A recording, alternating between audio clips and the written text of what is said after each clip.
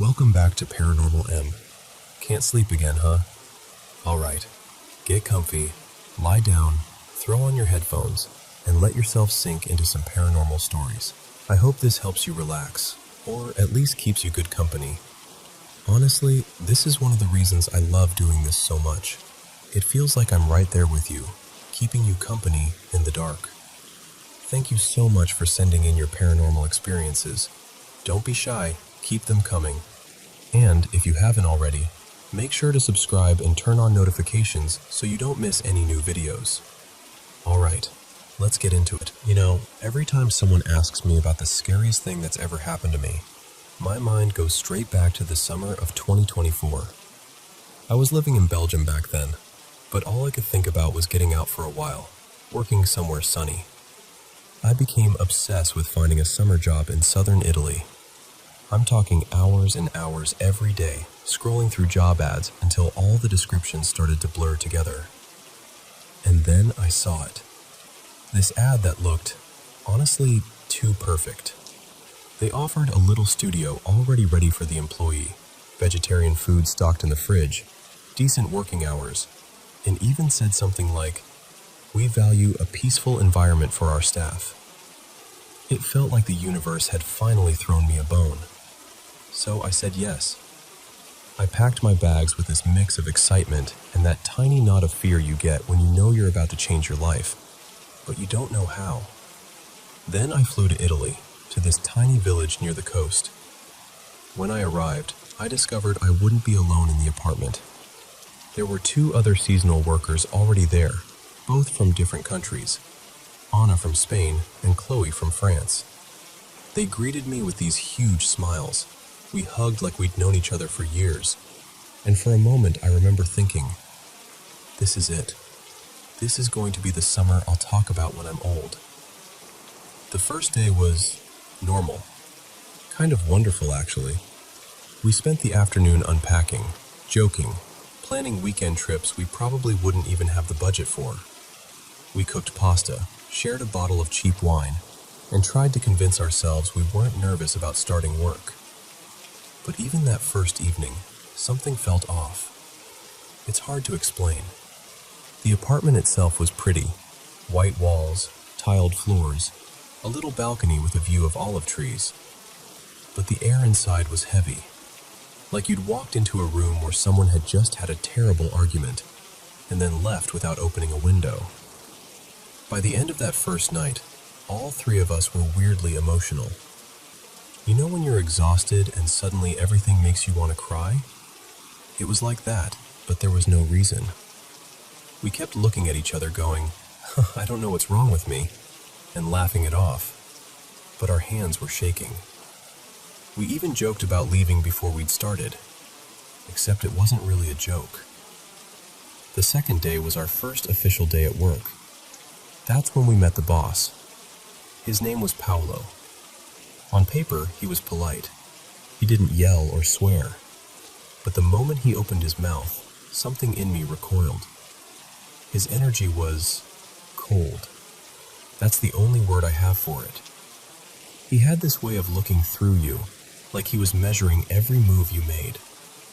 He'd give us instructions without really looking at our faces, like we were tools instead of people.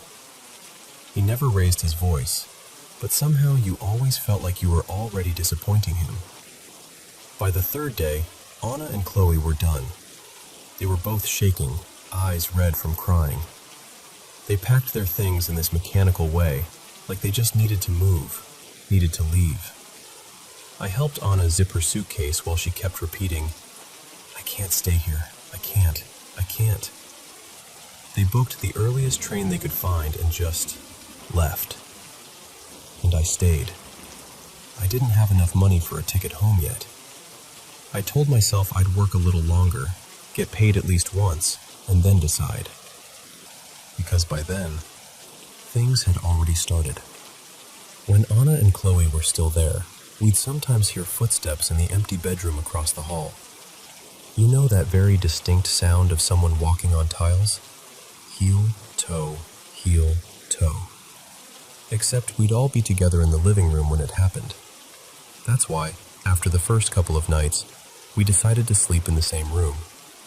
3 mattresses on the floor, like a sleepover, but not the fun kind.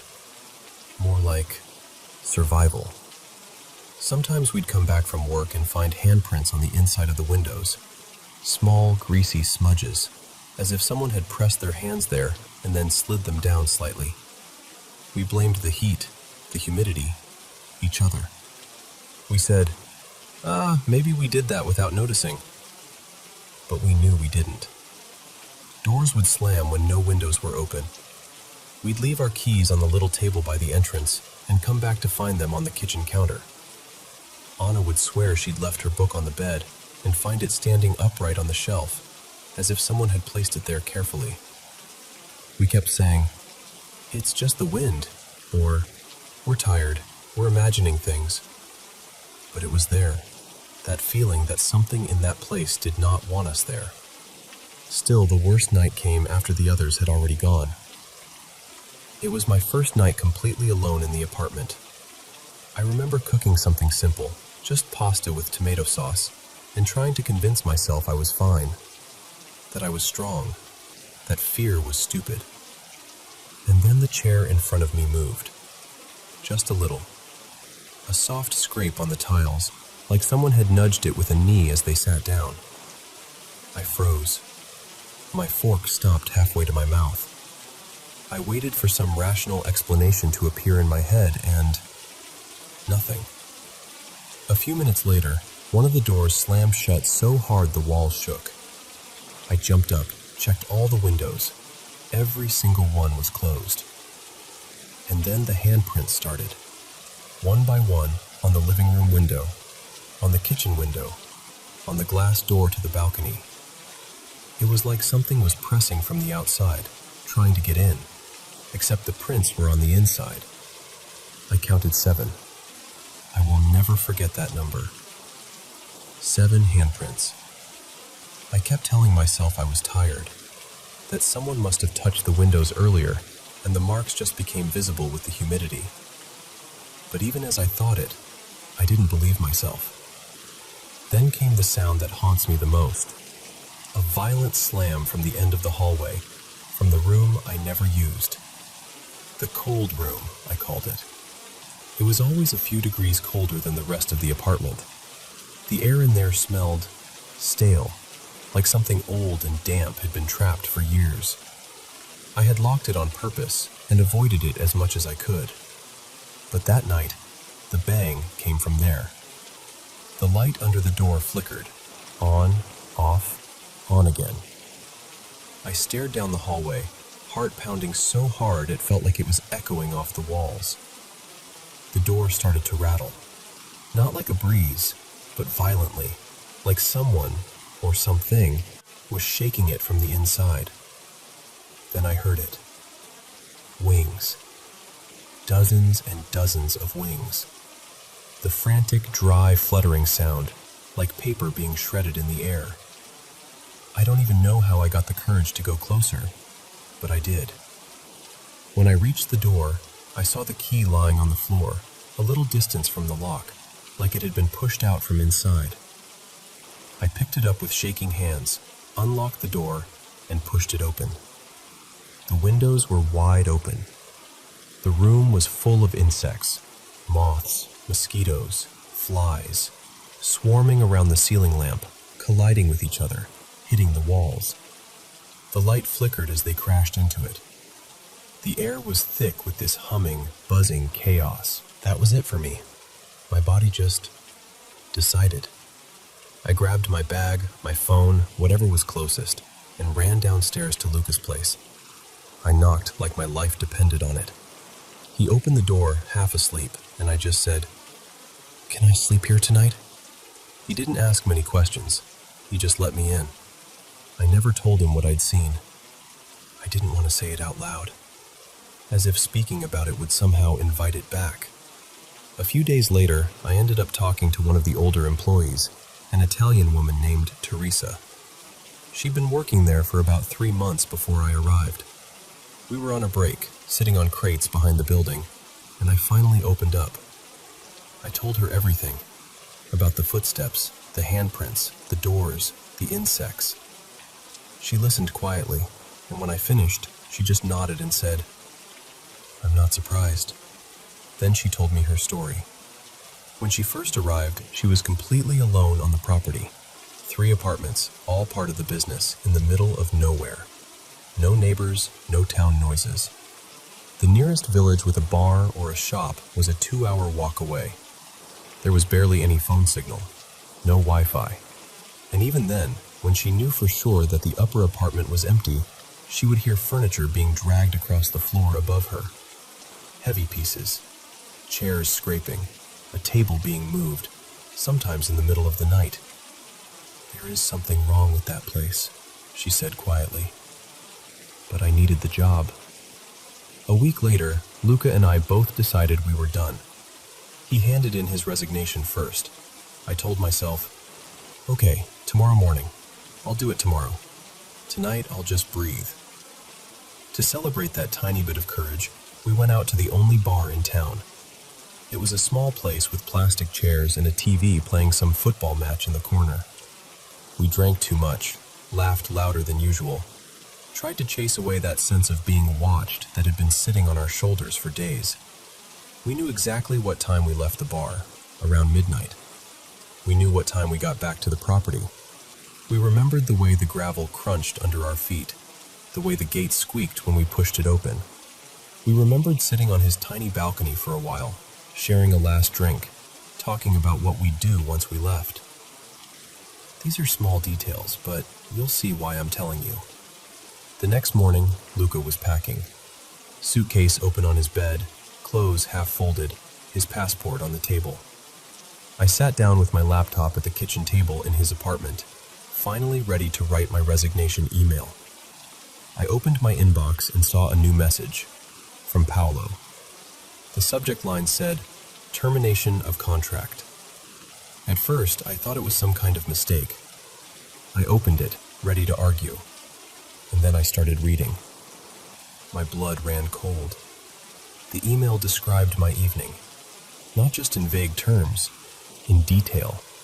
The time we left the bar, the exact time we entered the property through the gate, that Luca and I sat on his balcony first, that I was drinking a gin and tonic and he had a beer. It mentioned a joke I'd made about the creepy olive trees in the dark. It mentioned what time the balcony light went off. It even mentioned the moment when I said, "Tomorrow I'm finally telling him I quit." And Luca said, "I'll be gone by then." Line after line, it matched what had happened. Things only the 2 of us could possibly have known. I felt physically sick. I showed the email to Luca. His face went white. We didn't even need to say anything. We just looked at each other and then started searching. We turned my apartment upside down first. Suddenly, so many things clicked into place. That constant feeling of being watched. The way Paolo would mention small things we'd done, little habits, as if he'd just guessed. The way the lights sometimes flickered right when we said something about quitting. The shadows that seemed to move when no one was there.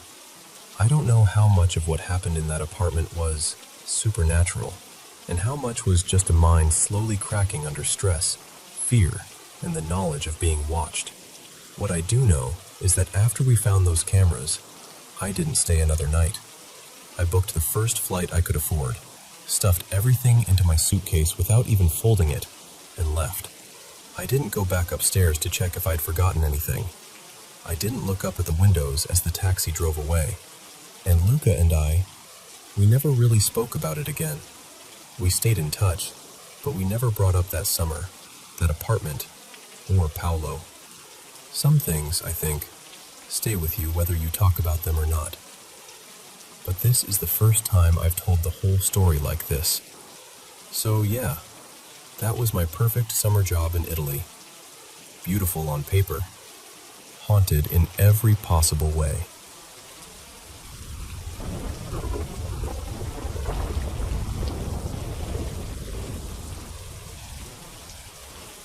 Okay, so let me tell you about the weirdest thing that ever happened to me at work. This was back in the fall of 2018. I was working as a concierge at a hotel in Houston. Saturday mornings were always slow, especially before 7. The lobby would be quiet, just that low hum from the air conditioning and the occasional sound of someone rolling a suitcase across the tile. Most weekends, it was just me and my favorite bellman, Eli, holding down the fort. We had this little ritual: slow start to the day, coffee in hand, and a good long chat before the rush of checkouts and guest requests. Eli was really into photography, like actually good at it, not just, I have an Instagram. So that morning, I pulled up some photos on the front desk computer to show him. They were these gorgeous, moody shots from Big Bend out in West Texas. Dusky skies, those crazy rock formations, the kind of light that makes everything look like a painting. They'd been taken by one of my best friends, a guy named Marcus. Earlier that year, Marcus had taken his own life. He'd struggled with depression for a long time, and no matter how much we tried to be there for him, he kept everyone at arm's length when it came to getting real help. Losing him, it knocked the wind out of me. Those photos were from the last road trip our group of friends took together before he died. So I'm standing there at the concierge desk, Eli next to me, both of us leaning over the monitor looking at those pictures. For a second, the hotel just kind of fades into the background, and it's like I'm back in that desert, laughing with him while he explains shutter speed for the 100th time. I glance at the time and realize, okay, we're about to get slammed with people checking out. So I close the browser tab, take this deep breath, and say out loud, kind of to myself, but kind of to the universe, I really miss my friend Marcus Hale. And I swear to you, the hail was barely off my lips when the concierge phone rang. Now, our phone system at the desk showed the names that were on the reservations. So I look down at the caller ID, and it says, Hale, Marcus. For a second, my brain just stops. I literally froze. Then my body caught up to what I was seeing. I jabbed my elbow into Eli's side, harder than I meant to, and just pointed at the phone display with my mouth hanging open. Eli leaned over, saw the name, and we both just stared at each other like, are you seeing this too? Instinct finally kicked in. I snapped a quick photo of the phone screen with my own phone, then picked up the receiver and tried to sound like a normal, functioning adult. Good morning. This is the concierge desk. This is Anna speaking. How can I help you, Mr. Hale? On the other end, this totally normal, friendly guy goes, Hey, yeah, sorry to bother you. The toilet in my room keeps flushing by itself. I just wanted to let you know before I check out. I'm still trying to process the name thing, so I'm stumbling through the usual apologies and we'll send someone up right away. While I'm mid-sentence, he pauses and says, Oh, wait, never mind. It just stopped. Huh. Okay, well, sorry about that. Have a good day. And he hangs up. I slowly put the phone back in the cradle and just look at Eli like, what just happened? That kind of look where you're half amused, half freaked out, and you don't have a box in your brain to put it in. Eli's eyes are huge. He just keeps saying, no way, no way, no freaking way. The only one with that name in the entire database. I just sat there for a minute, staring at the screen, feeling this weird mix of comfort and goosebumps. It wasn't scary, exactly. More like somebody winking at you from behind a curtain you didn't know was there. The thing is, in life, Marcus was the last person who would have believed in anything paranormal. He was all about science, logic, numbers. He loved calculating probabilities just for fun. He'd roll his eyes at ghost stories and say, you know the odds of that actually being something supernatural? And that's what gets me. Because if he were here, and I told him this story, I know he'd immediately start trying to work out the math. What are the chances that, at the exact moment I say his full name out loud, a hotel guest with the same name, which we've never had before, just happens to call my desk? The odds, as he would put it, would be infinitesimally small. So maybe it was just one of those freak coincidences. Maybe that's all it was. But sitting there in that quiet lobby, with the phone still warm in my hand and his photos fresh in my mind, it felt like Marcus somehow found a tiny crack in the universe to send me a little wave. And honestly, I choose to believe that's exactly what he did.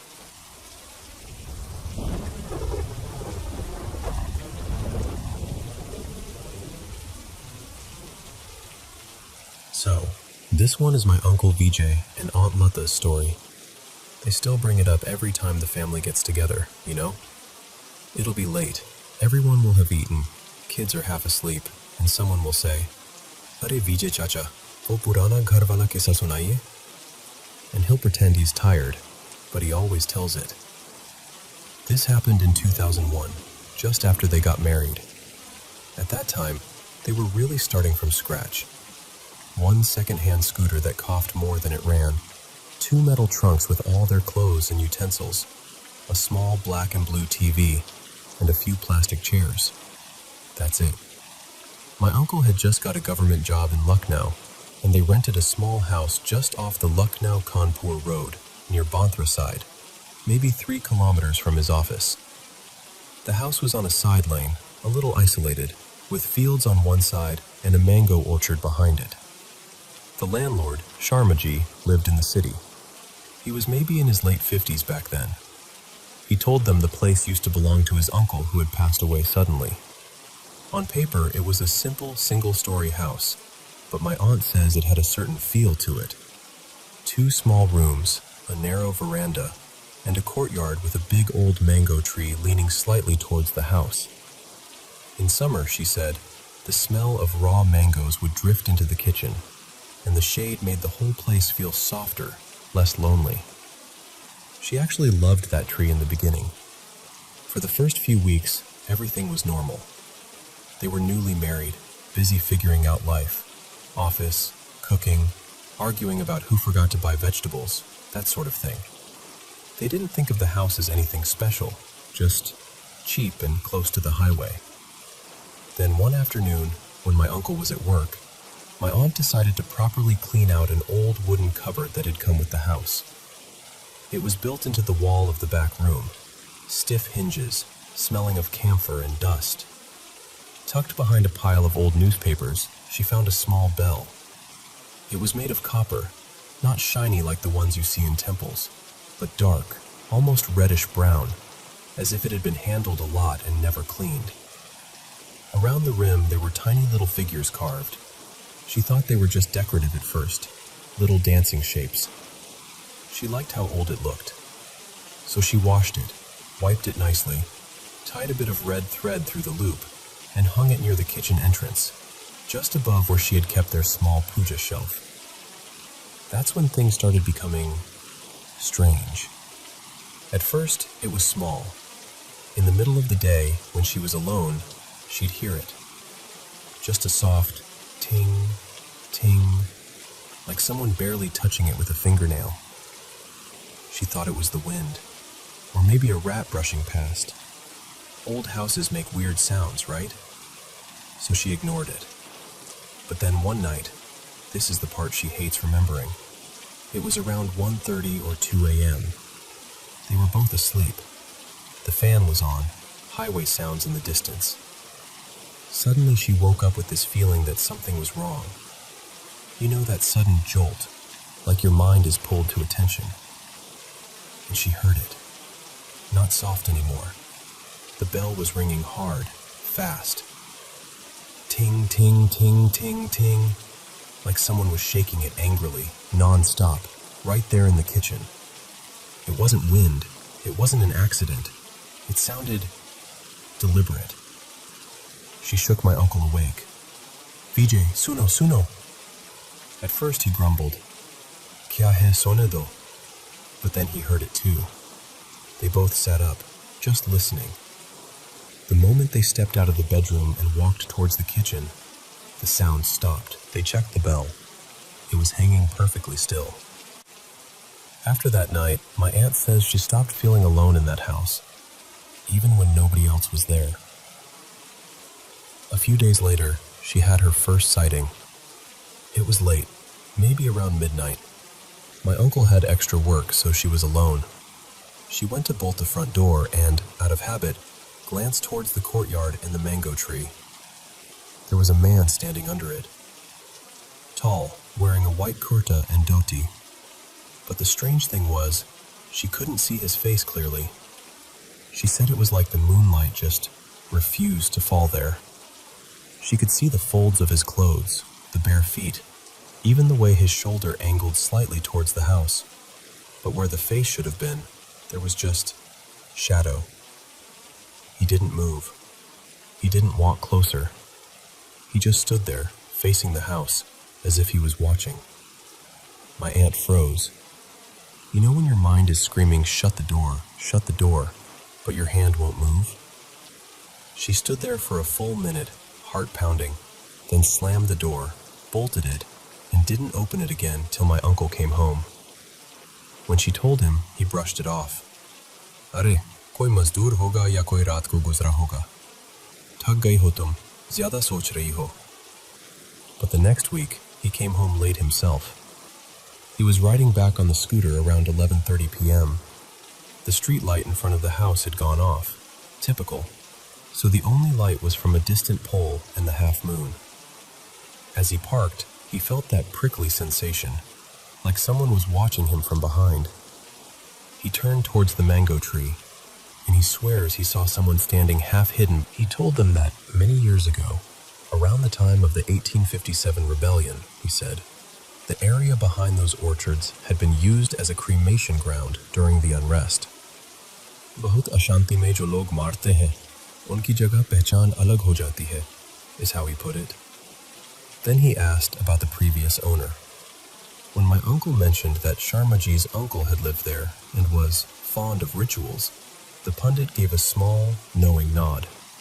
He told them he'd heard stories that the old man used to do strange midnight practices in the courtyard, lighting lamps, ringing a bell, chanting alone. The pundit did a havan right there in the courtyard that afternoon. My aunt remembers the smell of ghee and burning camphor, and how the house actually felt lighter while the fire was going. He chanted for a long time, sprinkled water in every room, then finally picked up the bell with a red cloth. Instead of taking it away, he walked to the base of the mango tree. He told my uncle to dig a small pit there. They placed the bell inside, wrapped in the cloth, along with some flowers and holy ash. Before covering it, he said, almost under his breath, "Jahan se bulaya gaya hai, wahi bandh diya jaye." Then he warned them, very clearly, "Ghar chhod dijiye jitni jaldi ho sake. कुछ चीजें सिर्फ घास फुसल नहीं, जगह से जुड़ी होती है." That night, they didn't sleep properly. It was quiet for a while, and they started to think maybe the ritual had worked. Then, around 3 a.m., my aunt woke up again. No sound, no reason, just that same tight feeling in her chest. And then they heard it. Not the bell this time. It was the sound of digging. Outside, near the mango tree. A slow, rhythmic scrape. Tuck, scrape, tuck. Like someone dragging a spade in the soil and dropping it. My uncle got up, went to the window that opened towards the courtyard, and very slowly pulled the curtain aside. He told us that till the end of his life, he won't forget what he saw. There was no one there, but the soil under the mango tree, right where they had buried the bell, was moving, as if something underneath was pushing up, trying to come out. The earth rose a little, then fell, then rose again. There was no wind, no animal, nothing visible, just that horrible sight of the ground shifting on its own. And faintly, very faintly, he heard a bell ring once. Just once. He shut the window so fast he almost broke the latch. By morning, when they went out with the neighbor, the ground was flat. Completely smooth, as if no one had dug there in years. No loose mud, no marks, nothing. Within 3 days, they had packed their things and left that house. My uncle took a room in a crowded colony closer to the city, and even though the rent was higher and the place was noisy, they both said they slept better. A few years later, when the highway was expanded, that whole cluster of houses was demolished. The spot where their house stood is now somewhere near a petrol pump, if you go by their rough memory. But here's the thing. Truck drivers who regularly drive that stretch still tell stories. You know how highway tales travel: chai stalls, dabas, late-night gossip. Some say that on certain hot April nights, when mango season begins and the air smells a little sweet, they see a man in white walking along the edge of the road near the old orchard line. Tall, slow steps, head slightly lowered.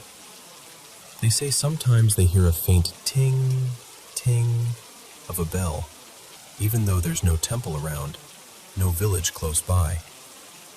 But every year, when April comes and the first mangoes appear in the market, if he has to travel between Lucknow and Kanpur, he quietly adjusts his route.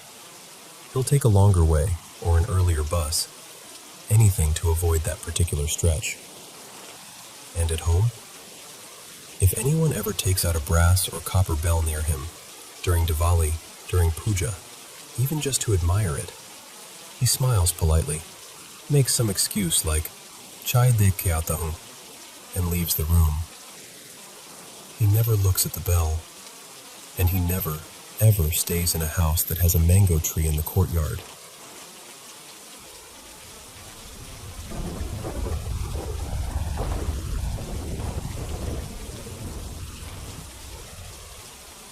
Alright, let me just tell you this straight, like we're sitting over a coffee together. So, this happened years ago, back in 2006.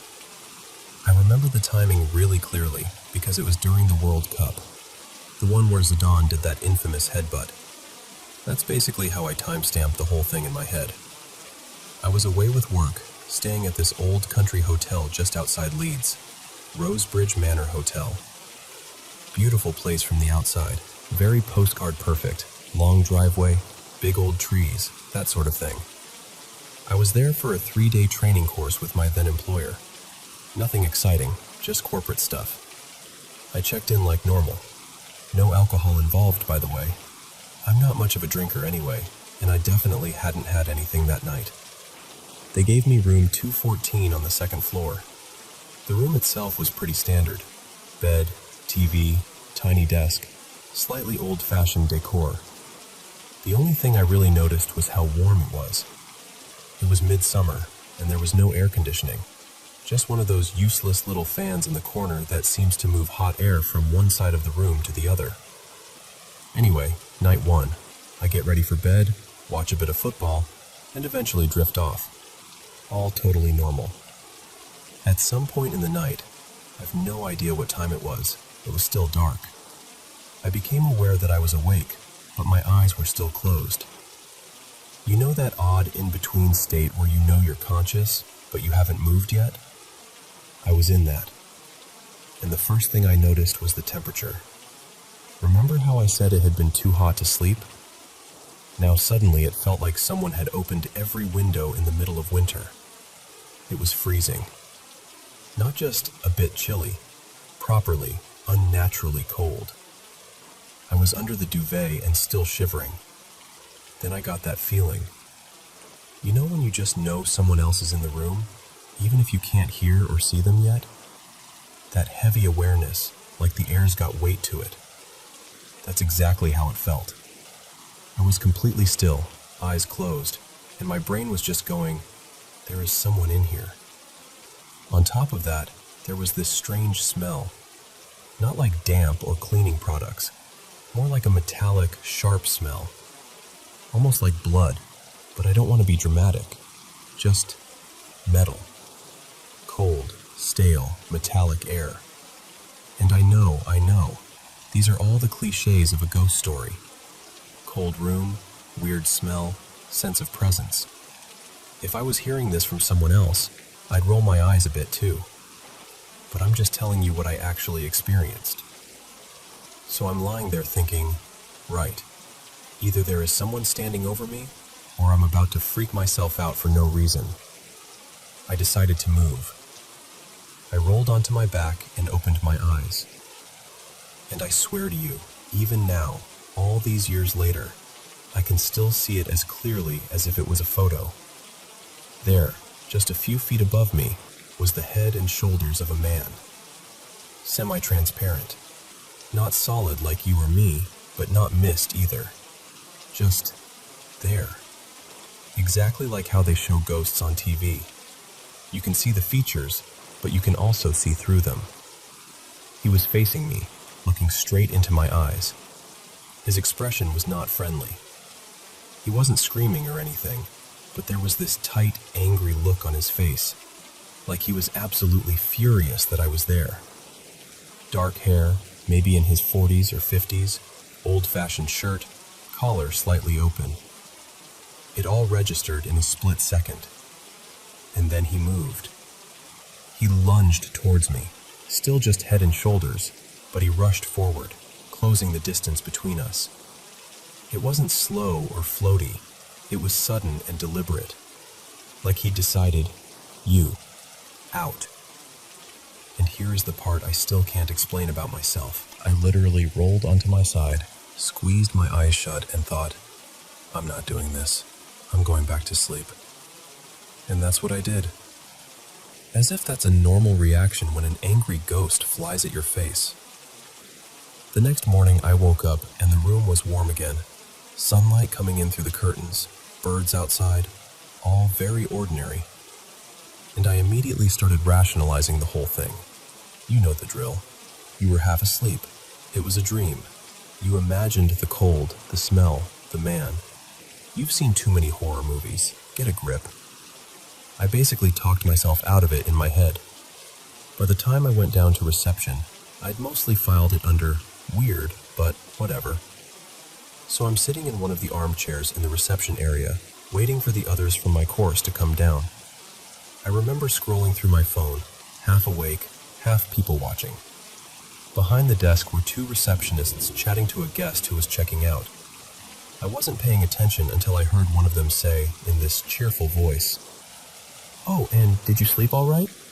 You weren't in 214, were you? That one's got our ghost." You know that feeling when every hair on your arm stands up at once? Yeah, that. I stayed completely still and kept my eyes on my phone, but my ears were doing all the work. The other receptionist laughed and started explaining. "We've got this regular visitor," she said. "An older man. Head and shoulders, sort of appears just above the bed, looks very cross. He used to own the house when it was a private manor, and he absolutely hates people in that room. If someone's in his bed, he sometimes rushes at them, puts the fear of God into people." I'm sitting there thinking, "You're kidding me." She went on. 214 was apparently his favorite room when he lived here. Every so often, guests say the room goes freezing cold. They smell something strange, and then he appears over them and kind of lunges. We've had a few requests for room changes because of him. Everything she said matched what I'd experienced. The cold, the smell, the head and shoulders thing, the angry face, the rush towards me. And of all the rooms in that place, she named my room. At that point, the other guest wandered off towards the door, and I just couldn't sit there anymore. I got up, walked straight over to the desk, and said, "Sorry, I probably shouldn't admit this, but I was in 214 last night." Both receptionists looked at me. One of them raised her eyebrows, sort of half amused, half expecting what was coming. So I told them. I told them about waking up freezing cold, the metallic smell, opening my eyes and seeing this angry man's head and shoulders above me, and him rushing forward. And I admitted the stupid part, that I just rolled over and went back to sleep. They didn't look surprised, not even a little bit. One of them nodded and said, "Yeah, that's him. Same as everyone else describes. You're not the first, and you probably won't be the last." I asked if I could change rooms for the rest of my stay, and they were completely fine about it. Almost too casual, actually, like this was just part of the job. They moved me to a different wing of the hotel, and the rest of my nights there were totally uneventful. No ghosts, no cold, just normal, creaky old building stuff. Of course, after I got home, curiosity got the better of me. I looked the place up and found out that it's considered a pretty haunted hotel. There's an actual backstory about the original owner, various sightings, and they even do ghost tours and ghost hunting evenings there now. But those receptionists had no idea who I was. They didn't know what I'd seen, which room I'd been in, or even that I was listening. And yet, they described in detail exactly what I'd experienced, right down to the way he appears and the room he favors. That's the bit I can't rationalize away. And maybe this is another weird part of it. Growing up, my Aunt Laura always swore she'd seen a couple of ghosts in her life. I used to listen, half fascinated, half skeptical, thinking, yeah, okay, sure, maybe. It did make me wonder, though, whether only some people can see these things, or whether it's just a case of being in the wrong place at the wrong time. Or the right place, depending on how you look at it. All I know is that in the summer of 2006, in room 214 of a hotel outside Leeds, I saw something I cannot explain away.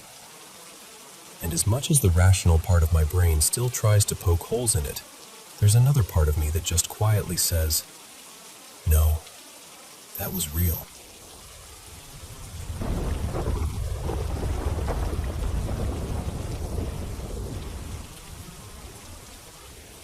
So, let me tell you about something that happened a few summers ago.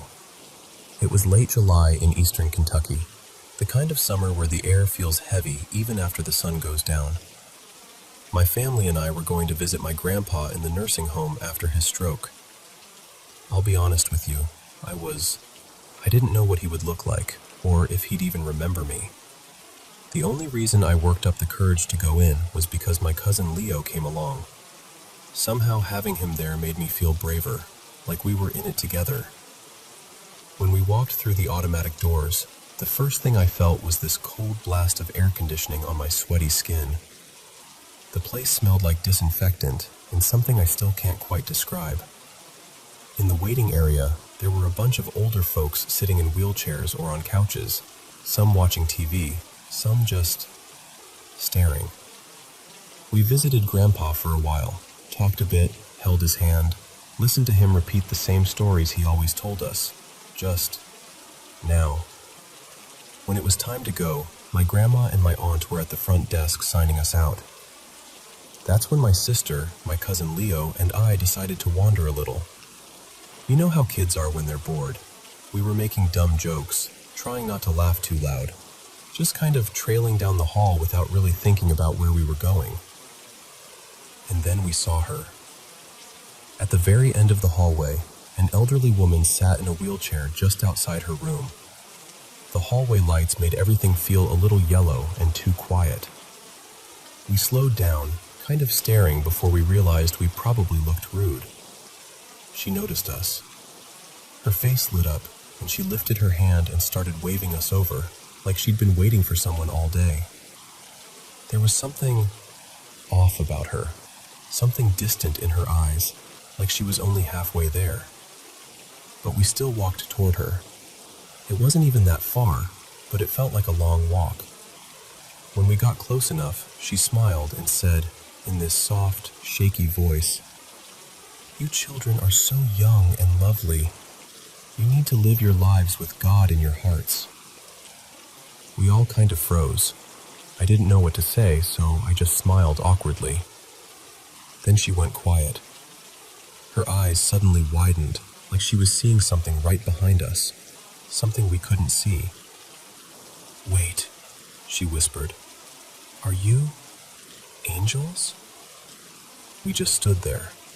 I wasn't scared exactly, just confused and kind of stuck. My sister Maya pressed her lips together, trying not to laugh out of sheer nervousness. But Leo? His face went pale. He looked like he wanted to sprint straight back to the front desk. The woman kept looking at us like we were glowing or something. Then she said, "My husband and my son told me I'll be going to heaven soon." Leo's voice shook when he finally said, That's kind of scary." She reached out a little, her hand trembling. "Don't be scared, sweetie," she told him. "I'm going to be with God tomorrow." And the way she said tomorrow, it wasn't dramatic. It wasn't attention-seeking. It sounded like she was talking about a dentist appointment or a lunch date. Just a simple fact. The silence after that felt heavy and strange. None of us knew what to say. I could feel the hairs on my arms standing up. Finally, I blurted out, "Okay, sorry ma'am, we have to go now. Our family's waiting." She nodded and smiled again, still studying our faces. "Will you children be coming back tomorrow?" she asked. I didn't want to be rude, so I just said, "Yes, ma'am," even though we had no plans to come back the next day. Her name, the receptionist said, was Mabel. The woman behind the desk looked tired, but kind. When we mentioned what Mabel had said about going to heaven tomorrow, the receptionist sighed a little and gave us a small smile. "Mabel has advanced dementia," she explained. "Sometimes she says things that don't make much sense. She just speaks whatever comes into her mind." We all nodded, and I remember feeling this weird mix of relief and disappointment. Relief that maybe it wasn't anything spooky, and disappointment because, for a second, it had felt like something bigger than us was happening. And then we didn't think about it much. At least, not until the next visit. About a week later, we went back to see Grandpa.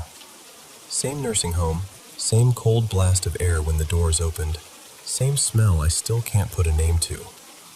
We walked down toward his room, and there she was again, Mabel.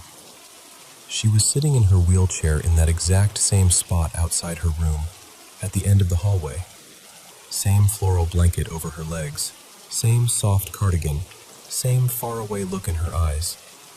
But this time, something about her felt emptier. Her eyes weren't really focusing on anything, just staring ahead, like she was watching something that none of us could see.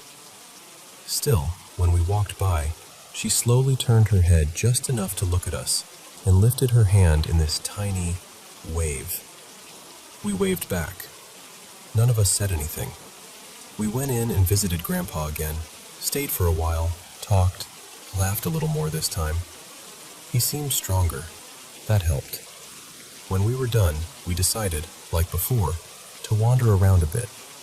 And of course, we ended up heading toward the same hallway. We turned the corner, looked down the hall, and Mabel wasn't there. Her wheelchair, though, that was still there. Same spot, same angle, just empty. The hallway felt different without her in it. Quieter, heavier. The three of us, Maya, Leo, and I, looked at each other, and I could tell we were all thinking the same thing, even if none of us wanted to say it out loud. Curiosity won. We walked slowly toward her room. Every step felt louder than it should have. The air felt thicker, like we were walking into somewhere we weren't supposed to be. When we reached her door, it was open just a little. We peeked inside. It was completely empty. The bed was made perfectly, like no one had slept in it. The nightstand was bare. No photos, no cards, no flowers, nothing. The walls looked freshly wiped, like they just finished cleaning everything out. It didn't look like someone's room anymore. It looked like a room waiting for the next person. "Maybe they moved her," Maya whispered. "Yeah," I said, but my voice didn't sound very sure, not even to me. At the end of our visit, we went back up to the front desk. I could feel my heart beating a little faster, but I forced myself to ask. What happened to Mabel? The lady who used to be at the end of that hallway. Her room is empty now. Did she get moved? Because she waved at us today." The receptionist's face changed immediately. Her eyebrows went up, and all the color seemed to drain right out of her cheeks. That shouldn't be possible, she said slowly. My stomach dropped. What do you mean? She glanced at the other nurse behind the counter, then back at us. Mabel passed away last week, she said. She died in her sleep. For a second, I thought maybe she was joking or testing us, but her face stayed serious. She even turned to the computer, clicked through a couple of screens, and nodded, almost to herself. Yeah, she confirmed quietly. She died the day after your last visit. The day after she told us she was going to be with God, tomorrow. On the drive home, no one talked much. The radio played softly, but it just felt like background noise. I kept replaying it all in my head. The first time she spoke to us, the way her eyes had widened, the way she asked if we were angels, the way we saw her the second time, empty but somehow still there. It's been 3 years now, and I still bring it up with Leo sometimes. We'll be hanging out, and one of us will say, "Do you remember that lady at the nursing home?" And the other one will just go quiet for a second before saying, "Yeah, I think about her more than I'd like to admit. I don't know what really happened. Did we actually see her that second time? Did all three of us somehow imagine the same thing? The same blanket? The same slow wave? The same empty eyes? Or was she really there, one last time, saying goodbye from that spot at the end of the hall? I still don't have an answer. All I know is this. Every time I walk into a hospital or a nursing home now, I think of Mabel. And part of me still wonders if, just for a moment, we saw something we weren't supposed to see. Something meant for the space between here and whatever comes next.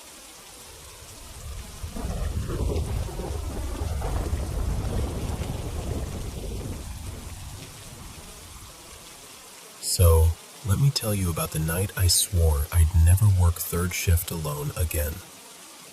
A few years back, I was working as a loss prevention agent for this giant clothing company's main warehouse and office campus. Think endless racks of clothes, humming conveyor belts, and that weird mix of perfume, cardboard, and coffee that always hangs in the air. Normally, I worked first and second shift, daytime into late evening. Every once in a while, though, I'd cover the overnight. Third shift, the nothing ever happens shift, supposedly. Two of my first shift co-workers, Jess and Marco, were hardcore ghost hunters. Like, they had all the gear, did weekend investigations, the whole thing. One morning, as we were handing things off between shifts, they told me, very casually, "Oh yeah, this building? Totally haunted. Third shift gets all the fun." I kind of laughed it off, but I do believe in ghosts. I just had never had one give me that stalkery, being watched vibe. You know what I mean? So I shrugged it off with a, "Sure, okay," and went on with my day. Fast forward a few months. We're short-staffed, and I volunteer to cover third shift alone. No big deal, I thought. Extra hours, extra pay. The building felt like a completely different place at night. Quiet, hollow. Just the faint hum of the HVAC and the buzz of the fluorescent lights. The only other people on site were 3 maintenance guys way across the campus, over by the loading docks. If I'd walked to them, it would have taken me maybe 10 minutes. So effectively, I was alone. It's around 3 a.m., that weird time when your body can't decide if it's tired or wired, when I hear footsteps. Not just random creaks, but actual footsteps. Heel-toe, heel-toe. Steady. Coming from the hallway that leads to the IT offices. I look up at the monitor wall, expecting to see someone. Nothing. Every camera feed is still. No motion, no figures. Just an empty hallway. So I grab my radio and call maintenance. "Hey, you guys roaming around near IT?" They come back like, "Nope, we're on break. We're in the back room eating. Nowhere near you." Okay, so that's weird. I'm trying to be logical, right? Maybe it's the building settling. Maybe one of the cameras glitched. But those footsteps had that very human rhythm, and they had stopped the second I really paid attention. so I decide to check it out myself. I take my flashlight, because even though the lights are on, a flashlight just makes you feel braver, and walk down the hallway to IT. The whole place is dead quiet. The carpeted hallway muffles my own steps, which somehow makes it feel creepier. I peek into the IT offices, check doors, look under desks. Nothing. Everything is locked up and secure. I radio maintenance again and joke, "Okay, false alarm. Pretty sure it's just my nerves trying to entertain themselves." We laugh about it. I go back to the security office, and I try to shake it off. About an hour later, so now it's around 4 a.m., the IT office alarm goes off. It's not just a motion ping. It's a full access alarm, like someone used their key card to go in. On my panel, it shows the door opening and closing. But when I look at the computer screen where a name and photo should pop up for the key card holder, it's blank. No name, no badge number, no photo. Just access granted with a timestamp and then door open.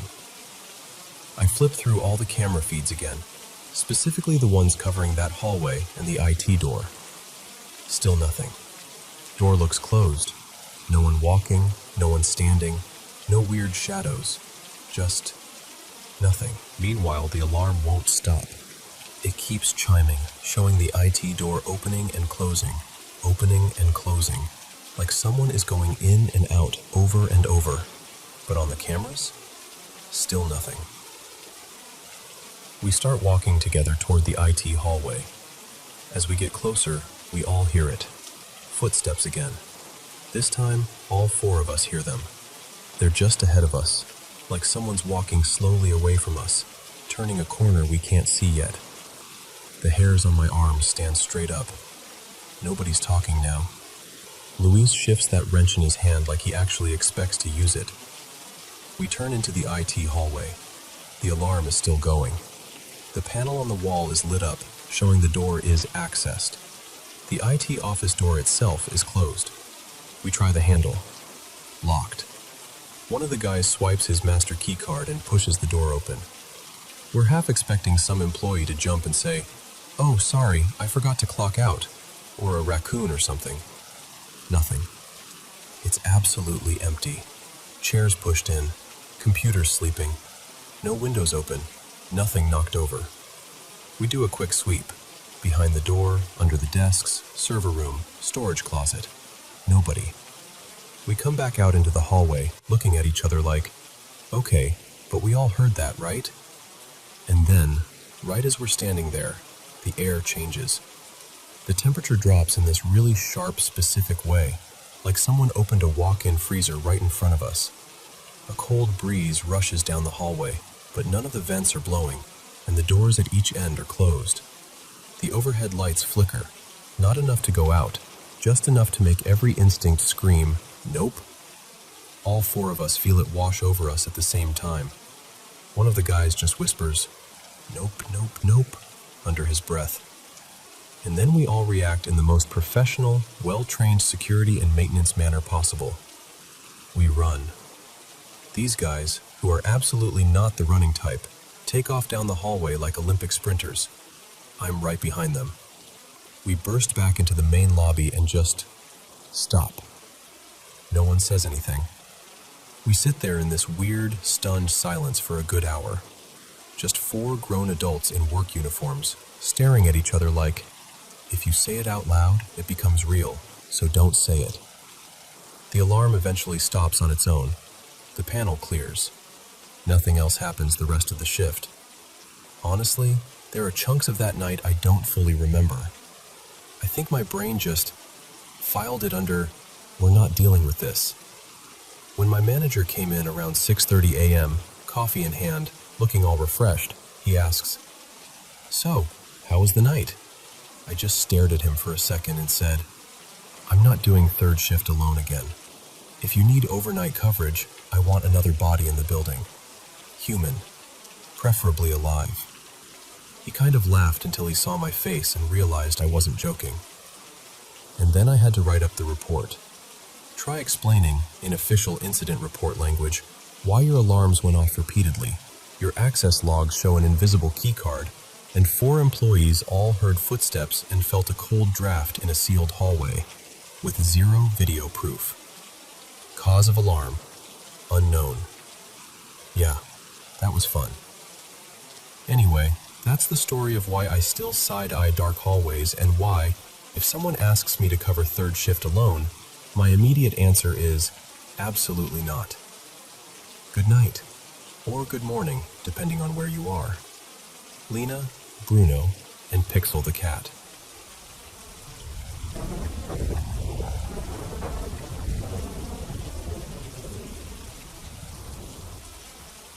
Alright, so let me tell you about the only ghost story I've ever had in my life. I was about 20 on a religious mission abroad in Venezuela. Not gonna lie, I wasn't, and still am not, a super spiritual or churchy person. I mostly went because of family expectations and that whole cultural pressure thing. But this one experience has stuck with me in a way I still can't quite shake. We were in this humid little coastal town called Puerto Carupano, right on the edge of the Caribbean. There were 4 of us guys, all around the same age, living in this cramped apartment above a tiny corner grocery shop that baked bread in the mornings. The smell of bread at 5 a.m. was actually the best part of that place. Everything else was questionable. So picture the apartment. You walk in and there's this small living/dining space that just kind of melts into the kitchen. No real separation, just old tile and mismatched furniture. Off to the right was a short hallway. First door on the left, the only bathroom, which was kind of always damp and smelled vaguely like bleach and humidity. Second door on the left, a tiny bedroom with 2 single mattresses and 1 narrow window up near the ceiling, like it was embarrassed to let in real light. There was no fan that worked, no AC, and it was stupidly hot at night. Like sweat just existing hot. So instead of using both rooms, all 4 of us ended up sleeping in the bigger bedroom across the hall from that little one. 2 actual beds, one right next to the door, one along the wall, and then me and 1 other missionary on mattresses on the tan tile floor. That floor was cold for about 4 minutes every night. Then it turned into a griddle. My assigned companion at the time was this quiet, thoughtful guy I'll call Elder Ruiz. The other 2 were Javier, a local Venezuelan missionary, really funny, always joking, and Collins, another American like me. One morning, me and Ruiz were out walking, doing our usual routine, knocking on doors, trying not to melt in the sun. At some point, he slows down and goes, kind of shyly, "Hey, can I tell you something?" His tone was weird enough that I'm like, "Yeah, of course. What's up?"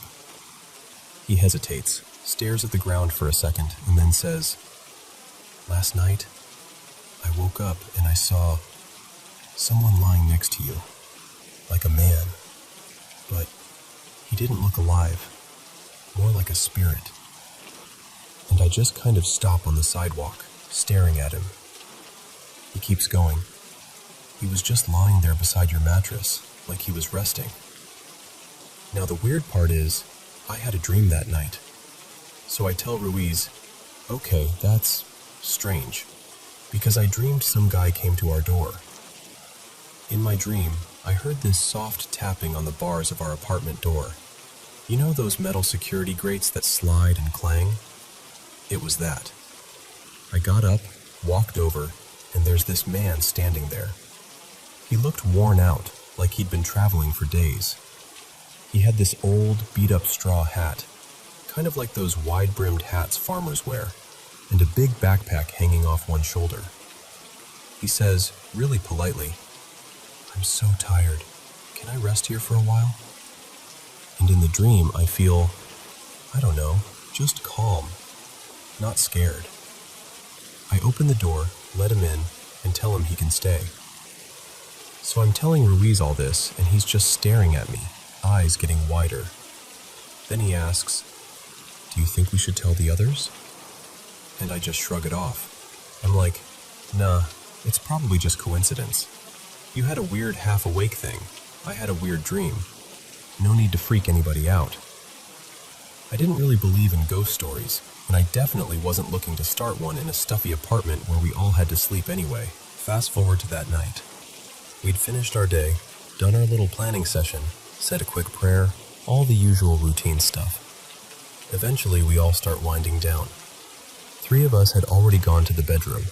Collins was still in the bathroom at the end of the hallway, brushing his teeth or shaving or something.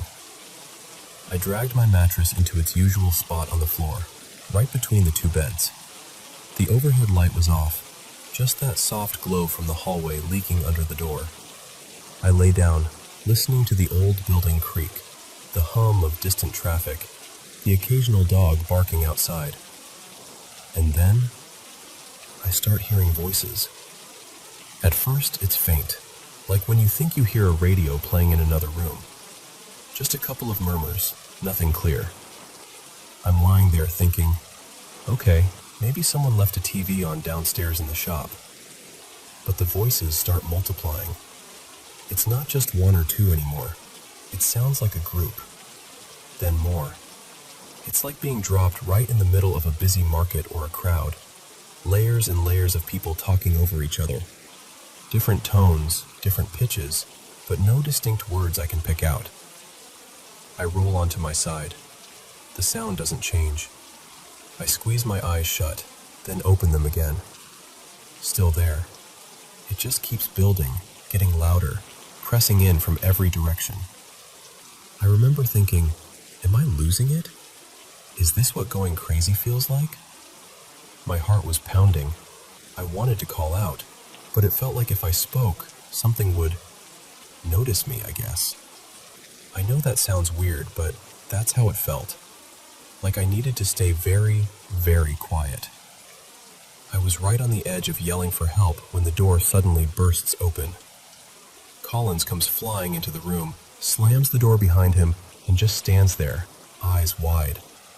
And in Spanish, his accent was terrible, but he was trying. He blurts out, "Hay algo ahí afuera."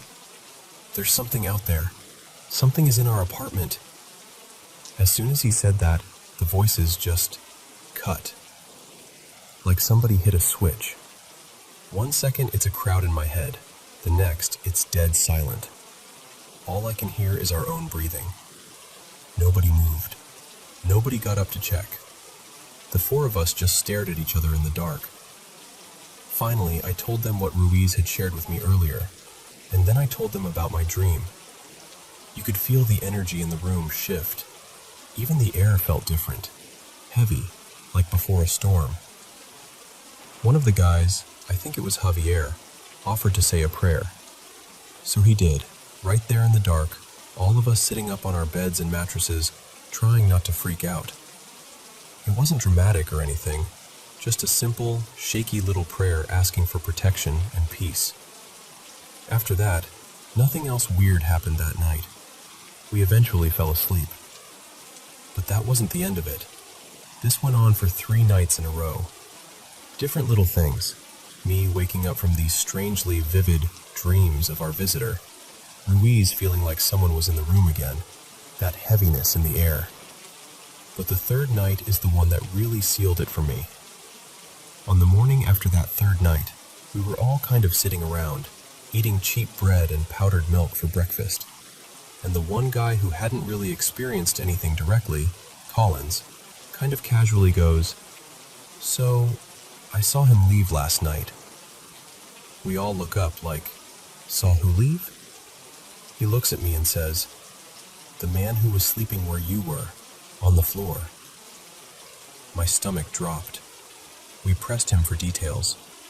I remember asking, "What exactly did you see? The important part?" My mattress was right next to the door. If anyone had gotten up and left, they would have had to step over or around me. None of us had left the room that night. We'd all been half spooked and basically glued to our spots. So I finally tell them about the dream I had that same night. In this dream, I'm lying on my mattress and I feel someone standing over me. I look up and it's the same traveler, same worn out clothes, same big backpack. He's adjusting his straw hat, kind of fiddling with the brim. He looks down at me with this tired little smile and says, Thank you for letting me rest here. I needed it. But I have to keep moving. And then, in the dream, I watch him turn, walk to the door, open it, step out, and close it gently behind him. It was exactly what Collins described seeing from his bed, except Collins was awake, and he hadn't heard my dream yet.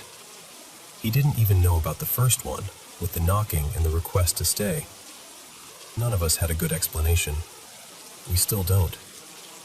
I've stopped going to church regularly. It's been over 5 years now. I don't really spend time worrying about ghosts or angels or any of that. Life is busy, and honestly, day-to-day stuff feels more real to me than spiritual debates. But this quiet, exhausted traveler in the straw hat who showed up for 3 nights in a suffocating little apartment above a grocery shop on the Venezuelan coast. This story still sits with me. I don't know what he was.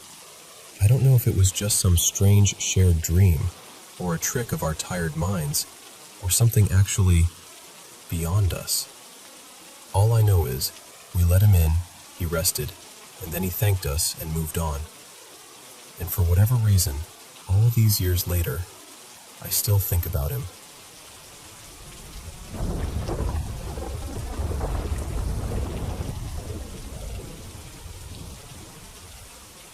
You know, I've chimed in on stories like this plenty of times, but I don't think I've ever just sat down and really told one of mine from start to finish. So, hi, I'm Emma, and I've always been a little sensitive to things most people would call weird. My mom, her name's Lila, was very psychic. On her side of the family, it's kind of a running joke that the veil is thin, but there's some truth to it. I grew up with her casually saying things like, "Oh, your grandfather stopped by last night," and she meant the one who had already passed. So for me, this stuff has always been normal-ish. Anyway, here's what happened recently. I work in elder care communities. I don't have a fixed office. I'm like a nomad with a laptop. I'm in and out of different buildings all day, just plopping down wherever there's an empty desk or a quiet corner to do my paperwork. I've only been in my current position for about, 2 months now? Still in that phase where you're figuring out where the good coffee is and which printer hates you the least. One of my buildings used to be a hospital.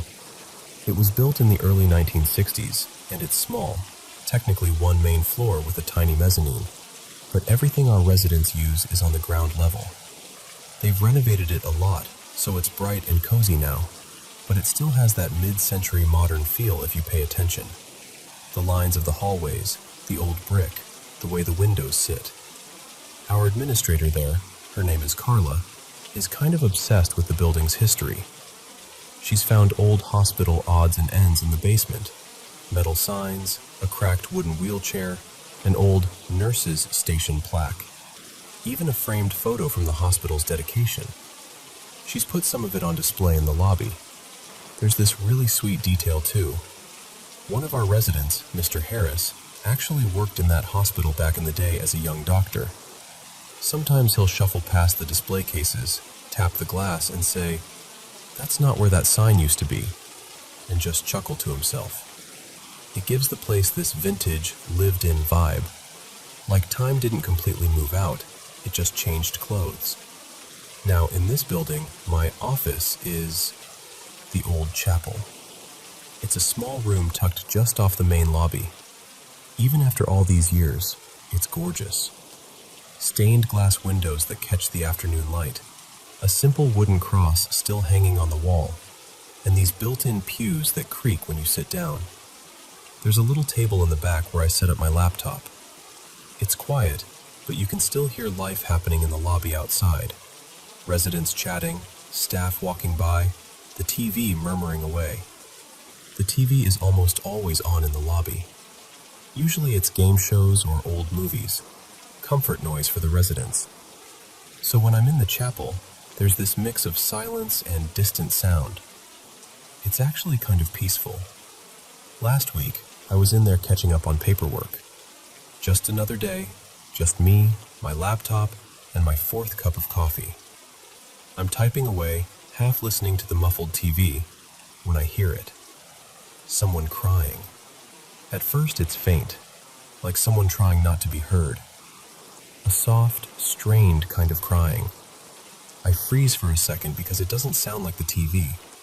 It sounds close, human, real. I almost stand up right away to poke my head out the door, but just then I hear footsteps in the hallway. Carla, the administrator, and one of the nurses, Andre, walk past. I can recognize their voices now pretty easily. They're laughing about something, some inside joke, and they don't sound rushed or concerned at all. The crying fades. I tell myself, it must be the TV. It has to be.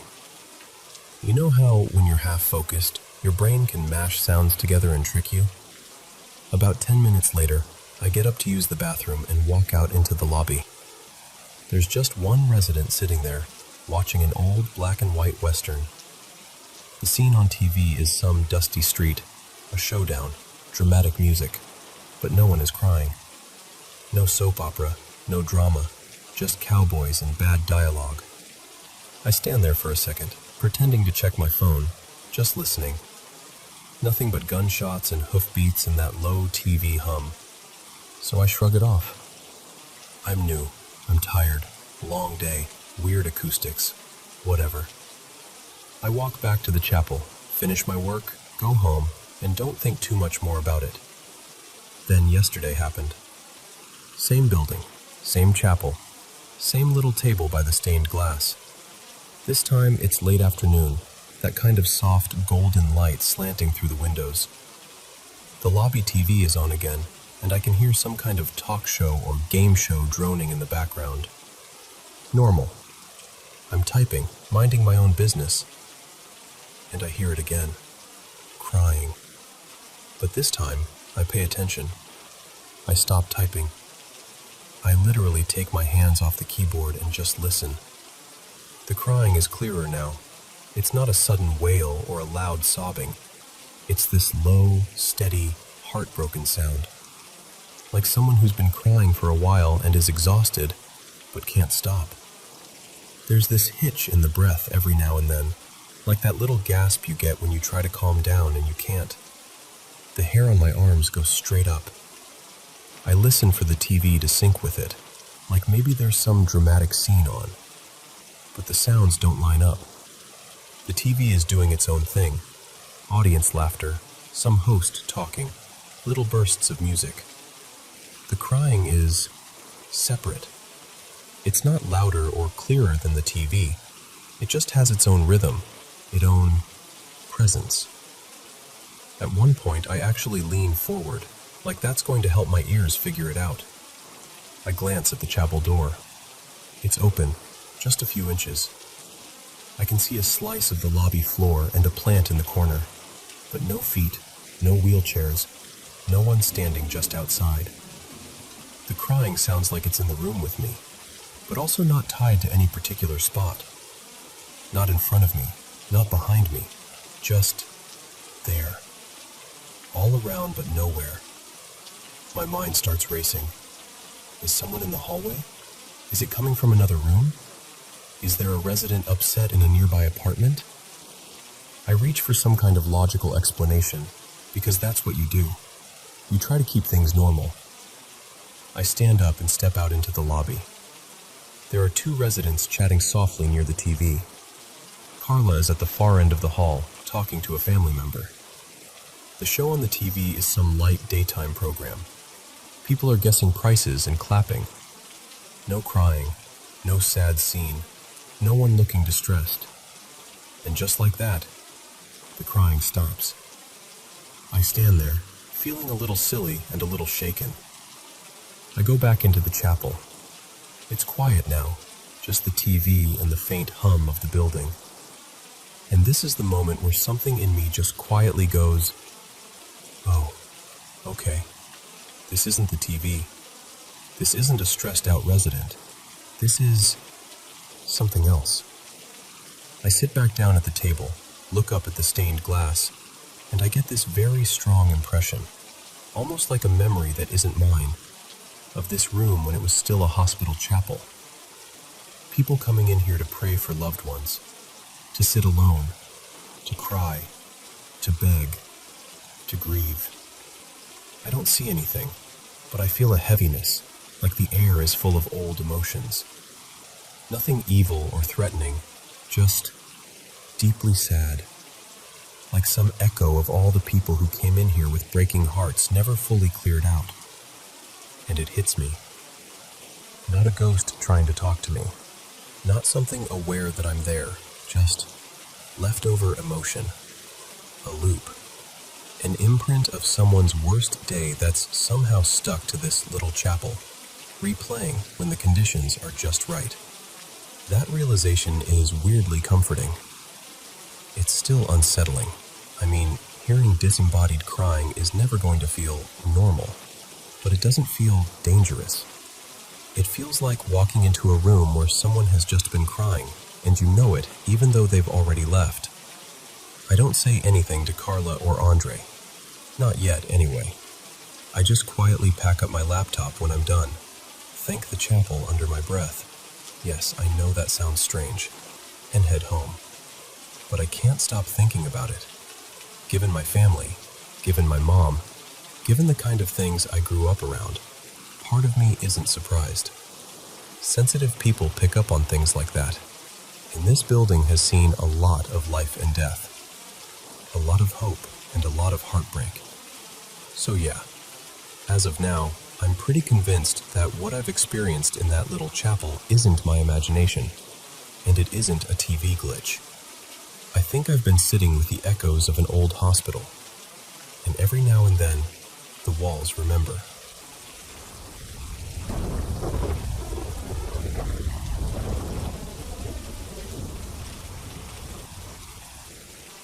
So, let me just tell you this straight, like we're sitting together on the couch, okay?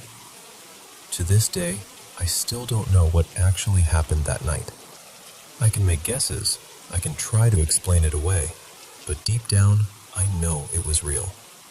And I know I'll never forget her. It was late summer, one of those in-between evenings where it's not really warm anymore, but it isn't cold yet either. I remember looking at the clock in the kitchen. It was just after 10. Outside, it was already properly dark, that heavy kind of darkness you only get in quieter neighborhoods. My parents were away at a small lakeside campsite for the weekend. My older brother, Daniel, was on the late shift at work. My grandfather had already passed away a few years earlier, so it was just my grandmother and me at home. She was around 72 back then. We lived in this older 2-story house, the kind where the floorboards remember every step you've ever taken, and the wind whistles through the gaps in the window frames when it's quiet. Even as a kid, the house made me uneasy when I was alone. Not because of one specific incident, more this constant feeling that something was sitting just past the edge of the light, waiting. You know that feeling when you walk down a hallway at night, and you're suddenly sure someone's watching you, even though you know no one's there? Yeah, that was pretty much my baseline. At some point, I'd gotten into the habit of always locking my bedroom door when I went in for the night. It was my little ritual. Close door, turn the key, jiggle the handle to check. It gave me this tiny sense of control. A bit of fake safety maybe, but it helped. That evening started completely normal. I went to the bathroom, then to the kitchen to grab something to eat. I threw a frozen lasagna into the oven, nothing fancy, and poured myself a glass of iced tea. I gathered everything up so I wouldn't have to leave my room later. My plan was simple. Stay in my room, listen to some music, play a bit of Xbox, maybe watch a movie before falling asleep. Before heading upstairs, I popped my head into the living room to see my grandma. Her name was Marta. Like almost every evening, she was sunk into her old green armchair, watching some quiz show with the volume just a little too loud. She looked over at me and smiled that soft, tired smile she always had at night. I said, "Good night, Oma. I'll be in my room if you need me." She asked, "Are you having breakfast with me tomorrow?" And I said, "Depends how late I stay up," kind of laughing. Totally normal moment. Nothing creepy, nothing strange. Then I went upstairs. I went into my room, closed the door, locked it like always, and did my little handle check. Then I sat down on the small couch by the wall, ate my lasagna straight out of the little baking dish, and turned on my Xbox. I remember the startup sound so clearly for some reason. While I was playing, I was on a voice call with my best friend at the time. Let's call her Leah. We had our usual nonsense conversation going, talking about school, people we had crushes on, teachers we hated. Just everyday teenage stuff. Maybe 20 minutes in, everything cut out. The game froze and went offline, the party chat disconnected, and the little Wi-Fi symbol on my phone turned into that empty outline. Just gone. Our internet almost never went down. The router was in this tiny storage room at the end of the hallway, pretty much right next to my bedroom. So I grabbed my phone and tried to reconnect. Nothing. Leah messaged me. "Hello? Did your internet die?" I called her back over mobile data and said, "Wait a second, our Wi-Fi just died on me. I'll fix it real quick." I went into the little room, unplugged the router, counted maybe 10 seconds in my head, then plugged it back in. The lights blinked, then started flickering in the usual pattern. Everything looked normal. For a second, I even rolled my eyes at myself for being so jumpy in that creaky old house. I went back to my room, closed the door again, locked it, and sat down. I put my headset on, grabbed the controller, and told Leah, "Okay, all good, I'm back." And then came the moment I will never forget. I was in the middle of a sentence, just talking normally, when I heard it. Click. The doorknob. At first, it was so quiet I thought I'd imagined it. Just this tiny metallic sound behind me. I froze for a second and listened. Leah was still talking about something, but her voice kind of faded into the background. Then I heard it again. Click. And this time, it wasn't just the sound. The handle moved. Slowly at first, just enough that you could hear the mechanism inside the door. My whole body tensed up. I turned my head toward the door, and right then, whoever or whatever was on the other side suddenly pushed the handle down with full force. It slammed down so hard and so fast that the metal squeaked. Not once, over and over. Bang, squeak. Bang, squeak. Bang, squeak. It was so violent that the door shook in the frame. I could see the handle moving almost all the way down each time, like someone was really trying to force the door open. For a second, I couldn't breathe. It felt like all the air got sucked out of the room. My chest was tight. My palms instantly started sweating. It was pure adrenaline. On my headset, I heard Leah say, "Hello? What was that? Are you okay?" Her voice sounded weirdly far away. I didn't answer. I just stared at the door, absolutely frozen. It's funny. People always think they'd shout or run or do something brave. Honestly, I couldn't move. I was just standing there, watching the handle slam down again and again, like it might break off. And then, just as suddenly as it started, it stopped. No slow fading out, no footsteps, no creaking floorboards. Just this absolute, heavy silence. The kind where you can hear your own heartbeat in your ears. I don't know how long I stood there with my eyes glued to that handle. It could have been 10 seconds, could have been a full minute. Time felt really weird. Finally, I forced myself to move. I took my headset off, set the controller down quietly, and walked to the door. Every step felt loud, even though I was trying to be silent.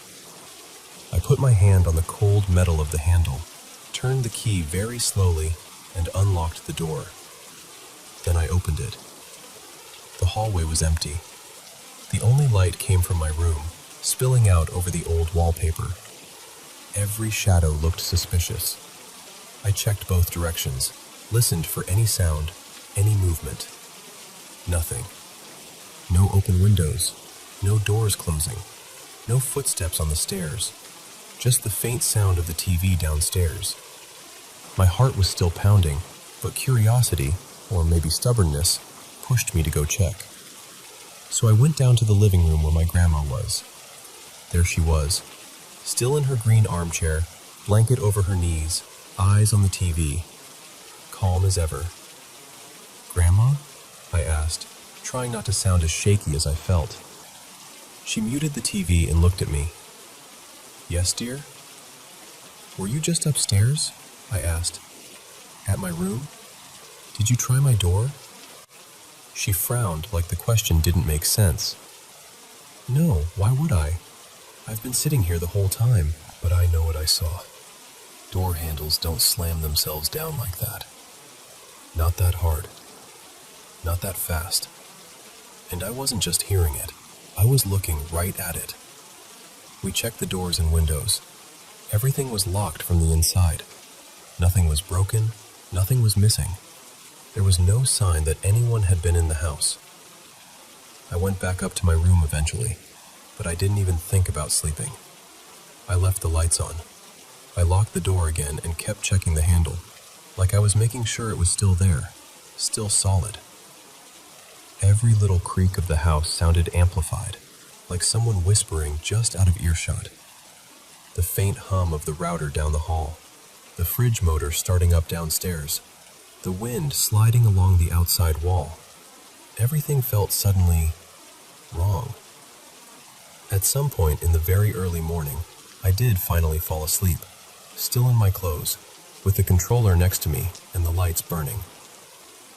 And just before I drifted off, this thought slid into my mind, quiet, simple, and absolutely terrifying. If I hadn't locked the door that night, what or who would have walked in?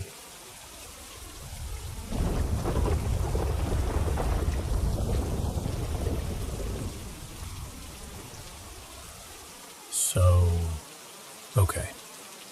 I'm 24 now, but this happened when I was 23. At the time, I was working at this really fancy spa inside an old hotel downtown. The building itself was like 90 years old or something. One of those places with marble floors in the lobby, huge chandeliers, and a weird smell that's not quite old, but not quite new either. They'd renovated most of it, so on the surface it looked modern and pretty. But you could still feel how old it was. You know? The spa was up on the 9th floor of this 11-story hotel, and everybody who worked there had at least one ghost story. It was almost like a workplace requirement. Before I started there, I'd sometimes see what people call shadow figures. Not super clear, never like a full person. More like movement in the corner of my eye, or that heavy feeling that someone just walked past you even when you're alone. And that kind of thing followed me into the hotel, too. When I was still pretty new at the job, I was slow with my services, so I'd always end up as the last one there. Lights off in the hallway, just that humming, air-conditioned silence, and me in my little uniform, trying to finish cleaning so I could go home. By then, the only ghost story I really knew about the hotel was this one about a woman. The way it was told to me, she and her fiancé were supposed to get married, and they were staying there for a few days. Something happened, some kind of car accident, I think, and he died right before the wedding. She was staying on maybe the 7th or 8th floor, and she just never checked out. The story goes that she passed away in her room from grief. So that's kind of the backdrop to all of this. Now, there's this little dispensary room in the spa where we kept all our tools, products, fresh towels. Basically the back of house supply closet, but a bit bigger and brighter. I was always uncomfortable in there. Not because of how it looked, but because of how it felt. Whenever I stood at the sink in that room, washing my tools at the end of the night, it honestly felt like people were walking in and out behind me. Like coworkers in a rush, passing through to grab something. Only, there was no one there. But the presence of them felt exactly the same as when a real person walked by. Same weight, same sense of movement. So, one night, I'm there alone again. Everyone has already left. The spa is quiet in that too quiet way older buildings get at night. I'm standing at the sink, rinsing things off, trying to be quick because the longer I stayed, the more uneasy I felt. And then I suddenly noticed something. Out of nowhere, I feel this little something at my right side, like someone much shorter than me just walked up. For reference, I'm 4'11" and a half, okay? So we're talking short. Whatever this was only came up to about my waist. I see this short, dark shape at my side, like a small person made entirely out of shadow. And it's not just that I saw it, I felt it. The same way you feel a kid sidle up next to you when they want attention, but don't speak yet. So I look down, and the second my eyes move toward it, it reacts. The shadow, this little figure, bolts. Like a child who just got caught doing something they weren't supposed to do. It ran away from me, quick, kind of hunched, like it was embarrassed or scared. I swear it even looked like it was holding something close to its chest, almost like a stuffed rabbit or some soft toy. And then it was just gone. A few days later, I was working a slower shift and ended up chatting with the director's daughter. Let's call her Chloe. She helps out at the spa sometimes, kind of on and off, so she knows everyone and everything. What I didn't know until that day is that Chloe is absolutely obsessed with the hotel's ghost stories. Like, she collects them. We're talking near the front desk of the spa, and I go, okay, so I saw something weird a couple nights ago. And I tell her about the dispensary room, how I always feel people walking in and out. And then I describe the little shadow. I even mention how it looked like it was holding a stuffed animal or something. She gets this really intense look on her face, leans in, and asks, did it feel like a little girl or a little boy? And I just kind of shrug because, honestly, I had no idea. It was literally just a shadow. No face, no clothes, no details. Just height, shape, and that tiny silhouette of something clutched in its arms. So I tell her, I don't know. I couldn't tell. It was just small. That's when Chloe tells me something I wish I had known after I quit, not while I was still working there. She goes, okay, so this building used to be a hospital a long time ago. Not just a regular hospital, a place where they treated a lot of sick kids during an outbreak. Apparently there was a brother and sister who stayed here. They used to play hide and seek in the halls all the time. One day, the little girl passed away, and ever since then, people say they've seen a small girl wandering around asking, have you seen my brother? And I just stare at her. Because here's the thing, I had no idea about that story. No one had told me anything about kids, or a hospital, or a girl looking for her brother. The only ghost I knew about was the heartbroken bride. But what I saw, the height, the way it moved, how it ran away like a shy kid, even the way it seemed to be holding a stuffed toy, lined up way too well with what she was saying. I remember actually getting goosebumps standing there in my spa uniform, thinking, what did I see then? Was that the little girl? Or did my brain just make something up? On my mom's side of the family, stuff like this isn't new. They've always had stories, seeing things, hearing things, feeling presences. So I grew up not really being a skeptic, but also not someone who sees full, clear ghosts in, like, high definition. For me, it's always been shadow people, or a shift in the room, or that heavy feeling of not being alone.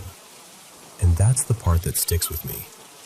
Because I didn't go into that dispensary thinking about ghost kids or tragic hospital stories.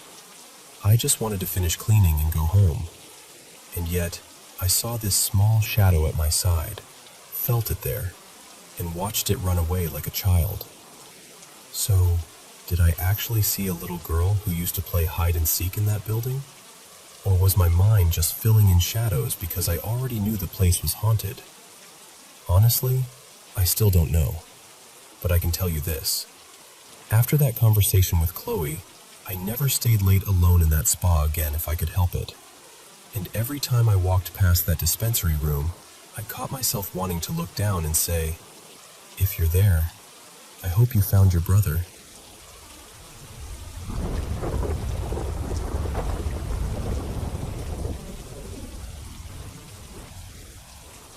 So, it's just after midnight here, like 12:45 a.m., and this has been my night so far.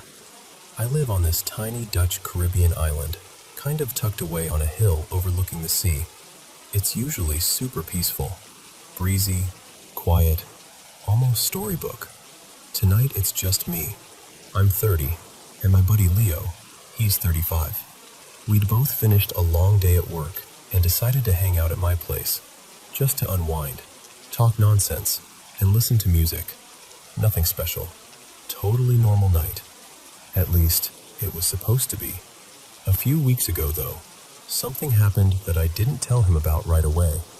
It was just me and my dog Nala at home. She's my sweet little shadow. Usually sleeps like a rock at the foot of the bed. In the middle of the night, she suddenly jumps up, stares at this one corner of the bedroom, and just locks in on it. Then she starts growling. This low, serious growl I've never heard from her before. Her fur stands up along her back, and she's trembling, but won't look away from that corner. I swear to you, the air in the room felt different. Heavy. It gave me full body chills. I turned on the light, checked everything. Closet, under the bed, the hallway. Nothing. But I didn't tell Leo about it then. I just kind of stuffed it down and tried to forget it. Fast forward to tonight. We're on one of our little breaks from talking about life and complaining about work. We're sitting on the couch, and I decide to tell him that story about Nala losing it in the middle of the night. I'm laughing it off. Like, you're gonna think I'm crazy, but listen to this. And he just nods, like it's the most normal thing in the world. Then he goes, real calm. Oh yeah, those spirits that fly around the streets at night. I've seen one by your place before. I'm like, excuse me? What? He says, one night I drove past your building and saw this dark shape, like a shadow with edges, lift off from near your balcony and glide over my car. Didn't feel bad or anything. It just didn't notice me. He said it so casually, like he was telling me he saw a bat. Since then, little things around my apartment have been off. Not scary in-your-face stuff, just weird. I'll put my keys by the front door like I always do, and later they're on the kitchen counter. A book I left on the nightstand will be on the couch. Nothing's gone missing, nothing broken. It's just like something is rearranging my life by 2 inches at a time. So, tonight, around 10:30 p.m., I let Nala out into the backyard. There's this shared path behind the apartments carved right into the mountain, all backed up against a rock wall. It's quiet out there, just the wind and the trees usually. Suddenly she starts barking. Not her someone's at the gate bark. This frantic, non-stop bark, like she's trying to chase something off. I don't want to annoy the neighbors, so I rush outside, grab her, and bring her in, telling her, hey, it's okay, even though I'm not sure I believe myself. By 11 p.m., Leo and I are in the bathroom, of all places, being idiots, brushing our teeth, making faces in the mirror, joking around. We're laughing, and then in the middle of that, I hear it, clear as day, right outside the bathroom window. A voice says, hello. I froze. I felt my heart jump into my throat. I slowly look at Leo and I'm mouthing, who is outside my window? My brain is already trying to figure out which neighbor would be messing with us. But Leo is looking at me with this confused, almost spooked expression. And he goes, you heard hello? I nod. He shakes his head and says, no, I heard a growl. That's when my stomach dropped. He dashes outside to check. I follow him to the back door and we both stand there listening. Nothing. No footsteps on the path, no gate closing, no rustling. Just the wind and the faint sound of the sea. Now, to explain the layout, my apartment is on a hill. All the back doors from this row of apartments open onto the same narrow path that hugs the mountain. On one side, rock wall. On the other, the drop down to the street. You can't just pop up there and disappear quietly. You'd have to walk past at least one of the doors, and the gravel always crunches. You hear people. We heard absolutely nothing. My first thought is, okay, maybe my next door neighbor is playing a prank. Like, hey, keep it down, I wake up early. I even call out softly, hello? Anyone there? No response. No laughter. No scurrying away. Just silence. We go back inside, and now that I'm paying attention, I start hearing the usual sounds that I always brush off. The raspy scrapes and little thuds on the roof above my bedroom. I tell myself it's the monkeys, or iguanas, or those tiny watch-me lizards that like to hang around. I've been blaming them for everything since I moved here. But then I think, at this hour, the monkeys and iguanas are usually settled. And those little watch-me lizards? They chirp, sure, but they're tiny. They don't make tapping sounds on concrete walls. Yet tonight, the taps on the back wall keep happening. Soft, irregular, like knuckles, not claws. Leo sits down and looks at me seriously. He says, whatever that is, it probably went up the mountain. Now, don't ever say hello back if you hear it again. If it's a spirit and you greet it, you're inviting it in. He says he doesn't feel anything malicious from it, more like a curious, wandering presence. Friendly, he calls it. Just passing through. I'm sitting there thinking, I don't care if it's friendly. It spoke right outside my bathroom window. Right now, as I'm talking to you, I'm still hearing the occasional scuff above me. Nala is curled up tight against my leg on the bed. Hey, my friends. Welcome to the Paranormal M channel. Can't sleep again, huh? Don't worry. I'm right here to share real paranormal experiences from all over the world to help you drift off a little easier. Thank you so much to everyone who's been sending in their stories. Don't forget to hit subscribe and turn on notifications so you don't miss any new videos. And if you've had a paranormal experience of your own, send it to us so we can share it on the channel. Alright, let's get started. So, I'll start off by saying this isn't my story. It's my friend Leo's. But I've heard it so many times over the years that I can pretty much tell it by heart now. Every time we manage to see each other, which is rare since we live about a 12-hour drive apart these days, we end up on somebody's porch with a couple of drinks, and I make him tell it again. We're both in our late 30s now, but this happened when he was just a kid. So, picture little 8-year-old Leo. He's playing out front of this small house his family rented back then. There's this tiny patch of grass and a low wooden fence, nothing fancy. On one side of the house, there's this long, narrow, covered walkway that runs from the front to the backyard, like a tunnel made of shadow, he always calls it. It's late afternoon, the sun's kind of low, throwing those long, orange shadows. He's out there with a toy car or something, just doing kid stuff. And as he's playing, he notices movement out of the corner of his eye. He looks up and sees a man. The guy is coming from the back of the house, walking along that side path toward the front. At first, Leo just thinks it's maybe a neighbor cutting through, or one of his mom's friends. So he does what polite little kids do and says, "Hi." No answer.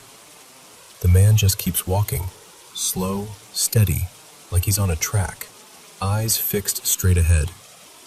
That's the first thing that unsettles Leo. Not just that he doesn't respond, but that he doesn't even react.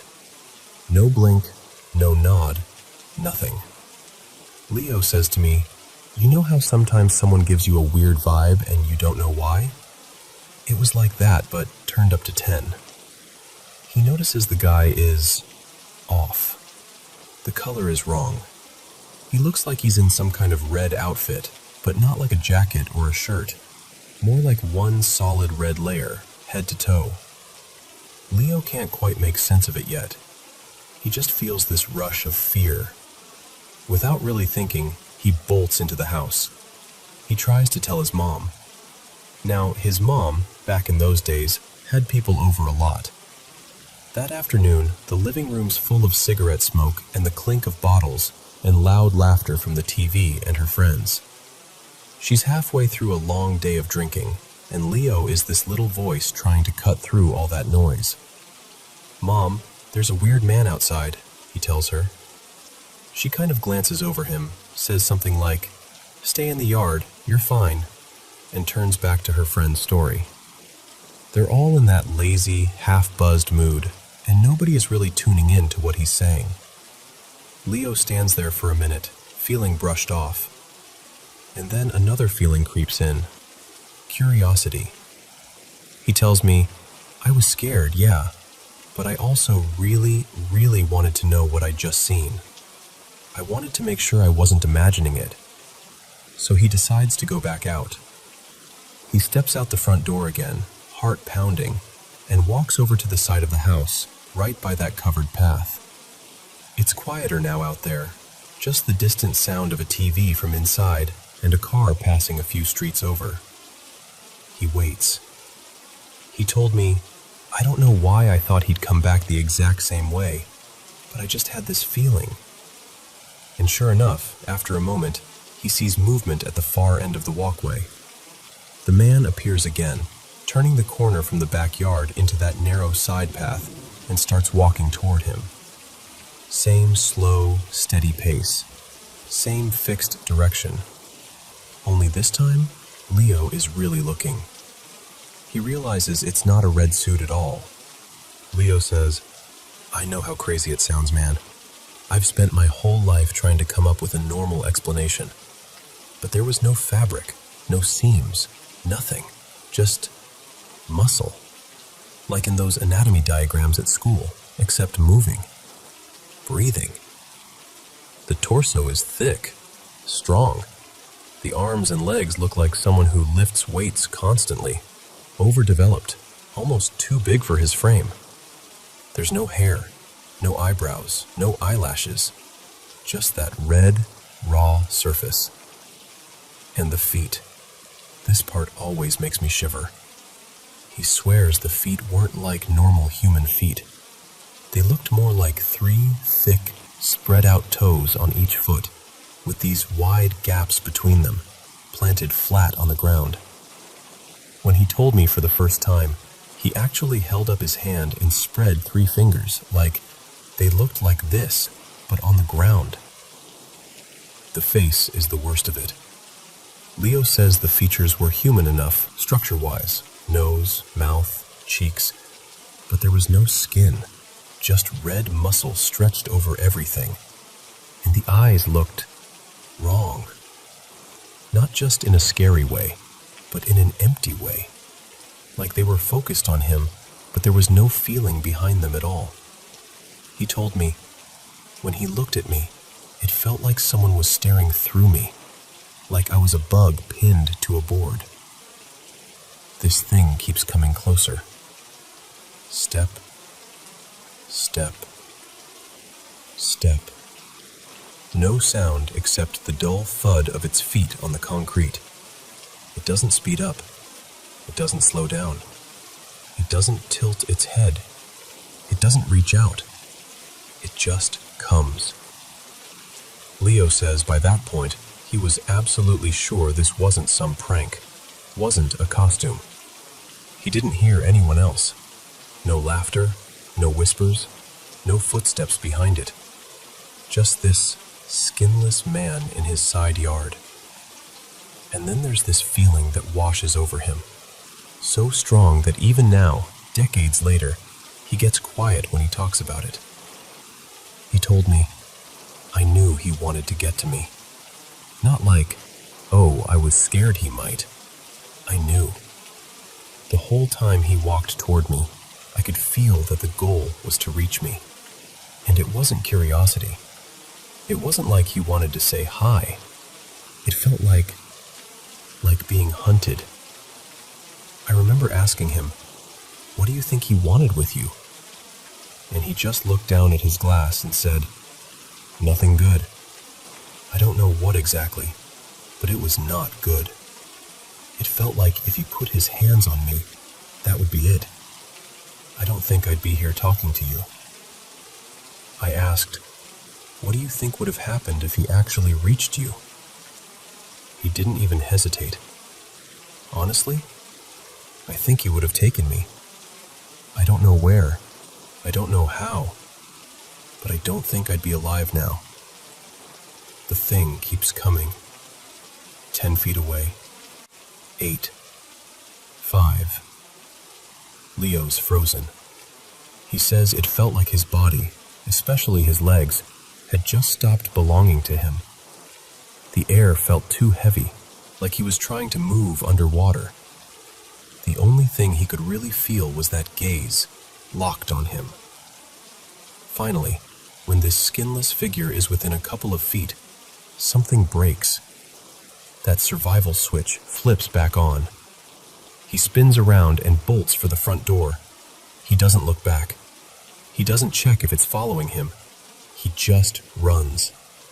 He bursts into the house, slams the door, and dives into the noise and the smoke and the safety of his mom's messy living room. He doesn't go back out there for the rest of the day. And after that, he never sees it again. No more men in red at the side of the house. No more skinless figures walking that path. Just nothing. Like it had come for that one moment, and when it couldn't reach him, it gave up and moved on. We've talked about all the rational explanations. Some guy in a costume, a trick of the light, a childhood nightmare that blurred into memory.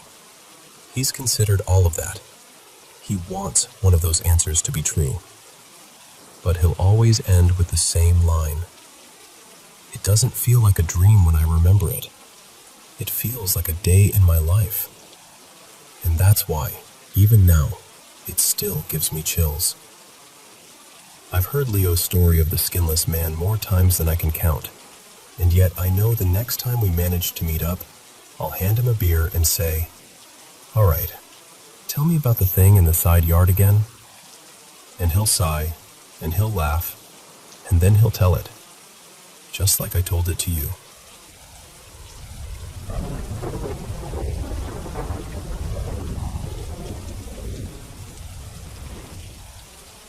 So, let me just start at the beginning.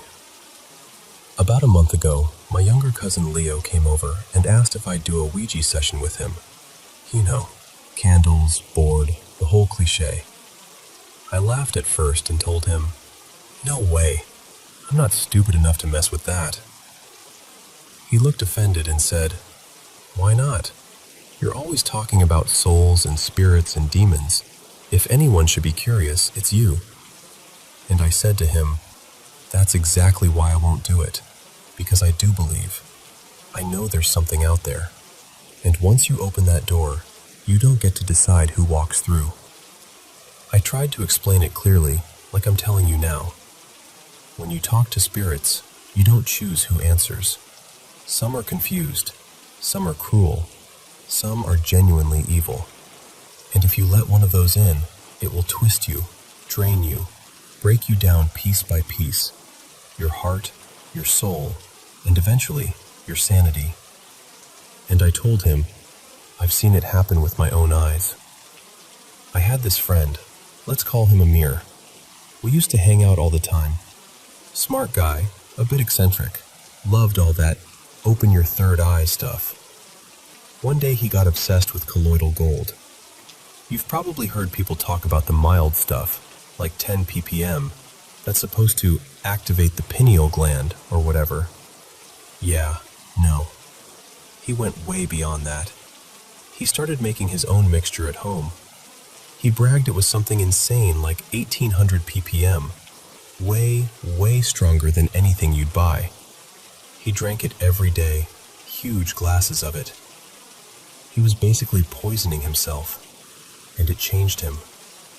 Within a few weeks, he wasn't the same person anymore. He started calling me at 3 in the morning, whispering. Not talking, whispering. He'd say, "They're on the roof. I can hear them climbing."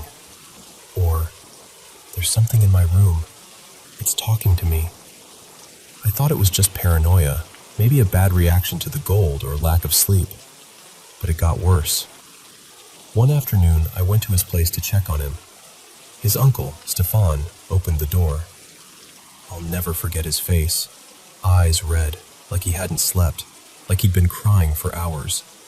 He said, "He locked himself in his room. He won't talk to me. Maybe he'll talk to you." I walked down the hallway and knocked gently. "Amir? It's me." The door flew open so hard it hit the wall, and he grabbed my wrist and yanked me inside.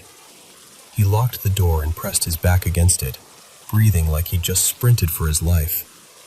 His eyes, they were huge, wild, like an animal in a trap. He pointed at the ceiling with a shaking hand and said, "They're up there. They're waiting. If I go outside, they'll tear me apart." I tried to keep my voice calm. "Who's they, man?" He looked at me like I'd asked the dumbest question in the world. "The ones I see, the ones I hear, the ones I smell. They hate being seen for what they really are. They're rotten, they're ugly, they stink like corpses. They're demons." The way he said, "demons," it was like he wasn't just scared, he was already broken. About 10 minutes later, he suddenly stiffened, his eyes rolled back, and he collapsed into a seizure right there in front of me. We called an ambulance. His uncle was shaking, mumbling prayers. I told the paramedics I was his brother so I could stay with him. They loaded him in, hooked him up to everything. The nurse, Julia, sat on one side, I sat on the other, and the paramedic was facing us. The siren came on, and we took off toward the hospital. On the way, Amir grabbed my sleeve, pulled me closer, and whispered, "Brother, I can smell them. They're here." I opened my mouth to tell him it was just in his head. It was like something slammed down on the roof of the ambulance. Bang. We all froze. You could see it in everyone's faces. We each waited for someone else to say, "Oh, that's just a pothole," or "It's the stretcher," something normal. And it came again, louder. Bang, bang, bang. The whole ambulance shook, rocking from side to side like we were being hit by waves. My heart just stopped. I thought, no, he's hallucinating. This is my imagination. This is nothing. Then I looked at the nurse. She had gone completely white. Her eyes were wide, staring up at the ceiling. Her hands were trembling. She whispered, "What the hell is that?" So it wasn't just us. The paramedics shouted toward the front, "Hey, slow down. You're losing control back here." The driver yelled back, "I am slowing down. Something's wrong with the van." And the banging didn't stop. It got angrier, heavier, like something big was crawling all over us, throwing itself against the metal. Then the smell hit. It rolled in like a wave, thick, wet, choking. Imagine the worst rotten meat you've ever smelled and multiply it by 10. It stuck to the back of my throat. My eyes watered. Under the noise, I started hearing these low, guttural growls. Not from my friend. Not from any human throat. It sounded like something trying to form words, but not quite managing. The driver suddenly shouted, voice cracking, "This is really fucked up." He begged the paramedic for a cigarette, just so he'd have something normal to focus on. For a second, I almost told him to light it. Fire, smoke, anything human, anything ordinary to break that moment. And then, just like that, silence. No more banging, no more growling. The smell faded like it had never been there. By the time we pulled up to the hospital entrance, everything was quiet. Too quiet. Later, when things calmed down and Amir was somewhat stable, he kept saying, "At least now I know I'm not crazy. You felt it too. She headed it too." And he was right. We did. We spent weeks trying to rebuild his mind. Medication, therapy, talking, grounding.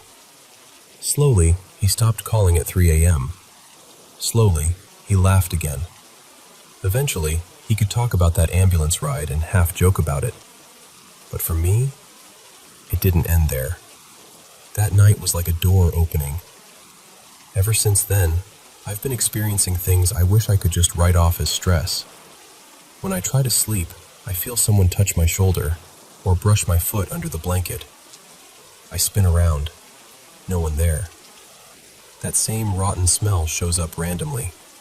I'll be in the kitchen or sitting on the bus, and suddenly it's there, curling into my nose, just for a second, then gone. Sometimes I feel eyes on me in the dark. Not the normal, I'm a bit creeped out feeling. This deep, heavy awareness that something is watching, just outside the edge of what I can see. I hear whispering right next to my ear as I'm falling asleep. Not words I can understand, more like breath that tries to be language. I jerk awake, gasping, heart racing, lungs burning like I'd been underwater. Panic attacks, nights and nights of them. Sleep paralysis came next. I'll be lying on my side, totally awake in my mind, but my body won't move. The room is dim, the lights from the street coming through the blinds, and in the corner, always in the same corner, there she is. A tall woman. Too tall.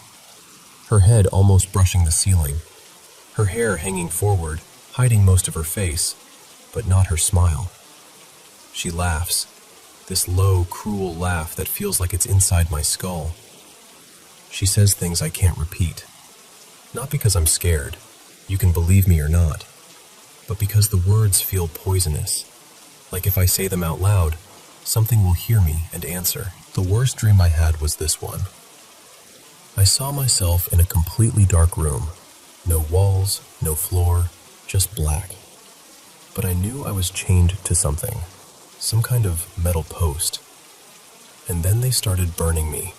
I felt it. I really felt it. The fire, the skin blistering, the smell of my own flesh turning into that same rotten stench from the ambulance. I screamed until my voice tore apart. I could hear them laughing, see hands pulling at me from the dark. When I woke up, my whole body hurt. My throat was raw. My sheets were twisted and soaked with sweat. Since that night, I can only sleep with all the lights on.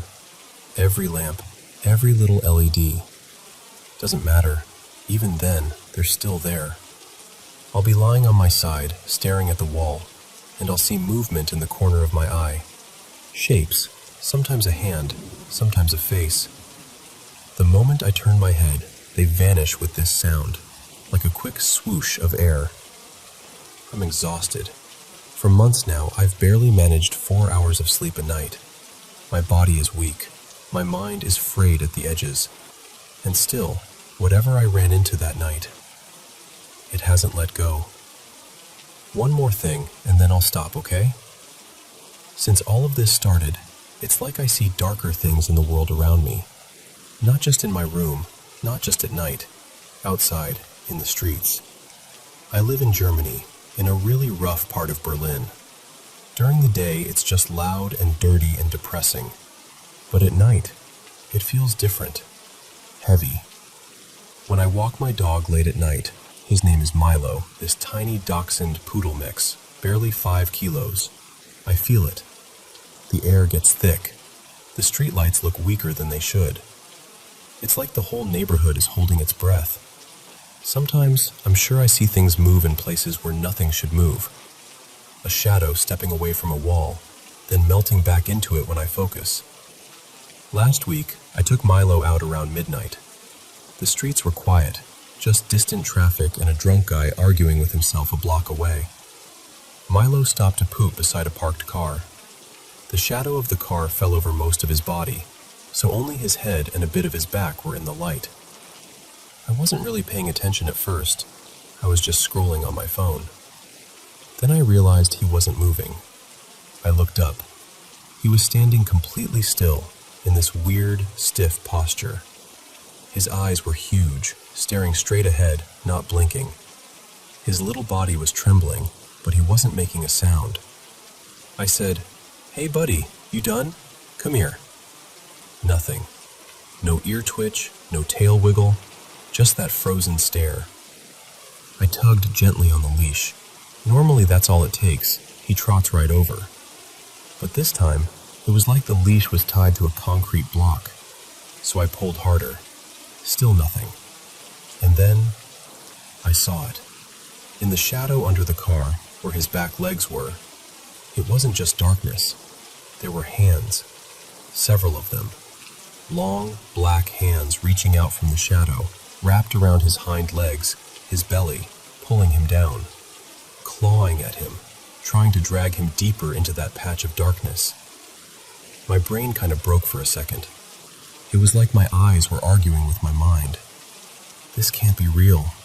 While every instinct in me screamed, "Move." I panicked.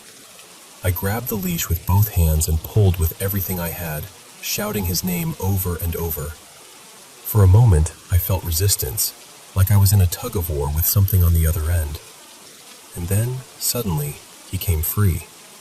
So fast that his little body flew through the air and slammed into my legs. He yelped in pain, and I dropped to my knees, scooping him up, apologizing, heart racing. When I dared to look back under the car, there was nothing. Just darkness. Just a normal shadow. But for 3 days after that, Milo wouldn't stop shaking. He wouldn't eat properly. He wouldn't wander off, not even a meter. He knows what he saw. And so do I. So when people ask why I won't touch a Ouija board, or why I sleep with the lights on, or why my dog is glued to my ankles, I just smile a little and say, because once you open that door, you don't get to choose who walks through. And I mean every word.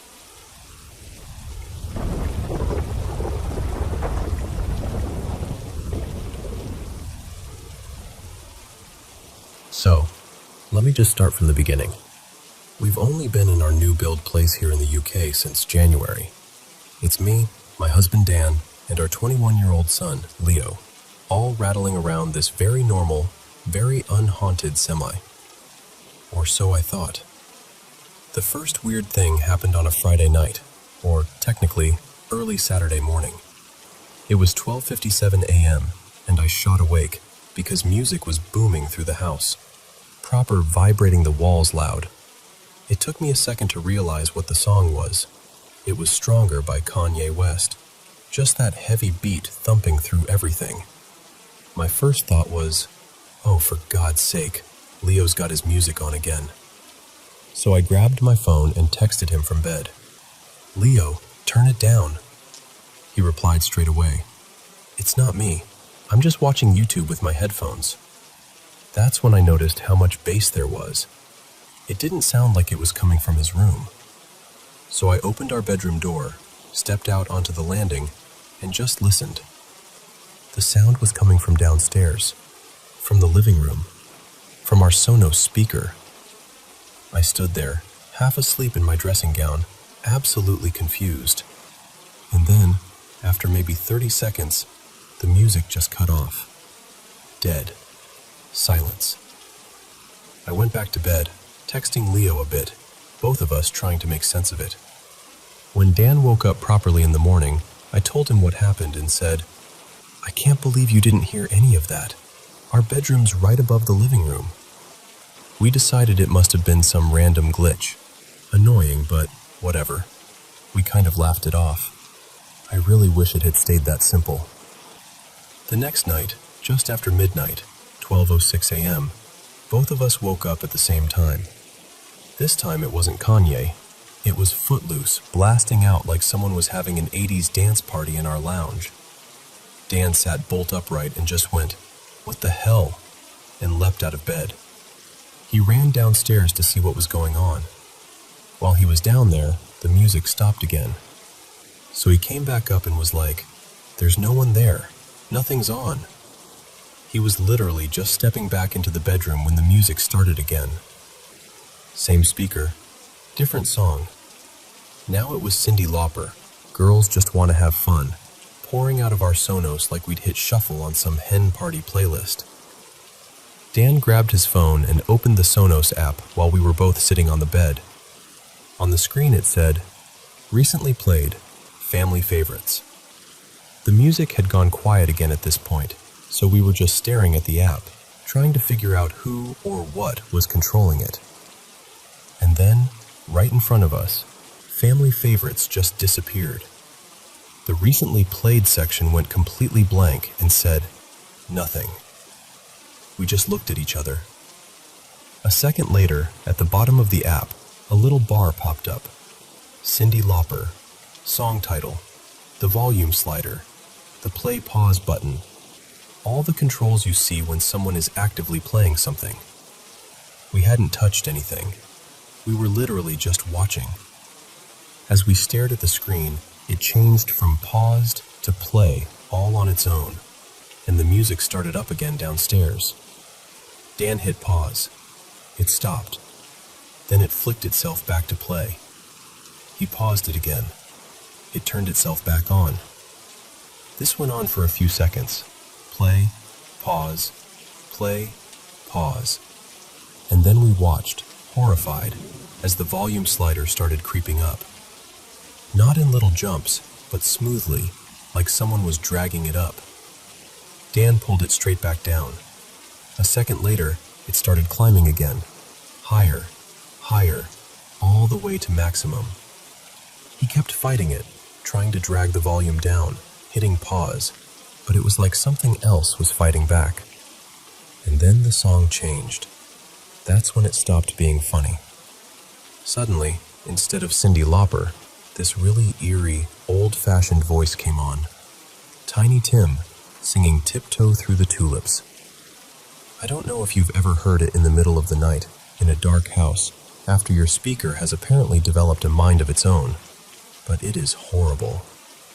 The second that song started, something in me just snapped.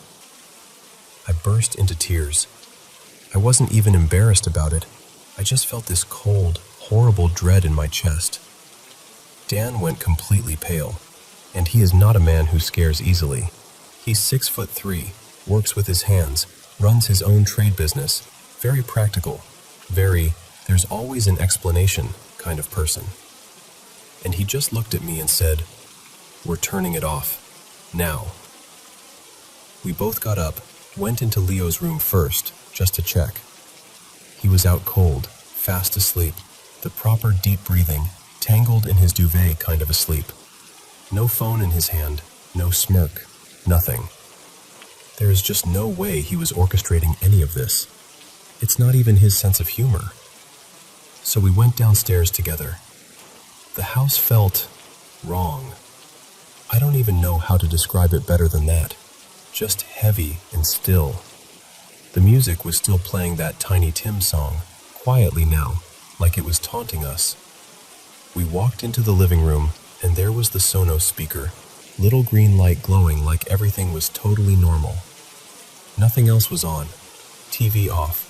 No laptops, no other devices. Just that light.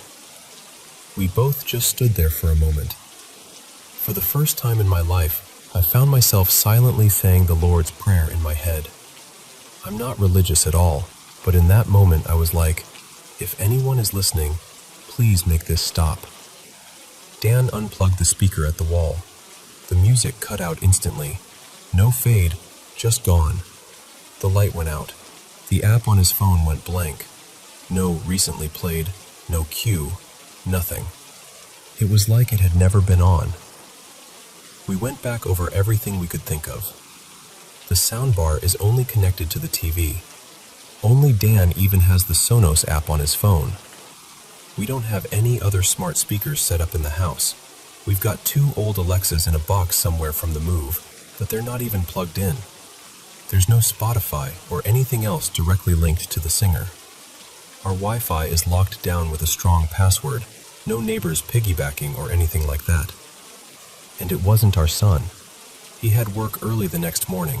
He was exhausted, and honestly, it's just not in his nature to pull a stunt like that, especially in the middle of the night. So here we are.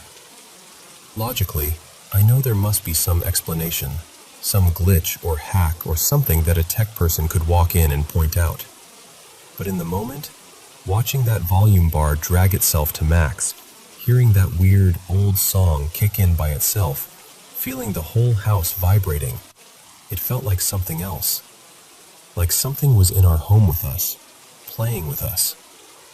I keep telling myself it's just a speaker, just software, just a bug. But if I'm being completely honest, when I think about that tiny green light in the dark and that voice singing "Tiptoe Through the Tulips" at 1 a.m, yeah, it still makes my skin crawl.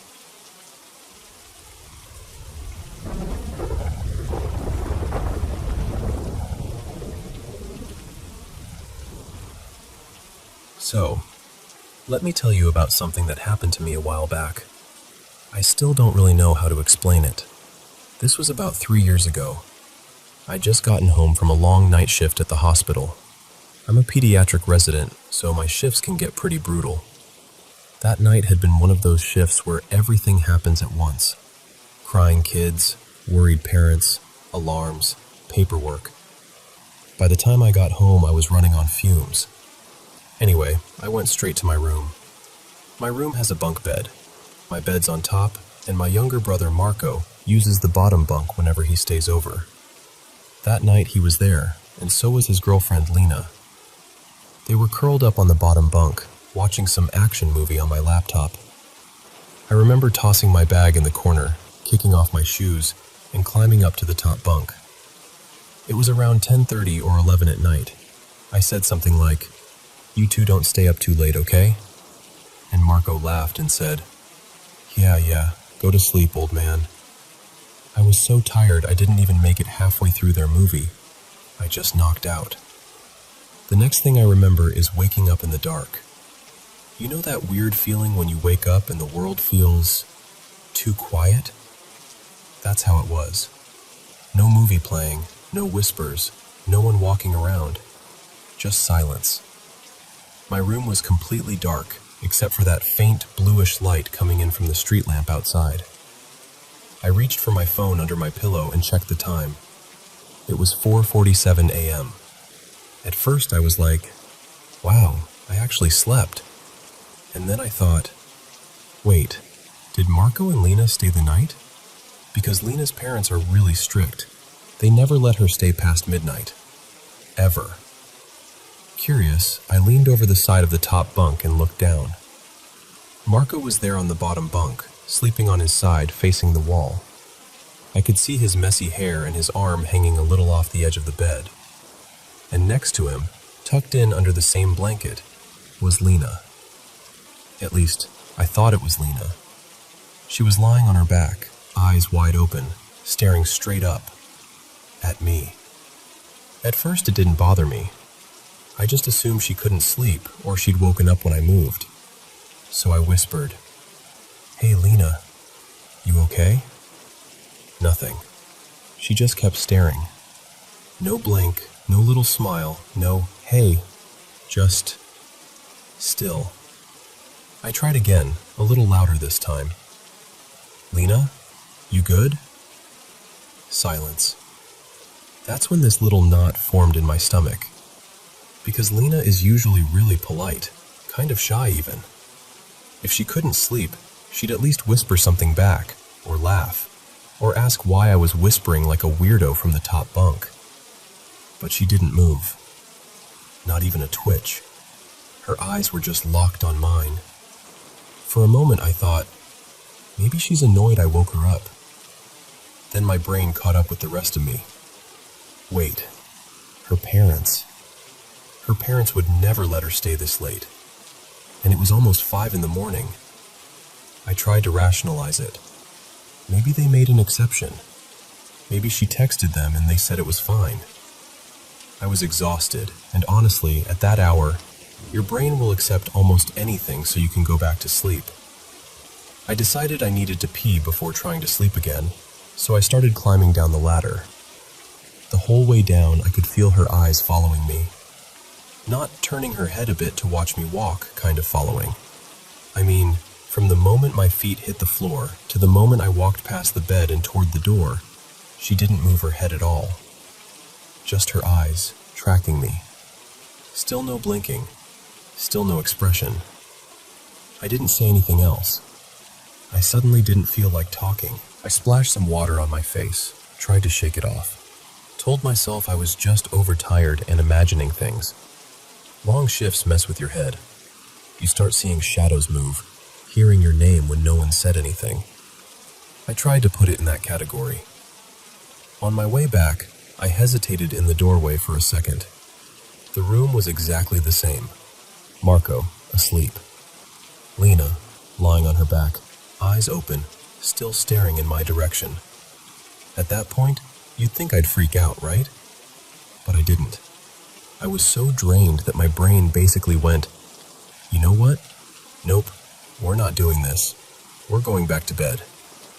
So I climbed up to the top bunk, carefully, trying not to think too hard about the fact that someone who shouldn't be there was watching me.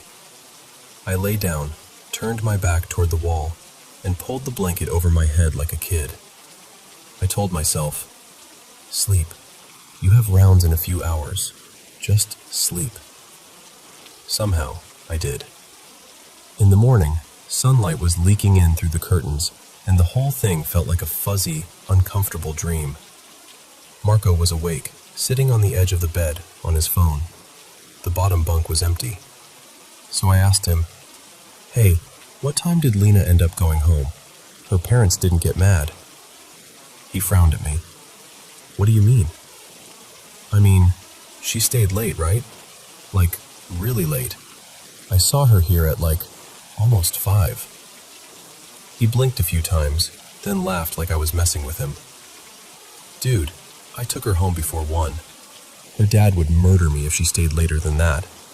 You were already snoring when we left. I just stared at him. No, I woke up at 4:45. I saw you sleeping and Lena lying next to you. She was awake. She was staring at me. I even talked to her. Marco stopped laughing. He pulled out his phone and showed me his chats with her. There was a message from around 12:40 a.m. Just got home. Thanks for the ride. And his reply at 12:42. Text me when your dad stops glaring at me. So, yeah, according to him and her, she'd been home for hours by the time I woke up. I remember feeling this cold wave wash over me. My room suddenly felt smaller, like the walls had moved in a little. That bottom bunk, where I'd seen her, where that thing had been, was just an ordinary bed again. Marco kept saying, you must have been dreaming, but I know what dreams feel like. I know what it's like to wake up confused and piece together weird fragments. This wasn't that. I was awake. I checked the time. I climbed down the ladder. I walked past the bed. I went to the bathroom. I came back. I remember the cool tile under my feet, the sound of the bathroom fan, the way the hallway light looked under my door when I came back in. And most of all, I remember those eyes.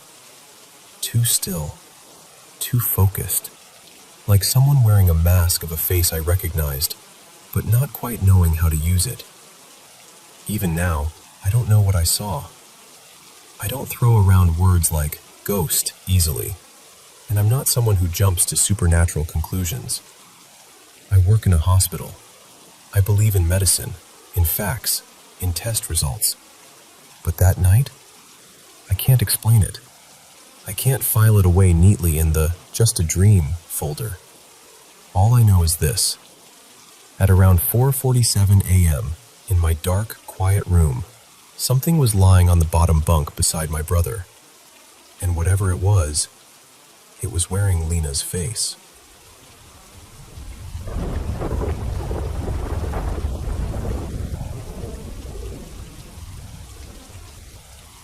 So, this happened to me and my granddad Leon back in the late 80s. He'd been fishing this one lake since, I don't know, the early 60s at least. It was his place, the kind of spot you only find if someone shows you on an old paper map. The road up there was more rocks than road. You needed a beat-up 4x4 and a strong stomach just to make it in. For me, as a kid, That drive felt like it took half my life. Everything at that lake had his fingerprints on it, literally. The benches, the rickety cutting table made from 2 different trees, the old tin-roofed shelter, even the outhouse with the crooked door, that was all him. It was like his own little kingdom out in the woods. At family gatherings, he'd hold court with these stories about the lake. Tall tales, everyone called them. He'd talk about strange lights hovering over the water, weaving between the trees, and how he'd wave at them, trying to get their attention. He used to say his dream was to be picked up by a flying saucer one day. My uncles would sometimes nod along and say, "Yeah, we saw some weird stuff up there too." But there was always this feeling like maybe they were humoring him a bit. I'd been to that lake with him a handful of times.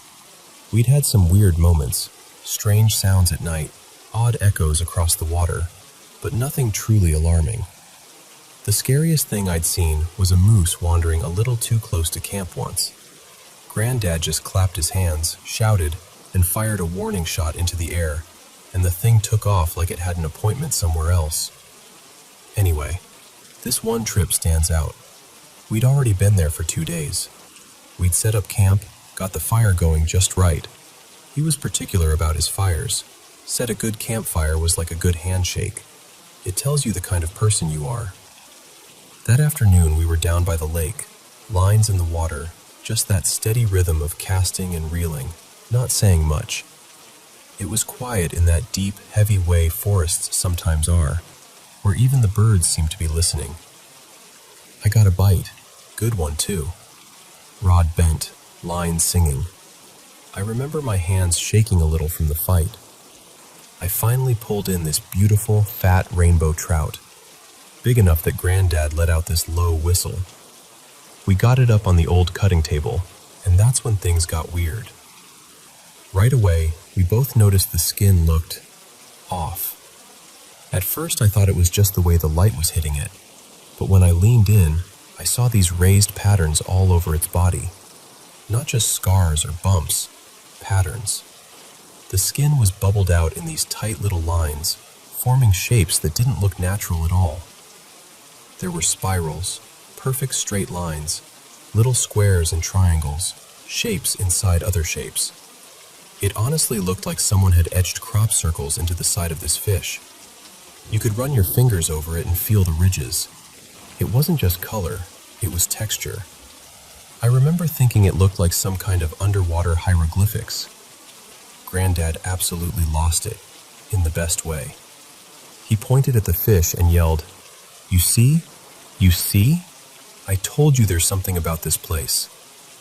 He was laughing and almost crying at the same time, just overwhelmed. He kept saying, "They marked it, they marked it." And I had no idea who they were, but I knew he meant those lights he always talked about. Then, in the middle of all that excitement, he suddenly got real serious. "We gotta go," he said. "We have to take this back to town. We'll show the paper. They'll put it on the front page. People are finally gonna believe me." This was way before everybody had a phone with a camera in their pocket. If you didn't have a picture, you needed the local newspaper to vouch for you. We finally got everything loaded into the truck. The fire was out. Camp was just a flat spot again, and we were about ready to climb in and head back to town. Then Granddad paused, hand on the truck door, and said, "I want to look at it one more time." So we walked back to the ice chest, popped the lid open, and there it was, the trout. Only now, it looked completely normal. No raised lines, no spirals, no crop circle designs. Just a regular, slightly dull-looking rainbow trout lying on a bed of melting ice. I remember my whole body going cold. Granddad just stared at it. Then he looked at me and said, "You saw it, right? Tell me you saw it." His voice had this little shake to it, and I did see it. I remembered how it felt under my fingers, those ridges and shapes. I told him, "Yeah, I saw it. I swear I did." But even as I said it, there was this little voice in my head whispering, "Did you though? Did you really?" We went back and forth like that for a while. Maybe the cold made it shrink down, he muttered.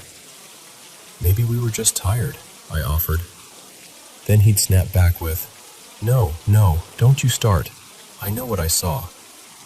After a bit, we just kind of stood there in this weird silence, both of us doubting ourselves and each other, and also not wanting to. Eventually, he shut the lid and sighed. Well, he said, no one's believing that now. We ended up unpacking everything we had just packed and stayed another night. It felt ridiculous setting the tent back up in the same spot, like rewinding a tape. The mood was different though, quieter, more thoughtful. We still fished, we still cooked, we still talked, but there was this unspoken something hanging between us. The craziest part? Granddad cleaned that trout and fried it up in his old cast iron pan the next day.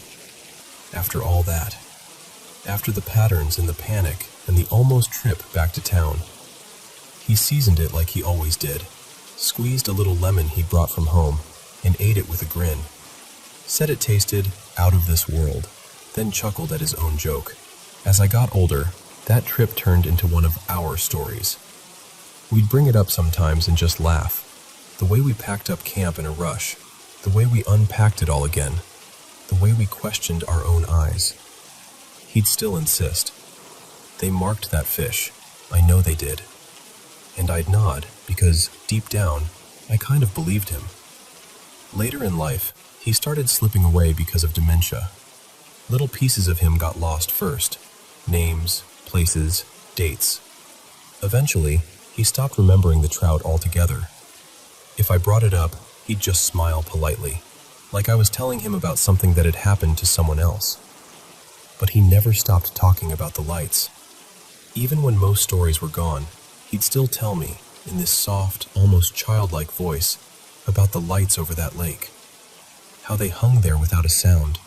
How the water underneath them would start to swirl like it was being stirred by an invisible spoon. His eyes would get this faraway look, and for a moment, he was right back there on the shore, watching. After that day with the trout, I stopped treating his stories like just tall tales. I don't know what we saw. I don't know why the markings vanished, or why we both remember them so clearly. I just know that, for a brief moment, it felt like we'd been let in on some kind of secret, and then it was taken back. One of these days, I'd like to go back to that lake. I don't even know if I could get there anymore. The road might be worse. The old benches probably rotted through. His handmade outhouse caved in. But I'd like to stand on that shoreline again, cast a line out, and just listen. Maybe I'd see nothing but a calm lake and some ordinary fish.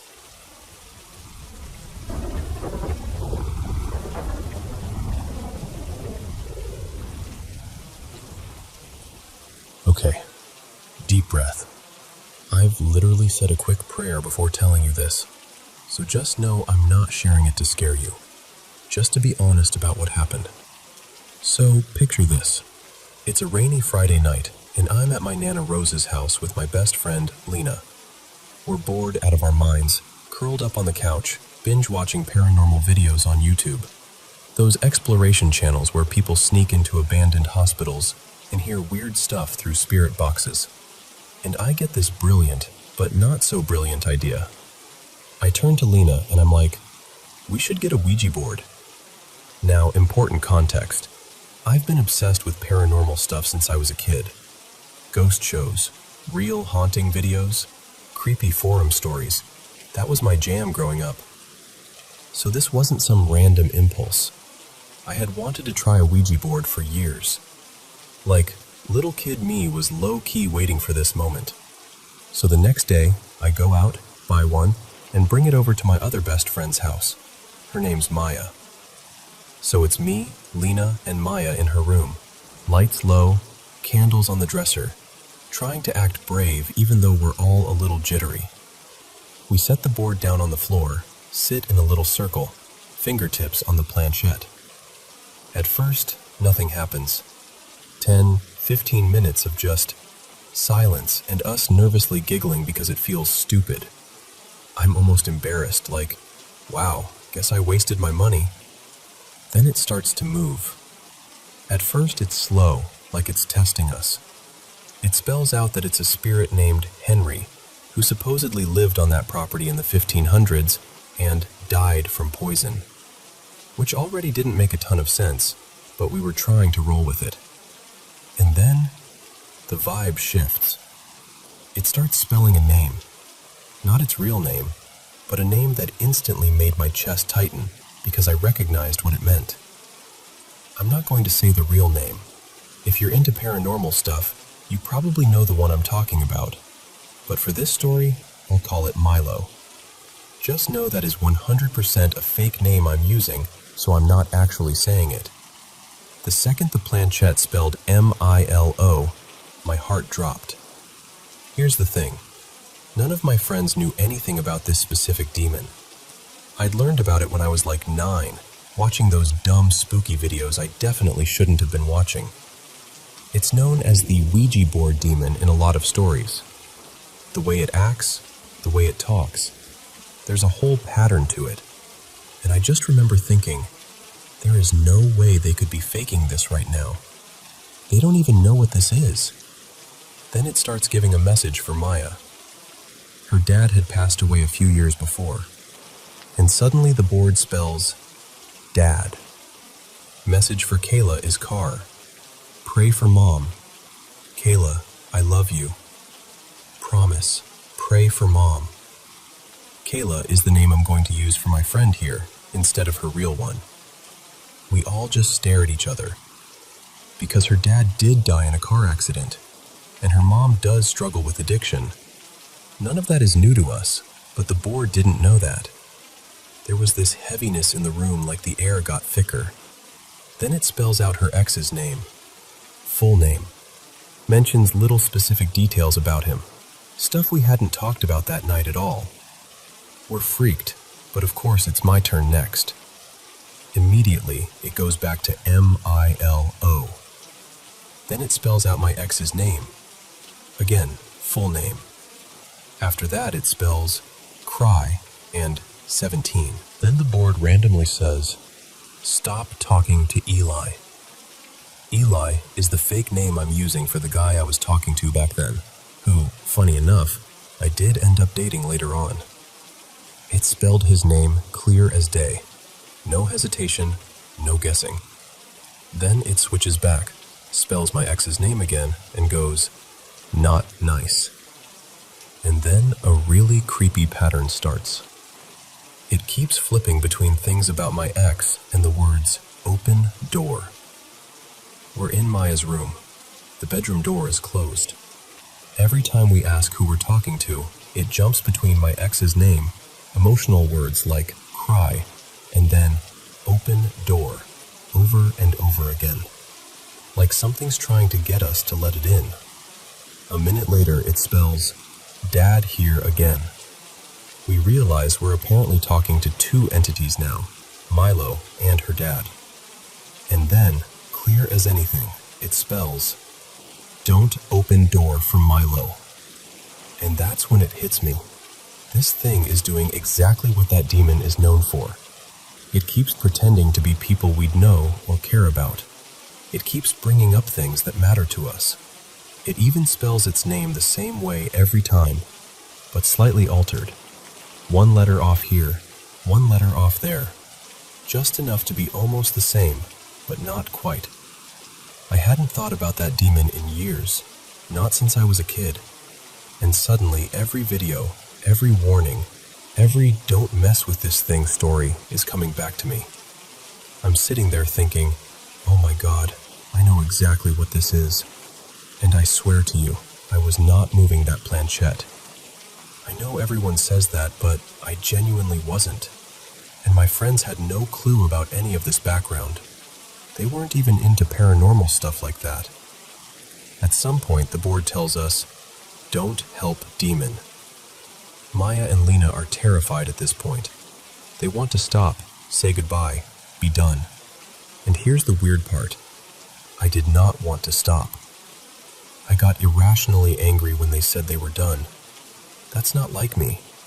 I'm usually the cautious one. They both say goodbye and remove their fingers. I know the rule. Everyone has to say goodbye to close it properly. I know that. But something in me refuses.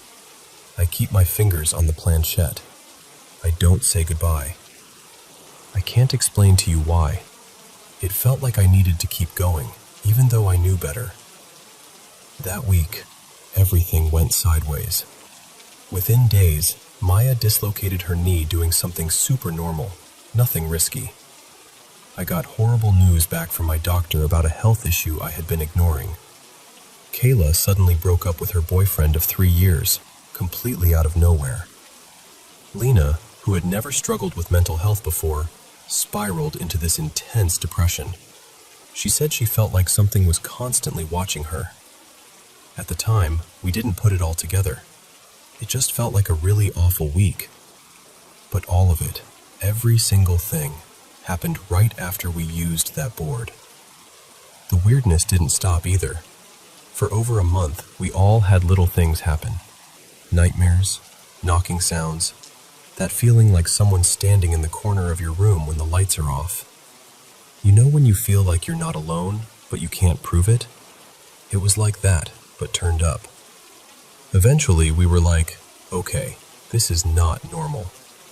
We wrapped the board in an old pillowcase, took it to the house I stayed at with my grandma, and locked it in a closet. I shoved it way in the back and slammed the door. I have not opened that closet since. Here's where it gets extra creepy. She goes, "It was the strangest thing. Some kids came to the door the other day, and when I asked their names, they all gave me the same weird one. They said their name was..." And then she says the name. The actual name. Not Milo. The real one I refuse to say. My stomach dropped into my shoes.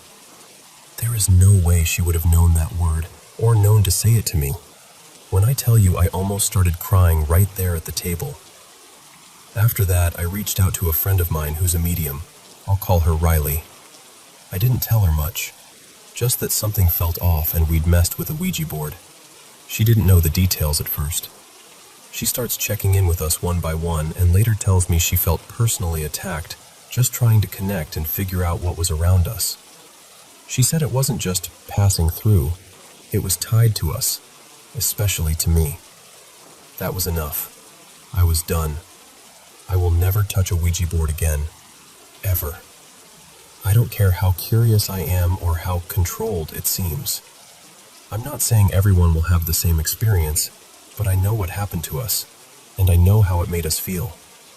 When we sat on that floor, all of us crying, none of us were moving that board. We were genuinely shaken. I haven't talked about this in years because, honestly, I didn't want to give it energy. I didn't want to feed into it. But I also felt like I needed to tell this story. Maybe as a warning. Maybe just to get it off my chest. So yeah, that's my Ouija story. I don't claim any negative energy from this. That spirit, that thing, whatever it was, has no power over me anymore. I've prayed, I've cleared my space, and I've moved on. If you're curious, you can look up the famous Ouija board demon and read how it behaves. The way it pretends to be familiar, how it targets your interests and soft spots, how it changes one letter in its name. It did all of that with us. Exactly. And the wildest part to me, I honestly believe it waited years for me to finally talk to it. From the moment 9-year-old me hit play on those creepy videos, to the night I finally put my fingers on that board. I'm done with it now, but I'll never forget.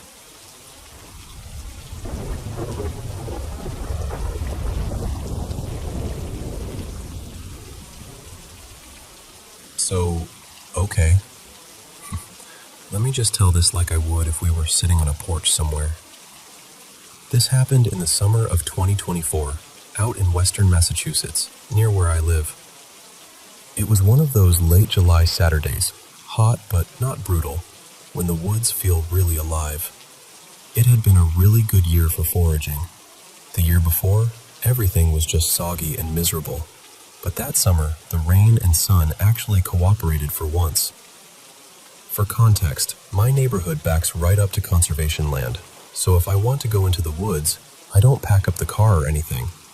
I literally walk out my back door, past the brush line, and I'm in it. That day, I took one of my dogs with me, my nervous one, the one who's usually kind of shy with new people. She's great off-leash though, so she was just tearing around, nose to the ground, while I poked under logs and checked fallen branches for mushrooms. We'd been out for a couple of hours, and she was getting warm, tongue hanging way out, so I decided to walk us down to this little stream. It's maybe a mile or so behind my house if you follow the trail.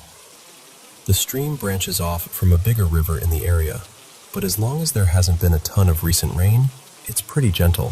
Slow water, lots of rocks, perfect for the dog to splash around and cool off. I sat down on the bank. It was buggy, but not terrible. A few mosquitoes here and there, the usual buzzing. My dog was hopping in and out of the water, doing zoomies in the shallows. After a bit, I heard splashing from upstream. At first I thought it was my dog, but she froze, ears up, staring in the same direction. For a second my brain went straight to, oh great, this is how I meet a bear. Or maybe a moose, both of which have shown up out there before. But it wasn't an animal. It was this old guy, wading his way down the stream toward us. Now, to be fair, I have seen people back there before, but it's rare. I've lived in that house for about 7 years now, and I can count on one hand how many folks I've run into that deep in the woods. He was wearing chest waders, the kind that go up like overalls, with worn brown boots built in. Underneath, he had on this faded blue t-shirt with a goofy little sun and slogan on it. Not the exact brand I own a million of, but the same vibe. And he had a tan bucket hat on, cinched under his chin. His face was pretty red, the way somebody looks when they've been outside all day in the heat. Part sunburn, part exertion. He was clearly older. His skin had that weathered, deeply lined look people get from years of being out in the elements. White beard, kind eyes. I'm sure if he'd taken the hat off, his hair would have been white too. He was old enough and moving slowly enough that I didn't get that immediate, oh no, feeling I sometimes get as a woman alone in the woods. I still had my little knife on me, and my dog, and he just didn't give off that kind of energy. If you know, you know, that automatic mental checklist we do. All of that, and still, I just didn't feel threatened. What was strange right away was my dog's reaction. Normally she's skittish with strangers. Not aggressive, just shy. She'll try to back away or keep her distance. But this guy steps closer, stretches out a hand, lets her sniff, and she just lights up. She starts bouncing around him like he's her long-lost best friend, splashing and spinning in the water. He chuckles and goes, "Don't mind me, I'm just passing through." Then he looks at me, looks at my dog doing laps through the creek, and adds with a little smile, "Looks like you're just passing through too." For some reason, that phrasing stuck in my head. And this is the part that's really hard to explain. Being near him felt safe. Not just, oh, he seems harmless, safe, but this deep, full-body calm, like my nervous system finally took a breath. I almost never feel that way around people, especially strangers alone in the woods. But with him, it was like all the background anxiety just lifted. Not only about him, but about everything, like the world itself stopped pressing on me for a minute. We didn't trade names. We didn't talk about where we lived. It was just this shared appreciation for the forest. He asked normal mushroom questions. Are you ever worried you'll eat the wrong one? How'd you get into this? What do you usually find out here? All the stuff I'm used to answering. But with him, it felt less like small talk and more like, I don't know, like he was making sure I knew what I was doing. After a while, he stopped casting and nodded downstream in the direction he'd been heading. He said something like, "If you keep going that way, you'll see some real strange mushrooms along the waterline. They like it damp, right up near the edge. Can't say I know what they are." Then he looked at me and added, in this quiet, matter-of-fact way, "Not everything out here is meant for you, but you already look like you understand that." I didn't really know how to answer, so I just kind of stood there letting that sink in. Before it got too awkward, he followed it up with, "You care about this place. I can tell. Same way I do." I remember saying something like, "If you love something, you take care of it. That's part of the deal, right?" He gave this little nod, like I'd passed some kind of test I didn't know I was taking, and said, "Good." At some point, I had stood up and moved closer without really thinking about it. I ended up just a few feet from him at the edge of the stream. And this is the part that bothers me when I think back on it. I know better. I am very aware of stranger danger. I'm a grown adult. I know the statistics. But there was never a moment when I felt like I needed to step back, or call my dog to my side, or end the conversation. I just stayed there. I don't know how long we talked. 10 minutes? Half an hour? An hour? Time kind of melted away. It was just this old man and me, in the water, in the trees, talking about mushrooms and the forest.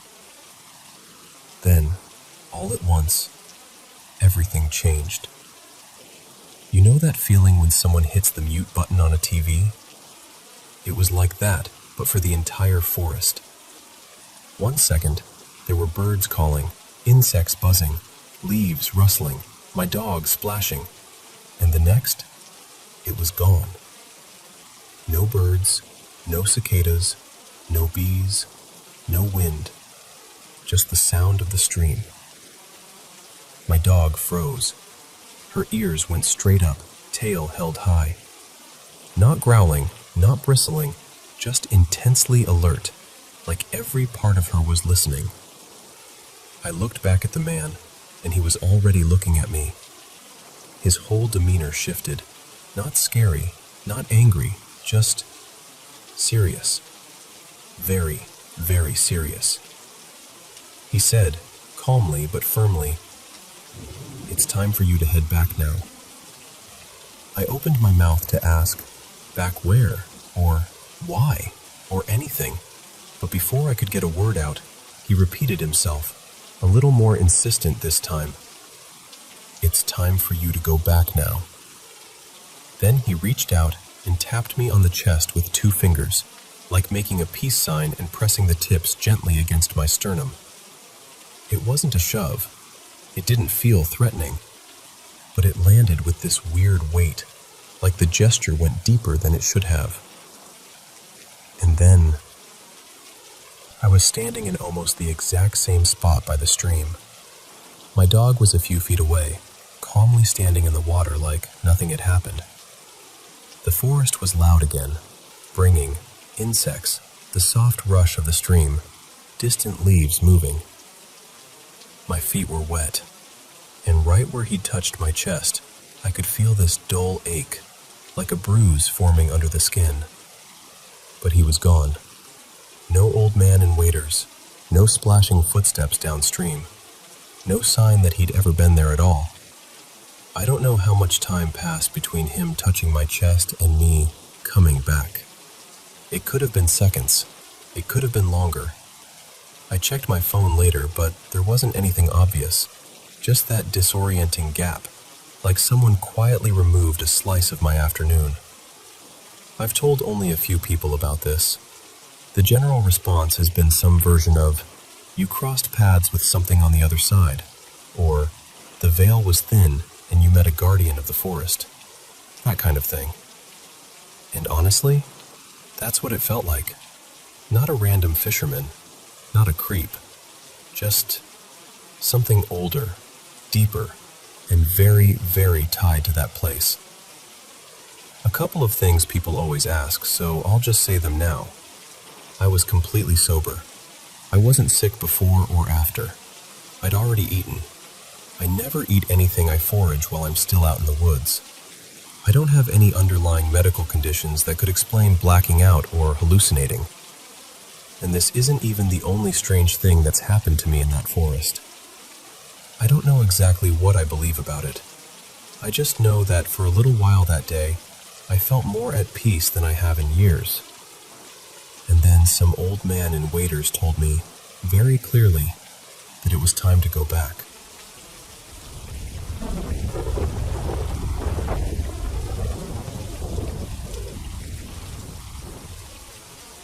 So, I've been carrying this story around for years, and I still don't really know what to make of it. I've told it a few times to friends, but I'm always curious how other people see it. Before anything, I should say English isn't my first language, so if I mess something up, please be patient with me. Anyway, here goes. When I was about 11 years old, I was in a youth scout group. It was honestly one of the happiest parts of my childhood. We spent a lot of time outdoors, learning how to tie knots, build small bamboo benches, light campfires, cook simple meals, and all that teamwork stuff that makes you feel very grown up when you're actually just a kid with a too big backpack. In my country, scout activities usually include short camping trips to quiet wooded areas. Nothing wild or far in the mountains, just small forests or nature reserves not too far from town. Peaceful places, lots of trees, crickets at night, that kind of vibe. This particular trip was at an educational nature center on the edge of a forest. The building itself was closed because it was school vacation, but they let us use the open field behind it to camp. It wasn't as big as a soccer field, more like a wide, grassy clearing. We set up our tents in a circle, tables in the middle, a campfire a bit off to one side. Our leader divided us into pairs for the tents, boys with boys, girls with girls. There were 3 girls in the group that year, me, my friend Lena, and another girl who ended up in a different tent with an assistant. So it was mostly just me and Lena together for everything. We had assigned duties. Someone handled cooking, someone gathered firewood, someone took care of the water, and so on. The one job everyone secretly hated was dishwashing, because we had to carry everything down a narrow path into the woods to a small stream. The rule was, always go in pairs, and you went with your tent mate. On the second night, we had a late dinner because one of the activities ran long. By the time we finished eating, it was close to midnight. The fire was just glowing embers, and everyone was tired and quiet. That night, it was my turn and Lena's turn to wash the dishes. But Lena had caught a bad cold earlier that day. She was pale, shivering, and had that heavy, blocked nose kind of voice. Our leader, Mr. Rafi, saw her and said, "No, you stay and rest. I'll send someone else with you," meaning with me. So instead of Lena, one of the boys came with me. I'll call him Jonah. He grabbed the plastic tub with the dirty plates and cups, and I took the flashlight. We didn't really talk much. We were just sleepy and a bit annoyed that we got the worst chore at the worst time. To reach the stream, there was only one way. A thin dirt trail that went between the trees behind the field. In the daytime, it was kind of pretty, with sunlight coming through the leaves. At night, though, it felt completely different. It was really dark, and the only lights were my little flashlight and a small slice of moon peeking through the branches. The path was just wide enough for one person at a time, so Jonah walked behind me, carrying the dishes, and I walked in front with the flashlight. We followed the trail for maybe 3 or 4 minutes, long enough for my heart to start beating a bit faster than usual. The air felt colder down there, damp from the stream. I could hear the water before I saw it. When we finally reached the stream, I lifted the flashlight to see where we could put the tub down. That's when we noticed someone was already standing there. For a moment, we both assumed it was someone from our group, but that didn't really make sense. Everyone should have been in their tents, and we hadn't seen anyone else leave the campsite. I remember Jonah whispering, "Who's that?" I didn't answer. I just squinted, trying to see better. I raised the flashlight a little, and my stomach dropped. The girl was wearing what looked like Lena's clothes. an oversized gray hoodie and dark shorts. Lena had been wearing that exact outfit earlier that evening, right before she went to lie down. My first thought was, Lena got up and came here? But that didn't make sense either. She'd been really sick, and we had left the campsite before seeing anyone else even sit up, let alone walk past us. We stood there, both of us staring at this girl across the stream. She had her back to us, hair down, almost reaching the middle of her back. She wasn't making any sound, just standing, looking at the water. Because we were kids, and kids don't always make smart decisions, we decided to call out to her instead of turning around and leaving. "Lena?" I called softly at first. No response. She didn't move at all. I tried again, louder. "Lena, are you okay?" Still nothing. Not even a flinch. At this point, I remember feeling two things at the same time: fear and this strange politeness. Like, what if this really is Lena and she needs help? I didn't want to just abandon her, but everything in me was starting to feel wrong. Jonah leaned a little closer to me and whispered, "Why isn't she answering?" We waited maybe 5, 6 seconds. It felt longer. The only sound was the stream and crickets. Then, for some reason I still don't fully understand, we decided to get closer. The stream wasn't very wide there, just a narrow crossing with rocks, and we were both used to going around that area during the day. So we carefully stepped on a couple of big stones to get closer to her side.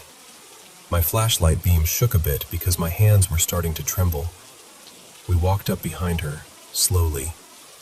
She still didn't react. No turning, no shifting her weight, no sound. Just this small figure in Lena's hoodie, staring at the water. Jonah reached out first. I remember wanting to tell him, "Don't," but the word never came out of my mouth. He put his hand very gently on her shoulder and turned her slightly toward us. At the same time, I lifted the flashlight to her face. And that's the moment everything broke. Where her face should have been, there was just nothing clear. It was like my brain couldn't focus on it. I didn't see eyes, or a nose, or a mouth. Just a kind of pale blankness where all those things should be. It wasn't like someone wearing a mask. It didn't look plasticky or painted. It was more like my brain refused to make sense of what I was seeing. I remember feeling this cold wave run through my whole body in less than a second. Jonah made this noise, half gasp, half choke, and yanked his hand back. I couldn't even scream at first. My mouth opened, but nothing came out. The girl didn't move. She didn't react to him touching her or to the light in her face. She didn't tilt her head, didn't step back, didn't say a single word. She was just standing there, slightly turned toward us now, with that face, or non-face, in the beam of my flashlight.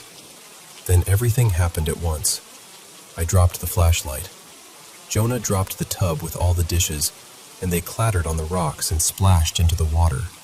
In that moment of chaos, my voice finally came back, and I screamed. I think we were both screaming, honestly. When we burst out of the trees and into the camp, a couple of kids sat up, confused, and our leader came running toward us, asking what happened. We were shaking so badly we could barely talk. The first thing I did was sprint straight to my tent and yank the flap open. Lena was there, sound asleep, curled up in her sleeping bag, breathing heavily through her stuffy nose. Her hair was a mess on the pillow, and her hoodie, the same gray hoodie, was right there on her. I just stood there, staring at her. I remember touching her shoulder gently and whispering her name, and she only groaned a little and turned over, still half asleep. The cold feeling in my chest got even worse. If she had been in the tent the whole time, who had we just followed into the woods? I went back to where Jonah was standing with our leader. He looked terrible, white as a sheet, eyes wide, hands still shaking. We tried to explain what we'd seen, stumbling over our words, interrupting each other. Our leader was skeptical, of course. From his perspective, it was two scared kids telling a ghost story after midnight. He scolded us for making such a scene and for dropping all the dishes in the stream. Then he told us we had to go back and pick them up. I did not want to go. Neither did Jonah. But we also didn't want to get into more trouble. So after a lot of deep breaths and nervous glances, we agreed to go, this time with our leader coming along behind us. Walking that same path again, so soon after, was horrible. Every shadow looked like it was about to move. I kept expecting to see that small figure standing in the distance again. My hands were clammy on the flashlight. When we reached the stream, everything was exactly like we'd left it, except there was no one there.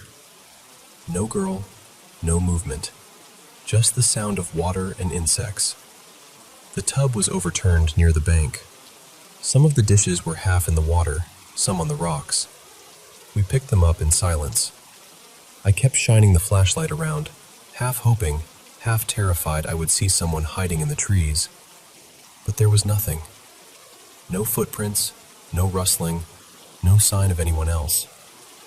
Our leader grumbled about us scaring ourselves, and on the way back, he insisted it was probably a trick of the light, or maybe we were confusing each other's stories in the moment. You know, the usual adult explanations. For a long time, among our scout friends, this story turned into something people joked about. Remember when you and Jonah screamed about a faceless girl? They'd laugh, or say we'd watched too many horror movies. And I get it. If I hadn't been there, I might think the same thing. But here's what still bothers me. We both saw the same thing, at the same time, before we had a chance to influence each other's memories. Jonah and I didn't describe it differently. We both said it looked like a girl wearing clothes like Lena's, standing by the water, not moving, and that when we saw her face, there was nothing. We were kids, yes, but we weren't trying to scare each other. If anything, we were trying very hard not to be scared. I'm not as frightened by it anymore. It's been many years, and I can talk about it without my voice shaking. I can come up with all kinds of maybe explanations now. Maybe it was some stranger living nearby. Maybe it really was a mask, and we just panicked too much to notice details. Maybe the flashlight's angle and the shadows erased everything in a weird optical illusion. Maybe our brains just filled in the blanks with something terrifying. All of those are possible, I guess. But whenever I think back to that night, what unnerves me the most isn't the blank face. It's the way she never moved. Not even a little. Not when we called out. Not when we stepped onto the rocks. Not when Jonah touched her shoulder and turned her. I still don't know what we really saw that night by the stream. And maybe I never will. But it stayed with me, clear as the sound of the water and the cold in the air, all these years later.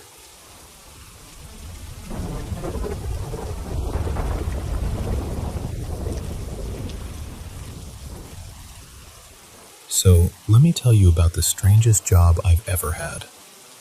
Last year, I was working as a compounding pharmacy intern. It was my very first time working in a real lab, and I was honestly so excited. You know that mix of nerves and pride? That was me, in my little white coat, thinking, wow, I'm really doing it. If you're not familiar, a compounding pharmacy is where they make customized medications, like tailored doses, different forms, special ingredients, very specific to each patient. My job wasn't glamorous or anything. I mostly bottled the medications, labeled them, checked the tags, basic stuff. But for a first experience, I thought it would be great. I got the job because a friend of mine, Julia, recommended me. She was like, "You'll learn a lot, and the boss is chill." So I trusted her. The work itself was fine. The place, though? The place was wrong. The pharmacy was in this old 2-story building on a quiet street. From the outside, it looked more like someone's grandmother's house than a lab. It had that faded paint, narrow windows, and this tiny, squeaky gate. When I first saw it, I remember thinking, are we sure this is up to code? But I was an intern, so, I kept that to myself. Inside, it felt like they had taken a normal family home and just forced it into being a pharmacy. The front, where the customers came in, was okay. But the back area? A chaos of boxes, old shelves, and patches of mold creeping along the walls. The smell of damp plaster never really went away.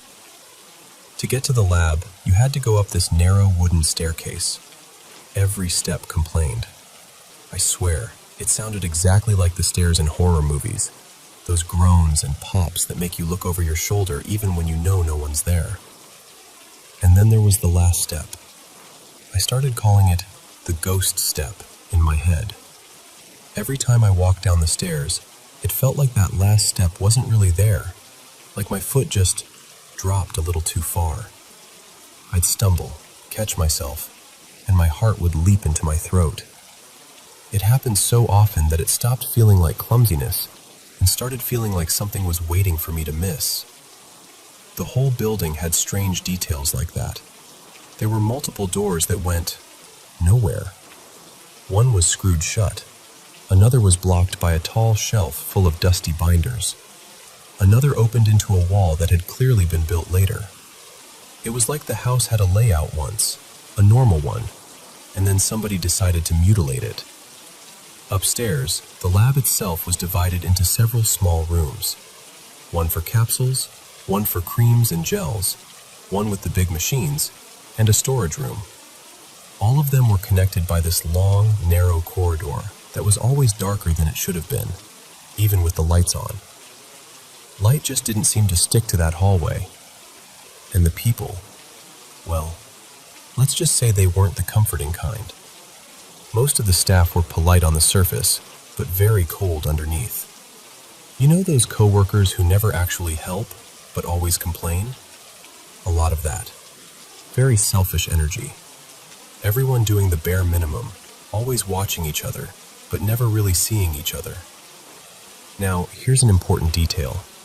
I was almost always the last one to leave the lab. At first, nothing super strange happened. The place creeped me out, but it was just a vibe. You know when you feel uneasy, but you can still explain it away? Old building, dark hallway, weird mold, unfriendly coworkers. Okay, fine. But a few months in, that changed. There was this guy who worked the shift before mine. Let's call him Paolo. He wasn't friendly, but he wasn't rude either. Just quiet, very serious. Every day when he finished, he'd pass by the doorway, look in, and say a simple, "Ciao," or "See you." Then he'd go down the stairs, and I'd hear his steps fading away. One evening, around a little after 6 p.m., I was alone in one of the smaller rooms. Door closed, finishing some labels. It was one of those evenings when the sky outside turns this grayish blue, and you can't really tell how late it is. And then I heard footsteps on the stairs. Slow, steady, coming up. Wood creaking under each step. My first thought was, oh, Paolo forgot something. So I called out, "Paolo, is that you?" Silence. The footsteps kept coming. Up the stairs, onto the hallway, past the door of the room I was in. They didn't stop. They just moved through the lab. No voices, no doors opening, nothing falling, no bags rustling. Just the sound of someone walking. You know that cold feeling that starts in your chest and spreads to your fingers? Yeah, that. I didn't open the door. I just froze.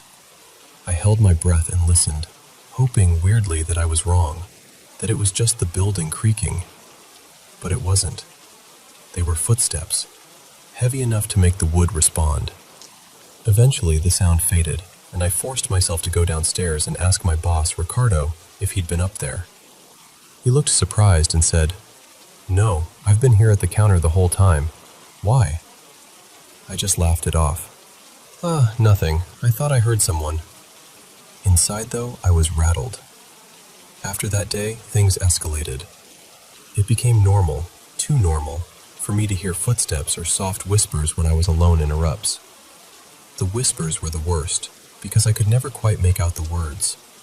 It was like standing next to a closed room where two people are talking very quietly. You can't hear what, but you know there are voices. I started to wonder if I was losing my mind. That's when I began wearing headphones with music. It was against the rules because of biosecurity, but honestly, I didn't care anymore. Fear felt worse than getting scolded. I'd tuck one earbud under my hair, keep the volume low, and pretend everything was fine. But even with music, the feeling of the place wouldn't leave me. The air felt heavy, like something was pressing on my chest. Those blocked doors, the moldy corners, the way people treated each other, everything combined into this thick, bad energy. I'd go up the stairs already tense, shoulders tight, stomach knotted. And then my health started to fall apart. I stopped being able to eat properly. I'd sit down for lunch and feel nauseous just looking at the food. My stomach was always weird, painful, swollen, full of gas. And I spent more time in the bathroom holding back the urge to vomit than actually working. I lost a lot of weight without trying. My clothes became loose. I went to doctors, did tests, tried medications. Everything came back normal. On paper, I was fine. In reality, I felt miserable. One afternoon, something happened that I still think about. Not a little bump. A thud. My whole body went cold. I stood there for a few seconds just breathing, arguing with myself. Don't go. But what if something actually fell? What if it's important? Finally, I forced myself to open the door. The hallway looked the same. Dim, long, weird. I walked to the other room, and there, in the middle of the floor, was a wooden stool lying on its side. One of those simple, round stools with 4 legs and no backrest. Now, there was no open window, no fan. No one had been up there but me, and that stool was heavy. It wasn't the kind of thing a tiny breeze could knock over. I remember just staring at it, feeling this wave of adrenaline. I walked in, picked it up, and put it back the right way. And as I turned to leave the room, I glanced toward the corridor. That's when I saw it. A white shape, small, about the height of a child, moving quickly across the hallway. Just a pale figure passing from one side to the other, then gone. No face, no details, just that white form against the darkness. I didn't stay to negotiate with reality. I dropped what I had in my hands and bolted. I ran down the stairs so fast that, of course, the ghost step got me. My foot slipped on that last step that always felt wrong, and I stumbled hard, almost falling. Ricardo, my boss, came rushing over. What happened? Are you okay? I laughed it off again, said something about being clumsy, changed the subject as fast as I could. I was shaking, but I still didn't want to sound crazy. Later, when I'd calmed down a bit, curiosity beat fear. I asked him, "Hey, what was this building before it became a pharmacy?" He thought for a moment and said, "Oh, it used to be a house. An older couple lived here, and I think they had a granddaughter who stayed with them sometimes. That was, 20 years ago?" Then he hesitated and added, almost casually, "Funny thing, I had a dream about a girl in this place once. She was wearing white. She kept trying to talk to me, but I couldn't understand her. And her eyes..." He paused. Her eyes were completely black. Hearing that, I felt every little hair on my arm stand up. I told him about the footsteps, the stool, the white figure I'd just seen. I expected him to laugh or tell me I was overworked. Instead, he sighed and said, "You're not the first person to say something like that." He told me the pharmacist who used to be in charge, let's call her Louisa, had once seen a child walking around the pharmacy, a little girl. Louisa got so terrified she hid under a table and had a full-blown panic attack. They ended up having to take her out and drive her to the hospital. She resigned not long after that. After hearing all of this, I refused to stay alone upstairs anymore. I asked my friend Julia to stay with me whenever she could, even if she wasn't on the same schedule. On days when that wasn't possible, I'd rush through my tasks and then literally hide in the bathroom downstairs until my shift ended, just so I didn't have to be alone in that lab. The whole thing just felt wrong. Not, I watched a horror movie and I'm jumpy, wrong. More like my body is screaming at me to leave. Wrong. After almost a year there, I finally had a reason to quit. My college schedule changed to full-time, and there was no way to keep the internship. I told them I had to leave, and honestly, I felt relieved in a way that's hard to describe. Here's the part that still blows my mind. In the first week after I left that pharmacy, my appetite just came back. No nausea, no constant stomach pain, no running to the bathroom. It was like my body had been holding its breath the entire time I worked there, and finally, it could inhale again. Let's just say I'm very, very happy to be far away from that pharmacy on the hill. And if anyone ever invites you to work in an old house that's suspiciously cheap to rent and full of doors that go nowhere, maybe politely say no.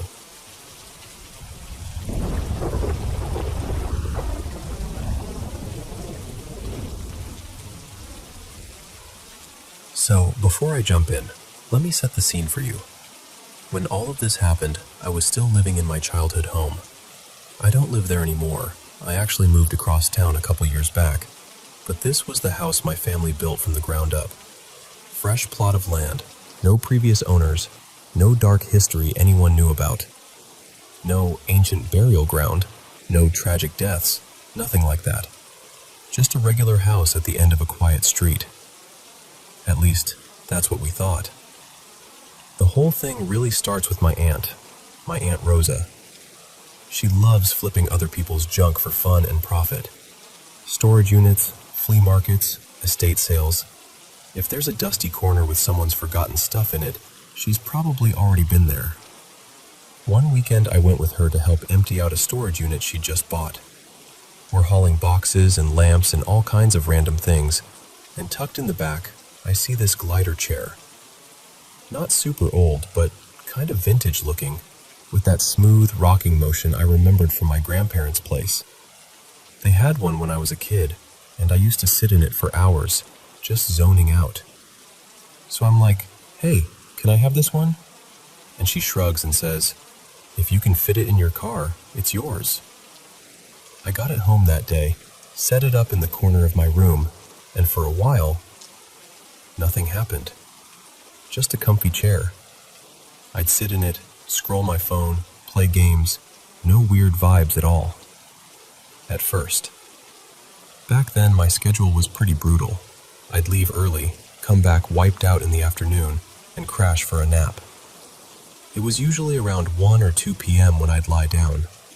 My bedroom was upstairs, right by this little balcony that overlooked the living room, so I could always hear the TV or people talking downstairs if someone was home.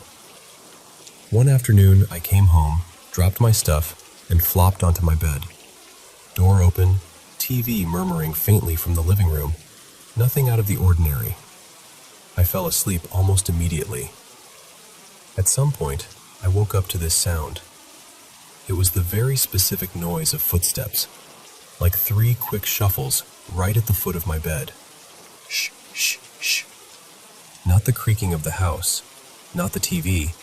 This felt close, like someone had walked right up to me. I sat straight up. Nobody was there.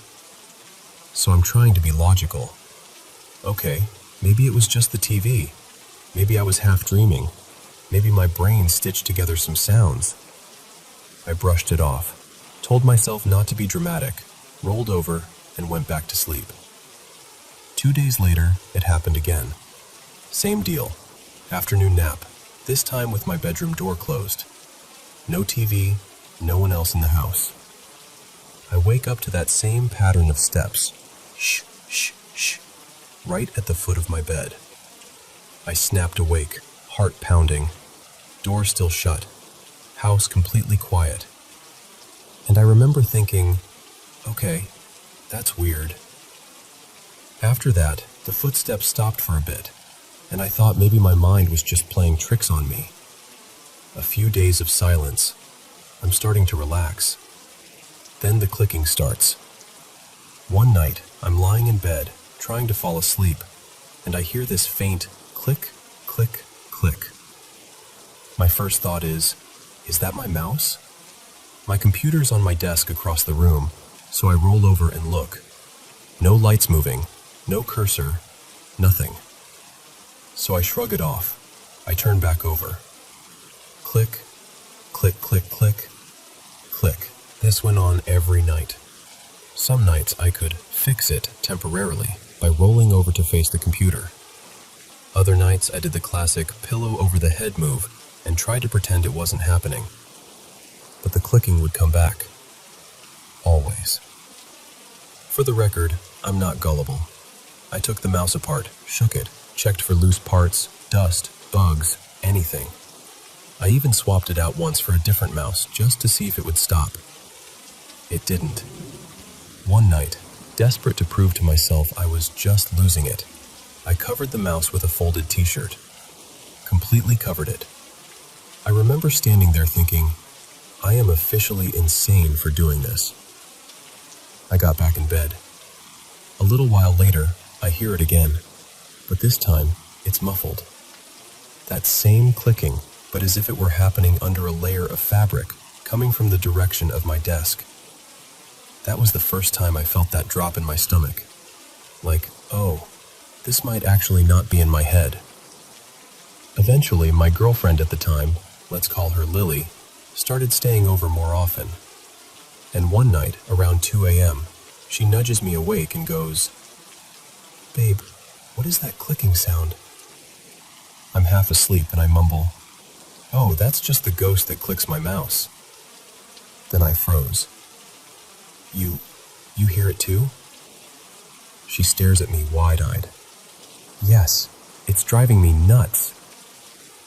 That was the moment I realized, okay, this isn't just some private, sleep-deprived hallucination. Someone else is hearing it as clearly as I am. By this point, the clicking had become almost familiar. I started talking to whatever it was. I'd come home, open my bedroom door, and say, "Hey, I'm back. Please don't keep me up tonight." Crossing that threshold into my room always felt a little off. Not icy cold or horror movie dramatic, just heavy. Like walking into a closet packed tight with winter coats. The sound from the rest of the house always seemed to dull in there. Too quiet. A few weeks of this go by. The footsteps, the relentless clicking, the weird heaviness when I walked into my room.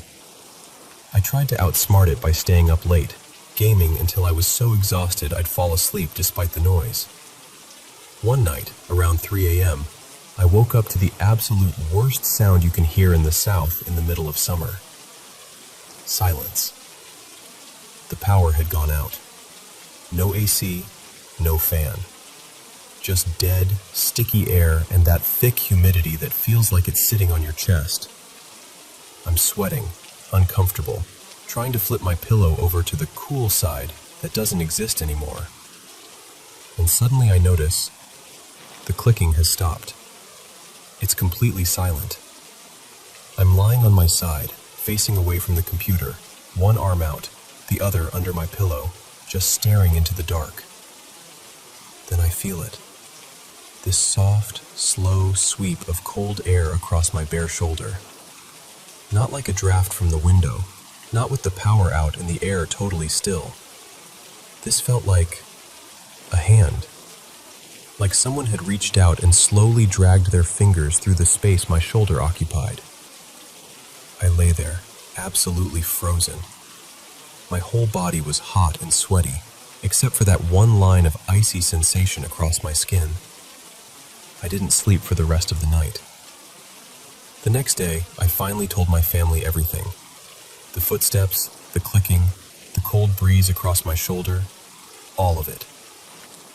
My dad, his name's Mark, is a hardcore skeptic. He immediately started in with his list. House settling, loose wiring, electrical interference, maybe a bug inside the mouse. Maybe I'd been dreaming it. Maybe it was the TV. Maybe it was pipes in the wall. Maybe neighbors, you name it. He started telling my aunts and uncles about it as a joke, like, "Guess what my kid thinks is haunting their bedroom? A computer mouse." I didn't really blame him. Out loud, it sounded ridiculous. After the cold shoulder incident, though, I reached my limit. I went out and bought a small security camera, the kind that uploads clips to your phone, and pointed it at the corner of my room where the desk and chair were. I wanted to see if the sound happened when I wasn't home, or if anything actually moved. Was that extreme? Maybe, but I needed to know. Right around then, we decided to repaint part of the house. The painters came in and started with the living room downstairs. They covered the tile in those thick layers of paper, the kind that crinkles so loud you couldn't sneak across it if you tried. They moved all the furniture out, hauled in ladders and paint trays, and got a good chunk done on the first day. By evening, there was scaffolding set up, rollers stacked in corners, and one of those tall aluminum A-frame ladders left open near the far wall. The work area looked like a construction zone, but it was all neatly arranged. That night, for once, I wasn't trying to sleep. I was at my desk upstairs, headset on, laughing and talking with some friends online. It was around midnight. Out of nowhere, from the living room directly below my room, I hear this deafening slam. Not a knock, not something falling over gently. It was the kind of sound that makes your heart jump into your throat, like metal hitting the floor hard. I ripped my headset off and bolted out of my room. At the same time, my dad's bedroom door downstairs flew open. His room is right off the living room. I got to the balcony railing and looked down. He was already standing in the middle of the paper-covered floor, scanning the room. Paint cans, trays, scaffolding, everything still in place. No obvious disaster. He looked up at me, and I looked down at him. We both knew, instantly, that neither of us had made that sound. I watched the color drain from his face. He said, very quietly, "Okay, I believe you now." We spent the next 20 minutes playing detective. We started testing things, moving them, bumping them, trying to recreate that exact noise. At first, everything either scraped or thudded or clanged, but nothing matched. Then we got to this tall aluminum ladder, probably around 8 feet, that had been left open in the middle of the room. My dad picked it up a few inches off the floor and let it drop. Slam. Both of us froze. That was the sound. Perfectly. Except neither of us had touched that ladder when the noise first happened, and nobody else was awake. My dad just stood there, staring at it, and then he looked at me and said, "If something wanted my attention, it's got it." Eventually, the house got finished. The ladder went away. The living room looked normal again. The clicking in my room slowly faded and then stopped. I moved out not too long after. I don't know if it was the chair, the repainting, some weird coincidence, or something that just wanted to be acknowledged for a bit. I never saw anything, never caught a great clip on the camera, no dramatic horror movie moment. But I'll tell you this. To this day, if a computer mouse starts randomly clicking on its own, I still get that same little chill down my shoulder. And I can hear my dad's voice in my head saying, "Okay, I believe you now."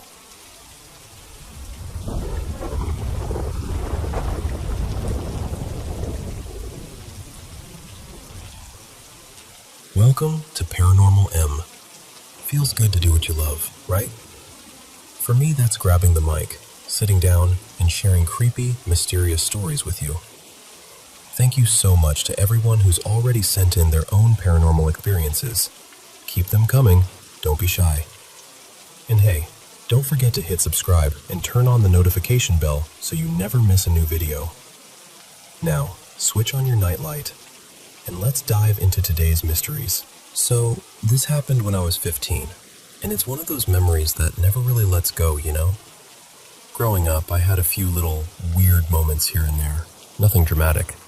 I'd catch a shadow slipping past in the corner of my eye, or feel something lightly brush the back of my shoulder when no one was behind me. I always wrote it off as an overactive imagination, stress, maybe just my brain being weird. I never really believed in anything paranormal. Around that time, my parents divorced. My dad moved into this small apartment complex across town, and my mom moved into a townhouse with her new boyfriend and his 2 kids. We all got along okay at first, but as we got older, everyone kind of retreated into their own corners of life. Different schools, different hobbies, different rooms with doors closed. Before I get to the main part, there's some important background. My mom was in the Army before I was born. She made it through her service without any serious injuries, thankfully, but it left a huge mark on who she is. Even after leaving, she stayed really involved, donating to veterans organizations, going to events, volunteering at fundraisers. It was more than just respect. It felt like a promise she was keeping. Part of that came from her dad, my grandfather, Raymond. I never met him. He enlisted when he was young, and he died during a deployment. I don't know a lot of details about how it happened. My mom doesn't talk about it much. I just grew up knowing that he was this quiet, missing piece in our family. Fast forward a few years after the divorce. I'm a freshman in high school, and I'm not doing great mentally. The schoolwork felt like this constant pile I could never dig out of. At home, there were a lot of arguments. Small things that escalated quickly. Sharp words that lingered long after people left the room. I was always tense, always tired. One Friday night, I decided I was just going to tune everything out. I stayed up late in my room watching movies on my laptop, eating chips and candy, just trying to forget how overwhelmed I felt. By the time I finally paused the movie, it was around 1:40 in the morning. The house was quiet. Everyone else was asleep. I realized I was really thirsty, so I headed to the kitchen. I didn't bother turning on the lights. By then, I knew the layout of the house by heart, the distance from my doorway to the kitchen tiles, where the edge of the counter was, where the fridge handle was. The only light was this faint bluish glow from the microwave clock. I grabbed this old blue plastic cup from the counter and started filling it with water from the fridge dispenser. And while I'm standing there, half zoned out, I hear it. A faint screech. It came from the darkness to my left, where the hallway opened up toward the living room. At first, it sounded almost like furniture scraping against the floor, the kind of sound you get when you drag a heavy chair without lifting it. But there was something off about it. It was too sharp, too thin. It made the hairs on the back of my neck stand up. I froze. My first thought was, okay, it's nothing. Calm down. We had 2 cats at the time, and they were always squeezing into places they shouldn't, knocking things over, scratching at stuff. I told myself it was just one of them jumping off the couch or pushing something around on the floor. But the longer I stood there, the colder I felt.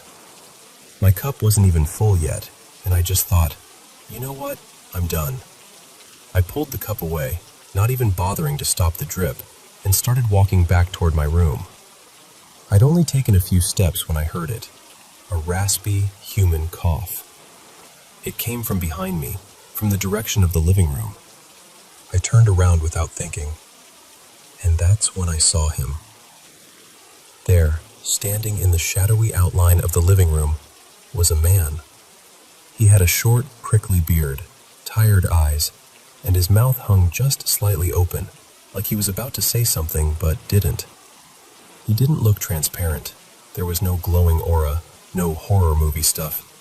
He looked solid, real. Like if I walked up to him and pushed him, I'd actually feel him. For a few seconds, my brain was just trying to process stranger, intruder, danger. But then something clicked. I knew that face. It was my uncle, my mom's younger brother, Daniel. He'd died in a car accident the previous winter. The realization hit me like ice water. I remember this rush of chills crawling over my entire body, like my skin suddenly didn't fit right. I didn't scream. I didn't say anything. I just stared, and he stared back, and I couldn't tell if he looked sad or tired or something else. The next part is fuzzy. It's like my brain didn't want to remember it clearly. I remember backing away, I remember turning and walking as fast as I could down the hallway, my legs feeling heavy and light at the same time. I shut my bedroom door and locked it, even though I wasn't sure what a lock would do against whatever that was. I put my movie back on, but I wasn't really watching it.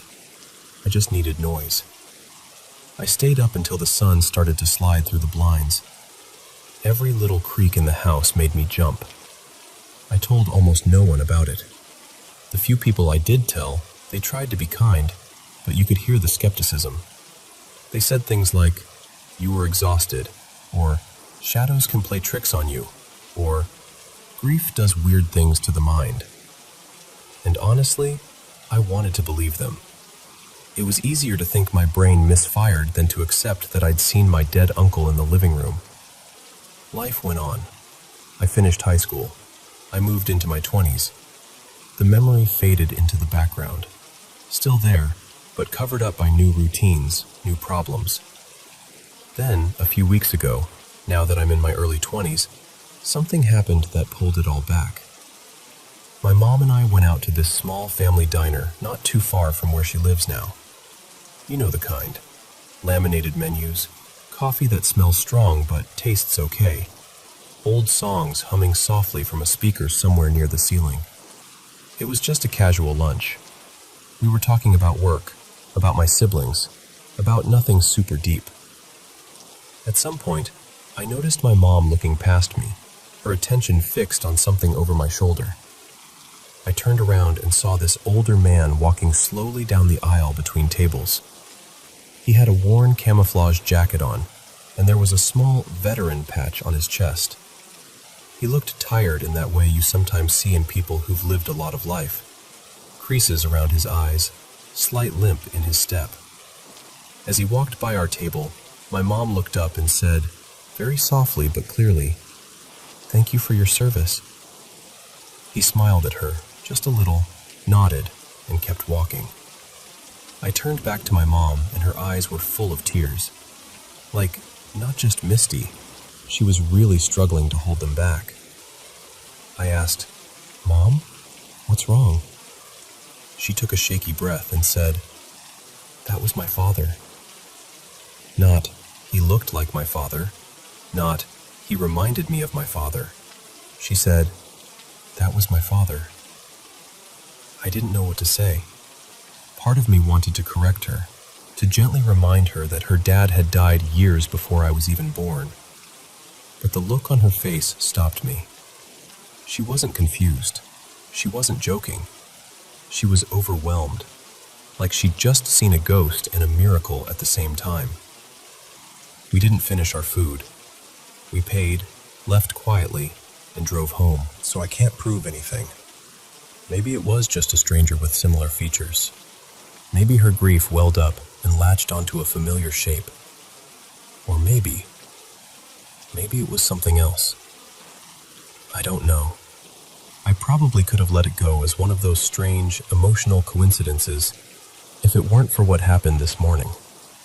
I was in the kitchen again, making breakfast. It was early, sun just starting to light up the curtains. I was standing at the stove, waiting for eggs to finish, scrolling on my phone, half awake. And then I heard it. That same faint, scraping screech. This time it wasn't coming from the living room. It was right behind me. It sounded like something being dragged slowly across the floor. That sharp, thin noise that hits a nerve you didn't know you had. My whole body tensed up instantly. I turned around fast, hoping to see a cat, a dropped utensil, literally anything I could explain. There was nothing. The kitchen was empty. The hallway was empty.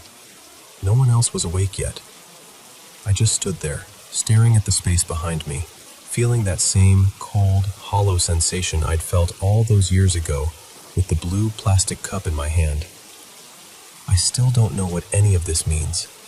I don't know if it's stress or grief or some leftover piece of my mind replaying old fears, or if it's something we don't have words for yet. All I know is, when I heard that screech again, it felt like the past had reached out and brushed the back of my shoulder one more time.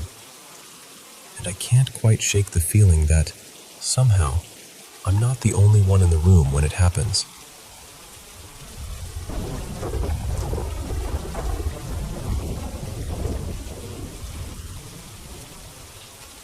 So, hey. First of all, I'm from India, and English isn't my first language, so just be a little patient with me, yeah? I really want to share this properly with you. I've had some weird experiences in my life, like the kind that stick in your mind so clearly it feels like they happened last week, even though years have passed. Tonight I just felt like, okay, I need to say this out loud to someone, and that someone happens to be you. You know, one of my earliest memories is from when I was a kid, maybe 9, something like that. It was early evening, around 6 p.m. I was at home, completely alone, just chilling in the living room and watching Shin-chan on TV. There was this really silly scene, and I started laughing at it, like genuine belly laugh kind of thing. And right after my laugh, I heard another laugh. It was this eerie, creepy laugh, just a little bit delayed after mine, like an echo, but wrong. And it came from right behind me. Not from the TV, not from outside. From behind me. The whole room suddenly felt colder. I remember my body just locking up for a second, and then my brain finally caught up like, nope, we're not doing this today. I bolted. I ran straight out of the house, didn't even bother turning off the TV. I can still feel that sensation, that someone was standing there, laughing with me, but not in a friendly way. And this wasn't just a one-time thing. All through my life, I've had this weird, recurring experience of people calling my name when nobody is actually there. Like, I'll be at home, or walking on an empty street at night, or turning around a corner, or even up on rooftops, and I'll hear my name, clear as day. You know how your own name sounds, right? There's no confusion. It's not like I might have misheard something. This is my name, in a familiar tone, like someone who knows me is calling. I'll turn around, expecting to see someone, and nothing. Just empty space. After a while, it stopped feeling like a simple hearing things moment, and more like something trying to get my attention. One of the experiences that really shook me happened in 2022, sometime around June, in the late afternoon, about 5 p.m. or so. I was on my bed, kind of half lying down, half sitting, scrolling on my phone like we all do. The light was still coming in through the window. It wasn't dark or anything. It was just a normal, lazy day.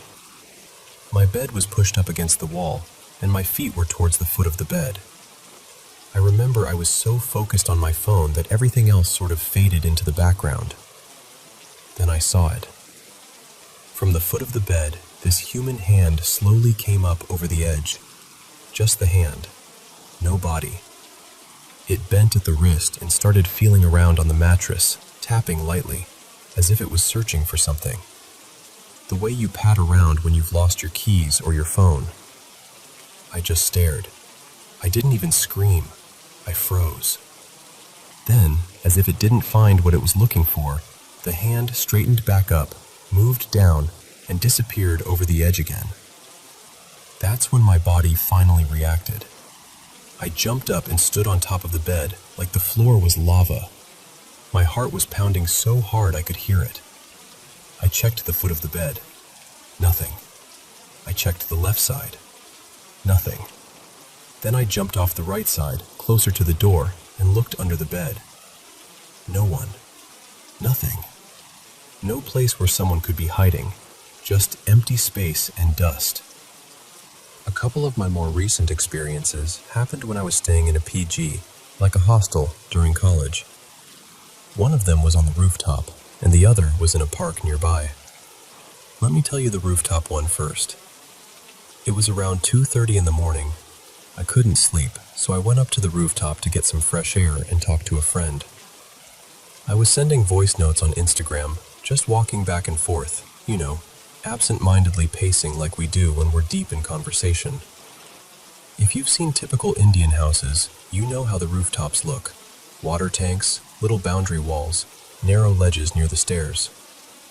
I was walking near the area where the water tanks are, and that's when I noticed it. There was this humanoid shadow figure sitting on the edge of the small gateway structure that leads onto the roof. At first, I thought it was just some trick of the light, like maybe a cloth or something hanging. But it was shaped like a person, sitting, still. While I was looking straight at it, the figure stood up. No face, no features, just this solid, shadowy outline of a person. It stood up on the edge, paused for a second, and then it walked. Not along the ledge, not down the stairs. It walked off the edge of the rooftop, into the air, like the ground just continued out there, invisible to me. My whole body went cold. I didn't go closer, obviously. I just turned and ran down the stairs. I went straight to my room, shut the door, locked it, and crawled into my bed. I pulled the bedsheet over myself like that thin fabric was somehow going to protect me from anything. I was lying there, trying to convince myself it was nothing, that I was just tired or imagining things, when I started hearing it. Knocking. At first, it sounded like it was coming from somewhere above, like from the rooftop. A slow, deliberate knocking. Then it seemed to move. The sound shifted toward my room, toward my window. It felt like it was tracing a circle, roof, wall, window, back again. I put my earphones in, blasted music as loud as I could, and tried to drown it out. I didn't get up to look. I didn't want to see anything. Eventually, I somehow fell asleep, but that feeling of something searching for me stayed. Now, about the park. There was this park I used to visit regularly near my PG. I'd go there almost every night to walk for an hour or two, trying to lose weight and also clear my head. It became a sort of ritual for me. One night, it was around 11 p.m. I remember thinking, maybe I should skip today. I'm tired. But then I was like, no, consistency is important, and I forced myself to go. At first, everything was normal. Streetlights, a few distant sounds from the road, some stray dogs lazing around. I put on my earphones, turned up my music, and started walking laps around the track. After 3 or 4 rounds, I noticed something. I started smelling this foul odor. It was strong, like the smell of rotting flesh or a dead animal somewhere nearby. I assumed it was probably a dead dog or a rat in the bushes. You know how it is. These things happen, right? So I tried to ignore it and kept walking. But the smell didn't go away. It stuck to me. It followed me through the entire loop, like it was attached to the air around my body, not just one spot in the park. No matter where on the path I walked, the stench stayed with me. That's when my brain went from, this is gross, to, this is wrong. A few minutes later, I started hearing footsteps. The strangest part? I could hear those footsteps clearly, even though I had music blasting in my ears. The sound was just there, right behind me. Not too fast, not too slow. Matching my pace, as if someone, or something, was walking exactly 1 or 2 steps behind me, keeping rhythm with me. The mixture of the smell, the footsteps, and that feeling of being watched finally got to me. I just thought, yeah, okay, not today. I'm done. I turned around and headed straight out of the park. Didn't run, but I walked fast. I didn't look back again. I went straight home, locked my door, and sat there for a while, just trying to calm my breathing down. These are some of my horror experiences, the ones I feel ready to share right now. There are a few more that I've left out, partly because this is already a lot, and partly because I'm still not fully ready to talk about all of them. But you? You're actually one of the first people I've ever told all this to in this much detail. So, thank you for listening. I don't know what any of it means. I don't know if it's spirits, my mind playing tricks, or something in between. But if anything I said connects some dots for you, or reminds you of something you've experienced, well, at least we're not alone in this.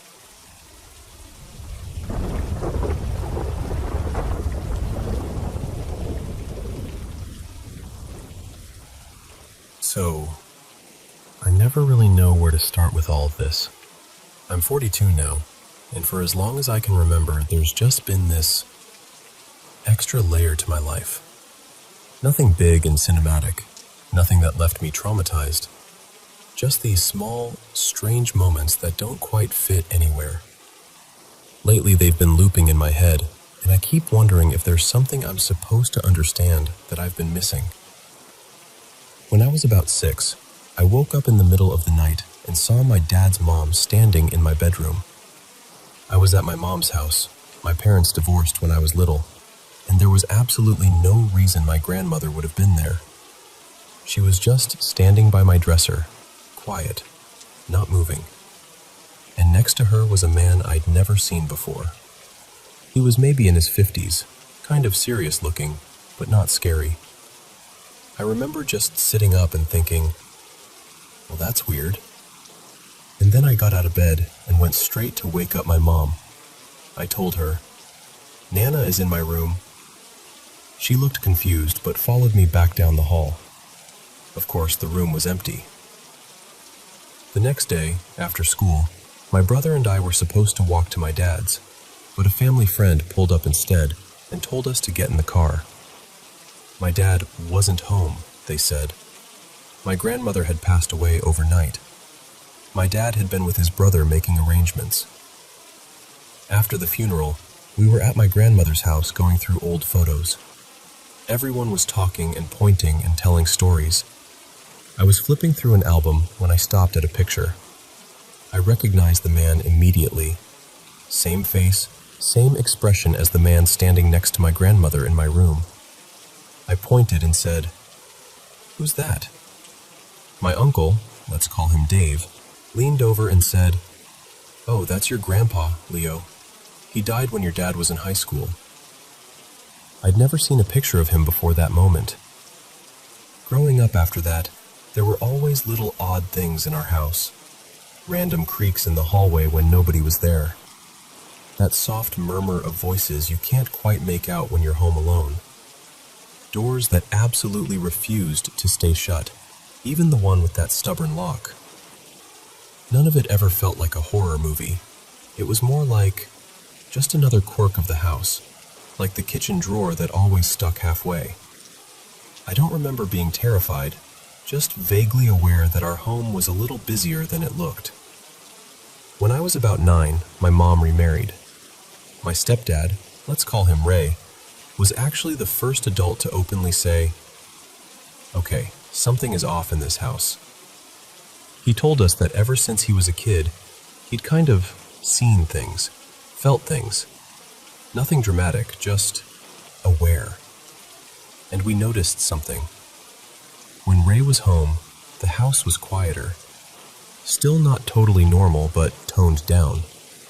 When he traveled for work, though, the weird stuff ramped up. More sounds, more doors, more that feeling of being watched that you're always trying to shrug off. Fast forward. I'm 23, and my then boyfriend, now husband, let's call him Matt, and I are moving into a new rental. It's in a really rough neighborhood, and honestly, the house itself was kind of a disaster. But the rent was cheap, and we were young and stubborn. We fixed it up way more than anyone should ever fix up a rental. We painted, put in new laminate floors, updated the bathroom. It wasn't fancy, but we made it ours. My parents weren't thrilled. Ray, especially, was very tense about it. I assumed it was just the neighborhood. You know, safety and all that. Pretty quickly after we moved in, though, something shifted between me and Matt. We started fighting. A lot. Over really small, petty things. We just felt prickly. At each other, at the world, at everything. We only ever fought like that inside the house. We'd be mid-argument, voices raised, feeling that awful tightness in our chests, and then one of us would need something from the car, or we'd decide to go grab food. The second we stepped outside, it was like someone turned a dial down. The energy between us just softened. The anger felt artificial, like it didn't belong to us. Back in the house, it cranked up again.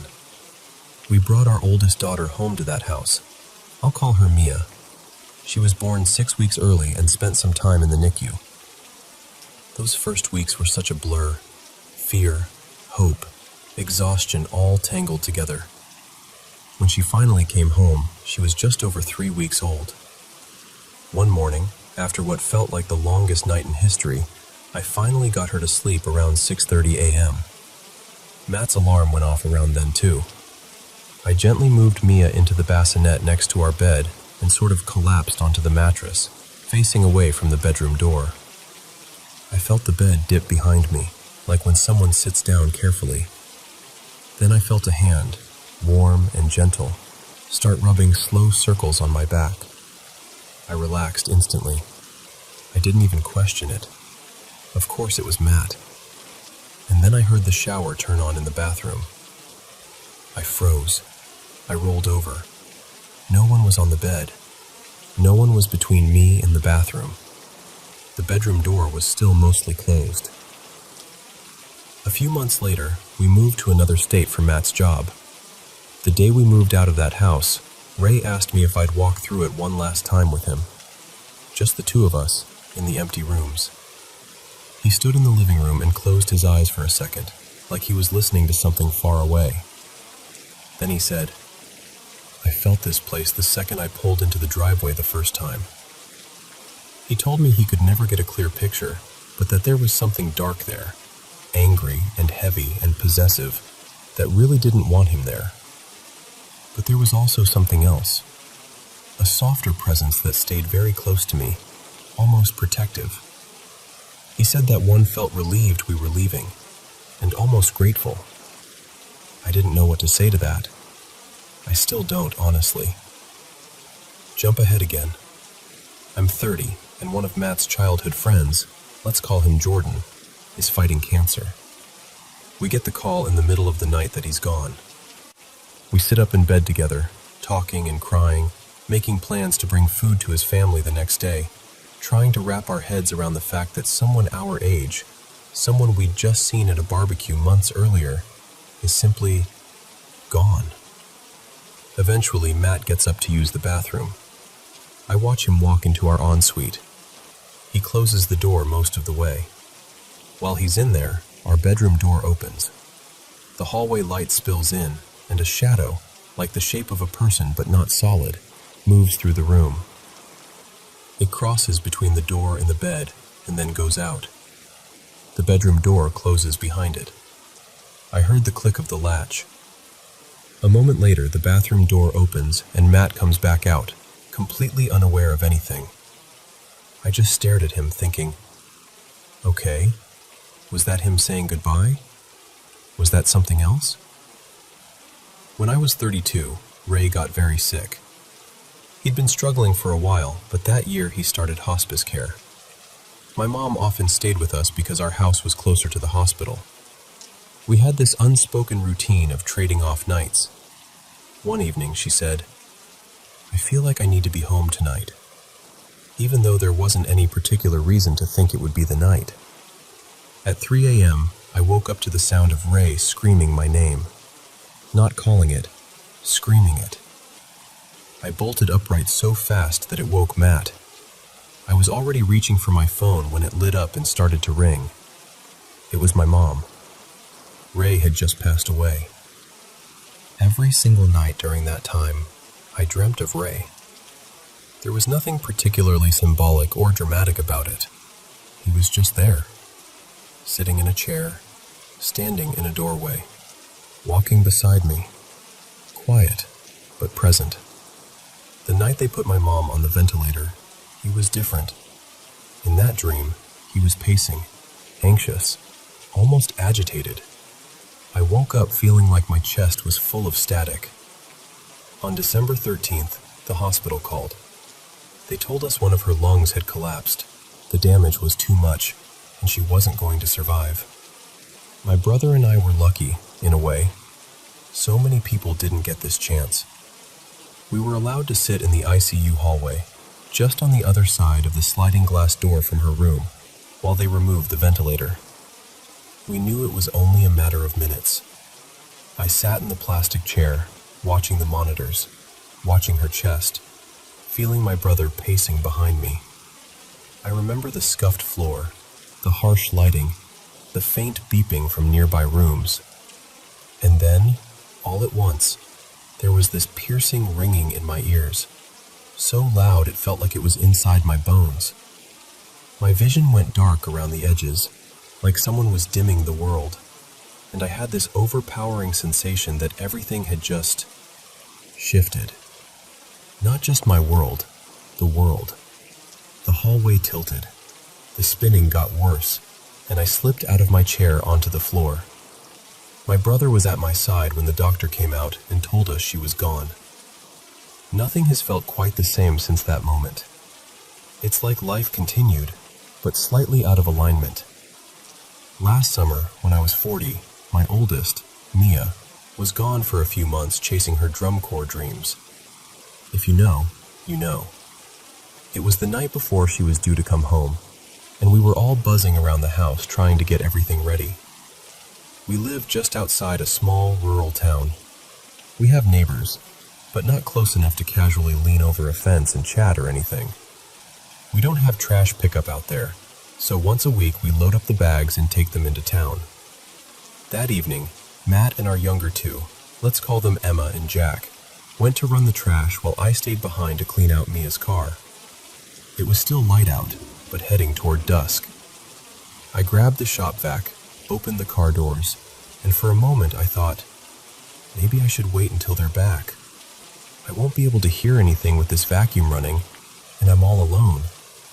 But then I brushed it off. I told myself, it's fine, it's early, you're being dramatic, and started vacuuming the front passenger floorboard. I was bent over, focused on that one stubborn little corner of dirt, when I heard 3 loud knocks on the side of the car. Not faint, not maybe it was an animal.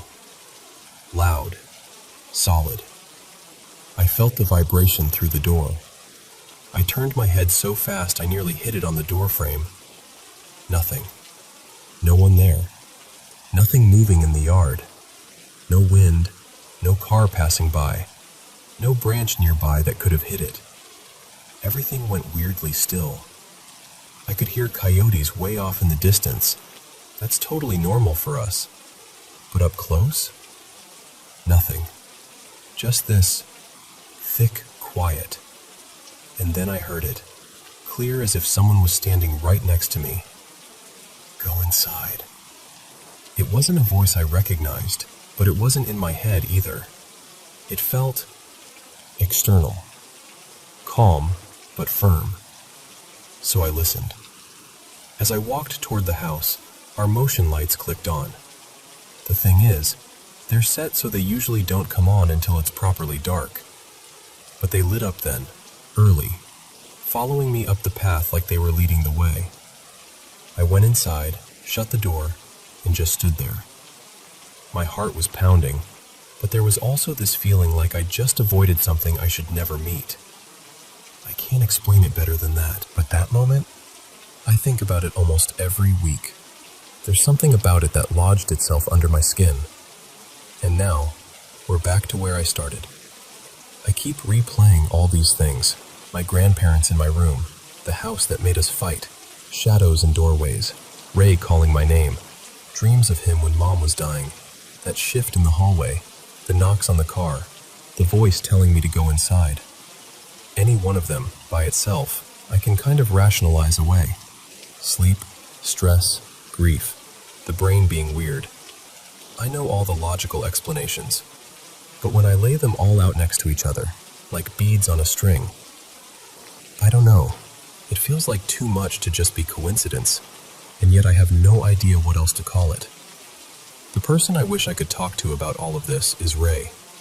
We never really went back to the topic after we moved out of that one house. Life got busy, kids were born, jobs changed, years blurred together. But he would have understood. He wouldn't have laughed it off or told me I was being ridiculous. Sometimes I wonder if there's some message I've missed, or if it's less about a message and more about proof? Reassurance that the people we love don't just vanish. Or maybe it's something else entirely, and I'm just not connecting the dots. I don't have a neat ending here. I don't have answers. I just needed to let it all spill out, in one place, in order. To say, this is my life, braided with these little hauntings. And to ask, quietly, does any of this sound familiar to you?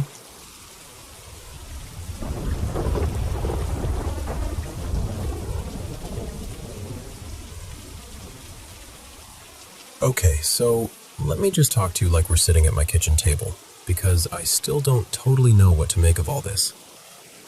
It started really small. One afternoon in my apartment, my daughter, Mia, suddenly goes, "Mama, there's a ghost here." Just once.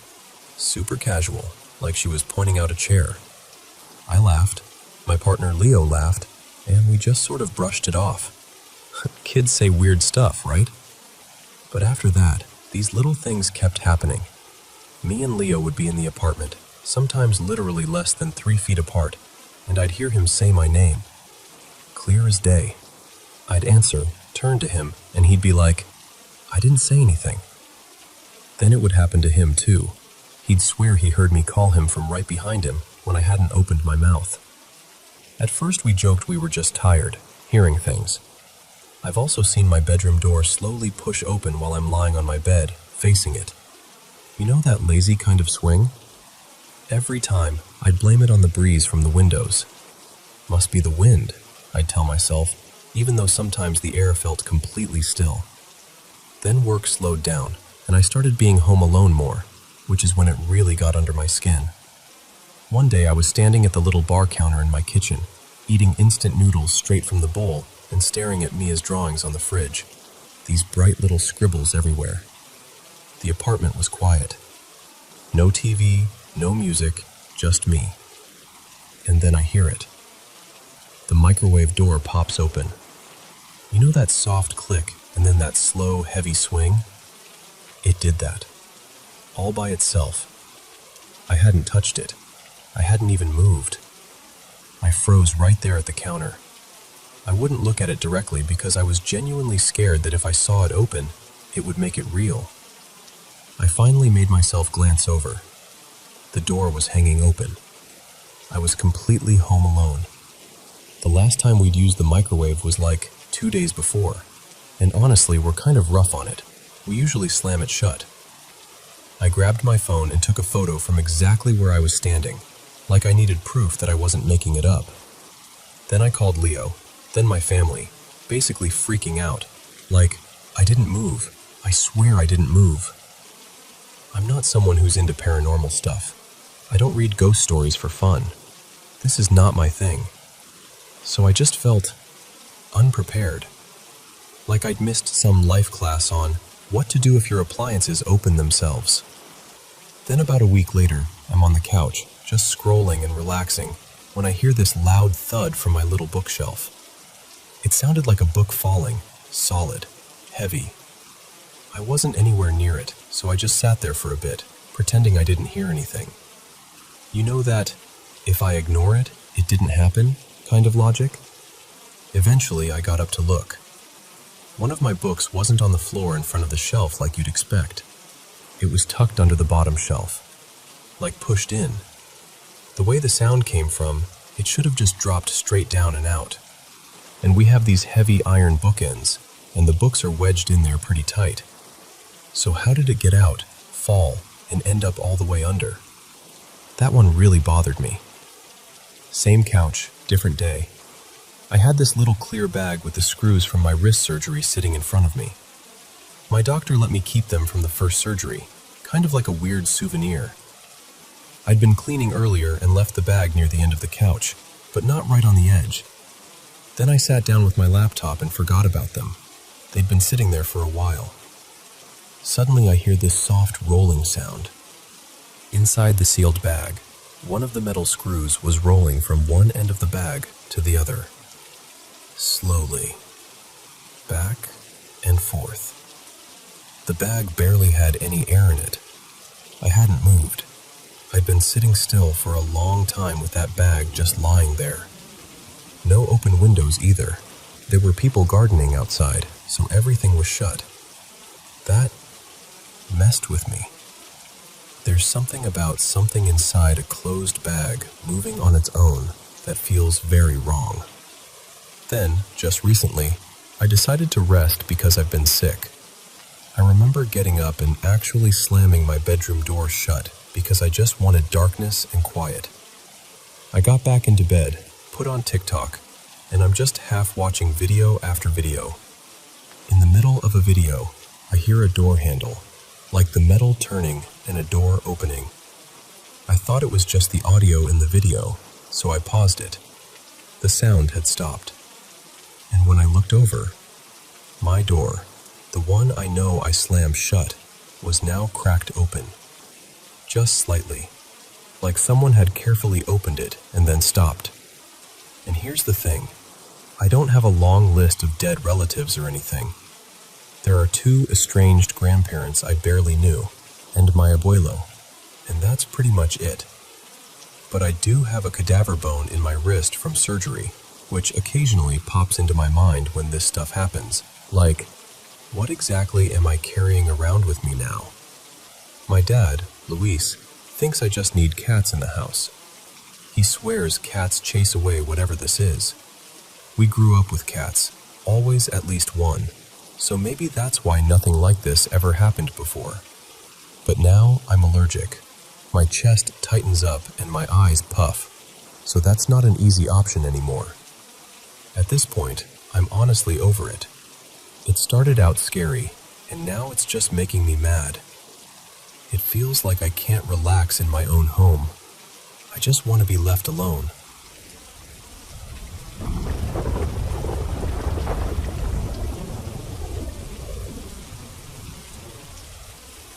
So, let me tell you about this thing that happened to me a few years back. At the time, I was in my early 30s, living in this little prefab house on about 3 acres of land. On the same property, there was this old farmhouse, original to the land, built sometime in the early 1900s. We didn't live in it. It was too run down, so we just used it for storage. But honestly, that place gave me the creeps. I would never go in there alone, and definitely not at night. It had that heavy, watching kind of feeling, you know? One night, I'm asleep, and I have this really vivid dream. In the dream, I wake up, and there, standing on my side of the bed, is a young couple. They looked like they'd stepped straight out of the late 1940s or early 1950s. The woman had on this simple, floral day dress, her hair curled and pinned in that vintage style. The man was wearing what looked like an old military flight jacket, like something a pilot would have worn. They weren't threatening or anything, but they were sad. Just this deep, aching sadness. They were talking to me, both of them, kind of urgently, like they really needed me to understand something. But in that weird, dreamlike way, I couldn't quite make out the words. The only clear sense I got was, find it. That was it. Find something. I woke up with that heavy, sad feeling stuck to me. For a minute, I just lay there, staring at the ceiling like, okay, that was intense. But eventually, I did what we usually do with weird dreams. I shrugged it off. The next day, my husband, Evan, asked me to help him with something out in the old house. He was fixing some wiring and moving boxes around up in the attic space. I didn't really want to go in there, but I went anyway. He climbed up first, poking around with a flashlight, while I stood at the bottom of the pull-down ladder, trying not to think about all the horror movies I've ever seen. After a minute or two, he called down, "Hey Maya, you should see this." So I climbed up into the attic with him. It was dusty and cramped, full of old trunks and boxes piled everywhere. He reached into one of them and handed me this worn, leather-bound photo album. It looked old. The leather was cracked, the pages kind of yellowed and delicate. I sat down on one of the beams and started flipping through it, and my heart just dropped. There they were, a young couple standing together, wearing the same kind of clothes as the people in my dream. She had on that sort of floral dress. He had the same style of bomber jacket. The way they were standing, the way they looked at the camera, it was them. I just froze for a second. My eyes started to sting, and my whole body did that cold, prickly thing. There were more pictures too, not just of them when they were young, but later. Wedding photos, photos with kids, family gatherings in front of that same old farmhouse. You could see them aging slowly, but always together. And I just kept thinking, this is their life. This is their whole life in my hands. Along with being really creeped out, I suddenly felt sad. Deeply sad. Like I was intruding on someone else's memories. I remember saying to Evan, "These are the people from my dream. I swear to you, this is them." He kind of gave me that look, like he believed me, but he didn't totally know what to do with that information. I couldn't stop thinking, I wish I could find their family. Someone should have this. This belongs to them. But it didn't feel evil in any way. Just sad. Lonely, almost. So I kept it there. The very next day, there's a knock at our front door. I open it, and there's this older man standing there. Late 70s, maybe. Kind eyes, work-worn hands. He introduces himself as Jack and says, kind of shyly, "Hey, I'm a handyman. I live not too far from here. Just wondering if you needed any help with repairs or yard work. I used to live on this property a long time ago." And in my head, I'm just going, you have got to be kidding me. I ask, "You used to live here? Like, in the old farmhouse?" He nods and smiles, but it's this bittersweet smile. "Yeah, that old place out back, that was my childhood home. My parents raised us there." At that point, I'm practically buzzing. I tell him, "Jack, I think I have something that belongs to you." I invite him in, go to the bookshelf, and pick up the photo album. My hands were actually shaking a little as I handed it over. He looks at the cover for a second, then opens it, and he just breaks. His eyes flood with tears, and he presses his fingers to one of the pictures. He's whispering, "Oh my God, Mom, Dad." He tells me his family had been looking for that album for years. They thought it was lost forever, misplaced during a move when the house changed owners. We just stood there for a moment, me watching him reconnect with these faces on the page, his parents as a young couple, him and his siblings as kids in front of the house, Christmas, birthdays, random, ordinary days. I told him quietly about the dream I'd had, about the couple waking me up, asking me to find something, about seeing them in those photos. He didn't laugh. He didn't look at me like I was crazy. He just nodded and said very softly, "That sounds like something they'd do. They were always trying to hold us all together." After a while, he thanked me over and over. Then he took the album, still wiping his eyes, and headed back down the steps. I watched him walk away, clutching that book like it was the most precious thing in the world. That night, I had another dream.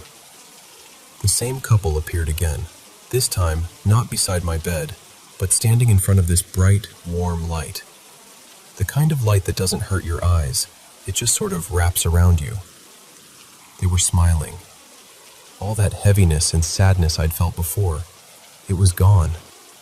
They looked peaceful, grateful. I didn't hear them speak with their mouths exactly, but I heard the words as clearly as if someone had whispered them in my ear. "Thank you." And then they turned toward the light and walked into it together. I never saw them again in my dreams after that. I never ran into Jack again either. He just disappeared back into his life, I guess, with his parents' memories back in his hands where they belonged. Every now and then I still think about them. The couple, the old house, that strange little chain of events. And I really do believe that whatever was left unfinished for them, it isn't unfinished anymore. I think they got what they needed. And I think, wherever they are now, they're happy. I've had other things happen on that property. Some of them not so gentle, not so easy to talk about. Maybe I'll share those someday. But this one feels like a goodbye that finally got to be said.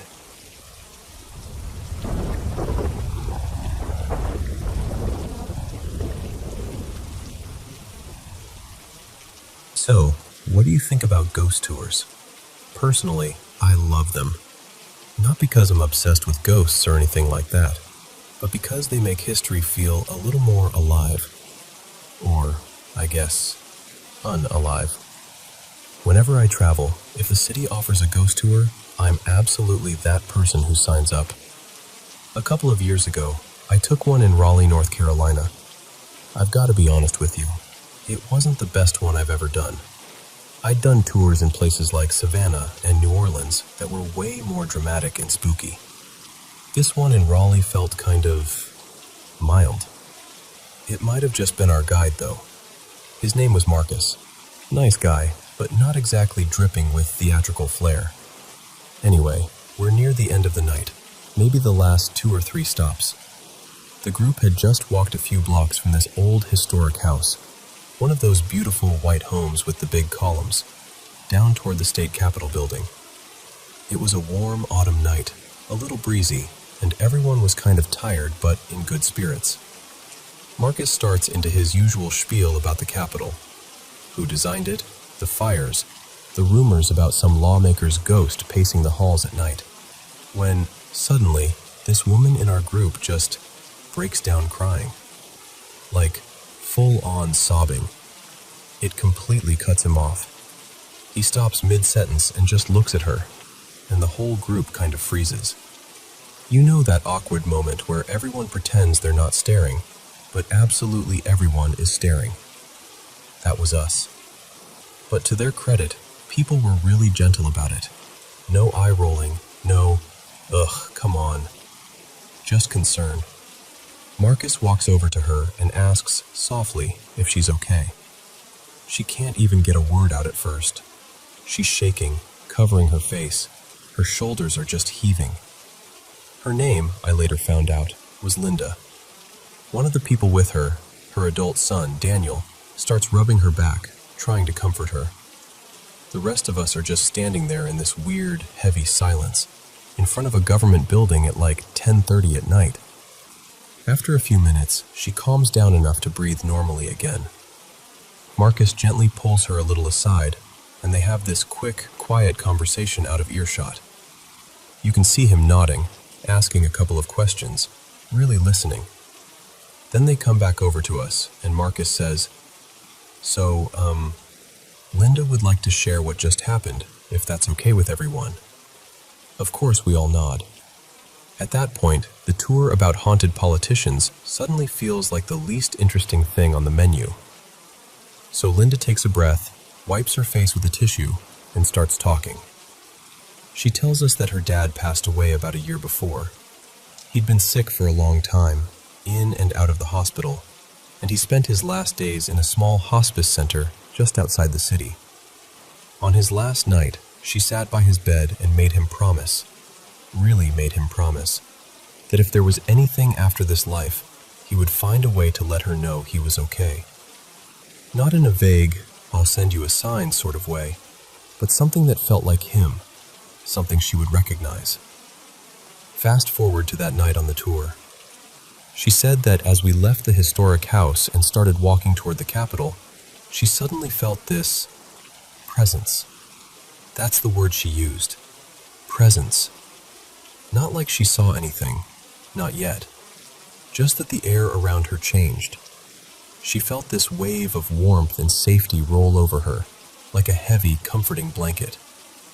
And along with it came this very familiar feeling, the sort of quiet peace she used to feel when she was a kid and her dad would sit with her during thunderstorms. But then, when we stopped in front of the Capitol and Marcus started his story, she looked up toward the building, and that's when she says she saw him. There, against the darker part of the building, she saw the silhouette of a man, her father's height, her father's build, standing just on the edge of the light.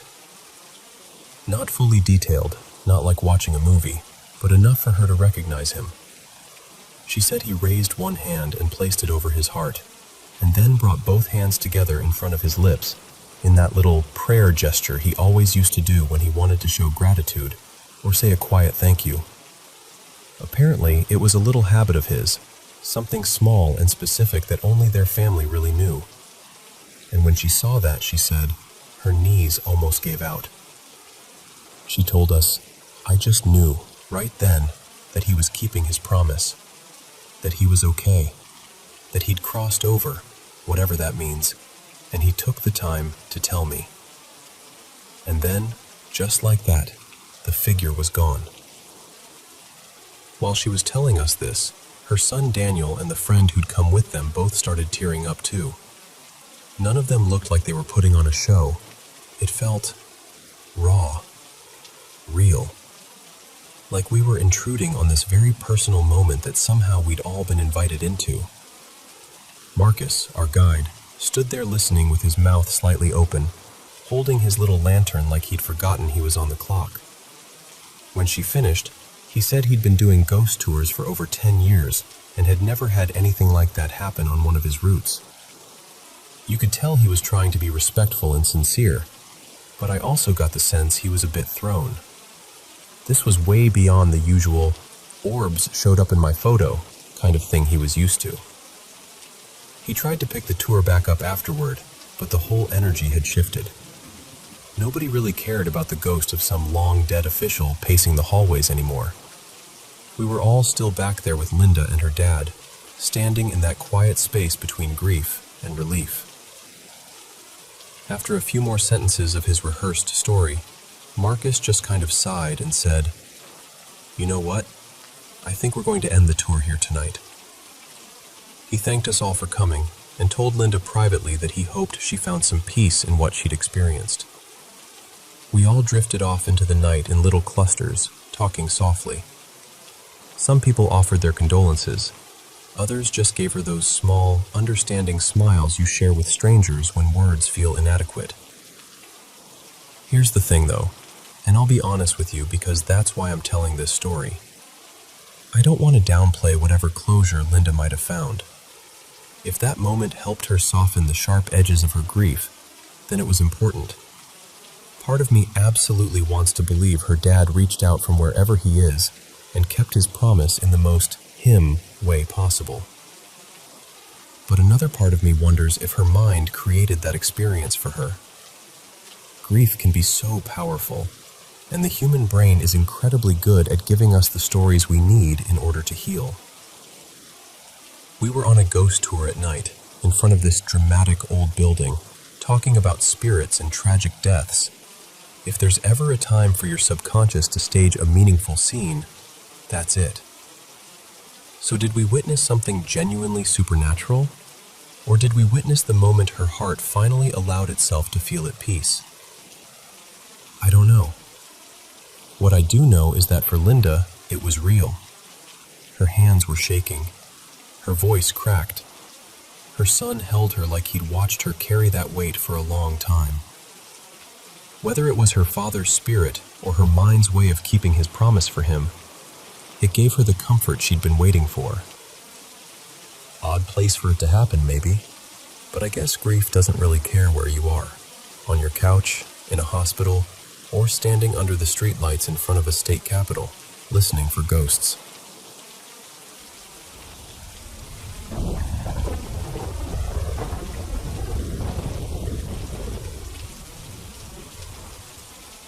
So, I want to tell you something that's been freaking me out, and I really just need you to listen for a bit. For most of my life, I never really dreamed. Like, I'd close my eyes, and it was just this blank nothing until my alarm went off. No nightmares, no flying dreams, nothing. Just off, and then on again. Then about 2 months ago, I moved into my boyfriend Eli's apartment. And since then, it's like something flipped a switch in my brain. Or in the house. I'm not sure which. Before I get to the really recent stuff, I need to go back to the first weird thing that happened. It was sometime late last year. I want to say around October or November 2024. I don't remember the exact date, but I remember the feeling. Eli loves horror movies, like, lives for them. Me, I'm a bit more cautious. It's not just that they're scary. I always had this fear that horror movies carry, I don't know, bad energy? Like they soak into you somehow. But I wanted to make him happy, so I said, okay, let's watch one. He put on this really intense foreign horror film about possession. I won't go into too much detail, but it was heavy. Lots of curses, demons, chanting, that kind of thing. The whole time I felt off. My chest felt tight, my skin felt prickly, and I kept wanting to look away, but I didn't, because he was enjoying it, and I didn't want to be a buzzkill. We finished the movie, turned off the lights, and went to sleep. A few hours later, I woke up. Only it was wrong. I felt awake, but it was like I didn't have eyes. Everything was just black. No shapes, no shadows, just darkness. But I could move.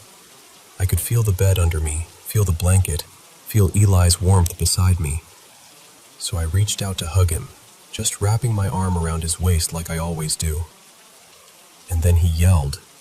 He shouted, "What are you doing?" Like really startled, and his voice snapped me fully awake. My vision came back all at once, and I looked down and saw my hand on his stomach. And there were scratch marks, deep ones. His skin was torn, and I could see beads of blood.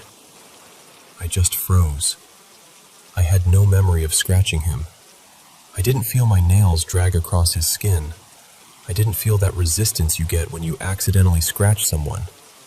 Nothing.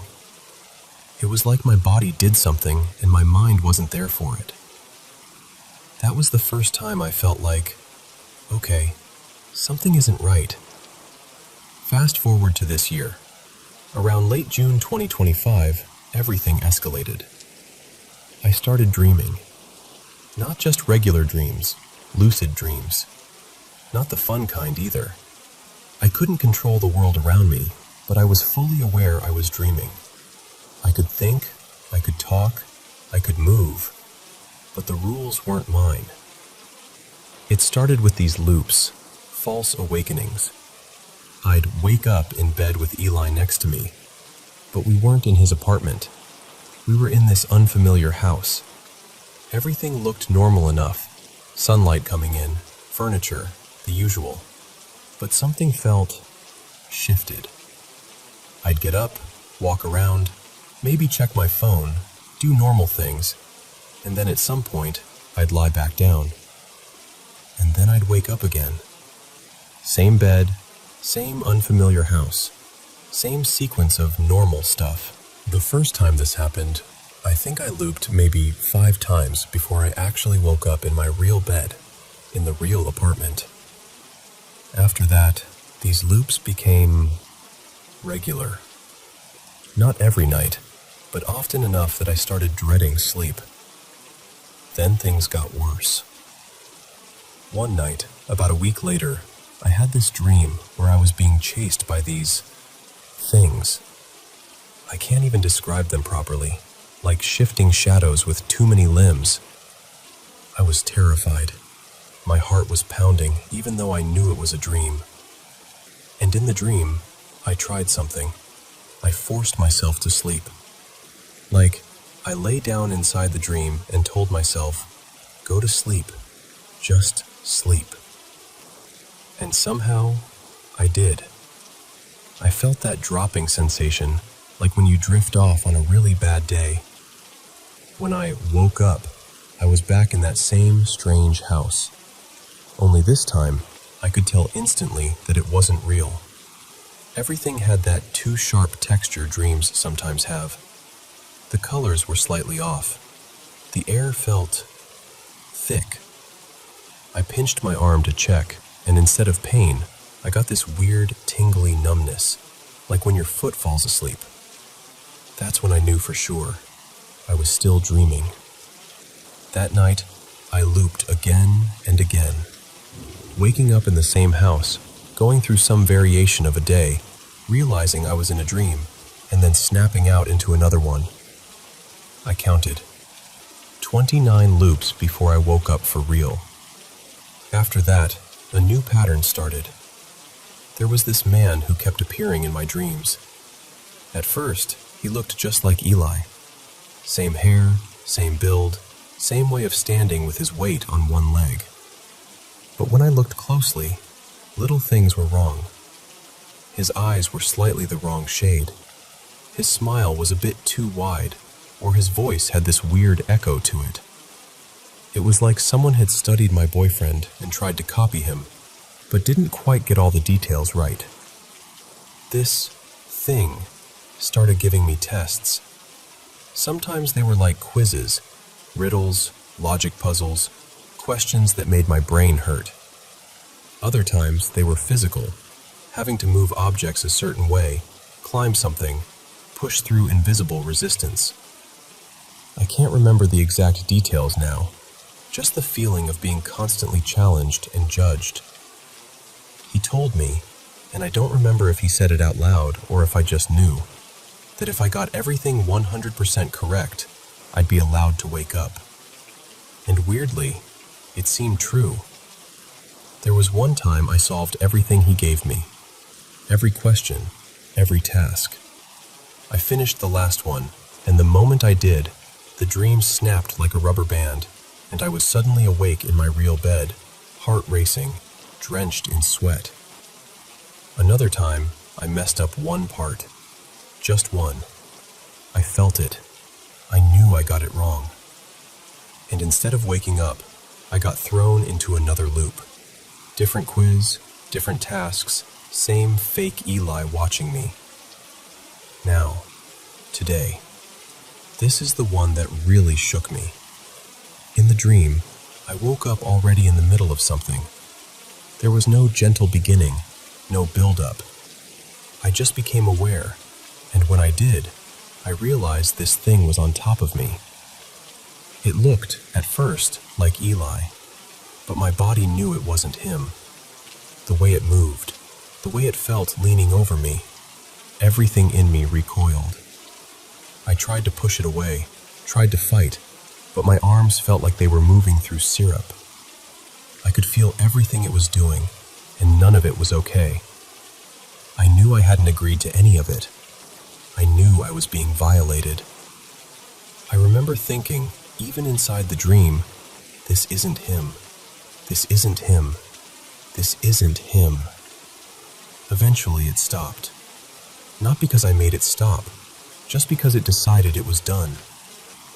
And then, just like that, the scene changed. And then they weren't.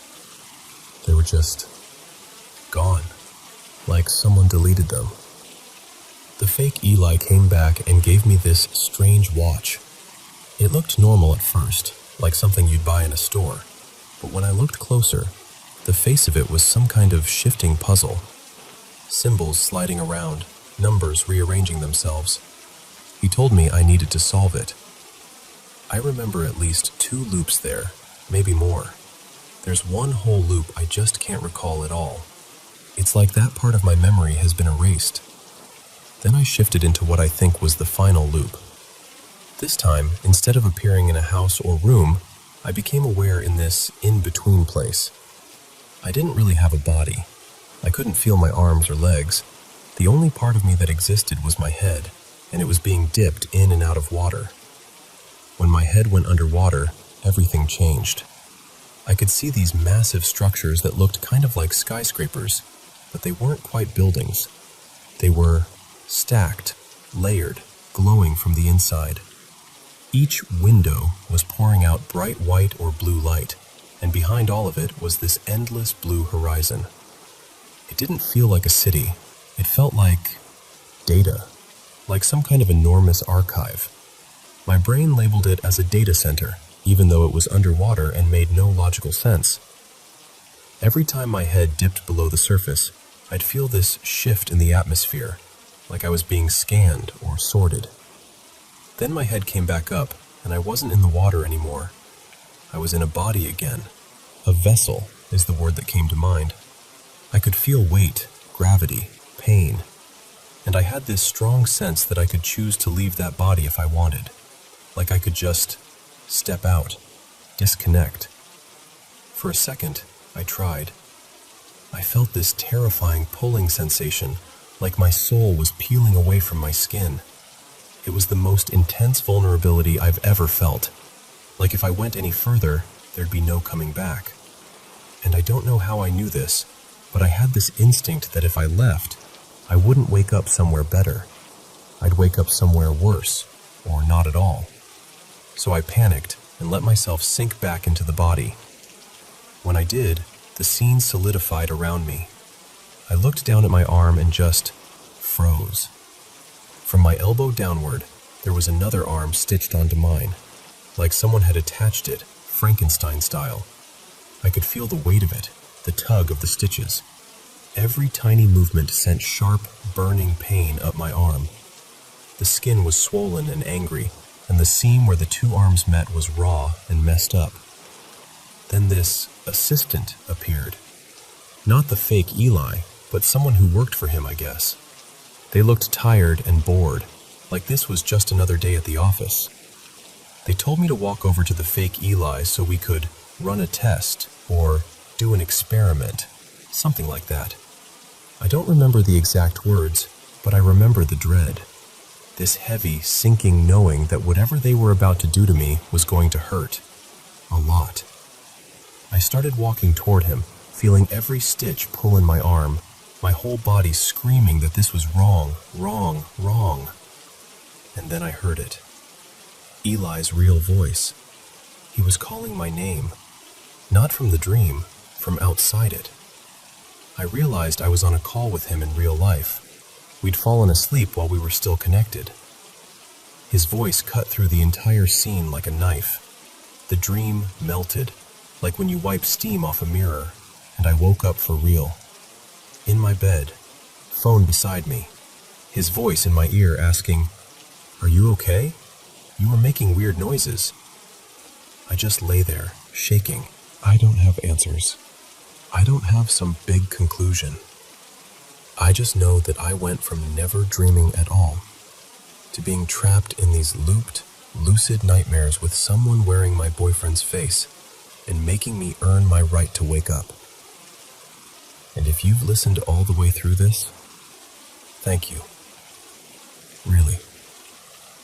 Even just telling someone makes me feel a tiny bit less alone in it.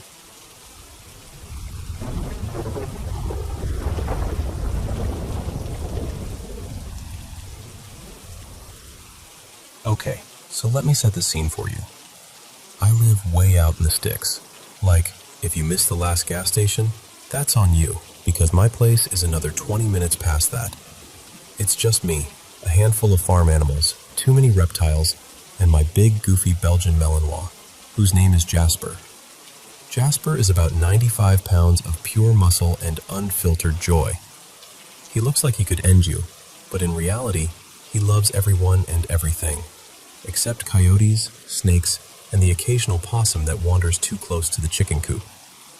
Out here, he's kind of become the unofficial mascot for our little EMS station. I work these long, multi-day shifts as a paramedic, so sometimes I'm gone for a couple nights.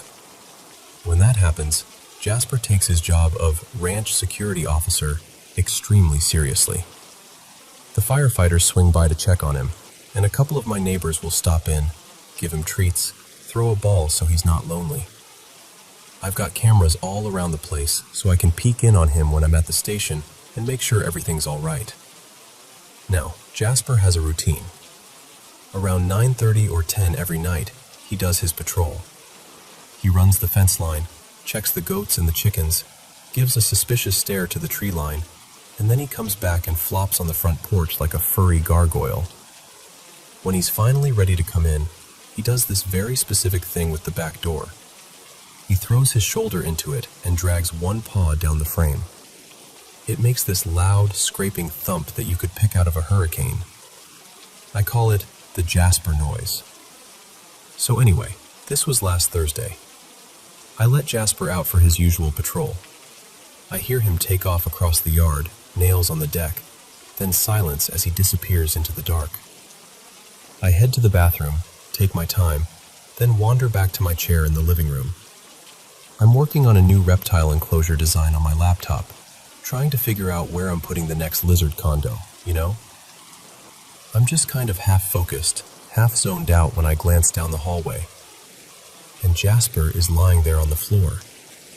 He's on his side, facing away from me, stretched out like he always does after a big run.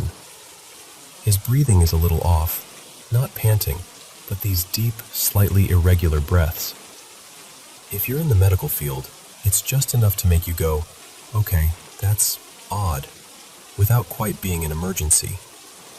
My brain does this quick little stutter, because I did not let him back in.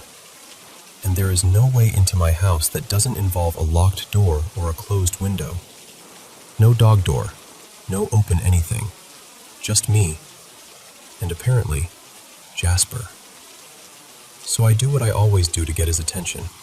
I clack my tongue against my cheek. He reacts exactly like Jasper would. He lifts his head, gets up slowly, and starts walking down the hallway away from me, toward the back room where I keep most of the reptile racks and an old sofa. He's moving calmly, like he's just going to find a spot to crash. And as this Jasper is walking away down the hallway, I hear it. The Jasper noise. That exact shoulder thump, paw scrape combination, loud and clear at the back door. I freeze for a second. Then I walk to the back door, and through the glass I see Jasper. Outside. Tail wagging, ears perked, doing his happy little tight circle because he knows I'm about to let him in. That's my dog, no question. Tongue out, eyes bright, excited to see me. That's the real Jasper. And there's no way out of that room. No doors to the outside. Just the sofa and the cages. At this point, my heart rate has joined a drum line. I clack at the Jasper outside, and he gives his usual quick little yip like, "Hey, open the door already." Exact same sound he always makes. That's all the confirmation I need. I unlock the door and let him in. And as soon as he crosses the threshold, everything about him changes. He goes from happy doofus to full-on tactical mode. Hackles straight up. Low, ugly growl in his chest. He barrels past me down the hallway, nails digging into the floor, barking like he's ready to tear something apart. He rushes into the back room. Nothing. No dog. No raccoon. No person. Just the sofa, the reptile racks, and air that suddenly feels way too heavy. Jasper checks under the furniture, behind the racks, every corner. Then he does another sweep. And another. For the next hour, he is on high alert, pacing, sniffing, growling at empty doorways, running back to the hallway, back to the back room, then to each window like he's trying to find whatever it was he smelled or sensed. I didn't let him outside again that night. I didn't want whatever this was to become a game of chase. That was my first real run-in with what I've started calling Other Jasper. I've seen it twice since. The last time was just after midnight, a couple of nights ago. I'm half asleep, scrolling on my phone, when I hear it at the back door. The bump and scratch. The Jasper noise. Exact rhythm, exact weight. Real Jasper is already inside, asleep at the foot of my bed. At the sound, he snaps awake like someone flipped a switch. He doesn't even look at me first. He's on his feet, hackles up, teeth bared. That deep, furious bark he only uses when he thinks something is seriously wrong. He charges the back door like he's ready to go straight through it. I get up, heart in my throat, and flip on the porch light. There's nothing there. No dog. No shadows moving. just the empty porch and the yard beyond it. And here's the part that really gets me. Whatever other Jasper is, it doesn't trigger my alarms. I've got motion sensors and cameras, good ones. They'll pick up a moth flying too close or a stray cat sneaking around.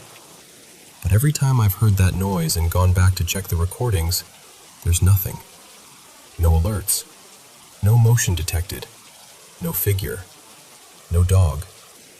Just the sound and the way my very real Jasper reacts like something is trespassing in his world. So I'm looking into getting a different kind of setup. Maybe some trail cameras, a few more angles.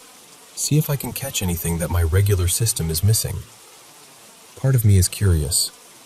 Part of me really isn't. I'm not terrified exactly. I've dealt with enough real-world emergencies that I don't rattle easily, and I'm pretty confident in my ability to handle a problem if it decides to become tangible. But I will say this. If you ever come visit me out here, especially after dark, do me a favor. If you see a dog outside that looks like Jasper, big Malinois, serious eyes, murder dog face, don't just assume it's him. Don't go petting him or calling his name. Shoot me a text or give me a call first. I'll tell you whether Jasper is supposed to be inside or out. Because my dog, my real Jasper, he absolutely does not trust whatever that other one is. And I've learned to trust his instincts.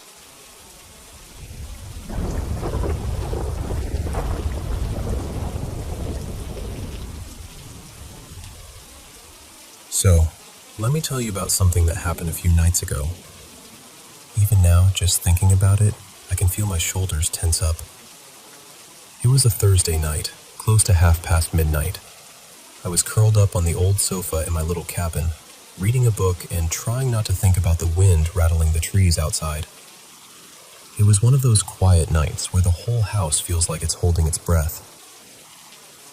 And then, someone pounded on the front door. I actually jumped. The book slipped out of my hands and slapped onto the floor. No one ever comes by that late. Out here, in this area outside Hummervik, if someone's at your door after midnight, it's either an emergency or something you really don't want to deal with. My first thought was that maybe a neighbor's car had broken down on the road. So, a little worried but trying to be sensible, I got up and headed toward the hallway.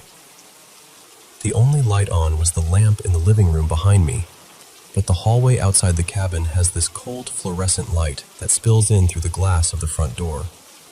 It lit up the veranda just enough for me to make out shapes. I stepped closer and peered through the little window in the door. What I saw made my stomach drop.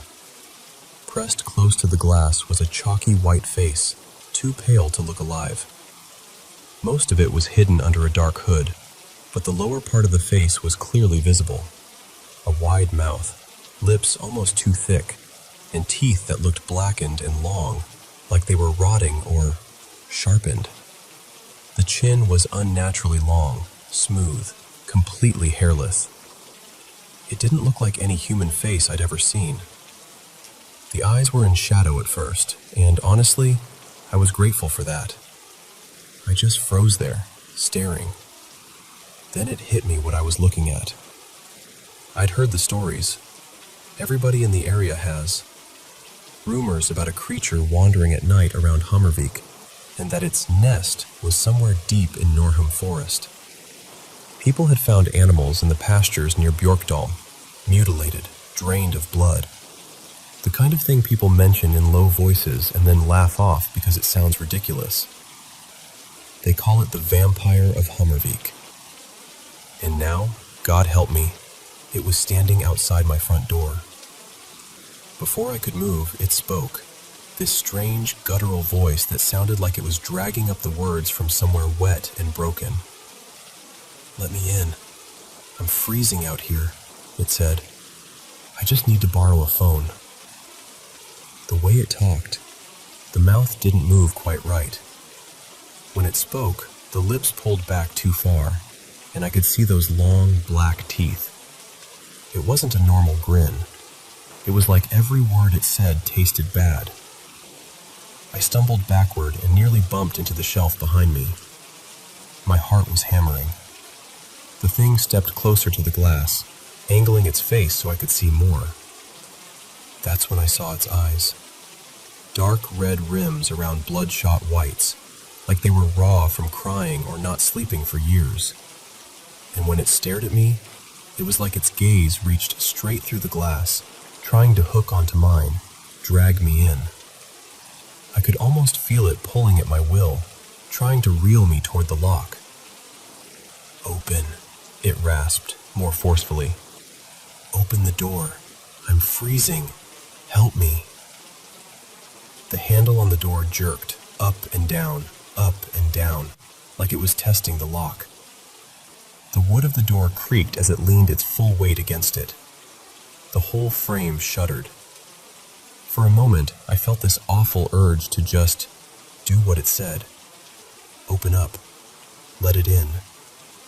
A weird calm started to spread through me, like someone had turned down my fear with a dial. And then, almost like someone whispered it in my ear, I remembered. The crucifix. I tore my eyes away from that creature's stare. Honestly, it felt like ripping Velcro, and ran back through the living room into my bedroom. I could still hear the handle rattling, like it wanted to tear itself off the door. The pounding started again, harder this time, and the cabin walls trembled. In the bedroom, I yanked open the top drawer. Nothing. Second drawer. Socks, receipts, useless junk. My hands felt clumsy, like I was wearing gloves. Finally, in the bottom drawer, under a tangled scarf, my fingers closed around the cool shape of the crucifix. The door banged again. The sound echoed down the hallway. I wrapped the chain around my hand, clutching the little cross so tightly it dug into my palm, and walked back toward the hall. My legs were shaking. I could feel them. When I stepped into view of the door again, the creature was still there, pressed up against the glass. It looked even more desperate now, lips peeled back over those awful teeth. I held the crucifix out at arm's length in front of me. My voice surprised me. I didn't think I'd be able to speak, but the words just came. "In the name of Jesus Christ," I said as loud and clear as I could. "Depart from here. Leave this place, you unclean thing." As I spoke, something strange happened. My right arm began to tingle, then thrum, like electricity running through it. A white glow started at my shoulder and moved down, pulsing toward my hand, into the crucifix. The little metal cross lit up, not like a reflection, but from within, like it had swallowed lightning. The hallway exploded in bright white light.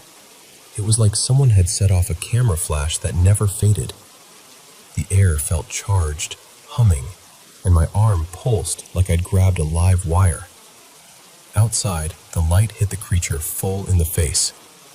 It shrieked. I'll never forget that sound.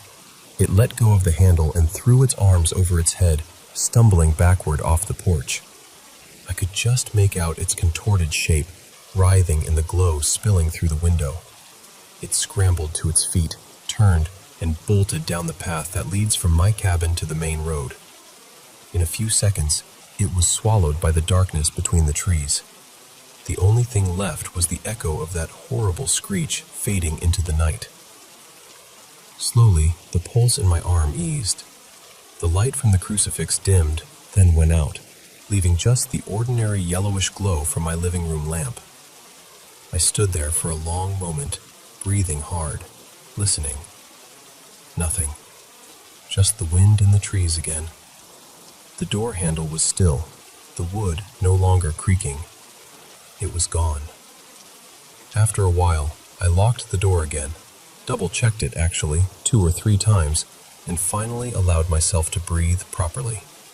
My hand was still trembling around the crucifix. My first thought was, I should call the police. My second thought was, right, and what exactly am I going to tell them? Hi, yes, hello. A vampire just tried to get into my cabin. In the end, I did call, but I said there had been an attempted break-in. I gave a vague description. Tall person in a hood, aggressive, rattling the door, then ran off toward the forest. They said they'd send a car to drive through the area and keep an eye out. I didn't mention glowing crucifixes or red-rimmed eyes. I may be scared, but I'm not stupid.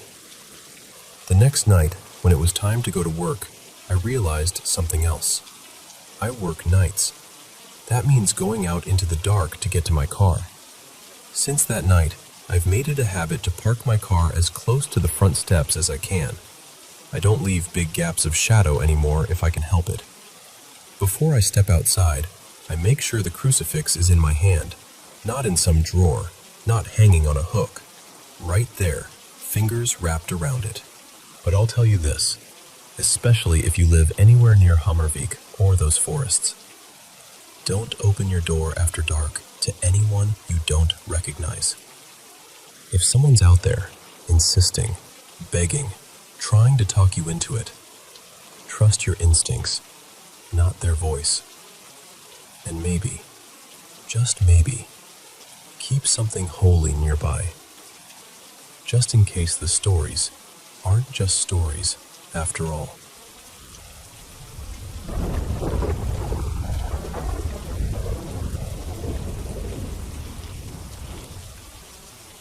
Alright, so, let me tell you about the one thing that still makes me second-guess myself.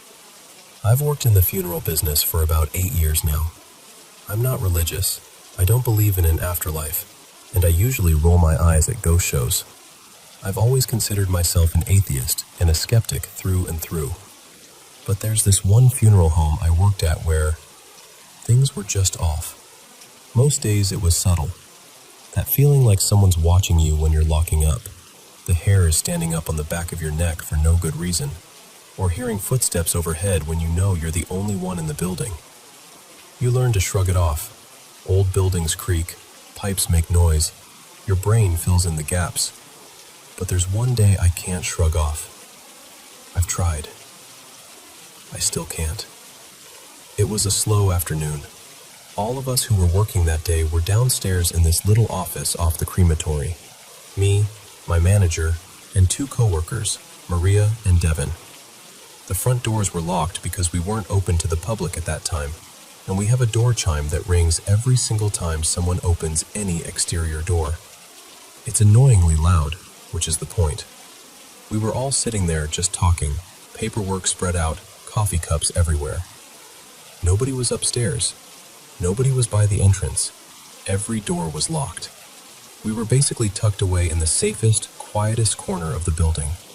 And then we hear it. From directly above us, at the top of the staircase that leads up to the funeral director's office, we hear someone moving around, like the floorboard creaks you get when a person is shifting their weight.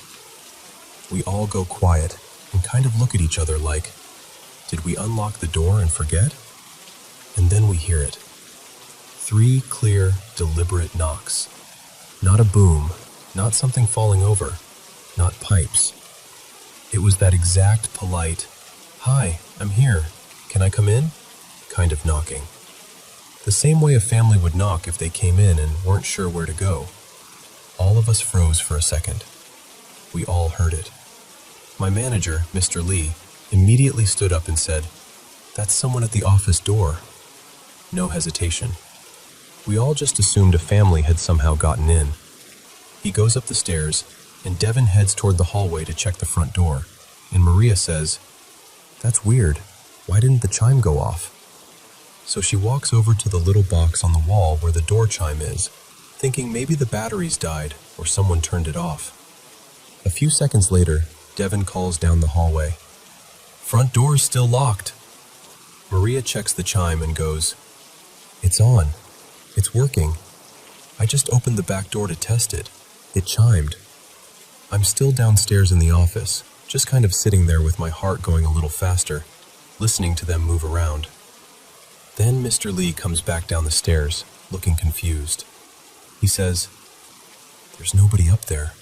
Door's locked. Offices are empty." So now we've got all of us accounted for in the same room, no one at the front door, no one upstairs, the chime working perfectly, and no cars in the lot besides our own. But the four of us all heard those footsteps, and that very specific, intentional knocking at the door at the top of the stairs. We just kind of stood there in the hallway, looking at each other like, okay, so what did we just hear? That's why that day sticks with me. It wasn't just me, half asleep on a night shift, hearing things. There were multiple witnesses. We all heard the same sound, interpreted it the same way. A normal human knocking exactly where a customer would knock if they were looking for us. And yet, no one was there. No open door, no chime, no car pulling away. Nothing. That was just one incident at that funeral home. There were plenty of smaller things. Doors that would slam when there wasn't a draft. Those faint, muffled voices you'd swear were coming from the next room when you know the building is empty. That really specific feeling like someone is standing right behind you, close enough that you can almost feel the air shift. And then you turn around and it's just hallway. What gets me is that different people experienced those things without us all swapping ghost stories first. Maria once came downstairs pale and said, "I swear someone was right behind me by the arrangement room, but when I turned around, no one was there." I just nodded because I'd had the same experience in a different part of the building and hadn't told anyone. Now, I'm still not ready to say, yes, ghosts are definitely real. My logical brain wants an explanation. Faulty wiring, acoustics, old wood, stress, something. I want there to be a clean, rational reason. But I'll be honest, that knocking at the top of the stairs, with all of us hearing it, all of us reacting like it was a real person, and then finding absolutely nothing, that's the closest I've ever come to thinking, maybe there's something we don't understand going on here. And if there are ghosts, I have to laugh a little and ask the same question I always do. Of all the things they could do, why just knock on doors?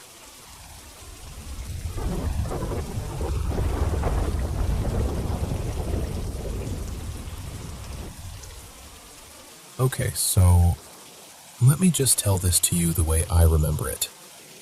When I was a little kid, my younger sister Lena and I shared a tiny bedroom. We had these metal bunk beds that creaked every time you moved. I slept on the top bunk, she was on the bottom. Back then, I had sleep paralysis and nightmares a lot. Almost every night, really. I'd wake up frozen, unable to move, with this heavy feeling that something was in the room with us. Sometimes I'd see a shadowy, human-shaped figure standing in the corner or by the door, always when I was paralyzed or right after I snapped out of it. Eventually, I learned to soothe myself. I'd lie there, heart pounding, and whisper in my head, "Monsters aren't real. This is just my brain. It's just a sleep thing." And as an adult, I know that, yeah, hallucinations during sleep paralysis are common. That part at least makes sense. But there was this one night that still doesn't fit neatly in that box. That night, the feeling in the room was different. Way more intense. It wasn't just that vague sense of being watched.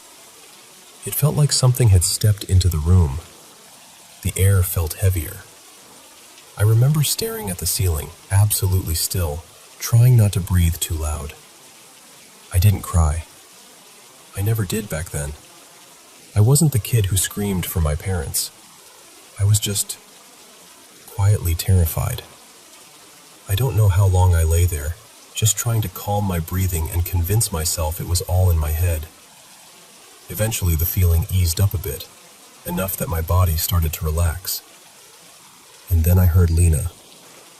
She was on the bottom bunk, and I could hear her sobbing, soft at first, then harder. I didn't say anything, but it really threw me because she never cried like that at night. A minute later, the bunk shifted, and she climbed up to my bed, still crying, and just wrapped her arms around me. I remember asking, "What's wrong?" even though I think I already knew. She just clung to me, shaking, and as she held on to me, I started crying too, because in that moment, it felt like she had felt it too. Whatever that thing was in the room. And then we heard it. This low, loud growl came from the direction of the doorway. It didn't sound like an animal. It didn't sound like anything I'd ever heard in our house. It sounded wrong, like something trying to imitate a growl. We both turned our heads at the same time and looked at the bedroom doorway. There, crawling over the threshold, was this humanoid, shadowy figure, darker than the dark around it. And it had red eyes, like two embers, low to the ground, moving towards us. Lena and I screamed at the exact same time. The second we screamed, we heard my dad's footsteps pounding down the hallway toward our room. The figure stopped, turned away from us, and slipped back out through the doorway like it had been caught. My dad burst in, flicked on the light, and demanded, "What's going on?"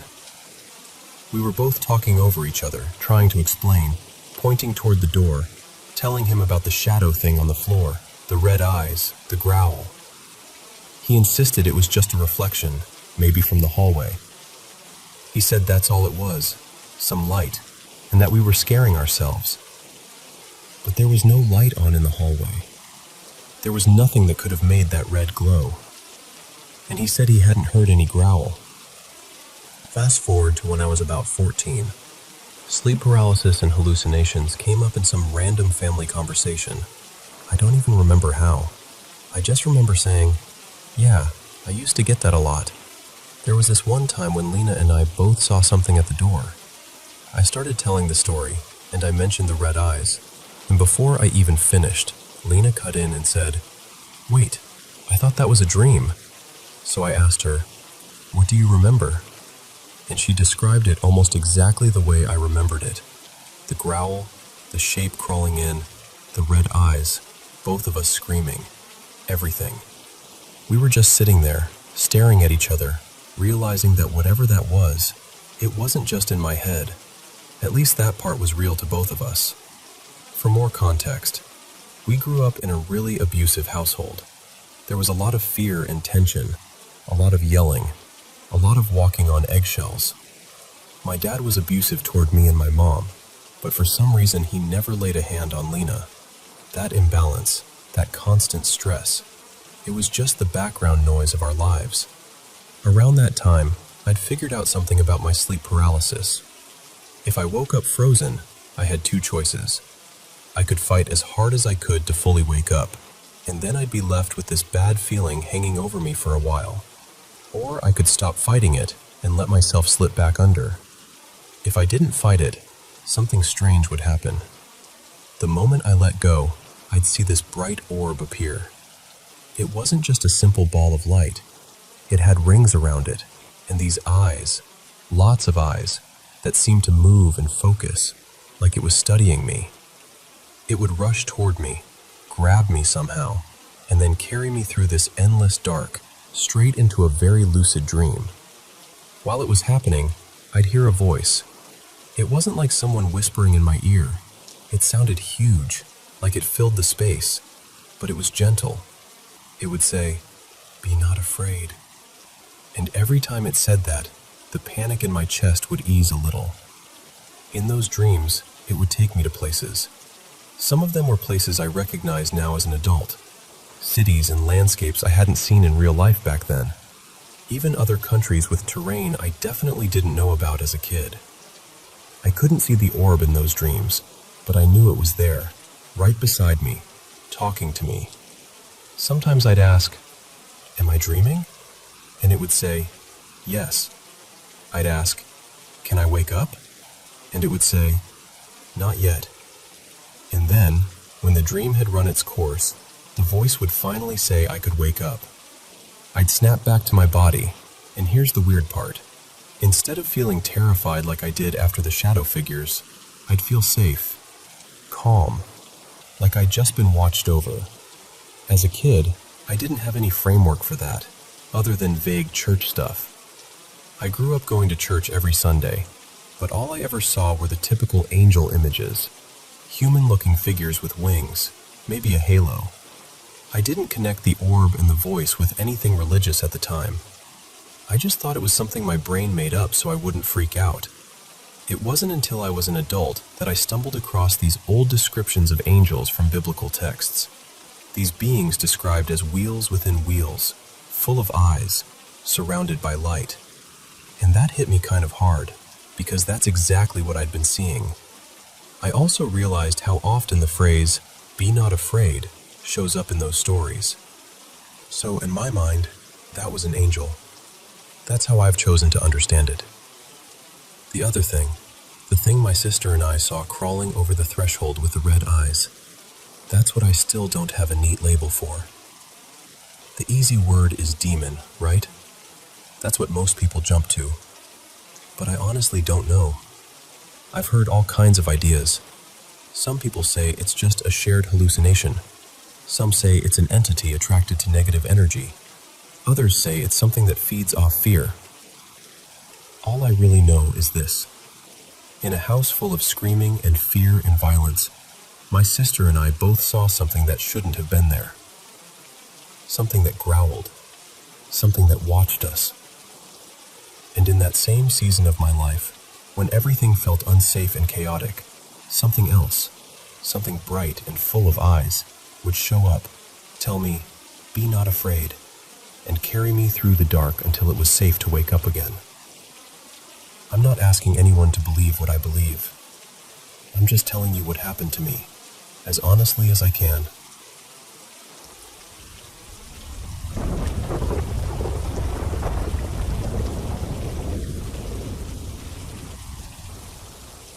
Okay, so let me tell you one of my favorite stories that my mom, Claire, used to tell me. She grew up in this tiny coastal town in eastern Canada, in an old creaky house that sat on a hill overlooking the bay. The kind of place where the wind never really stops and the fog just lives there. From the time she was a kid, she swore that house was haunted. Not in a cute Halloween way, but in the "something is definitely watching you from the corner" kind of way. She has a whole catalog of weird things that happened there when she was a teenager, but this one story has just stayed glued to my brain. So, in their living room, my grandparents had this huge old grandfather clock. You know the kind, towering, dark wood, heavy brass pendulum. It ticked so loudly it practically ran the house. My grandparents jokingly called it King George, because they said it ruled over the living room.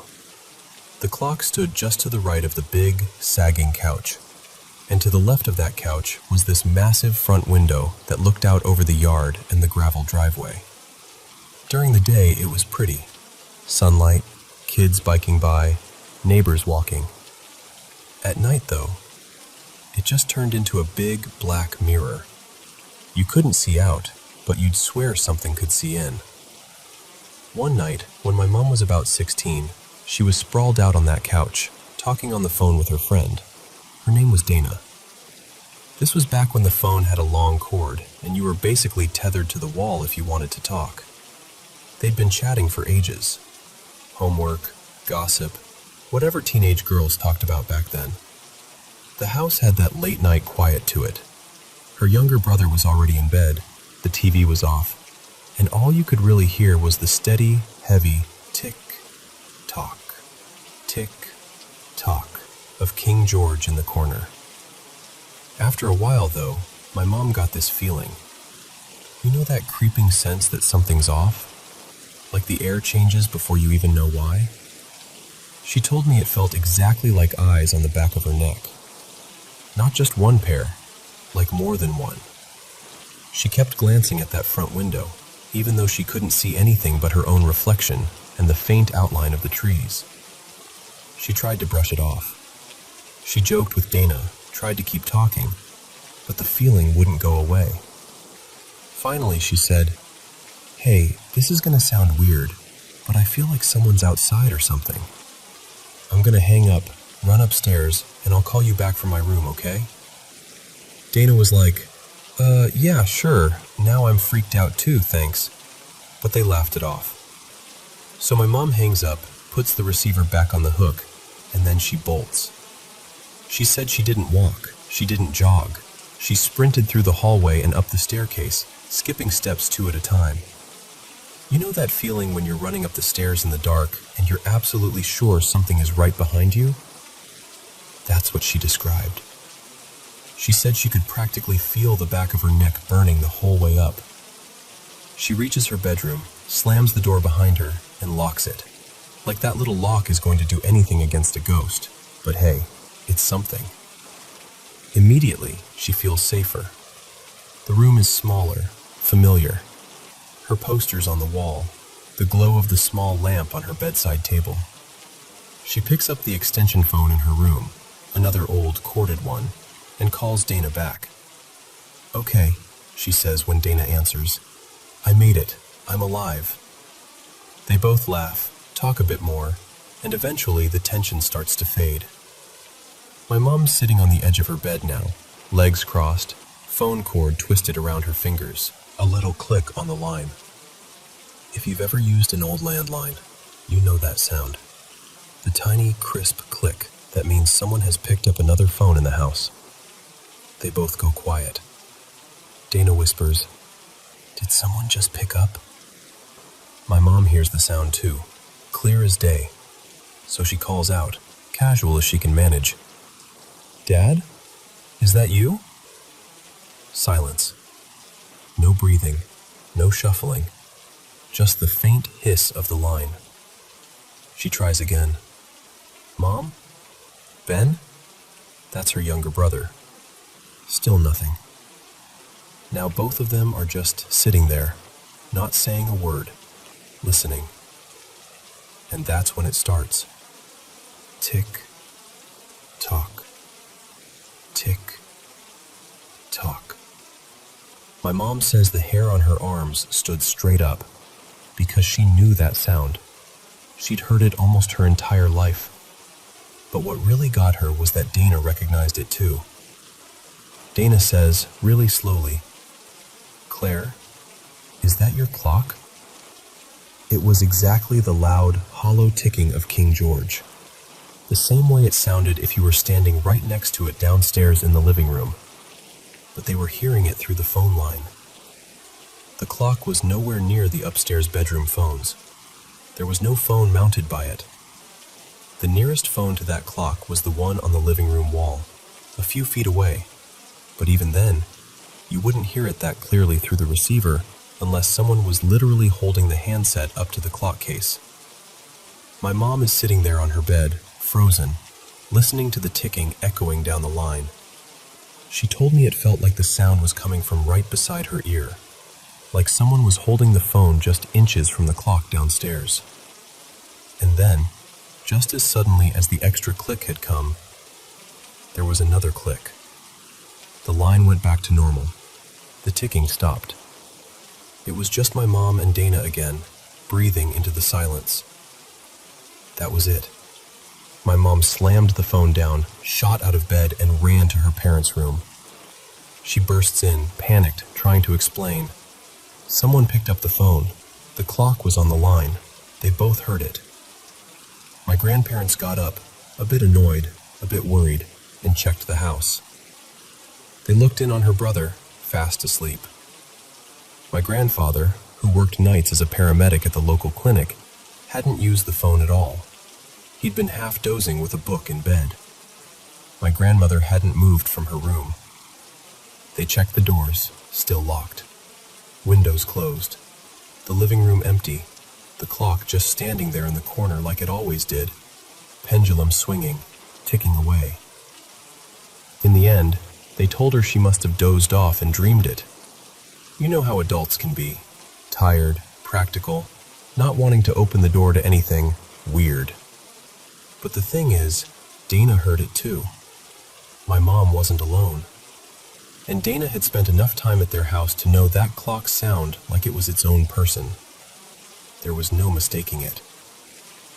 After that night, my mom said she never looked at King George the same way again. Every time she stepped into that living room, she felt like the clock was aware. Like the ticking wasn't just keeping time anymore, it was watching. She said sometimes, if she sat on the couch by herself, she'd get that same prickling feeling she'd had before she ran upstairs. That sense of 1,000 invisible eyes pressed against the walls, peering at her from all directions. She never sat alone in there late at night after that if she could help it.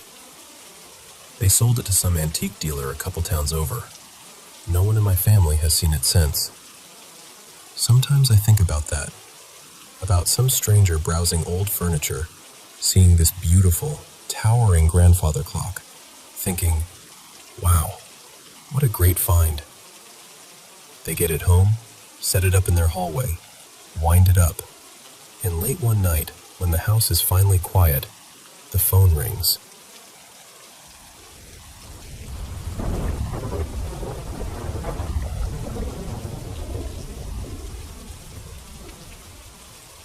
Hey everyone, welcome to That Paranormal channel.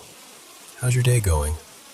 I've been looking forward to this, just sitting down with you and sharing paranormal experiences from all over. Thank you so much to everyone who sent in their stories, and please keep them coming. They're the best gifts you could give this channel. And don't forget to subscribe and turn on notifications so you don't miss any of our latest videos. I honestly love this job.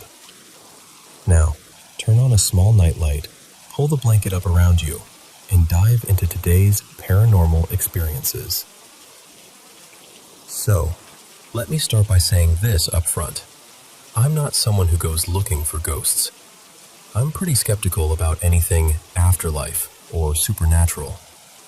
I like explanations I can touch and measure. But then there's this story. I still don't know exactly what happened. There was no clear sighting, no booming voice from the sky, just an experience that left a crack in my certainty. This was a little over 20 years ago. It started with a fire. My wife at the time, her name was Hannah, and I lived on the 3rd floor of this old apartment building. We were young, broke, and just figuring life out with one toddler and another baby on the way. One night, the apartment below us caught fire. Thankfully, nobody was hurt. The fire didn't reach our place structurally, but the smoke did. Thick, black, oily smoke. It crawled into everything: clothes, books, furniture. The apartment reeked. It was basically unlivable. The complex felt bad about it and worked with us. They let us move into an upgraded unit for the same rent. Honestly, at the time, it felt like a lucky break. The new place was a 2-story unit. First floor was the living room and kitchen. Second floor had the bedrooms. The stairs went up along a wall that our bedroom shared, so at night, you could hear every creak and footstep in the stairwell. It felt kind of cozy, actually, like the house itself was breathing around us. For about a week, it was fine. Stressful because, moving plus pregnancy plus toddler, but normal. Then one morning, Hannah came to me looking shaken. Not just had a weird dream shaken, more like I just saw a car accident shaken. She said, I had this dream last night and I can't stop thinking about it.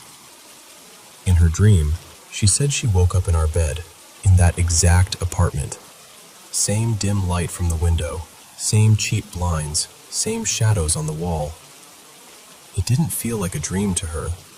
It felt like she had just woken up for real. At the foot of the bed, she saw 3 people standing there.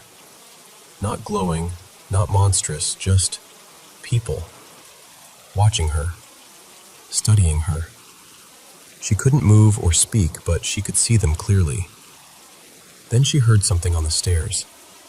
She described it as heavy, like something big was coming up the steps.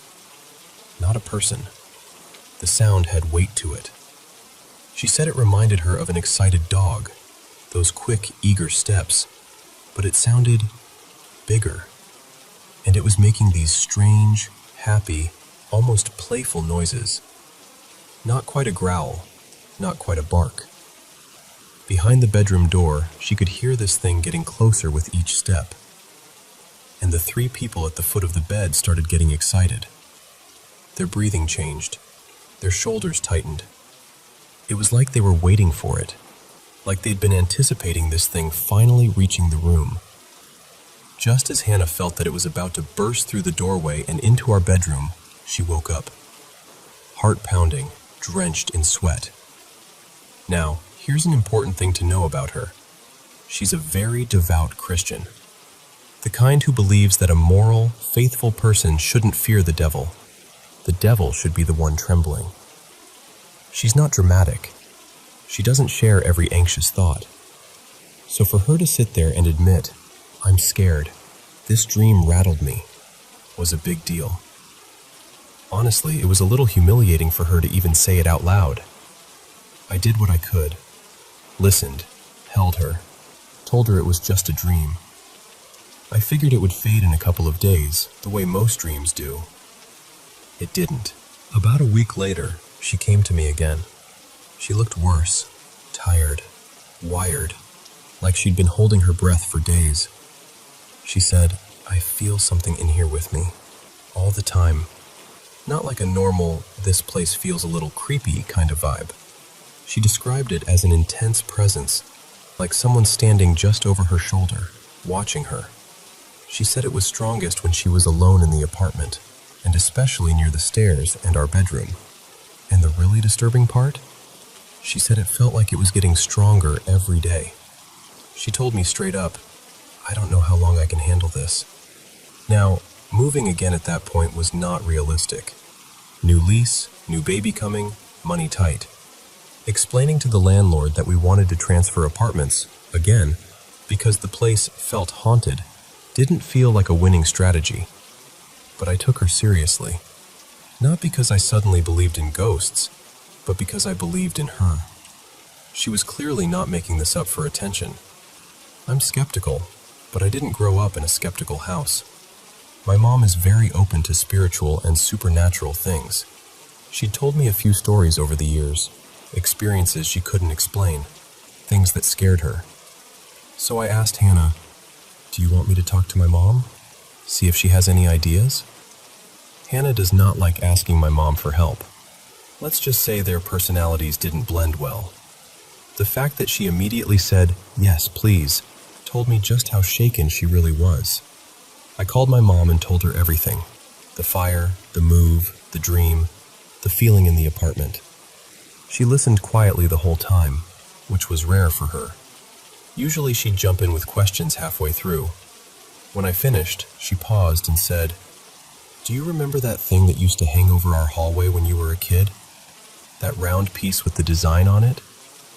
I did. Growing up, we moved a lot, but that thing followed us from house to house. It was always hanging somewhere high, above a staircase or near a ceiling. It was about the size of a large dinner plate, woven out of thin, dark reeds. In the center, the strands formed this almost geometric wolf shape. As a kid, I thought it looked cool and kind of mysterious. I never really asked what it was. She said, "That's not just decoration. That was given to me." She went on to tell me something I'd never heard before. Around the time I was born, she said she'd gone through what she called a very bad spiritual situation. That's all she called it. No details. And that was unsettling because she'd shared other weird stories pretty openly, but not this one. Anyway, she said she ended up talking to a Native American medicine man someone had connected her with. He listened to what she was going through, made this talisman, and told her, "Hang it at the highest point in your home." She did. According to her, whatever had been tormenting her stopped. Just stopped. The feeling lifted. Life settled down. And the talisman had hung in our house ever since. She said, "I'm going to send it to you. Put it in the highest place in your apartment." The next day, a package showed up. Inside was that woven circle from my childhood. Seeing it again actually made me feel weirdly emotional, kind of like bumping into an old friend who knows things you don't. Our highest point in the apartment was above the stairwell, near the ceiling that overlooked both floors. So that's where we hung it. It looked almost too small for the big white wall, but it was there, watching over the stairs. Hannah stood under it, just looking up at it for a minute. Later that evening, I asked her, "How do you feel?" She took this deep breath and said, "Better, a lot better." Like something loosened its grip. For a while, things were normal again. The talisman just became part of the background, like a weird family heirloom that happened to live with us now. Several months later, I got a job offer in another state. It was a good opportunity, so we decided to move. We slowly packed up the apartment, boxes everywhere, kids' toys in random bags, that phase where everything looks worse before it looks better. On our last day there, we were down to the final odds and ends. Cleaning supplies, lamps, the stuff you always underestimate. We'd packed the car pretty tightly. Hannah buckled both kids, our toddler and our now newborn, into their car seats. They both fell asleep on the drive over, so she stayed in the car with them while I went in to finish up. The talisman was still hanging above the stairs. I remember standing at the bottom of the steps and thinking, if I don't take that down now, I'm going to forget it. And honestly, while I had taken Hannah's fear seriously, I still wasn't convinced the talisman was anything more than a powerful placebo. So I went upstairs, carefully took it down, carried it out to the car, and set it gently on the floor behind the driver's seat. Then I went back inside to grab another armful of stuff. As soon as I stepped into the apartment, something felt off. The air felt thicker. The silence sounded different, if that makes sense. Like the whole place was holding its breath. I brushed it off, told myself I was just tired, stressed, overthinking things. I grabbed a box, took it to the car, and came back in. The second time in, the feeling intensified. I felt like I'd walked into a room where someone had just been screaming, and then abruptly stopped when I opened the door. No sound, just this leftover vibration of anger. I could feel my heart rate climbing, and I hadn't even done anything yet. By the third trip, it was bad. I walked in, and every hair on my arms and neck stood up. It felt like the walls were leaning in. The best way I can describe it is this. It felt like something in that apartment was aware of me, and furious. Not just irritated, not just, "I don't like you." It felt like seething rage focused right between my shoulder blades. And it didn't feel unfamiliar. It felt like something that had been there quietly in the background, numbed or muffled, was now fully awake again. And it knew I'd taken away whatever had been keeping it in check. I remember thinking, very clearly, oh, it wasn't gone. It was sleeping. I was supposed to mop the kitchen floor, vacuum one more time, just basic move-out cleaning. I tried to push through the fear. I told myself I was being ridiculous. But my body was not buying that logic. My stomach knotted up. My hands were shaking a little. I felt genuinely nauseous, standing there with a vacuum in my hand. At some point, I just hit a wall internally. I set the vacuum down, left the mop and cleaning supplies in the corner of the kitchen, and walked out. On my way past the leasing office, I dropped our keys into the after-hours drop box. I didn't look back at the building. I remember thinking, they can keep the mop. I got in the car, trying to act normal. Hannah looked at me and said, "You okay?" I just said, "Yeah, we're done. Let's go." We drove away, talisman in the car, kids sleeping in the back, and that was it. We never set foot in that apartment again. To this day, I don't have a clean explanation. I can line things up and say, maybe it was stress, maybe it was suggestion, maybe Hannah's fear rubbed off on me. Maybe growing up with that talisman made my brain connect dots that weren't really there, and for a skeptic, I'll admit, that's a hard feeling to shake.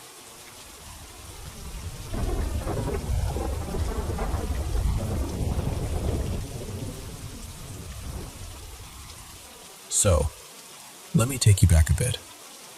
This happened, a little over 10 years ago now? And even today, my dad and I still bring it up like it was last week. We're from England, right?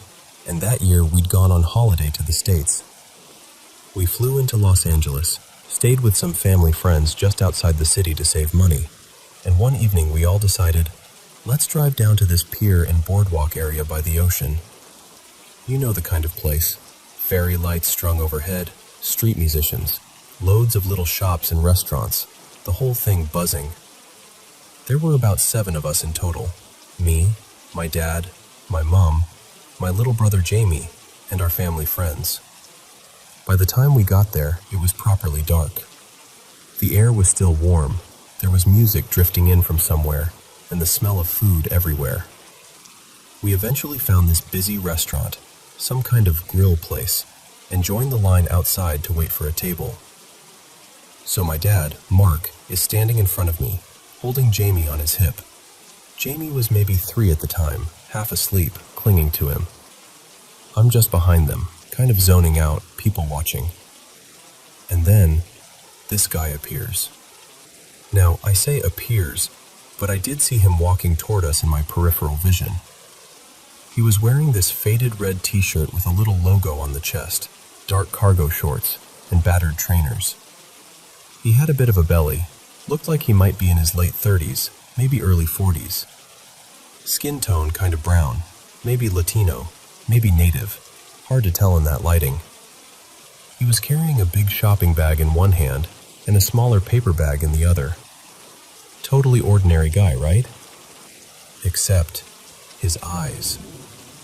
At first I didn't clock it because you don't expect it. But when he got close and lifted his head properly, I could see them. They were completely black. I mean, no whites at all. Just 2 solid, jet black orbs. Like someone had drawn them on with ink. Like holes.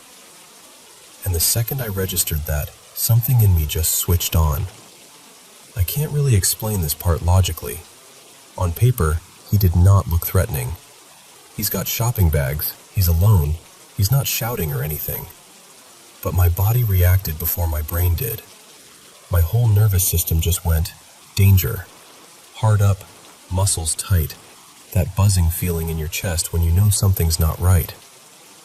I remember thinking, I'm going to have to step in. I might actually have to fight this guy. Which is ridiculous because, again, he wasn't doing anything yet. But then I glanced at my dad, and I could see he felt it too. Now, my dad and I both trained martial arts for years, and there's this very particular way someone shifts their stance when they're ready for trouble, even if they're trying to be casual.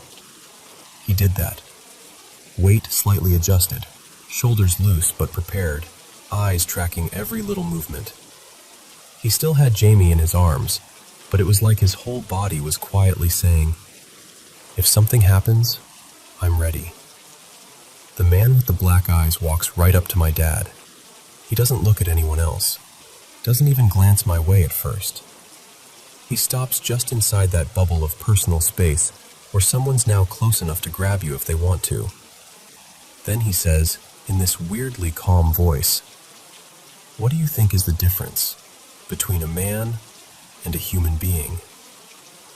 Now, this is the part that's hard to explain without sounding completely mad. I remember the rhythm of his voice, the way his mouth moved. I remember my dad answering slowly, struggling to find words, asking him what he meant. I remember the pauses, the feeling that it was a very strange, intense conversation. But the actual content? Gone. Completely blank. It's like he put up some kind of mental curtain and I was stuck on the outside of it. What makes it even stranger is that, apparently, no one else saw him. We were near the back of the line, but not far away from the others, maybe 3-4 meters max. There were people walking past us constantly, waiters weaving through, families queuing. You'd think someone would have turned their head and gone, who's that bloke with the weird eyes talking to them? But they didn't. Afterwards, when we sat down and I brought it up, my mom was like, what, man? Our friends were the same. They remembered us stepping out of the line a little, maybe, but no one recalled seeing him at all. While we were talking to him, it felt like time changed. That's the best way I can put it. Not in a dramatic sci-fi way with everything freezing, but more like the whole world went a bit syrupy, slower, muted. The sound of the crowd seemed to pull back, like we were under a dome. I remember being hyper-aware of tiny details, the way the fairy lights flickered, the feeling of the wooden boards under my feet, the weight of the humid air. Like everything around us was on slow motion, but the conversation was happening in its own pocket. At one point, my dad said later, it felt like they were just standing there for ages. I remember these long pauses where my dad was trying to answer whatever the man was asking. Something about what we really are, and if we think we're only flesh, or something along those lines. But when I try to replay it, I just get that first question, and then static. Eventually, my dad told me his side of it. He said the guy kept circling around this idea that there's a difference between man, in the everyday sense, and human, in some broader sense. Like there are things that look like us but aren't quite us, or that we ourselves are more than we understand. He mentioned things like altered genetics, or beings that slip between what we'd call physical and something else. My dad was trying to follow, trying to answer honestly, but he said he was just as on edge as I was the whole time, ready to protect me and my brother if needed. And then there was this one moment that really stuck with him. Apparently, while the man was talking, my dad thought, if this goes sideways, I'll have to put Jamie down and hit him first before he can hurt the kids. It wasn't a plan he said out loud, obviously. It was just a protective dad thought. Right after that, the man stopped mid-sentence, looked at my dad directly, and said, I am not your enemy. Just like that. Very matter of fact. Not offended. Almost reassuring. And then he turned his head to look straight at me. Now, from my point of view, all I saw were those black eyes. But Dad told me later that when the guy looked from him to me, he saw, this is going to sound wild, something like a vortex of light behind the man's eyes. Not a glow, not a reflection from the restaurant sign, but a sort of swirling tunnel, like he was looking through the man's face into something else. Dad swears he wasn't imagining it. He said it was there for a second or two, and then it was gone, and the guy's eyes just went back to being these empty black pools. And literally, as he stepped out of our little bubble, the world snapped back. The noise of the crowd rushed in again, clattering dishes, laughter, music. The hostess from the restaurant suddenly called our name, like it had been timed to the second. "Table for 7, she shouted, cheerful, totally unaware that my dad and I were standing there in that aftershock feeling of, what just happened? We went in, sat down, and the first thing my dad and I did, before we even looked at the menus, was stare at each other like, did you just... And we both started talking at once. We compared notes right there at the table. The feeling of danger, the fight response, the time distortion, the way no one else saw him, the black eyes, the first question. Dad told me what he remembered of the conversation. I told him how I couldn't recall anything after that opening line. We both had that same strange sense that the man wasn't normal, whatever that means. And then life just went on. For years, I barely thought about it. Every so often, something would trigger the memory. A crowded street at night, someone asking a deep question out of nowhere, and it would all flood back. And I'd text my dad, or he'd bring it up over a beer, and we'd go, still can't explain it, can we? We still can't. All I know is, that night, on a busy boardwalk in California, surrounded by hundreds of people, it felt like time bent, the world tuned out, and someone, or something, stepped in just long enough to ask us a question we still don't really know how to answer. What's the difference between a man and a human?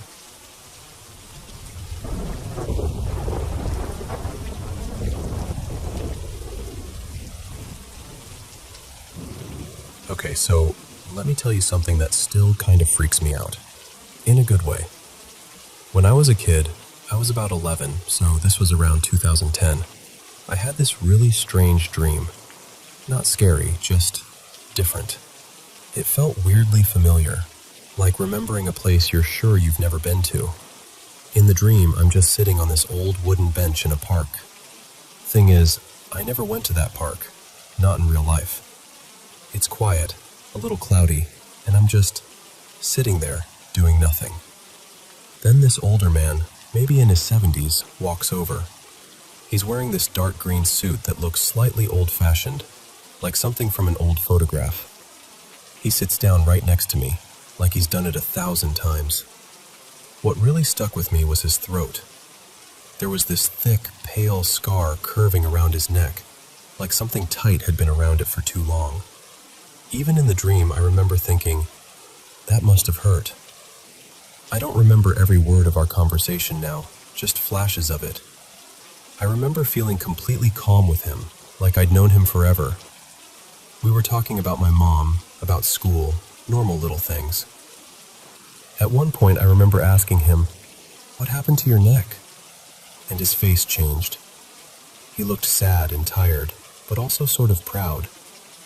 Near the end of the dream, he turned toward me, reached out, and took my hand in both of his. His hands were warm and a bit rough, like he'd done a lot of work in his life. And then he said to me, very clearly, "I'll always look after you, you and Lenny." And in that moment, when he touched my hand, I got chills all over my body. That's actually the part that still gets me, because that feeling was so intense it woke me up. And even now, telling you this, I can almost feel it again. The next morning, I wandered into the kitchen while my mom was emptying the dishwasher. I was still kind of shaken up, so I just started telling her about the dream, every detail I could remember. The bench, the suit, the scar, how he spoke to me. She turned to look at me, and I will never forget her face. She went completely pale, and she actually dropped a plate on the floor. It shattered, and she didn't even react to the noise at first. She just stared at me. She asked me to describe him again, slowly. So I did. The way he looked, the way he sat, the scar on his neck. And then I mentioned that he said he would always look after me and Lenny. My mom's eyes filled with tears instantly. She asked me, "He really said Lenny?" I said, "Yeah, why?" And that's when she told me that Lenny was her childhood nickname. A nickname that only her father used. Here's the thing. I never met her father. He died years before I was born. I'd seen maybe 1 or 2 photos of him in passing, but we never really talked about him much. I didn't even remember his name then, just that in the dream, I somehow knew who he was. I told her about the scar and how I'd asked him what happened. In the dream, he'd told me he'd been tortured while he was in captivity, but he hadn't gone into all the details, just enough to make me feel the weight of it. My mom just broke down crying. Through the tears, she said, "He never told me that. Not like that." She explained that her father had been part of the Dutch resistance during World War II, and that he'd been captured. He'd been held in a building near a square in Groningen. She named the place, like it was burned into her memory, and that he'd been interrogated by collaborators. After that, my mom started talking more about the sensitivity in our family. She says she sometimes feels negative energies in the house, and every now and then she burns incense or does little cleansing rituals. I used to roll my eyes at that stuff, honestly. But she told me her mother, my grandmother, was the same way. That she would sometimes talk to people in her sleep, or wake up and know things she shouldn't know. She told me that I might have the same thing. That if I wanted to talk to him again, I'd have to open up or reach out. I didn't really know what that meant, but as a kid I tried. For years I went to sleep hoping I'd see him again on that bench, hear him call my mom Lenny one more time. But he never came back, not in that way. I kind of filed it away as a weird, powerful childhood experience. One of those family stories that only gets told late at night when people are already emotional. I didn't fully believe it, but I didn't fully disbelieve it either. It just lived somewhere in the back of my mind. Then today happened. Today we had a funeral for my dad's uncle. It was held at this cemetery I'd never been to before. Actually, it was my first time at any graveyard in my entire life. I'm almost 25 now, and somehow I'd managed to avoid them until today. From the moment we walked in, I felt off. Not terrified, just really uncomfortable. Heavy, like the air was thicker somehow. I tried to brush it off as just nerves and sadness. After the service, when everyone was kind of standing around in that quiet, awkward way people do after funerals, I suddenly thought of my grandfather, my mom's dad, the man from my dream. I knew he was buried in the same cemetery, so I asked my parents if we could go find his grave. We walked around for a bit until my mom recognized his name on a stone. It was simple, not flashy or anything. Just his name, his dates, and a small symbol. I stood there, and for the first time in my life, I was physically in front of him. I didn't know what to say, so I just kind of awkwardly introduced myself, out loud. I said something like, "Hi, I'm your granddaughter. We, met once, in a dream." I felt ridiculous, but also strangely emotional. And then, as I'm standing there, this gust of wind blows through the trees. It's chilly, like you'd expect in a graveyard. But on my right shoulder, I suddenly feel warmth. Not just, oh, the sun came out, warmth. It felt like the weight and heat of a hand being gently placed there. Firm, comforting. Like someone standing slightly behind me saying, without words, "I'm here." I froze. My whole body lit up with goosebumps, but my shoulder felt safe. I didn't see anything, and I didn't hear some booming voice from the sky or whatever. It was just that touch, that impossible, gentle pressure that lasted a few seconds and then faded away. I stood there, staring at his name, and I just whispered, "Thank you." I didn't even fully know what I was thanking him for. Looking after my mom? Watching over me?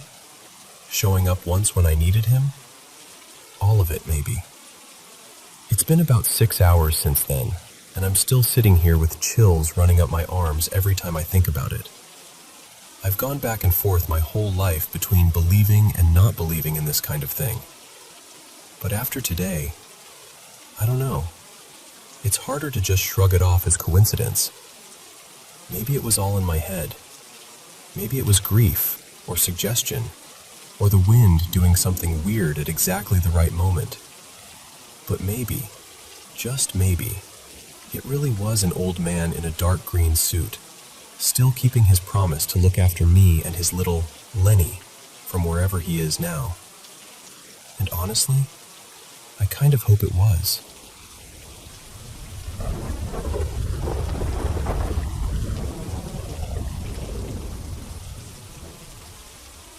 So, it's 7:54 in the morning right now, and I still haven't slept. I've just been lying here replaying everything that happened last night, and honestly, I'm still freaked out. Okay, let me back up a bit. There are 4 of us living in this apartment. Me, my older brother Marco, my younger brother Eli, and my little sister Lena. It's a cozy 2-bedroom, 2-bathroom place we moved into about 6 months ago. Nothing fancy, but it's home. We've never really had any serious issues in this building. No rats, no possums in the walls, nothing like that. The worst we've seen has been a couple of earthworms that snuck in when it was raining, and the occasional cockroach that we immediately declare war on. Past tenants apparently didn't have any rodent problems either.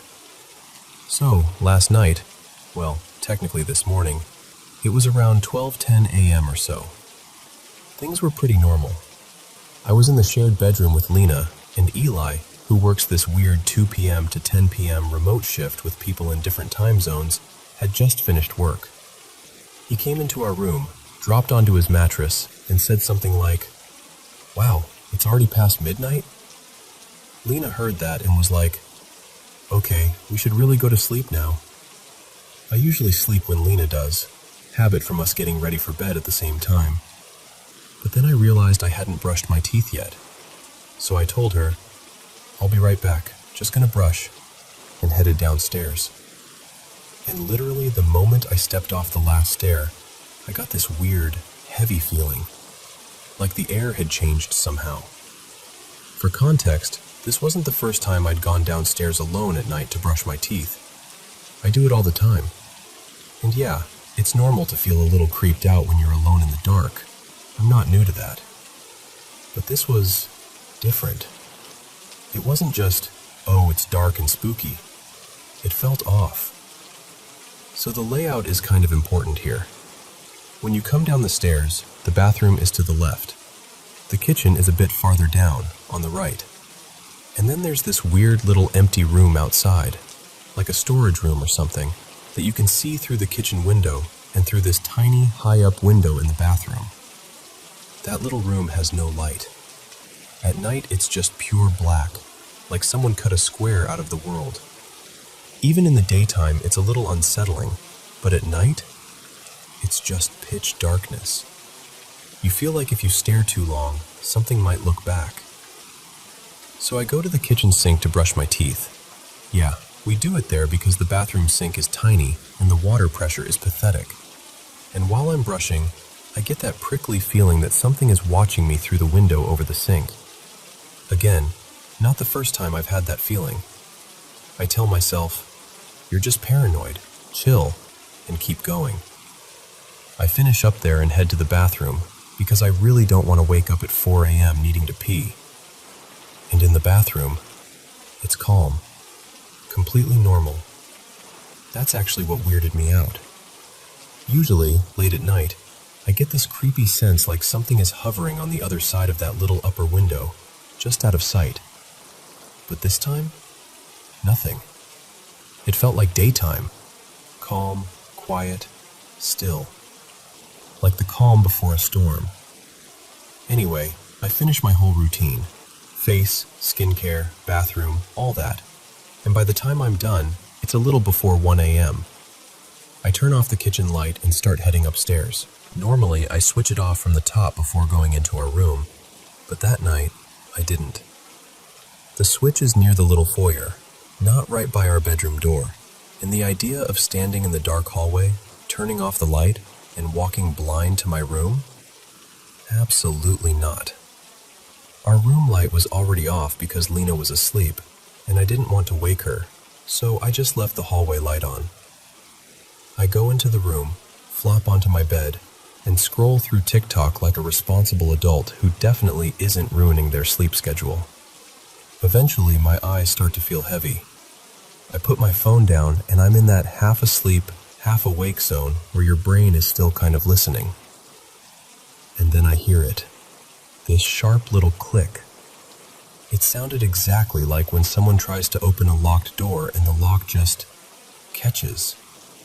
My immediate thought was, okay, calm down. It's probably just my glasses shifting on my messy desk. They make a similar sound if they slide against something. So I force myself not to overthink it.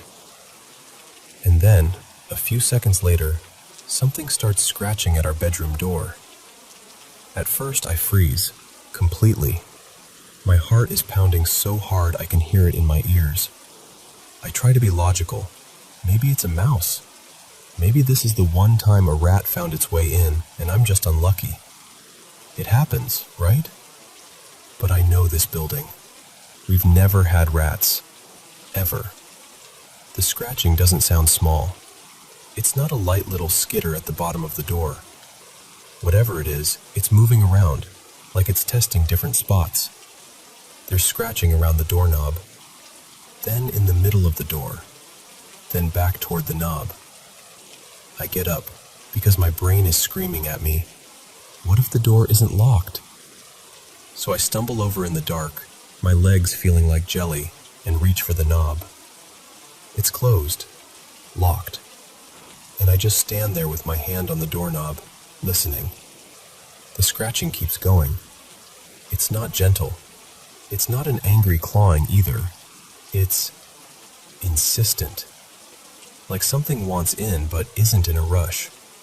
Almost like a dog pawing at a door. But here's the thing. We don't have a dog. Marco's girlfriend has a small dog, yeah, and sometimes she stays over with her and they sleep in his separate room. But before I went into my room, I only saw one pair of slippers outside Marco's door. Just his. No girlfriend, no dog. And even if the dog had been here, she's tiny, very clingy, and very vocal. She would have been whining or barking. Also, she definitely couldn't reach as high as the middle of our door, let alone around the knob. And then it gets worse. There's this thin strip of light at the bottom of our door because the hallway light is still on outside. I'm staring at it, trying to calm myself down, and suddenly that strip of light just disappears. Like something big is blocking it, standing directly in front of our door. It's like whatever is scratching is now also standing there, right on the other side. At this point, I am done. I'm not trying to be brave. I'm not trying to be the main character. I'm just a terrified person in pajamas who does not want to get dragged into some horror movie side plot. So I do the only thing that makes sense to me. I wake up Lena. I crawl over to her bed and start whispering urgently. Lena, wake up. Wake up, please. My voice is shaking so badly that I wake Eli up too. They both sit up and listen, and I can tell immediately that they hear it because their faces change. It's not one of those moments where they're like, it's just the pipes, or you're imagining things. The scratching is loud. Wrong. It's circling the door like it owns the hallway. Then Eli decides he's going to be that guy, the horror movie character you scream at through the screen. He grabs his flashlight, stands up, and starts walking toward the door like he's about to negotiate with the unknown. I whisper, "What are you doing? Don't open it. Seriously, Eli, don't." I'm imagining the door flying open and something just rushing past him straight at us. He puts his hand on the knob. I'm standing there holding my breath, absolutely convinced this is the moment my life turns into one of those based on a true story documentaries. He twists the lock, opens the door, and nothing. The scratching stops instantly. The hallway is empty. The light is still on. No rat, no dog, no person. Nothing on the ceiling, nothing in the corners. Just silence. There's this weird mix of relief and panic inside me. On one hand, thank God, there's nothing there. On the other, if it wasn't there, where did it go? And what if opening the door just let it in? Eli, being Eli, steps fully into the hallway. He checks the staircase. He goes downstairs, looks in the kitchen, in the bathroom, even peeks through the window into that dark little outside room. He checks the front door. Everything is locked. Everything looks normal. He comes back up after a while and shrugs like, "There's nothing. It's fine." We close our bedroom door again. A few minutes later, the scratching starts up. Same door, same pattern. At that point, I'm holding back tears. My brain is just playing every horror movie trope I've ever seen on repeat. You know that scene where everyone investigates the noise, finds nothing, and then 5 minutes later something jumps out of the closet? That's exactly what it felt like. Lena and Eli keep trying to comfort me. It's probably the pipes. Maybe the wood is settling. It's the wind. All the classics. But none of it matches what we're hearing. Wood settling doesn't move around the doorknob. Pipes don't block the light under the door. By then, it's around 2 a.m., and I am absolutely not sleeping. I tell them straight up, I'm not closing my eyes with that thing out there. So we compromise. Eli helps me push our dresser against the door. It's not the world's heaviest dresser, but it's something. Mentally, it helps. If something tries the door again, at least it won't just swing open. Eventually, pure exhaustion wins. My body basically forces me to pass out. But the night isn't done with me yet. I wake up again sometime between 3:40 and 4 a.m., covered in cold sweat. You know when you bolt awake with that awful feeling like someone is standing right next to your bed? That's how it felt. I didn't hear anything this time. No scratching, no clicking. Just this deep, heavy dread, like the air in the room had changed again. People call it the witching hour, and honestly, in that moment, it felt exactly like the kind of time where everything is just wrong. I'm lying there, heart racing, too scared to move, absolutely convinced something is in the room with us now. Not outside the door, not in the hallway, but inside. I reach over and turn my little nightlight back on. Yeah, I have a nightlight at my big age. I'm not embarrassed. At that moment, it felt like a tiny shield between me and whatever might be watching. I kept that thing on until the first light of morning started creeping in through the curtains. I don't know how much I actually slept after that. It was more like dozing with one eye open. When the sun finally came up and the room was bright again, everything felt normal. No scratches on the door that we could see. No weird marks. The dresser was still in place. The hallway looked the same. The apartment looked like just our apartment. I'm not saying it was definitely something paranormal. Maybe there's some weird logical explanation. Some animal we've never seen before. Some strange building noise I don't know about. Honestly, at this point, I don't even care if the explanation is boring and logical or straight up supernatural. I just want something that makes sense, because lying awake with no answer, replaying the sound of those scratches over and over, that's the part that scares me the most.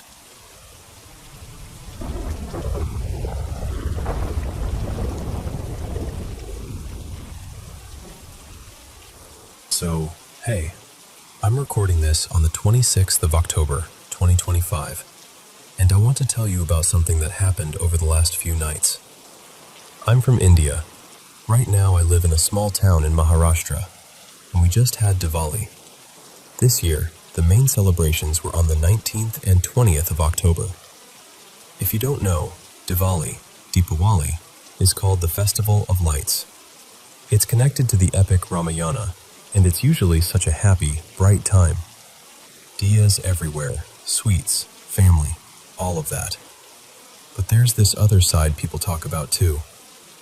They say Diwali night is heavy, spiritually heavy.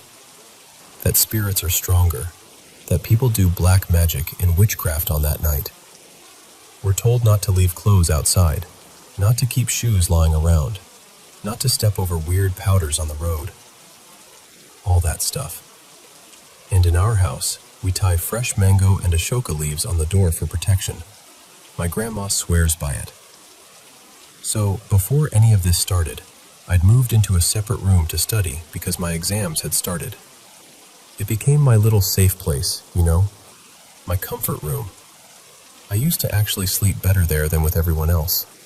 No fear, no weird vibes. Just me, my books, and my playlists. On Diwali night, the first night, my mom, who I'll call Anita here, told me, "Tonight you're not sleeping alone. Come to our room. It's not good to sleep alone on Diwali." I was stubborn, like peak stubborn. I told her I was fine, that I had to wake up early and I'd sleep better in my own room. She tried to convince me more. This is not good. This is not that kind of night. Listen to me. But I still didn't listen. I grabbed my phone, went to my room, and decided I'd sleep there alone. That first night wasn't dramatic or anything, but that's where the fear started. See, the door in my room sometimes makes these small noises. A light creak here, a little tap there. Our area had really heavy rains and mild flooding a while back, so there's dampness and moisture everywhere. Wood swells, walls crack, things expand and contract. Logically, it makes sense. But that night, with all the stories my mom had just told me echoing in my head, every tiny sound suddenly felt important. I kept telling myself, it's just the weather, it's just the wood, it's just in your head. And I did manage to brush it off and fall asleep. But a seed of fear got planted right there. Second night, 20th October. This was the second day of Diwali. Same kind of thing. I slept in my room again. The little creaks and taps were still there. And again, I tried to ignore them. But now, instead of feeling like random sounds, they were starting to feel noticed. Like my brain was waiting for them. Still, I got through the night. Third and fourth nights, 21st and 22nd October. These two nights were similar, but the feeling changed. The door kept making those soft creaks, nothing super loud or dramatic. But my fear started increasing bit by bit. You know when the room is quiet and your mind is not? The shadows look a little darker, the silence feels heavier. That's what it was like. By the fourth night, the fear became a little sharper. Not a full-blown panic, but like this constant uneasiness. I started double-checking things. Is the window locked? Is the door properly shut? Why does that corner look darker than usual? Nothing happened exactly, but inside, I wasn't calm anymore. Fifth night, 23rd October. This is where things got really weird for me. So evening comes, then night. Everything's normal at first. I get ready for bed in my room. The main light is off, and there's this small, warm, orange night bulb on. It usually makes the room look cozy. But that night, it just made everything look strange. Like the shadows were softer, but also more alive. I lay down on my bed. By the way, my mattress is on a wooden manja bed, and pulled my blanket up. I put on some random YouTube video for background noise, thinking it would help. Then I started noticing the door again. At first, it was the familiar, tiny creaks. I tried ignoring them, but my attention kept getting pulled back. And slowly, those little creaks started sounding less like random wood noises and more like knocks. I remember thinking, don't overthink. You just watched a horror movie. This is what happens. But the sounds kept going, and they started becoming clearer, more intentional. Meanwhile, everything in the room began to feel uncomfortable to look at. The Almirah door was slightly open, just a small gap, but in that dim orange light, it looked like this dark slit, like something could peek through any second. My mattress had gotten a little flat in the middle over time, but that night, it didn't just look flat. It looked like it was sinking, like something heavy was sitting right there in the center, pressing it down. I actually got up and sat on the bed, just staring at it. And then, the knocking changed. It wasn't random anymore. It wasn't just creaking. I could hear it clearly now. Knock, knock. Then a pause. Knock, knock, knock. Another pause. Then knock, knock. It formed this pattern in my head. 2, 3, 2. Not super loud, but clear. Too clear to ignore. At this point, my heart was racing. My body felt tense, like every muscle was on alert. I tried to reason with myself again. The wind, the wood, the house settling, anything. But something inside me, this strong gut feeling, was just screaming, leave. Leave the room. Right now. It wasn't a gentle suggestion. It felt like a survival instinct. I was so scared I didn't even want to put my feet on the floor. My phone was right next to me, so I grabbed it and called Ria, who was literally in the next room. I didn't even bother texting. I just called and said, "Can you come to my rooms? Please, right now. Just stand outside my door." My voice was shaking and she could hear it. She didn't even ask too many questions. She just came. I still couldn't bring myself to walk to the door until I heard her voice from outside. "Hey, I'm here. Open it." The moment I unlocked that door and stepped out, it felt like my whole body could breathe again. I'm not exaggerating. It actually felt like leaving a locked cage. We walked back to her room together, and I remember thinking, I don't know what that was. I don't know if it was all in my head or something else, but I do know I'm not sleeping in there tonight. Even now, talking about it, I'm not claiming anything for sure. I don't know if it was just overthinking after a horror movie, the leftover energy of Diwali night, the house creaking from old damp wood, or something I can't explain. All I know is how it made me feel, trapped, watched, and completely on edge in a room that used to be my safe place. So yeah, I've decided one thing for sure. My room definitely needs a deep cleaning, and maybe a proper cleansing too. Physically, energetically, everything. And next Diwali, if my mom tells me, don't sleep alone tonight, I think I'm actually going to listen.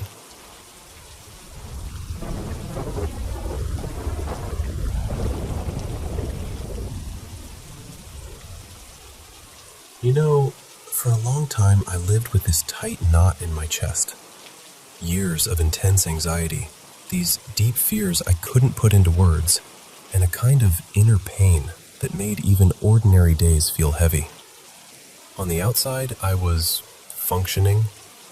On the inside, I felt like I was always bracing for something terrible. My grandfather, my Nono Leo, was the one person who made me feel completely safe. We had this quiet understanding between us, like we didn't need many words to get each other. At the end of 2019, he started showing signs of dementia. It was subtle at first, forgetting small things, repeating the same story twice. Then it got worse. I stayed close to him all the way until he passed in 2021. I was there for hospital visits, confused conversations, and also for these unexpectedly tender moments, when he would squeeze my hand and suddenly look perfectly clear, just for a second, like he'd come back from far away to say, I'm still here. After he died, I started dreaming about him. At first, they were just dreams, you know, but then they became different. They were sharp, structured, almost more real than being awake. In these dreams, he was lucid, present, and so gentle. It started to feel like he wasn't just visiting, he was trying to show me something. Over time, I understood it as a kind of plan. A very big, very precise plan to save me. One afternoon, I went to visit his grave. I remember the sky was that pale, washed-out blue you get in early spring. Someone had put artificial roses there, bright and plastic, almost too perfect.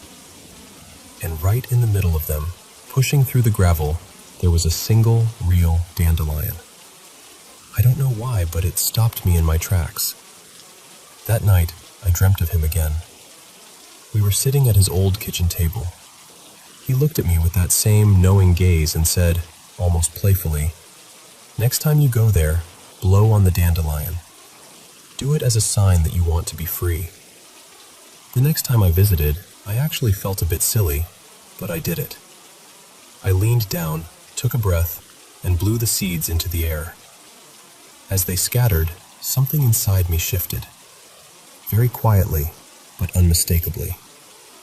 From that moment on, things began to speed up. I started receiving what I can only describe as concrete signs. Once, I was walking along a mountain trail in northern Italy, a place where I used to hike with my grandfather. The path was empty, quiet, and I was lost in my thoughts. Out of nowhere, a folded note fluttered down right in front of my feet, like it had fallen from the sky. I picked it up.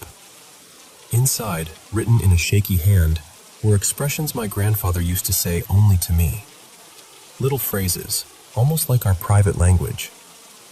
It felt impossible to dismiss as a coincidence. And that wasn't the only time something like that happened. Around this period, I started having out-of-body experiences. They were different from dreams. In them, I found myself in his garden, the one from my childhood. Everything was exactly the way it used to be. The jasmine climbing up the wall, the smell of damp earth after he watered the plants in the evening, the way the sunlight filtered through the fig tree. and he was there. Sometime later, I went to visit a care facility just to spend time with the residents, to help out a bit. That's where I met an elderly man named Emilio.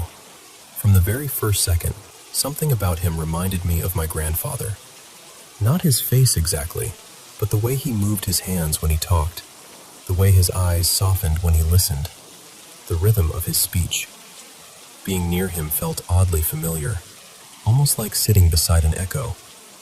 One day, I got this strong urge, almost a push, to show him a photo of my grandfather. So I took out my phone, found a picture, and held it out to him. He looked at the screen for a long time. Then he smiled and said, very calmly, "Oh, I know him. I know him very well." I felt this wave of chills run through my whole body. From then on, Emilio started telling me things. Little truths about my life, about struggles I hadn't spoken out loud, about fears I kept hidden.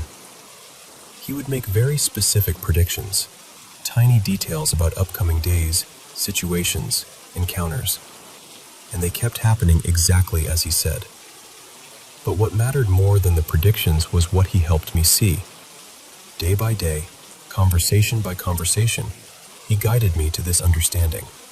My grandfather had a plan to help free me from my anxiety, that there was nothing random about the way our lives had intertwined, or even about the way his illness had unfolded.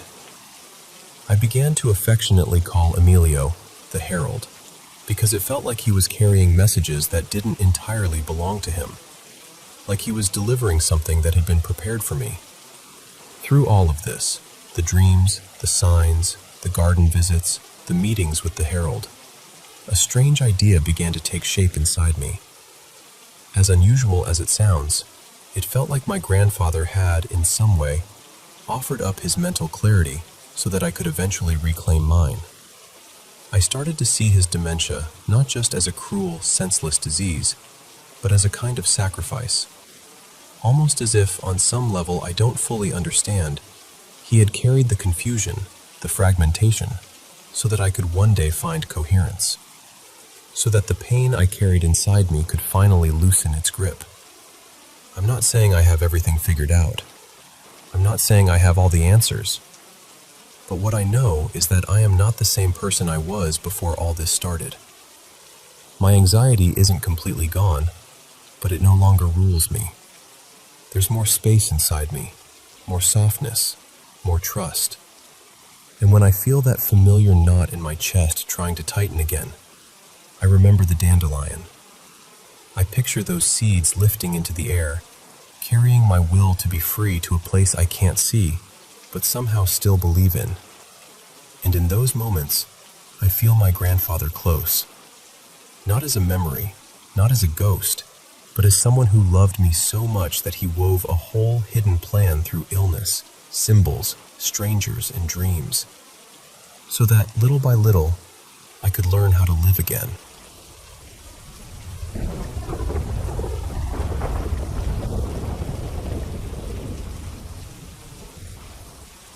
So, okay, let me just walk you through this because I'm still trying to make sense of it myself. This happened early this morning, out in the Alabama hills. It was around, 2-ish? Something like 2:15, 2:20 a.m. And I can't stop replaying it.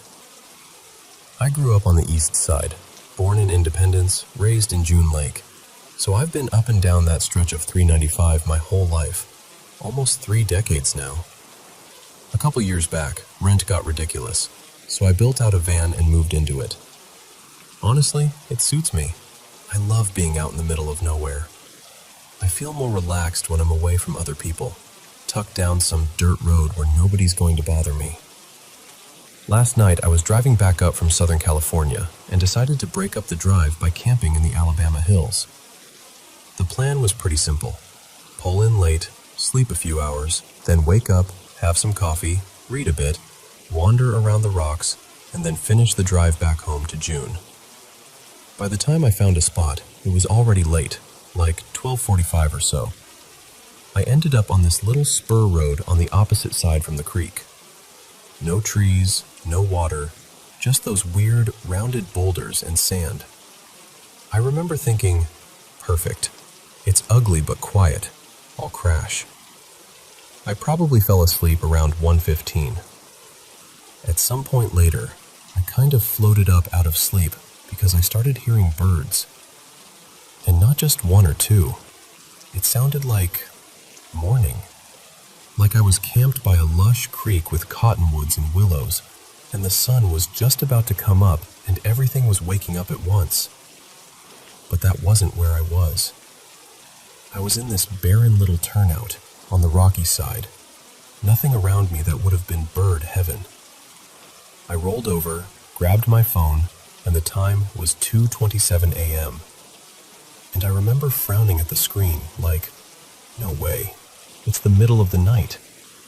But I was so tired that a part of me just went, whatever, weird, and I tried to drift back down.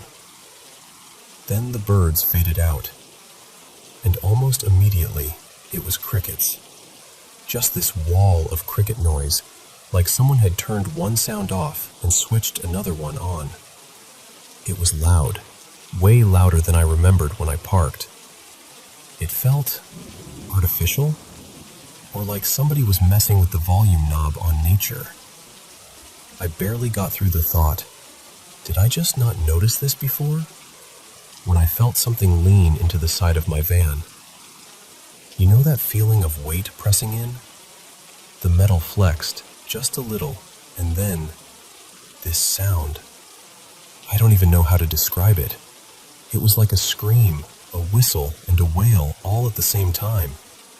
High and piercing, but there was this weird depth under it. It felt like it went straight through my chest. And then my van started shaking. Not just rocking a bit, full-on violent shaking. Earlier this year, a bunch of my friends thought it would be hilarious to mess with me and rocked the van back and forth while I was inside. That was annoying, but it felt like people. It was playful, rhythmic. This was not that. This felt like the whole van was in a storm, like something huge had grabbed it from every direction at once. If that was an earthquake, it was bigger than anything I felt in California, and I've been here my whole life.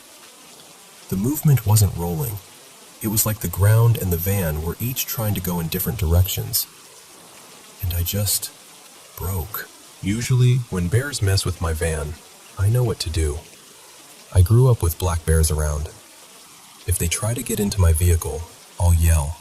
I'll hit the side. I'll bang on the window. I've always been able to stand my ground with them. But in that moment, I couldn't move. I wanted to scream stop and slam my hand against the glass, and I just couldn't. My body would not cooperate. I was lying there, totally rigid, with tears pouring down my face, listening to this thing happen around me. The fear was different too. I'm used to normal fear, adrenaline, heart racing, brain making plans. This wasn't that. This felt like something heavy in the air, pressing down on me from the outside. Like the whole space around the van was saturated with this, I don't know, presence. It felt evil. I don't use that word lightly, but that's the only way I can describe it. It didn't feel like my own anxiety spiraling. It felt like stepping into a room where something terrible has happened, and your body knows before your brain does. Just this objective, crushing dread. I honestly thought, okay, this is it. I'm going to die here, in my stupid van, in this random turnout off Whitney Portal Road. I have no idea how long it lasted. It might have been 30 seconds. It might have been a few minutes. In my head, it felt like forever. The shaking finally stopped. The sound cut off. And then there was nothing. No crickets, no birds, not even wind. The silence was almost worse than the noise. It was that thick, ringing silence you get after something explodes, where your ears are trying to catch up. I stayed under my blanket like a little kid, shaking and sobbing, listening to absolutely nothing. After a while, I'm guessing 10 minutes, maybe more, I realized I couldn't just stay there. The fear was still there, but underneath it, there was this clear thought. You need to leave. Now. So I forced myself to move. I got some clothes on, grabbed my little combo knife/shovel I used to dig cat holes, and cracked the van door open as quietly as I could. Part of me was terrified something would be standing right there, but outside, it looked normal. I turned my headlamp on low and started checking around my van. I expected to see something. Bear tracks, shoe prints, fresh tire tracks, anything. The dirt out there usually records whoever's been around. Nothing. No bear prints, no human prints I hadn't already made, no new tire marks. I hadn't heard another vehicle pull in or leave while all this was happening either. If a truck had been messing with me, I would have heard it drive off. That was the moment my fear turned into this cold, unsettled feeling. I climbed back in, started the engine, and just left. I didn't even bother pulling my bedding together. I just threw it aside and drove. When I finally got service, I pulled over and checked the earthquake reports for that time, somewhere around 2:30 to 3 a.m. in the Lone Pine area. Nothing. No recorded quakes that matched what I felt. Driving down from Whitney Portal, past town, I could still feel that oppressive heaviness sitting in my chest. And then, as I got farther south on 395, it started to loosen. By the time I was passing Manzanar, it felt like whatever had been on me was finally wearing off. Normally, I hate sleeping at rest stops. I don't like being packed in with strangers. I'm way more nervous about people trying something than I am about animals. But when I pulled into that rest stop south of Big Pine and saw other cars with people sleeping in them, I could have cried from relief all over again. Nothing. I checked again in the morning light, really carefully. No new gouges, no dented panels, nothing bent or twisted. From the outside, it was like the night had been completely uneventful. And that's, honestly, the part that keeps bothering me. If it had clearly been a bear, or an earthquake, or some drunk person messing around, I'd still be shaken up, but I would have a box to put it in. Instead, I'm left with this experience that feels like it doesn't fit anywhere. For what it's worth, I was camped just east of this rock formation people call Nightfall Rock, in a little side canyon folks around there sometimes refer to as Ranger's Cut in the Alabama hills. I know it's close to LADWP land, and yeah, I probably wasn't supposed to be exactly where I was. The plan was to pull in late, leave early, and just catch a few hours of sleep. After what happened, I don't think I was there even 3 hours total. I'm not trying to jump straight to, it was something supernatural. That's not usually how my brain works.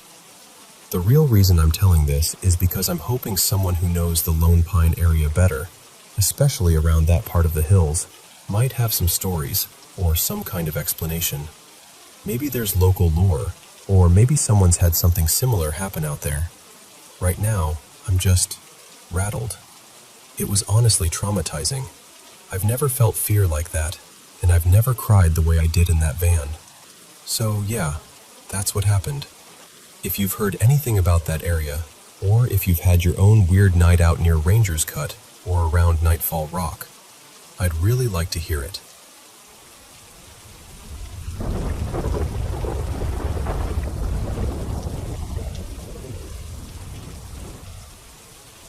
Okay, so this all really starts a long time ago, when I was still a teenager. I grew up in one of those tiny towns where there's absolutely nothing to do. You know the kind. One blinking stoplight, the same 3 restaurants, everybody knows who your grandparents dated. Back then, my friends and I were really into urban exploring and chasing ghost stories. If someone even whispered that a place might be haunted, we were already in somebody's car, halfway there. There was this old bridge just outside of town, out in an unincorporated community folks around there called Willow Creek. The story was that if you drove onto the bridge at night, your engine would die or your headlights would flicker out. And some of the older folks swore they'd seen a woman step out in front of their car, just standing there in the middle of the road. So of course we had to go. We decided we were going on Halloween night, because apparently we were determined to make the horror movie setup as obvious as possible. There were 5 of us: me, Lena, Marisol, Derek, and Cal. I remember we were getting ready to leave my house, and I had this weird knot in my stomach.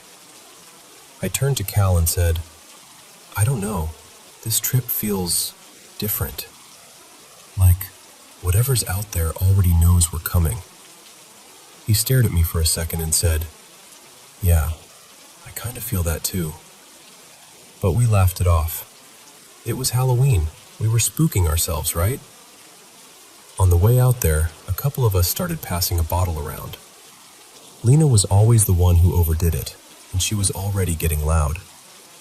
I didn't want her to get wasted and ruin the whole night, so I took the bottle from her and stuffed it in my bag like, "All right, that's enough, party girl." We turned off the main road onto this old red dirt road that twisted through the trees. That's when Derek, who was driving, slowed down and said, "Hey, look." I glanced up from the passenger seat, and the road ahead was just swallowed in this thick fog. Not a gentle little mist either. It was like a wall of smoke. I remember muttering, "Well, that's convenient," trying to sound brave. Nobody was really talking at that point.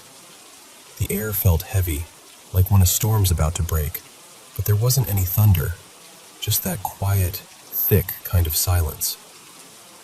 We rolled onto the bridge and Derek stopped us right in the middle. We all sat there for a second, waiting for something dramatic to happen. But nothing.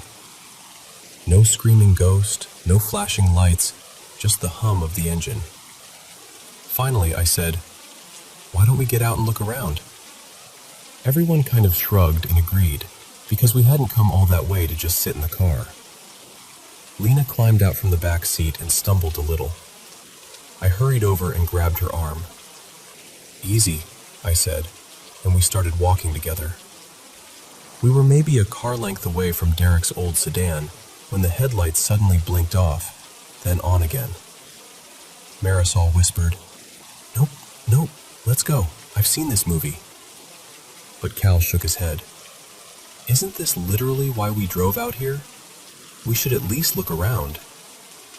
Lena decided she wanted to go down under the bridge, by the water. Of course. So I motioned to Derek to grab her other arm, and the 3 of us started walking down the little slope. As we got closer to the creek, Lena suddenly lifted her head and started talking to the darkness like it owed her money. She goes, "So what, you're not going to show yourself? You scared or something?" Then, "Come on, do something." But she just kept going, waving her arms around, calling whatever was there a coward. The closer we got to the water, the more I felt this static, like the air itself was buzzing under my skin. I knew, deep down, that she had crossed a line. Lena inhaled to start another taunt, and before she could even finish the sentence, something shoved her. Hard. It wasn't like tripping on a rock. She was ripped straight out of mine and Derek's grip. 1 second she was between us, the next she flew forward and slammed onto her knees, right at the edge of the cold, black water. She screamed, "It pushed me!" I snapped, "I told you not to provoke anything. You never disrespect a spirit." My stomach did this slow roll, and I got really nauseous. That happens to me sometimes around whatever this kind of thing is. I've always been a little sensitive. Cal saw the look on my face and hurried over. "Hey, what are you feeling? Do we need to leave?" Before I could answer, an image slammed into my mind, like someone just dropped a photograph right behind my eyes. I saw a woman standing in front of me. Dark hair, wet clothes clinging to her. Her face was tired, sad, angry, all at the same time. I swallowed and said, "She's here. We need to go. And Lena, don't say another word." We scrambled back up the incline toward the car. As we were getting in, Derek froze with his hand on the door and whispered, "I just saw her. She was right there by the railing. Oh my God." We piled into the car, and as soon as Derek turned the key, the engine died. Just went dead. He tried again. Nothing. Third time, it finally coughed, sputtered, and came back to life.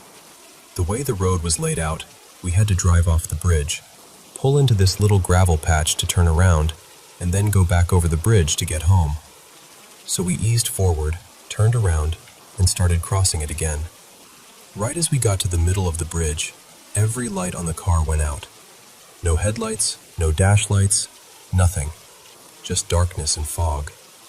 I panicked, grabbed my phone, turned on the flashlight, and leaned half my body out the window, holding the light out so Derek could see the road at least a little.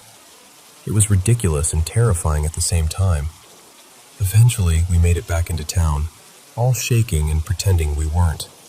We went to my house, ordered pizza. We needed something aggressively normal, and decided to just put on some movies and crash there. But you could tell we were all still wired.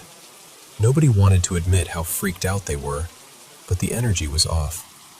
We made this giant blanket pile on the living room floor, all of us sleeping there together like little kids at a sleepover. At some point in the night, I heard someone say my name, soft but clear. Alex. I opened my eyes, looked around. Everyone was out cold. No one had moved. I kept drifting in and out of this restless sleep, and every time I closed my eyes, my dreams shoved me back onto that bridge. The fog, the water, that woman. Before the sun had fully come up, the doorbell rang. It was so early, it made all of us jump upright. I looked at the clock. It was 6 a.m. I got up, crept to the front door, and peeked through the window. Standing on the porch was a longtime family friend, my Aunt Rosa. Now, she's not my aunt by blood, but we've called her that our whole lives. And she's a clairvoyant.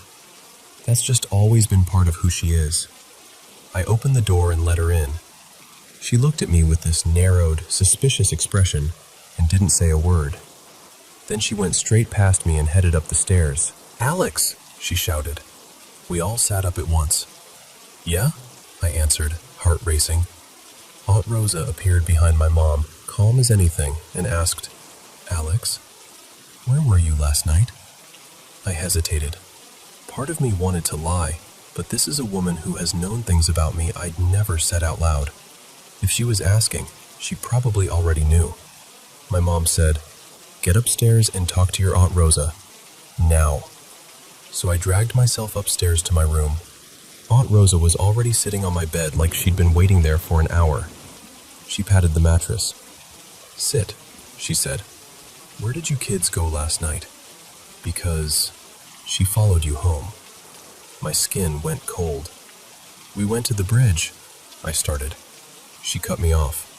"The one out on Willow Creek Road?" I nodded. She shook her head and sighed. "Why would you go out there, after what happened?" I blinked at her. "What happened?" She called out, "Maria, come here a minute." My mom came into the room, already looking guilty.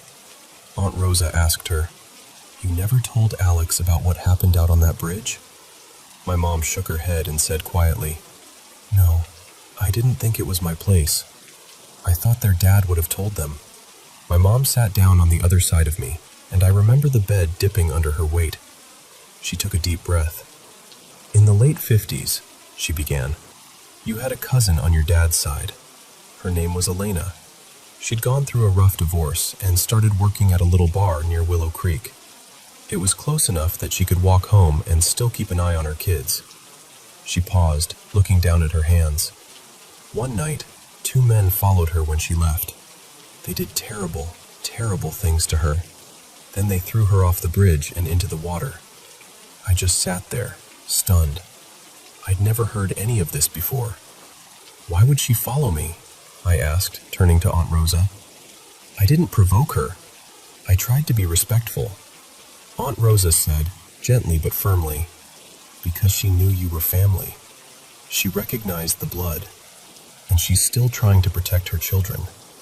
She's been stuck there, watching, guarding, for a long time. We need to help send her to the light. Tonight." Later that day, my friends and I went to my great-grandmother's house, Nana June, to ask about Elena. As soon as we mentioned her name, Nana's whole face softened. She pulled out an old box of photos. There were pictures of Elena, smiling in those soft, faded colors, and photos of her kids, 2 little boys with crooked grins. Nana told us that Elena's ex-husband had paid those men to kill her, and that all 3 of them were now long dead. Her voice shook when she said it, but there was this fierce anger underneath her grief. We asked if we could borrow the photos for the night, and she agreed, as long as we brought them back. That evening, we went to Aunt Rosa's house. She and my mom had set up candles in the dining room, a big one in the center, and smaller ones around it. The pictures of Elena and her children were laid out carefully on the table. We all sat down, my friends included. Nobody was joking around anymore. Aunt Rosa closed her eyes and started speaking softly, calling Elena by name, telling her who was at the table, telling her that I was her blood. She said, "You followed Alex because you knew they were yours, your family. You were trying to protect your children, weren't you?" The room got noticeably colder. It was like someone opened a door to winter. Then, while we were all staring, one of the photos, the one with Elena's children, slid a few inches across the table. No breeze, no one touching it. Aunt Rosa looked at the photo and said, "Elena, listen to me. Your ex-husband and the 2 men who hurt you, they're dead. They're gone. They are not near your boys. They are not near anyone. You don't have to stand guard anymore." She spoke to her for what felt like a long time, telling her there was light waiting for her, that she could be with her children again someday if she crossed over. She told her that staying there, trapped in anger and fear, wasn't helping them anymore. The temperature kept dropping until I could see the faintest bit of my breath. I wrapped my arms around myself, shivering. I closed my eyes for a moment, and there she was again, clear as before. Elena. She looked so tired, but there was a softness around her now. She looked at me, and I heard, not with my ears, but somewhere inside, a quiet, "Thank you." In my mind, I saw her turn away from the bridge, away from the dark water, and walk toward this soft, bright light. No drama, no choir of angels, just relief. Right then, the largest candle on the table went out all at once. No flicker, no sputter, just gone. And almost immediately, the cold in the room lifted. The air felt normal again. For me, that was all the confirmation I needed. I knew she was gone. Not erased, not forgotten, just finally at peace.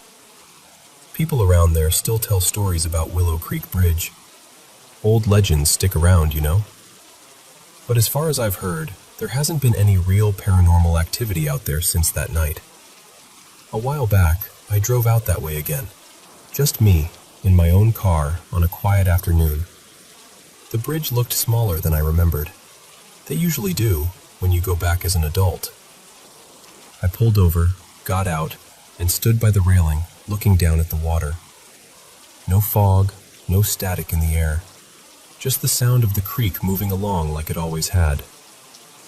And for the first time, I didn't feel scared or watched. I felt calm. I whispered, "I hope you're with them now." And in my chest, it felt like the end of a sentence that had taken decades to finish. That's when I knew, in my bones, that she wasn't trapped there anymore. She was finally home.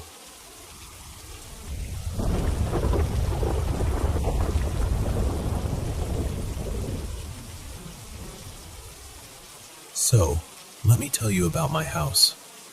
I live in this 2-story place that was built in the late 70s. It's nothing super fancy, just an older family home in a quiet neighborhood. Before we moved in, only one other family ever lived here. It was an older married couple. The wife eventually moved to a nursing home, and her husband, a man named Frank, passed away not long after. Nobody's really sure if he died in the house or at the hospital. That's kind of where the story starts. From the beginning, There were all these small, weird things that we just brushed off. The pictures in the upstairs hallway, they never stay straight. You can fix them, line them all up perfectly, and then a few hours later they're tilted again. Every single one. And then there are the footsteps. Downstairs we've got these metal vents in the ceiling.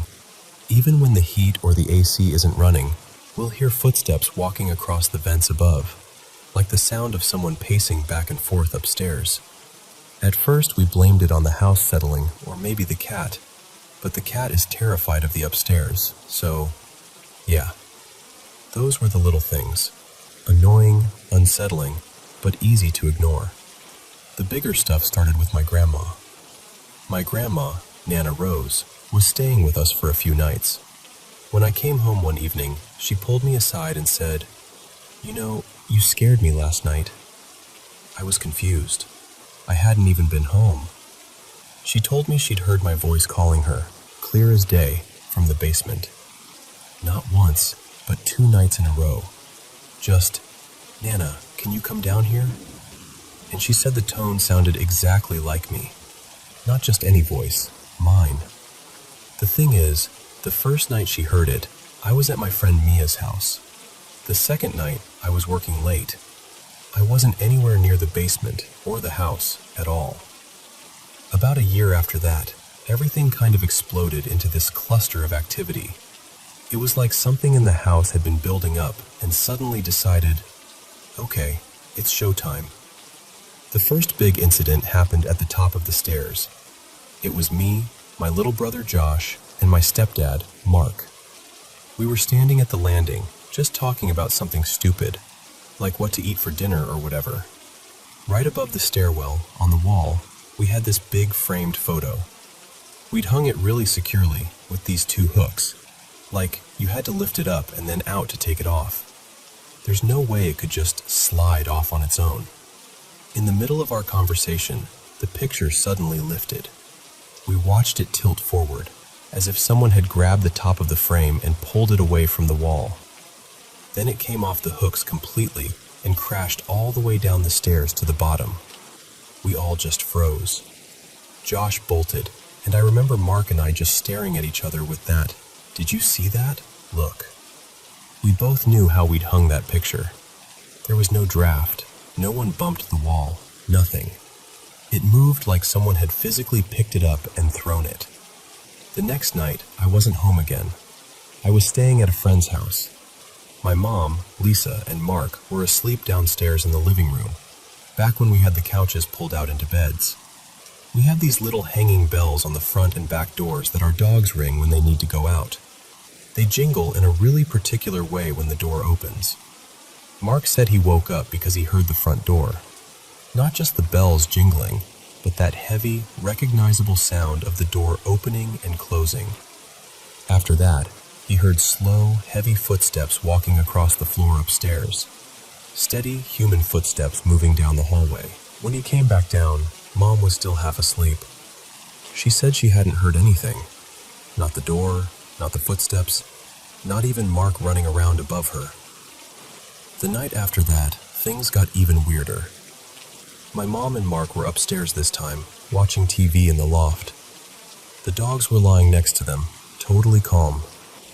Out of nowhere, they both heard it. This clear sound of a little girl giggling downstairs. Not just a vague sound, a child's laugh. They looked at each other at the same time like, "Did you hear that too?" And then they both ran downstairs together. The downstairs was empty. No TVs on, no windows open, nothing. As they turned to go back up the stairs, they both heard these tiny footsteps on the stairs behind them, like a small person running up the stairs right on their heels. But when they turned around, nothing there. Later that night, when they went to bed, my mom was lying there in the dark, trying to fall asleep. Mark was next to her, already out. She said she suddenly heard heavy footsteps, like someone running, up and down the hallway upstairs. Not slow, not shuffling. Full-on running. Mark didn't hear a thing. He still got up, walked the hall, checked the rooms. Same story. Nobody there, house locked up, dog still asleep. 2 nights after that, it was my turn. And honestly, I think my experience might be the creepiest one, at least for me. Back then, my bedroom was upstairs, right at the end of the hallway, near the back door that opens onto this small balcony. I was in bed, scrolling on my phone, kind of in that half-asleep zone. The house was quiet. Everyone else was downstairs. First, I heard the bells on the back door jingle. Just once, like the door had moved. Then I heard slow footsteps coming up the stairs. You know that feeling when you're sure you're home with other people, but suddenly you feel alone? It was like that. The footsteps reached the top of the stairs and walked across the hall, right past my door, toward the back door. I heard the doorknob jiggle, like someone was trying to open it. It clicked a few times, like they were really trying, but the lock wouldn't budge. Then the footsteps came back down the hallway. They stopped near the light switches by the bathroom. I heard the click of the switches flipping on and off. Over and over. It felt like it went on forever, probably 20, 30 times at least. But no lights came on. My room stayed dark. The strip of light under my door never changed. Then the footsteps went into the bathroom. I heard this soft rustling, like someone opening cabinets, moving things around, maybe going through drawers. Bottles clinking, something brushing against the counter. Then sudden silence. No footsteps leaving, no door closing, just nothing. A few minutes passed. It felt like an hour. Then I heard it. Breathing. Right outside my bedroom door. Not the house creaking, not the heater.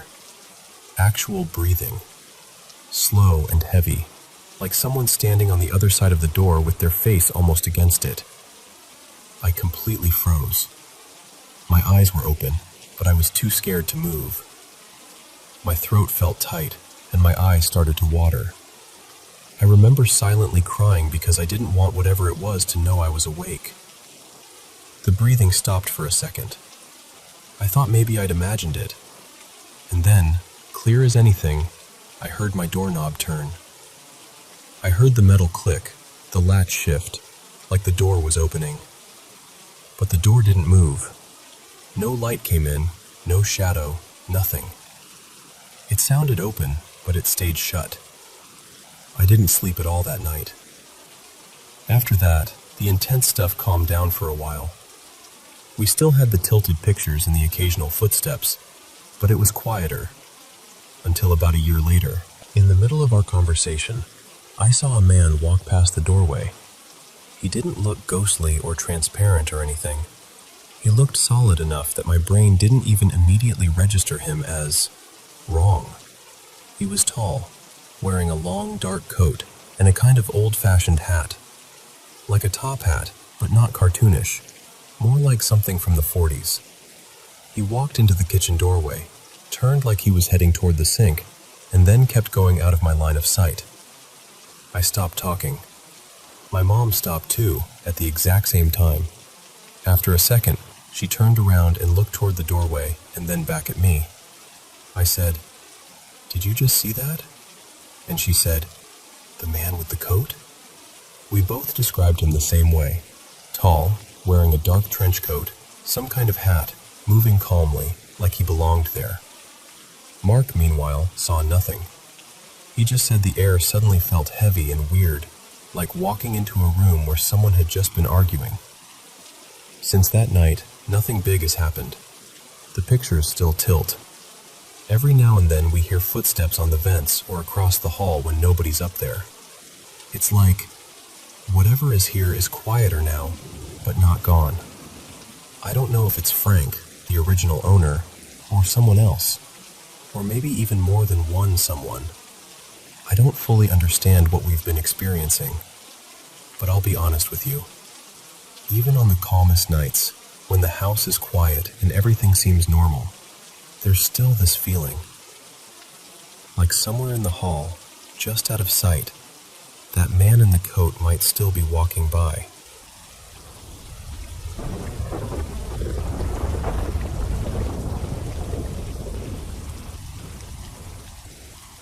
So, I've seen ghosts pretty much my whole life. That's just kind of been my normal. But this one still makes my stomach drop when I think about her. This all happened, almost 10 years ago now. I don't even live in the same country anymore, so I'm sure some details are a little fuzzy. But to the best of my memory, this is my creepiest encounter. I was 17, and my mom was driving my friend Sam home one night. It was late, one of those quiet stretches of road where the streetlights are way too far apart. We were just talking about school and music, nothing special, when I saw her. Right at the edge of the road, in our headlights, there was a woman. Long, dark hair hanging in her face, a faded maroon t-shirt and jeans. She wasn't walking, though. She was crawling out toward the middle of the road. I remember sitting up straighter, getting ready to say something like, "Mom, is she okay?" But as we got closer, everything felt wrong. My mom's face didn't change. Sam didn't react at all. No one slowed down. No one gasped. It was just me, staring at this crawling woman in the headlights as we drove right past her like she wasn't there. And as we passed her, she turned her head toward me. I realized I was the only one who could see her. We kept going, and I just sort of swallowed it and shrugged it off. At that point, seeing ghosts wasn't new to me. I'd been seeing them for as long as I could remember. So I filed her away as another random sighting and tried not to think too hard about why she'd been dragging herself into the road. About a week later, it was late, and I was lying in bed. My bedroom door was open, and the soft glow from the bathroom nightlight was just barely lighting up the living room. The couch was pushed almost flat against the wall, right outside my door, like there was no space back there. Not even our cat could fit behind it. That's why it was so weird when I saw movement in that exact spot. At first, it was just a little shift in the shadows. Then, slowly, a hand appeared. Pale fingers curling around the edge of the couch. Then an arm, elbow bending unnaturally as it slid out from behind a place no one should have been able to fit. I watched her crawl out from this impossible gap, inch by inch. Long, dark hair, that same maroon t-shirt, the same jeans. The crawling woman, right outside my bedroom. I'm not gonna lie, I was scared. Like, frozen but pretending I wasn't scared. So I did what a lot of us do when we're terrified. I turned over in bed, faced the wall, and tried to pretend I hadn't just seen a woman crawl out from behind the couch. Eventually, I worked up the nerve to look again. A few minutes later, I rolled back over. She was gone. I forced myself to go to sleep after that, but I definitely did not sleep well. A couple days later, I told my mom about her. We were watching a movie in the living room, lights off, just the TV flickering. I was like, "So, I've been seeing this woman," and I started describing her. Right in the middle of my sentence, my mom suddenly sucked in a breath and jumped up. She slapped the light switch on and just stared toward the front door. I asked, What happened?" She said, "I just saw a woman with long dark hair crawling by the front door." That was the first time we both admitted seeing the same thing. It wasn't until I was older, like late teens and now as an adult, that we actually started talking about it openly, swapping stories, comparing what we'd seen. And yeah, sometimes we see the exact same spirits. We've moved a lot over the years. Different apartments, different houses, different cities. For anyone thinking carbon monoxide, trust me, I appreciate the concern. And I always tell people to check their detectors because that stuff really can kill you. But in our case, it doesn't really add up.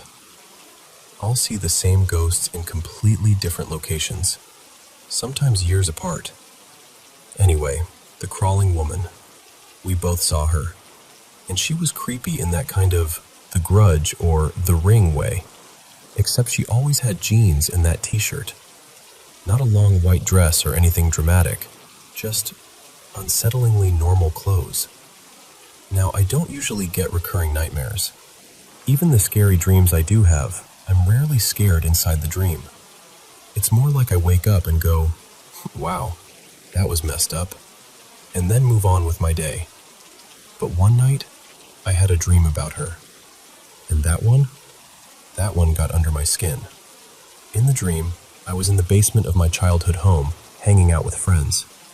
We were playing video games, being loud, doing the usual teen stuff. Then there was this noise from upstairs, one of those sounds where everyone goes quiet at the same time. We all looked at each other, freaked out, and bolted for the stairs. Somewhere between the basement and the kitchen, my friends just disappeared. You know how dreams are. They were there, and then they weren't, like the story forgot about them. I ended up alone in the kitchen. That's when my cat, Pumpkin, this chubby orange guy I loved to pieces, trotted in, meowing and rubbing against my leg. I relaxed a little. I bent down to pet him. Then another pumpkin walked in, and another, and another. Soon the entire kitchen was filled with identical pumpkins, just copies of the same cat walking around my feet, weaving between my legs, staring up at me with the same wide eyes. It was like the dream zoomed in and everything was cats and silence and my own breathing. And then I saw her. The crawling woman was standing this time, not on the floor, but right in front of me. And I was suddenly backed up against the wall, body stuck like someone had pressed pause. I couldn't move. I couldn't scream. The cats were gone, like they'd never been there. She started walking toward me, slow and deliberate. I remember thinking, how am I going to get out of this? Because I knew, even in the dream, that she wanted to hurt me. There was this heavy, hateful feeling coming off her in waves. Right when she got close, the front door slammed open with this huge crack. A man in a worn leather jacket kicked the door in. I never forgot that detail. His jacket and his boots. He strode in like he belonged there, grabbed my arm, and yanked me away from her. We rushed out of the house together, and suddenly we weren't in my neighborhood anymore. We were walking down this endless, empty road. As we walked, I could feel myself starting to wake up, like my awareness was shifting. I turned to him and asked, "What just happened? Who is she?" He looked at me, and his voice was calm but serious. He said, "She wants to kill you. She wants you dead, but first she wants to hurt you. She wants you to suffer before she kills you." His words echoed in my head as I woke up. I remember looking at the clock, around 8 a.m. Not exactly the classic witching hour, but there we were. The same dream. Basement, friends, noise, the scramble upstairs, the kitchen, pumpkin, more pumpkins, too many pumpkins. The crawling woman, frozen against the wall, the door slamming open, the man in the leather jacket. Only this time, when he grabbed my arm and pulled me out of the house, he didn't say anything. We walked that same endless road, but he just stayed beside me, quiet. And yet I knew, he knew, that I remembered what he'd told me the first time. I wake up faster, is the only way I can describe it. Like he was getting better at pulling me out. When I woke up, I was so grateful he'd shown up again.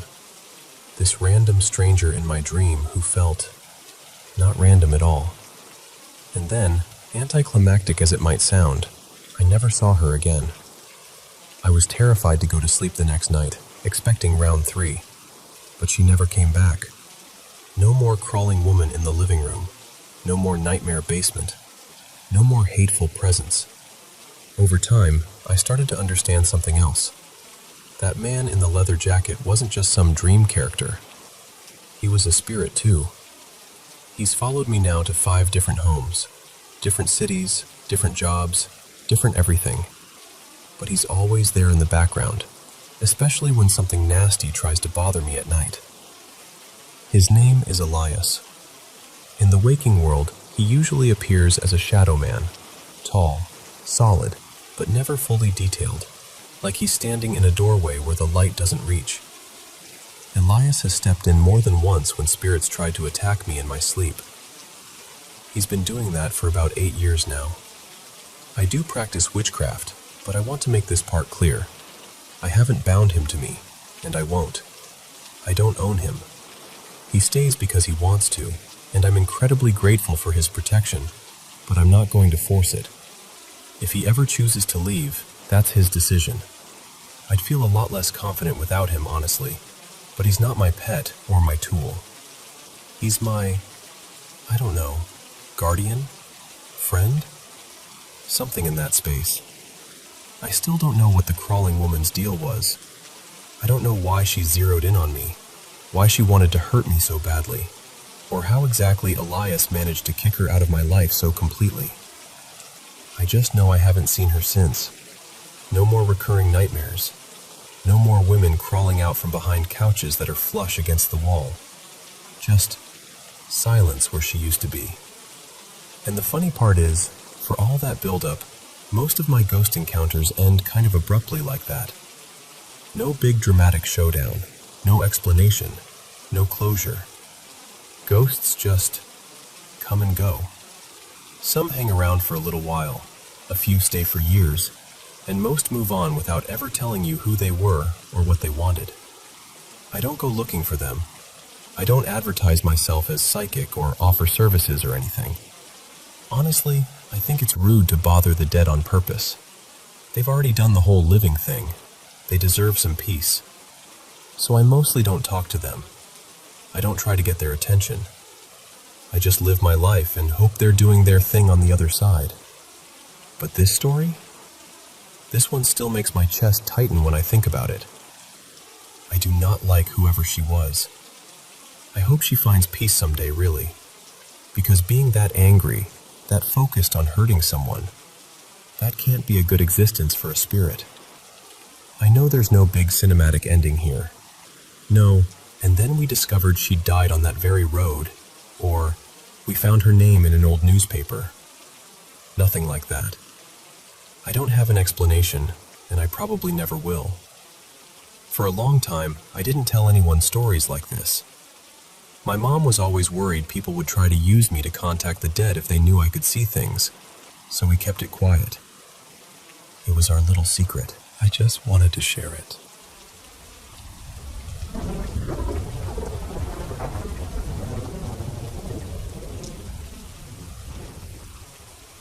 Hey everyone, welcome back to the Paranormal M channel.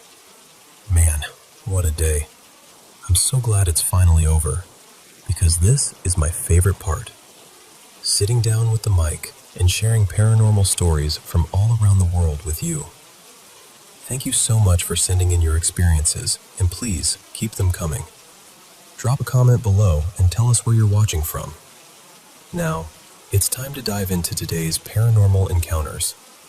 Grab your headphones, get comfy, and let's begin.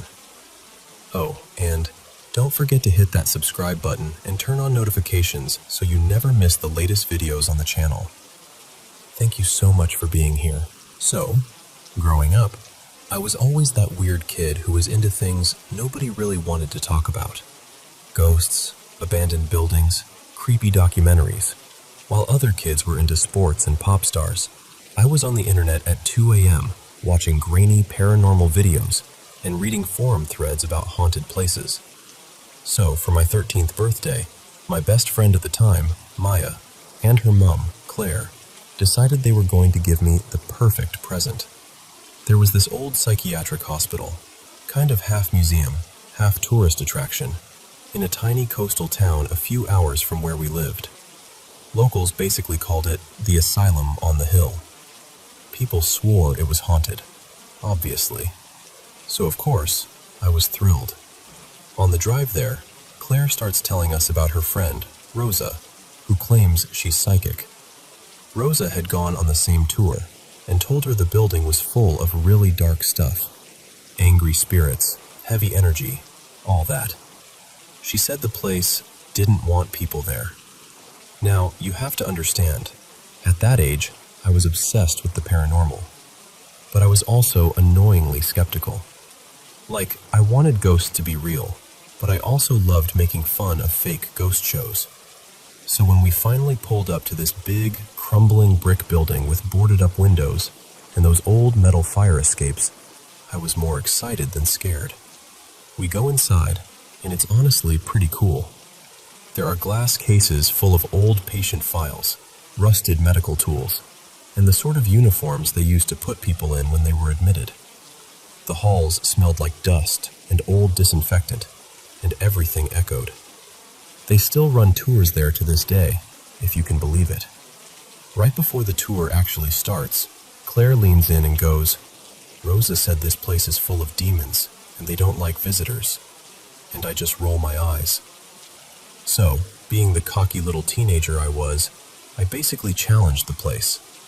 In my head, and I think even under my breath, I was like, if there's anything here, prove it. Hurt me. Possess me. Do something. You know when you look back and you're just like, wow, I was stupid? Yeah, that. We start the tour, and at first it's the usual haunted building stuff. I hear what sounds like a little boy crying down one of the hallways, but there were no boys in our group, just women and older couples. Then I hear footsteps behind us that don't match anybody's pace. That kind of thing doesn't freak me out too much. I'd had weird experiences before, and honestly, I just assumed it was the building creaking or my brain filling in gaps. But then, out of nowhere, I start feeling awful. Not like, oh, I'm a bit dizzy, but this deep wave of nausea that hits me out of the blue. My stomach turns, my head feels fuzzy, and then my back starts burning. And I don't mean like a little itch. It felt like someone had pressed a hot metal ruler against my skin and was dragging it down. Sharp, stinging lines, over and over. I tried to brush it off. I literally told myself, "You're just freaking yourself out. Calm down." I pulled my jacket tighter and kept walking. At one point, we stop in one of the main rooms, kind of like an old recreation hall. The tour guide tells us, "If you want, take some photos around here. People sometimes catch strange things in this room." So everyone pulls out their phones. So I go in, stand in front of the mirror, and take a quick selfie. Just one. I don't even look at it. The guide's already calling us to move on, so I tuck my phone away and rush back out. The rest of the tour is, honestly, kind of boring. Interesting history, sure, talking about old treatments, the patients, what the place used to be like. But in terms of paranormal stuff, nothing huge. Meanwhile, though, my body is going through it. My nausea keeps getting worse, the burning on my back intensifies, and I'm starting to feel like I might actually pass out. We were getting close to the end of the tour anyway, so Claire decides we'll just leave a bit early. The second we walk out, step off the property, and get back into the car, it's like flipping a switch. The nausea disappears. The pressure in my head eases. The burning in my back goes from a sharp pain to this dull throb. I remember sitting there thinking, okay, that's weird, because I'd been to a lot of so-called haunted spots before, and nothing felt like that. When we got back to Maya's place, I finally said, "Hey, can you check my back?" I did something stupid and told any demons in that place to hurt me. My back's killing me. I was half joking when I said it. Maya pulls up the back of my shirt, and she just screams. Not like a playful scream, a real one. She immediately grabs her phone and starts taking photos. I'm spinning in circles trying to see in the mirror, asking her what's going on, totally freaking out. When she shows me the picture, I honestly feel my heart drop. Across my back, there are 4 long, angry red scratches, like claw marks. 2 of them are actually bleeding. They're spaced in this way that I couldn't have done to myself even if I tried. I just physically can't reach that part of my back. And on one side, near my shoulder blade, there's this dark, round mark that looks almost like a bruise in the shape of a bite, about as big as the top of my thumb. At that point, I'm panicking. I'd always kind of laughed off the idea of demons. Ghosts? Maybe. Residual energy? Sure, but demons felt like horror movie stuff. I remember suddenly thinking about that mirror selfie I took in the creepy bathroom. My hands were shaking as I opened my camera roll. I scroll back, find the photo, and my whole body just went cold. In the picture, I'm standing there in the mirror, looking kind of annoyed because the lighting was bad. But behind me, right over my shoulder, is this tall, thin, shadowy figure. It doesn't have a clear face, just this long, dark shape, almost like a person made out of smoke. It looks like it's leaning in, like it's standing right there with me. I completely lost it.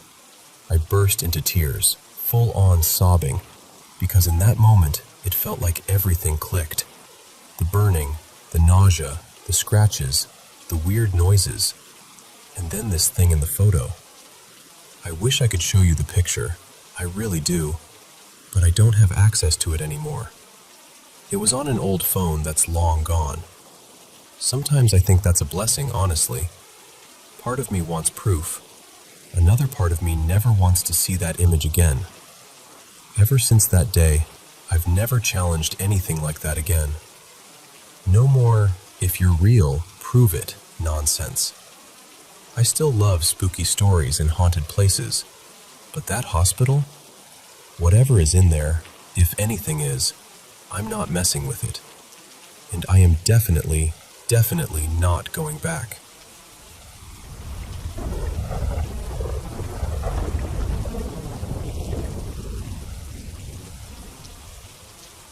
So, this story starts when I was about 3 years old.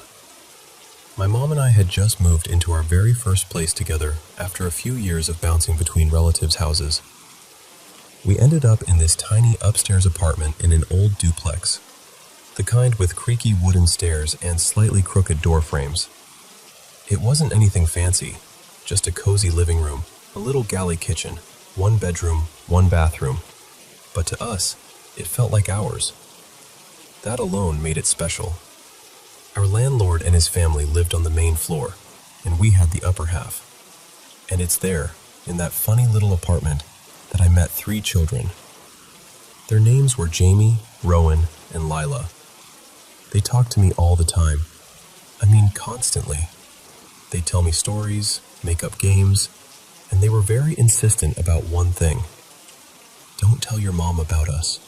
She won't believe you. Of course, I told her anyway. I was 3. Secrecy was not my strong suit. When I told her their names, the one that really got her was Lila. See, where we lived, that name wasn't common at all. Mom told me later that the only Lila she'd ever known was a girl from her school, nearly 20 years before I was born. I had never met that Lila, never heard stories about her.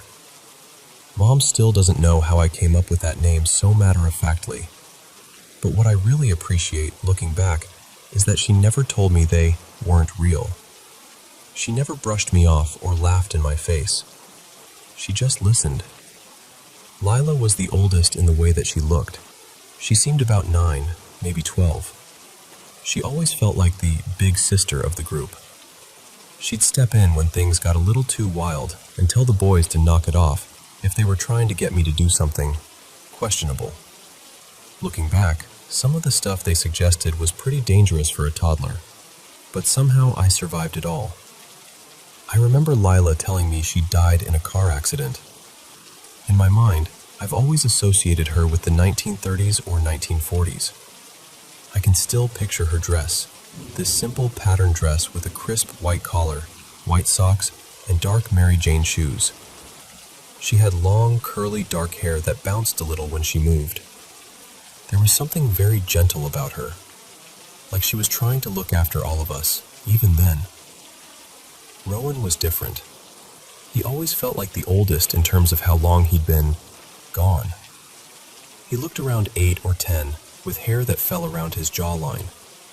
I mostly remember his shirt, a loose, plain white one, the kind that makes you think of bedtime. I've always thought maybe it was a nightshirt, because he told me he died in a house fire. I don't remember much more of his story than that. Rowan was the quietest of the 3. He didn't talk as much as the others. He mostly hovered nearby, following us from room to room. Every once in a while, he and Jamie would team up to give me ideas for games or little adventures. I wish I remembered him more clearly, but he's the blurriest in my mind now. And then there was Jamie. Jamie looked about 5 or 6, the closest in age to me at the time, so naturally we were inseparable. He had this short blonde hair, kind of like an old-fashioned bowl cut, with the sides trimmed so it all sat at one length. He wore a white shirt, little shorts, long socks that nearly met the hem, and these old lace-up shoes. I don't remember him ever telling me how he died. Now, as an adult, I wonder if it was an illness or something sudden. But at the time, he was just Jamie, my friend. He was the most outspoken of the three, full of opinions, full of rules, full of bossy little kid energy. There's one story my mom loves to tell. She said something like, "Hey, I thought you were going outside." Apparently, I snapped back, very upset. Jamie told me I'm not allowed to go outside right now. I have zero memory of this. But the way she tells it, I was genuinely mad about being overruled by an invisible boy. To this day, I still have no idea why he decided I wasn't allowed outside that day. But I do wonder sometimes if he saw something I didn't. When I was little, I talked about my friends all the time. How they died, what they wore, the things they said. My mom says I used to scare our relatives with how much detail I went into. They were already a bit freaked out, and then it escalated. It reached a point where a cousin's friend actually asked my mom if she'd bring me over to talk to the spirit in their house. That was the line for my mom. She got scared, not of me, but of what people might do with me if they saw me as some kind of free psychic. After that, she gently told me not to talk about the ghosts to other people anymore. So I stopped sharing. Out loud, at least. A lot changed as I got older. A few years later, life got heavy.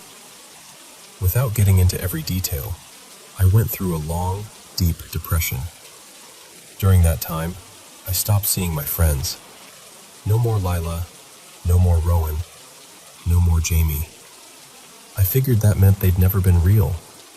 That maybe it was just a kid's overactive imagination, or some way my brain tried to cope with whatever was going on around me. So I tucked those memories away like old toys in a box. We moved a lot too, 4 different places over the years. Life kept happening. I grew up. Then, when I was around 16, everything changed again. It was the middle of the night. I couldn't sleep, so I got up and stepped out of my room. The house was dark and quiet in that specific way it only is at night, like the air is thicker. As I walked past the living room, something flickered at the edge of my vision, over by the built-in closet. I turned to look, not expecting anything. And there he was, plain as day. A faint, soft glow around him, but otherwise as solid to me as any person. Jamie. He was peeking out from the side of the closet, smiling at me like he fully expected me to giggle and run over and start a game of hide and seek. He looked exactly the same.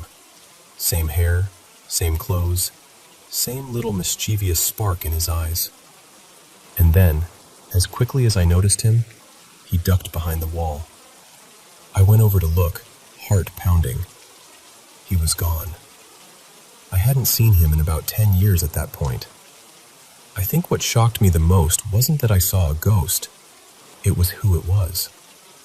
Of all the spirits I'd ever seen, I never expected one of my childhood friends to come back. That moment was like a switch flicking on. My sight, for lack of a better word, had started to come back around then, but I honestly didn't think I'd see Jamie again. I was wrong. After that, his activity picked up. Sometimes I'd hear my name whispered behind me, followed by, "Come play with me," in that sing-song little kid voice.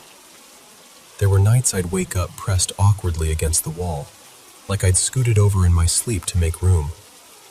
I'd roll slightly and realize I could feel someone lying behind me, just for a second, and then I'd turn fully, and there'd be nothing there. It wasn't just me experiencing him anymore either. My mom saw him too. She once woke up and realized she could see the shape of a small body lying beside her on the bed.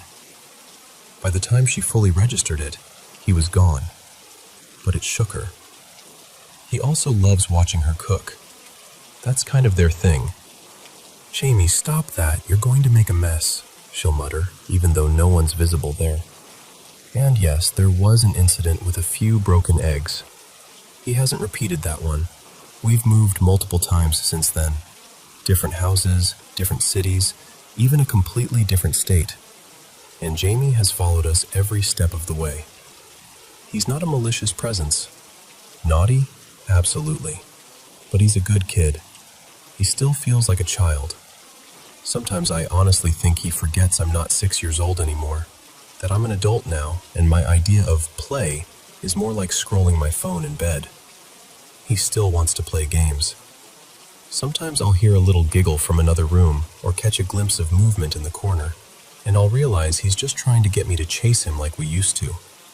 And honestly, I don't mind. If he wants to knock a spoon off the counter once in a while, or move my keys to some weird place, fine. I'll grumble, but I'll live. He doesn't hurt me. He doesn't hurt my mom. He leaves my cat alone. And except for the egg debacle, he hasn't broken anything important. He's well behaved as far as ghosts go. I think about him a lot, in terms of what he didn't get. There's a part of me that believes he's stuck forever as that little boy, just an echo of who he was when he was alive, a fragment of the soul that used to inhabit a living child. I feel bad for him, and I feel bad for his family, wherever they are. He died so young. I got to grow up, go through awkward teenage years, find myself, grieve, heal, change. I've lived ages he never got to see. Someone out there had to bury their little boy, and that grief must have been unbearable. I hope in some way they know this. He's still sweet. He's still kind. And I'm doing my best to take good care of him. If I knew his last name, if he remembered it, I'd probably try to find his grave. I really would. I'd bring flowers. I'd sit and talk to him there too. But he doesn't remember who he was before he was just Jamie. There are big gaps in what he can recall, so I can't trace him back to his old life, his old house, his old family. All I can do is be his friend now. I think of Lila and Rowan too. I hope they moved on peacefully, wherever on is. And if not, I hope they found someone they like enough to follow around the way Jamie chose me. Sometimes I imagine that one day Jamie will finally get tired of this world, tired of hide and seek in small apartments, tired of peeking over countertops, and he'll just go. Somewhere softer, somewhere that fits him better than this half-life. Until that day, though, he's welcome here. If he wants to stay with me until the end of my days, he can. I'll keep making space for him, even if it just means talking out loud to an empty room and not freaking out when my spoon scoots a few inches on its own. I can't promise I'll be much good at crawling around playing games on the floor as I get older.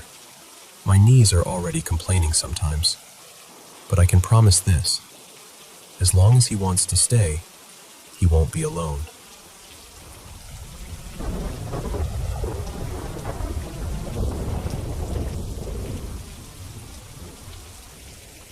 You know how some places just feel wrong the minute you think back on them? Yeah, for me, that place was the little rental on the corner of Becondale Drive. This was around 1983. I was about 11, living there with my older brother Daniel and my mom, Rosa. She was a single mom, working late shifts, doing her best. It wasn't a fancy house or anything, just a small, kind of tired-looking place at the end of the street in Arlington. But it had a personality, and not a friendly one. When Mom worked nights, It was just me in the living room, camped out on the couch. The TV faced away from the long central hallway, so my back was always to it. I'd watch Knight Rider or The A-Team, trying to act like I was just a normal kid having a normal TV night, not a kid who was, honestly, kind of terrified.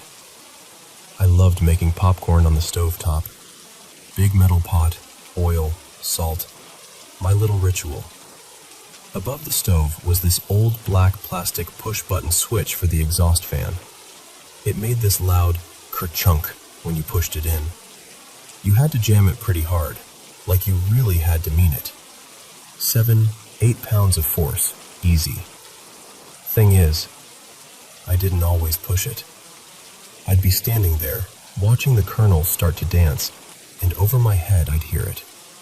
Ker-chunk. Fan kicks on. Loud.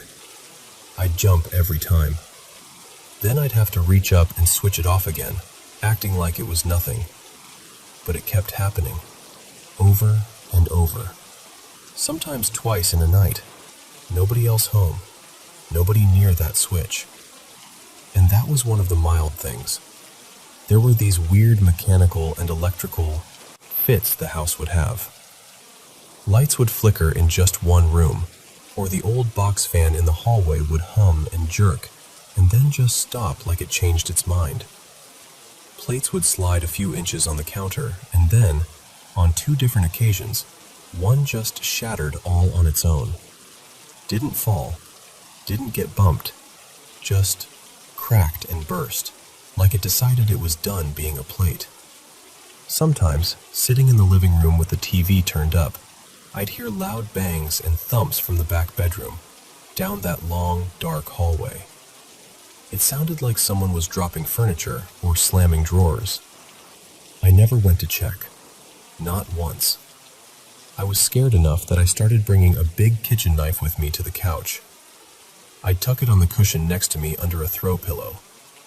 Picture this skinny kid watching TV with the volume too loud, pretending everything's fine, and his hand is resting on a knife the whole time. Mom would come home and find the knife on the couch later. "Why is this here?" she'd ask. I'd just shrug. We both kind of knew why, but we didn't want to talk about it. Saying it out loud felt like it might make it worse. There were other things too. Small, strange fires. Once, there was this little blaze in the bathroom, like something in the wastebasket had just decided to spontaneously catch fire. Another time, it was a corner of a towel. Not big fires, but enough to blacken the wall and scare everyone. We could never really explain it. Faulty wiring, someone said. Maybe a cigarette butt, someone else, even though nobody smoked inside. Then there were the pictures. We had these framed photos hanging in the hall. One night I was walking past, and out of the corner of my eye, I saw one of the frames slowly tilt forward, like it was on hinge instead of a nail. Like someone had gently opened it. When I turned to look directly, it eased back into place. Not a drop, not a swing, more like a deliberate movement.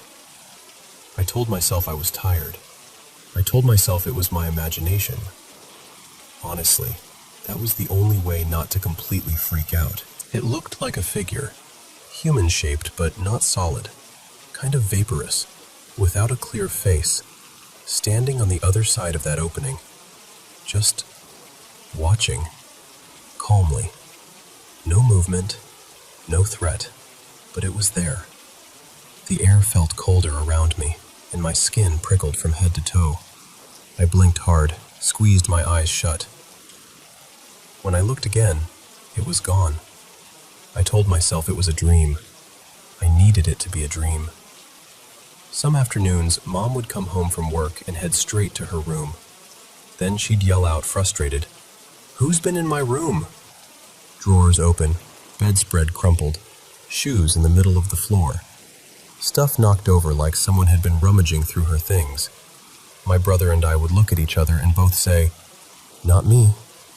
We only lived in that house about 6 months before we moved to another rental across Arlington. We didn't talk about the old place. It was like an unspoken rule. We left it, and that was that. Or so I thought. Fast forward a few years. I'm 16 now, sitting with 3 friends in a different living room. One of them, a girl named Haley, hears me mention that old house on Pecandale, and she lights up like it's story time. "We should use a witch board," she says. She meant a Ouija board. Not my thing. I'd grown up in church, and this was exactly the kind of stuff they said not to mess with. But my friends outvoted me. So we set it up on the coffee table. Lights dim. Everybody's fingers on the little plastic pointer. Planchette, whatever it's called. I decided, fine, if we're doing this, I'm going to test it. I started asking questions in my head. Things I'd never told them about, like, how old was I when that happened in the bathroom? Or, what color was the couch in that house? Or, what room scared me the most? I didn't say a word out loud, and the board answered. It spelled out numbers that matched my age. It spelled out green, and we did have this ugly green couch back then. It spelled back room. Every time it moved, I'd look at my friends' faces, trying to catch someone smirking or pushing harder. They just looked freaked out. Then, just as I started to convince myself that someone was messing with me, the planchette jerked.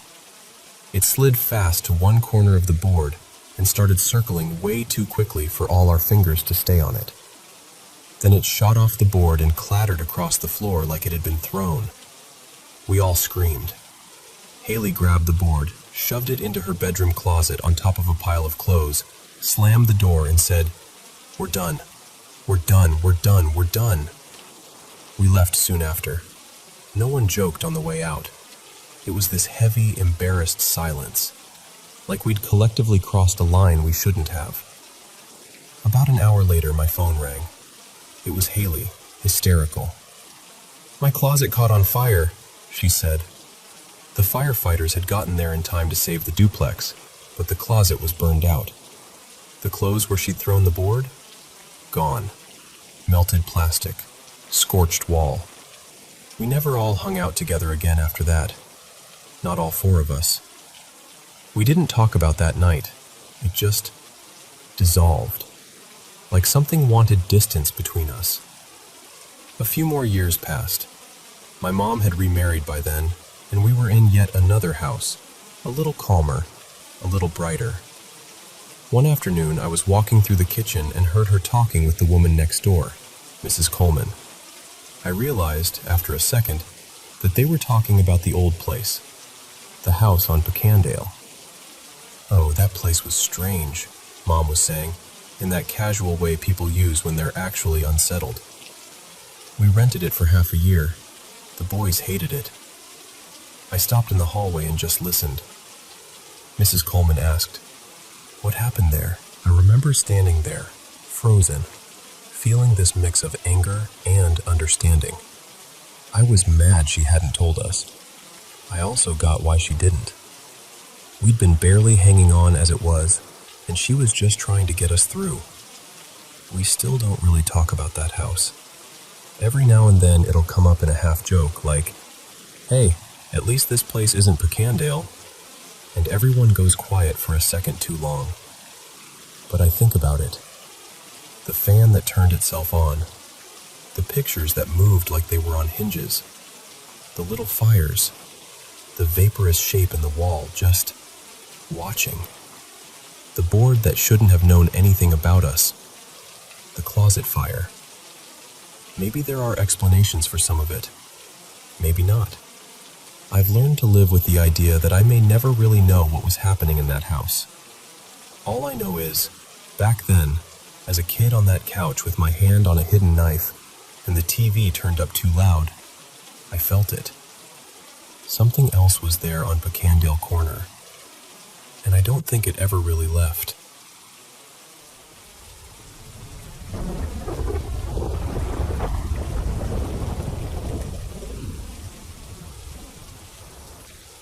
So, I don't really talk about this much, but a few years ago, I was seeing this guy. Let's call him Daniel. He was one of those super logical, rational people. Very, if I can't measure it, it's not real. And I've always been the opposite.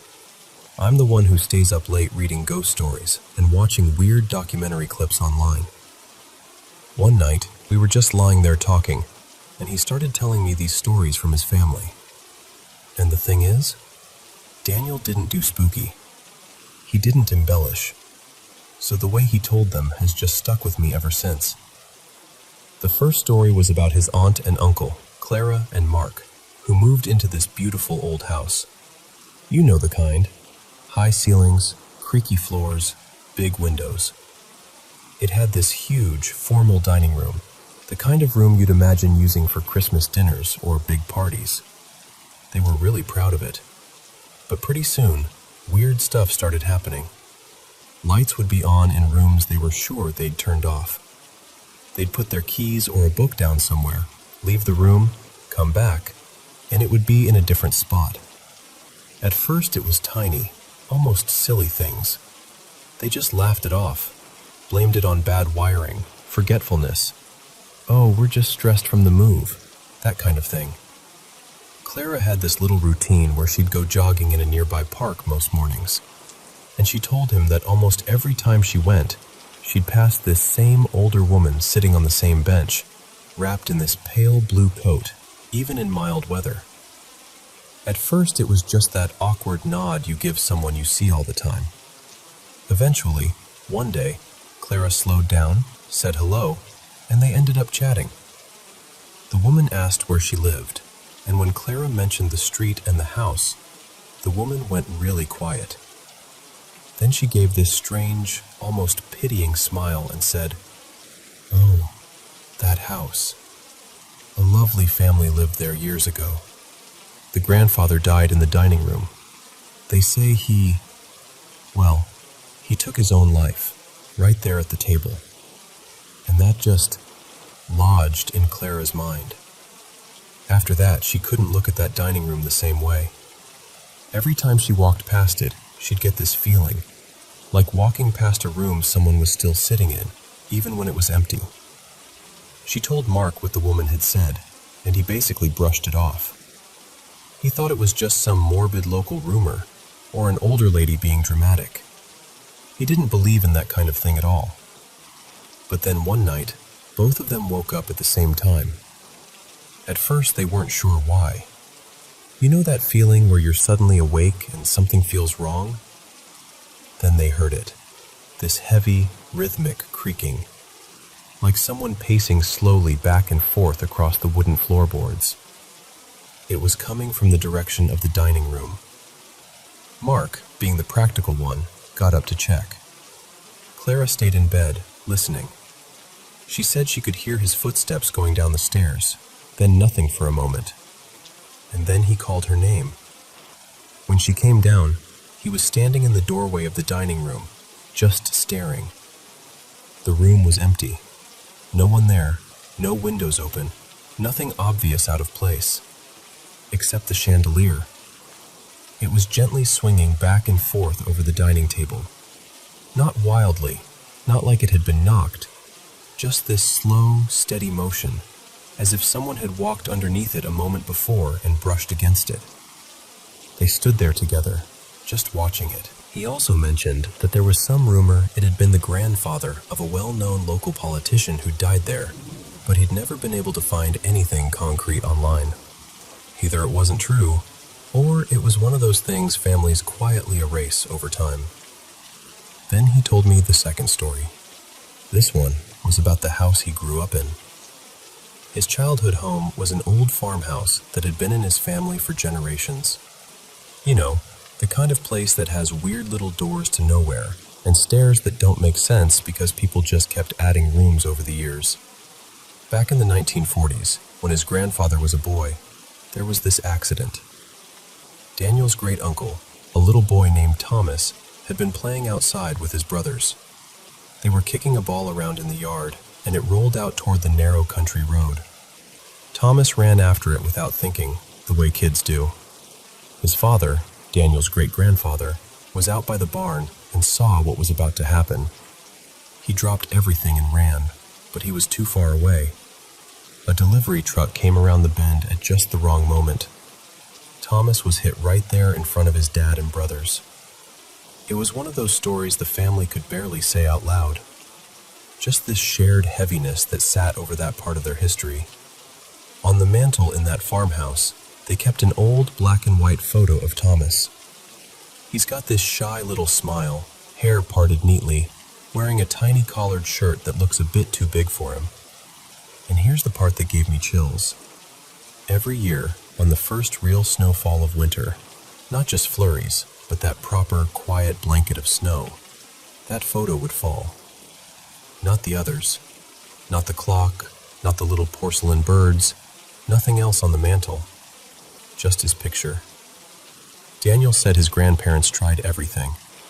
They moved the frame to different spots, used those sticky pads, adjusted how it leaned, even had someone check if the mantel was slanted. One year they took it down completely and tucked it safely inside a drawer. And on the first big snowfall that year, they heard a thud from the living room. They went in, and the drawer they'd put the photo in, one of those old wooden ones that sticks a bit, had slid open just enough for the frame to fall out onto the floor. No one else in the house. No draft strong enough to do that. Just the photo on the ground again.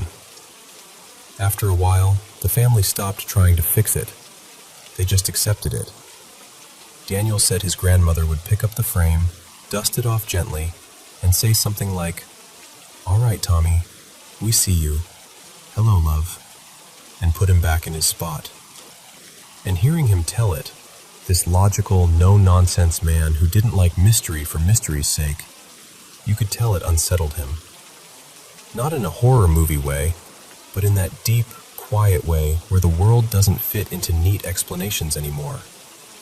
Even now, when I think about Thomas's photo falling with the first snow, or that chandelier swinging over an empty table, it still gives me chills. Because it makes you wonder, doesn't it? What if some people never really leave? What if sometimes they're just finding small, stubborn ways to say, "I'm still here. Don't forget me."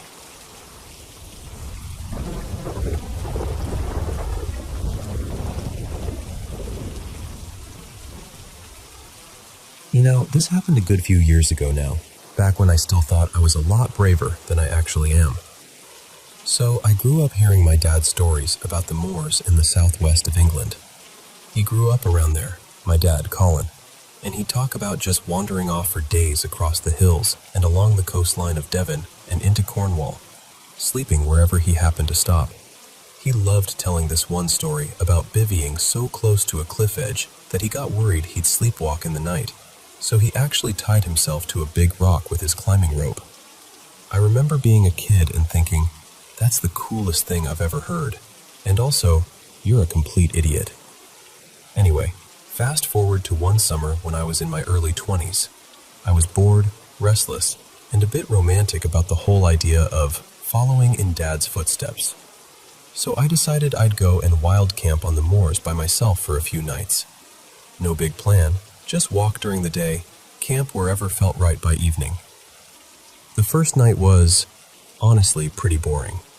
I'd walked all day, pitched up not too far from a little stream, made some noodles on my stove, and crashed out as soon as it got dark. Pure exhaustion is great for anxiety, it turns out. The next day I headed further north onto the moor. The weather turned a bit grim, low cloud, that kind of damp cold that seeps in even when it's not quite raining. By late afternoon, I stumbled across this low, mossy stone wall, half fallen, making a sort of lopsided ring around a cluster of scruffy hawthorn trees. It felt sheltered, a bit tucked away from the wind, so I thought, yeah, this'll do. I pitched my little green tent just inside the broken ring of stones. I had a bit of time before dark, so I wandered around the area, just poking about. There were these odd little piles of stones, cairns, or cairns, if you're posh about it, scattered here and there. You could see traces of more wall under the grass, like it had once been some kind of enclosure. And then there was this standing stone. It wasn't huge, maybe about 5 feet tall and a couple of feet wide, but it stood out from everything else, just off to one side of the trees. There were coins balanced in the little dimples of the rock, and a couple of rusted hair clips and an old key laid carefully on a flat bit near the top. You sometimes see that on the moors. People leave coins or trinkets on stones or in old trees. Offerings, I suppose, or a wish, or just, I was here. I had a look around, trying to see if there was any sign of a stone circle, because my dad had told me about those too, but there was nothing obvious. Just the one stone, standing there maybe 30 feet from my tent, looking like it had been waiting a very long time. Eventually it got too cold to keep wandering, so I had my dinner, something tragically uninspired involving pasta and a packet sauce, and then crawled into my sleeping bag. I read by torchlight for a while, the way you do, until my eyes started to sting and I realized it was already past 11. I turned off the light, zipped the bag up to my chin, and lay there, listening to the wind moving through the scrubby trees and the occasional sheep calling somewhere far off. I don't know how long I'd been lying there, but at some point I became aware of footsteps. Not right next to the tent, but nearby. A soft tread on the grass and earth outside. I remember the rhythm of it more than the sound itself. My first thought was, sheep, or maybe a pony. There are plenty of them on the moors. But then I kept listening, and something about it just felt off. Not creeping, not rushing, just strolling. And listen, it's amazing how still you can make yourself when you're scared. I don't think I've ever been that motionless before or since. I was barely breathing, just lying there, counting each step in my head. After a while, the footsteps stopped. There was this fixed silence, and that, somehow, was worse. My brain started doing backflips. If it's a person, what do they want? If it's an animal, why does it sound like that? Should I call out? Pretend I'm not here? Eventually, I decided the least terrifying option was to look. Just a quick peek outside, show myself there was nothing wrong, go back to sleep, wake up in the morning feeling stupid. So I wriggled very slowly toward the tent door, trying not to rustle the sleeping bag too much. My hands felt weirdly clumsy as I found my torch and flicked it on, cupping it so the light didn't shine all over the inside of the tent. I unzipped the door just enough to poke my head and the torch through, and I swept the beam across the clearing. And that's when I saw it. Right at the edge of the trees, caught in the circle of my torchlight, was a gray horse. It was facing me directly. All I could see was its head and its 2 front legs, like it was standing just behind some invisible line. It couldn't have been more than, 8 or 10 meters away. Now, under normal circumstances, a horse on the moor is not exactly shocking. But this, I felt this instant, full-body recoil, like my brain and my stomach both went, nope. I jerked back into the tent so fast I nearly dropped the torch. It wasn't that the horse was doing anything. It wasn't baring its teeth or charging at me or anything dramatic. It was just standing there. But there was something wrong about it that I still can't quite explain. After a few seconds, when my heart had calmed down from jackhammer to merely mildly unhinged drummer, I forced myself to look again. I pushed my head back out, shone the torch around the clearing, into the trees, back across the grass where it had been. Nothing. No horse. No movement. No sound of hooves trotting away. No rustling in the undergrowth. Just empty space. And here's the thing that really stuck with me. When I think back to that moment, the horse doesn't feel like it was solid. The gray of its coat looked too flat, almost like someone had cut the shape of a horse out of cardboard and stood it up in front of the trees. From where I was, it looked almost two-dimensional. I didn't see it move at all, not even a flick of an ear or a shift of weight. 1 second it was there, wrong and still and facing me. The next second, it was gone. I sat there in the dark, with my torch in a death grip, absolutely buzzing with adrenaline. I couldn't bring myself to turn the light off again for ages. At some point, I ended up sitting upright in my sleeping bag, teeth chattering, not from cold, but from nerves, telling myself all the logical explanations. Maybe I'd half-dreamed it. Maybe the beam of my torch hit a rock or a tree at a weird angle, and my tired brain filled in the rest. Maybe the horse did move, and I just didn't see it. But none of those explanations felt right. And that's the bit that still bothers me. I finally dozed off for a short while just before dawn, when the light outside the tent started turning that soft gray blue. I woke up a couple of hours later, feeling like I'd been lightly beaten up. I got out of the tent and walked over to where I thought the horse had been standing. The grass was damp with dew, my boots leaving dark prints. There were no hoof marks, no signs of anything having stood there at all. The standing stone was exactly where it had been, coins still balanced, little offerings untouched. I've been camping since. I still love the moors, and I still go walking out there whenever I can.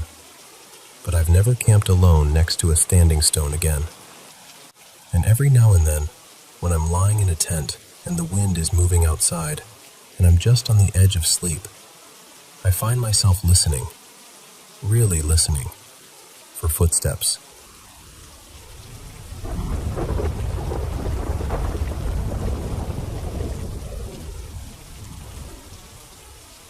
So, let me tell you a story my family has carried around for years. When I was growing up, I heard a lot about this old farmhouse my family lived in on tribal land out in South Dakota. It sat by itself at the end of a long gravel road, with soybean fields and windbreaks of cottonwood trees instead of neighbors. Nobody really knew how old the house was. It felt like it had just always been there. The house is gone now. The land's empty, nothing rebuilt on it. Just a patch of ground everyone in my family quietly agrees to leave alone. Anyway, this happened sometime in the late 1940s. My grandfather Jonas and my grandmother Ruth took their kids to a small traveling carnival that rolled through the county one summer. You know the kind. Rusted rides, fried dough, lights that look brighter than they should against the dark. My grandpa liked to make a big evening of it when something like that came through, because there wasn't much else to do out there. One of the kids they brought along was my grandpa's younger brother, my great-uncle. We'll call him Eddie. He was about 10 at the time. Now, Eddie had this little chestnut mare, a pony-sized thing named Ginger that he absolutely adored. He rode her everywhere, like she was his bike and his best friend rolled into one. He begged and pleaded until my grandpa finally said, "Fine, bring the pony, but you're responsible for her." Travel back then wasn't like it is now. There was one strip of asphalt in the whole county, and everything else was dirt and ruts. They loaded up in this old truck, Ginger tied to a rail on the back, and they bounced their way to the carnival. The plan was simple: spend the afternoon, maybe part of the evening, then head home before it got truly dark. They got there, and everyone had a great time. Kids running wild, Ruth winning a cheap stuffed bear at the ring toss, my grandpa spending too much money on rigged games. You can almost hear the calliope music and the squeak of the rides, right? As the sun started sinking, the air stayed warm and still. My grandpa looked up at the sky and decided they'd just camp out nearby instead of driving home that night. They kept blankets and a bit of camping gear in the truck, just in case. There was one problem, though: Ginger. My grandpa didn't like the idea of leaving the pony tied up around a bunch of strangers all night. So he told Eddie, "Ride her back to the house, get her in the pen, make sure she's got water, and then come straight back. You know the way. Don't dawdle." It wasn't far. On horseback, it should have taken him maybe an hour there and back. Maybe a little more if Ginger decided to be stubborn. Still light out. Easy trip. Clear instructions. But time passed. The sky started to dim, purples and reds bleeding into the horizon. Eddie didn't come back. At first, my grandpa was just irritated. Eddie was known for wandering off, getting distracted, finding frogs or old bottles in the ditch. Jonas kept glancing toward the road that led home, expecting any second to see a kid on a little horse trotting back. But the minutes stretched out, and the irritation turned into this tight, hard worry in his chest. By the time it was nearly dark, Jonas had had enough. He loaded everyone back into the truck, muttering under his breath, and headed for the house. Now, picture this. The truck's headlights cutting through dust, the fields on either side just dark shapes, air thick and quiet. No other cars, no porch lights, just that long, lonely stretch of road that led to their place. There was Ginger, reins hanging loose, calmly nosing at patches of grass. Next to her, on the ground, sat Eddie. He was cross-legged in the dirt, just sitting there, facing the house. Jonas stopped the truck so suddenly everyone lurched forward. He jumped out, heart pounding, equal parts furious and relieved. He yelled, "Eddie, what in the world do you think you're doing? You were supposed to come back." But Eddie didn't move. He didn't look up, didn't flinch, didn't say a word. He just stared straight ahead at the house. Not crying, not shaking, not anything. It was like he'd been turned down to mute. Jonas stomped over, continued scolding him. "I told you to come straight back. Are you even listening to me?" Really laying into him. But Eddie wouldn't even turn his head. He just sat there, breathing slow and steady, eyes fixed on the front of the farmhouse. Finally, Jonas snapped. "Do you hear me, boy? Answer me." And in this small, flat voice, Eddie finally spoke. He said, "There's somebody in the house." Now, this house barely had electricity. Just a couple of lines run out there, one single bare bulb hanging down from the ceiling in the living room. No lamp, no switch on the wall, just a pull chain dangling over the middle of the room.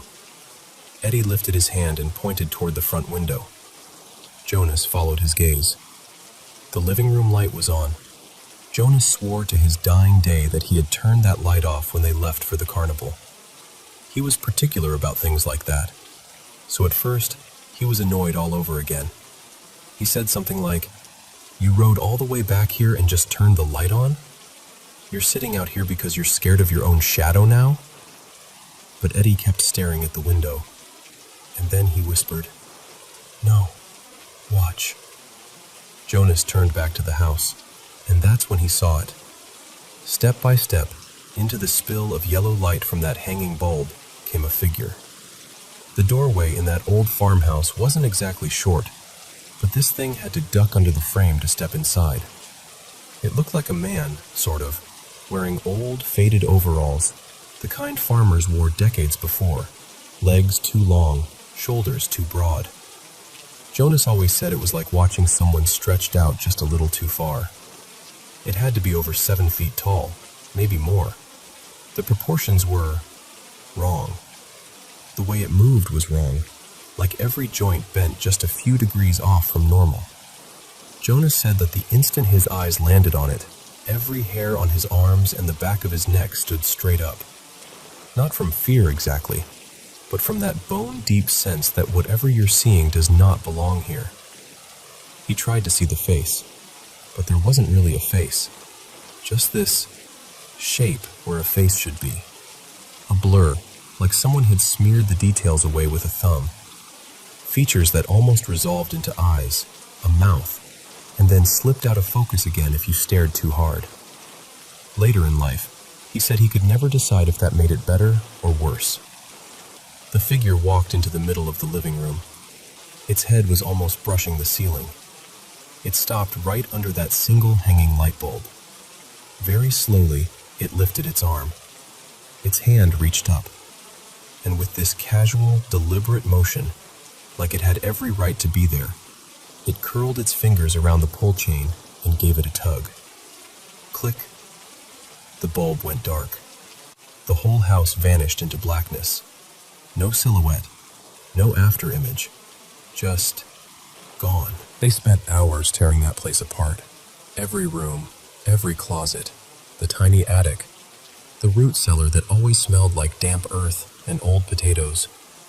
They checked under beds, behind the stove, even pushed on the walls to feel for secret spaces, anything that might explain what they'd seen.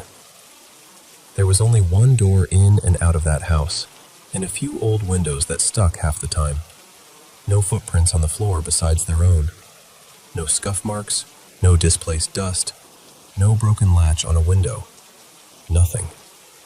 Eventually, exhausted and unsettled, they gave up and went back to get the kids. Life went on. They stayed in that house for years after. But things were never quite normal. They'd hear footsteps on the porch late at night when nobody was there. Faces would appear in the windows, just for a second, like someone leaning in to look, then flashing out of sight when you turned your head. My great-aunts used to swear they heard children giggling in the hall after midnight, even when all the cousins were fast asleep. And then there was the silence. Everyone in my family mentions that part, even the ones who never believed in ghosts. When you stepped onto that land, it was quiet. No birds, no insects humming at dusk, no wind rustling the leaves unless a storm was coming. Just this heavy, listening silence. Like the land itself was holding its breath to see what you'd do. Over time, my relatives started talking in low voices about older stories, the kind you hear if you listen to the elders. Stories about medicine men, things that could change shape, spirits that didn't like to be disturbed. Something that had a name a long time ago, a name everyone seems to have conveniently forgotten. My family's always been pretty clear on one thing, though. Whatever stepped through that doorway and turned off that light that night, it wasn't human. The house is gone now, torn down. The foundation's cracked and half buried.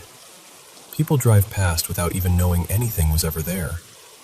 But the story is still very much alive. And the part that sticks with me most, the part that still gives me chills, isn't even the faceless thing in the window.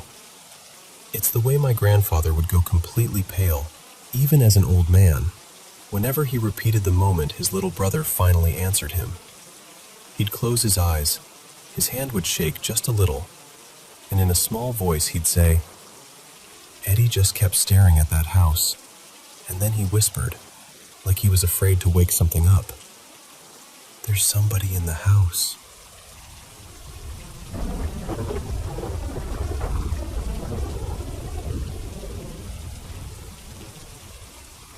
So, I've been hanging around this community for a while, just reading everyone else's stories, and I figured it's about time I shared one of my own, about my grandma's mansion back in Brazil. My grandma, we called her Vô Lúcia, passed away about 3 years ago now. I still miss her every single day. After she died, her house went up for sale, and as far as I know, it's still just sitting there, empty. The house itself was, honestly, it was something out of another time. Nobody ever gave me an exact year, but everyone in the family agreed it was built somewhere between the early 1900s and maybe 1910, back when the town was mostly coffee farms and fields. Now it's this busy, packed city, but the house still sits on this old corner, like it remembers when everything around it was just dirt roads and trees. My grandma didn't raise her kids in that house. She moved in later, when her 4 children were already grown and scattered with their own families. My grandpa, João, had passed away years earlier, and she traded their small coffee farm for this mansion in town. She ended up living there for almost 40 years, mostly on her own, with my uncles Paulo and Renato staying with her off and on to help with bills and keep her company. Before Vô Lúcia moved in, the house belonged to an elderly woman everyone in the neighborhood remembered as very kind and very religious. The story goes that she passed away peacefully in one of the upstairs bedrooms. Peaceful or not, it seems like she might not have completely left. This place was huge. I'm not exaggerating. There were 2 kitchens, one formal one and a smaller, real kitchen in the back, where all the actual cooking happened. 2 dining rooms, one of them with this long, dark wood table that could seat 20 people if you squeezed in. Marble floors that were always a little cold under your bare feet. A little library with floor-to-ceiling shelves. A bar with mirrored shelves and dusty bottles. A wine cellar that always smelled like damp stone. Multiple sitting rooms with heavy armchairs. The walls were covered in these enormous oil paintings, serious people with serious eyes following you around the room. And then there was the staircase. A wide, curving marble staircase, probably 5 or 6 feet across, with this polished wooden handrail that felt like satin under your hand. It wound down from the upstairs landing into the front hall, so that from the landing you could look straight down, but you couldn't see around the bend as the stairs turned. Out back, there was this huge covered patio with a brick barbecue, where every Sunday the whole family would gather for lunch. And beyond that, a separate 3-room building in the yard where the maid, Doña Rita, used to sleep. It was beautiful once, but by the time I was growing up, you could see the age on everything. The cracks in the plaster, the fading paintings, the loose tiles on the roof. Still, we all loved it. All of us grandkids grew up on stories from our parents, aunts, and uncles about what they've seen and heard inside those walls. One morning, I was at the big kitchen table having breakfast with my mom, Carla, and my grandma. We were just eating bread and cheese and drinking coffee when they started talking about something strange that had happened the night before. So, there's this habit my grandma had. Every single night, without fail, she would leave a silver tray on a small table on the upstairs landing. On the tray, a glass pitcher of water and some glasses, so anyone who got thirsty in the middle of the night didn't have to go all the way downstairs. My grandma starts telling us, "Last night," she says, "I got up to drink some water. I went out to the landing, and when I got there, the pitcher was empty. I thought, Carla must have taken some and gone downstairs to refill it. I could hear footsteps on the stairs, slow, coming up, but I couldn't see anyone yet. I waited, thinking I'd see you come around the bend, but the steps just stopped, and nobody appeared." My mom just looks at her frowning and says, "Wait, what? I thought you were the one getting water." My grandma goes, "What do you mean?" My mom says, "I woke up thirsty too. I went to the landing, but when I got there, the pitcher was already empty. So I thought you had just gone downstairs to refill it. While I was standing there, I heard footsteps on the stairs too, coming up, getting closer, like someone was almost at the top, and then they just stopped. No one came around the corner. I got scared and went back to bed."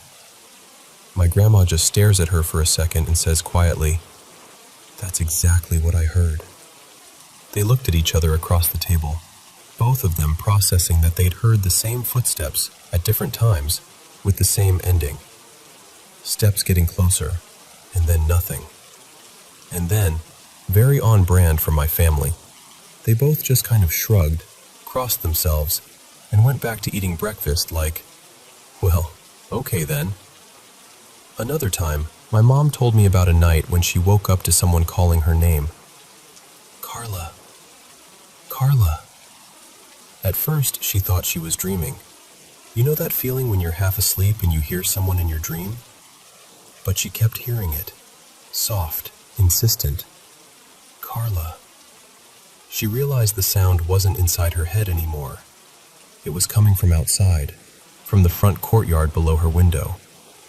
Back then, the maid, Doña Rita, slept in that little structure in the backyard, but sometimes she'd come around to the front if there was some kind of emergency. So my mom thought, something's wrong. Maybe she's hurt. Maybe there's a break-in. My mom got up, heart racing, and walked to the window. The room was dark. The house was quiet. She said the voice kept calling her name until the exact second she'd pushed open the shutters. The moment she opened the window, the voice stopped. Just silence. The empty courtyard. The front gate closed. No movement, no wind, nothing. She stood there, holding the window frame, waiting to hear it again. Nothing. After a while, she whispered a quick prayer, left her bedside lamp on, and eventually fell back asleep. The next day, she was still rattled. That night, she asked me to sleep in her room with her.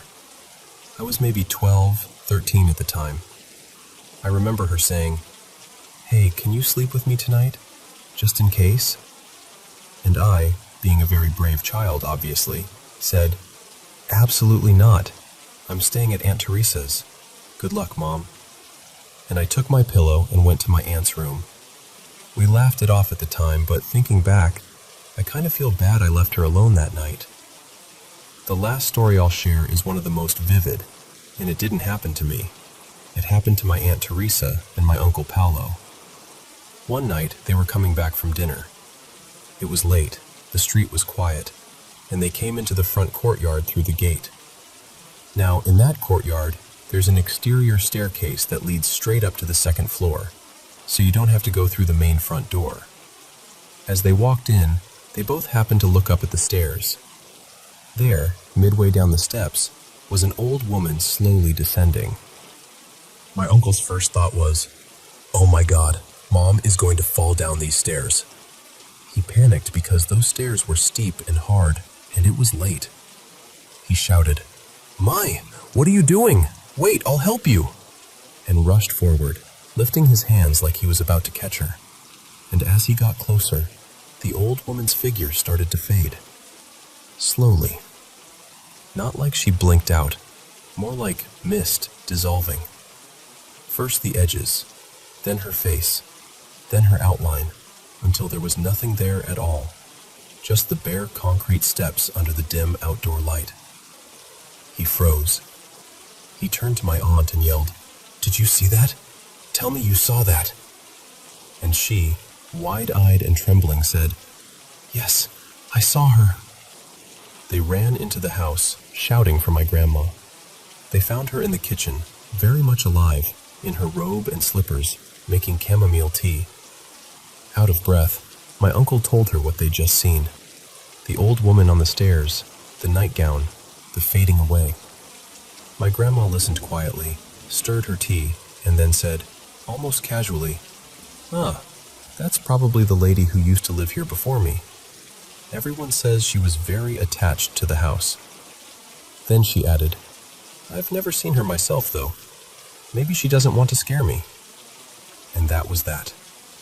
My grandma, who lived there alone for nearly 4 decades, never had as many experiences as the rest of my family did. It was almost like whatever still lingered in that house was more interested in the visitors than in the woman who kept its doors open and its tray of water waiting on the landing every night.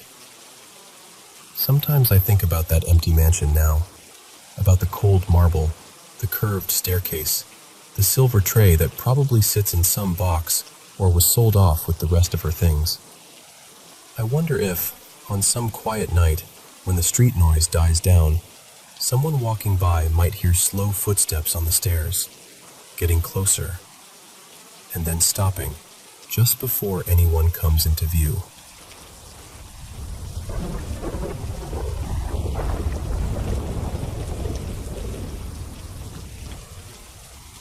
So, I should start by saying I am not the kind of person who sees ghosts everywhere. If anything, I've always been a little smug about not seeing them. I've slept in all kinds of places that practically beg to be haunted. An old plantation house in the American South, a converted monastery in the French countryside, even this crumbling 17th century palazzo in Rome, where the hallways smelled like dust and incense. Nothing. Not a creak out of the ordinary, not a cold spot, nothing that couldn't be explained by bad plumbing or old floorboards. All of that charged on one dreary trip to London. This was late autumn of 2023. My partner, Emma, and I decided to do this slightly reckless thing. Take an overnight flight from New York to London for a quick, end-of-year romantic escape. You know, the kind of trip you book when you're tired of your own kitchen and think a different country might magically fix your mood. Now, if you've ever been to Soho, you know it's not really the first place that comes to mind when you hear the word romantic. Unless, of course, your idea of romance involves drunken shouting, sticky pavements, and people arguing over takeaway chips at 2 a.m. But I had a surprise planned. I'd booked us into this historic little hotel that looked, online at least, like the set of a British period drama. The kind where everyone wears waistcoats and broods attractively by the fireplace. We stepped out of the cab in a light drizzle, because of course it was drizzling, and there it was. A narrow Georgian townhouse, red brick darkened by centuries of soot, sash windows glowing softly from the inside. A discreet brass plaque by the black door read, Hazlitt's House, established 1719. No neon, no big sign, just that. It felt like the building was trying not to be noticed. We rang, heard the buzzer click, and as the door opened, it honestly felt like stepping out of the present. The floorboards were warped and slanted, and they pulled you inward, like the whole house was gently leaning toward you. The air smelled faintly of wax and old books. Everything was antique, dark wood, heavy paintings, little artifacts that probably had better stories than I do. The only giveaways that it was still the 21st century were the computer at reception and the staff's clothes. By the time we checked in, the jet lag was hitting us like a brick. We both agreed. Quick nap first, pubs later.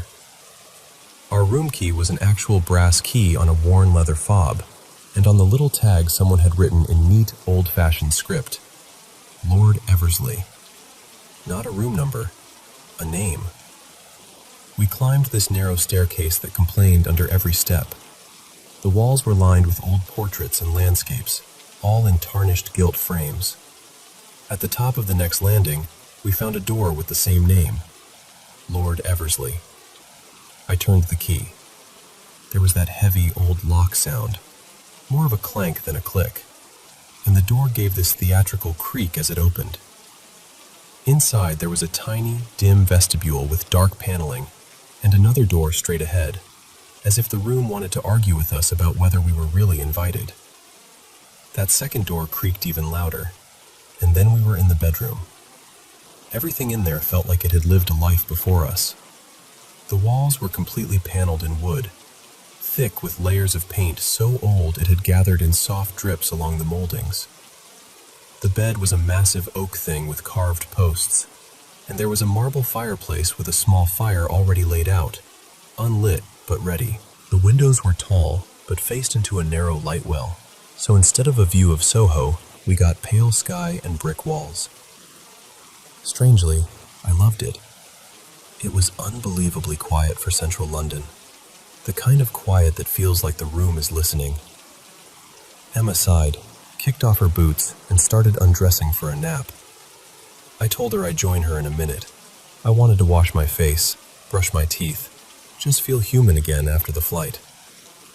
She crawled into the heavy bed and was asleep almost instantly, like someone flipped a switch.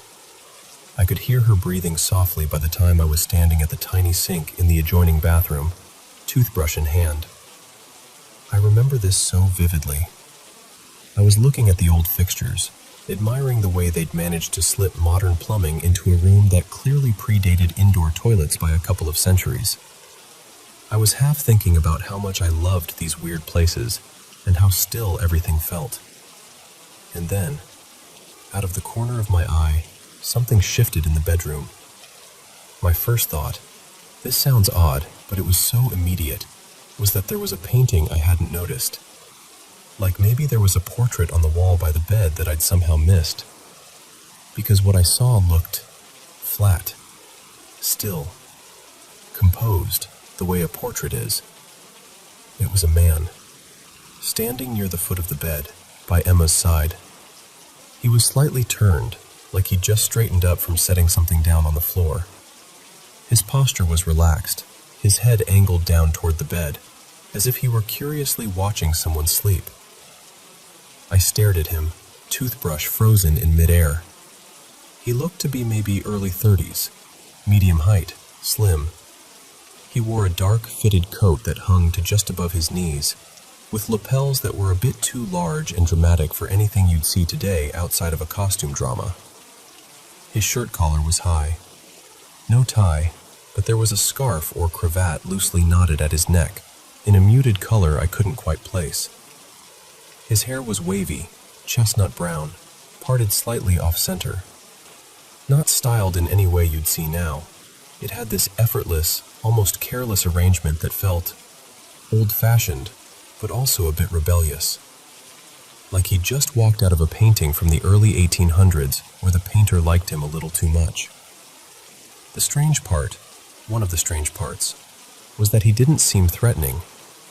There was no malevolence, no horror movie theatrics. He looked mildly curious, quietly observant, like he had wandered into the wrong room and was deciding what to do next. My brain did what brains do. It tried to make it normal.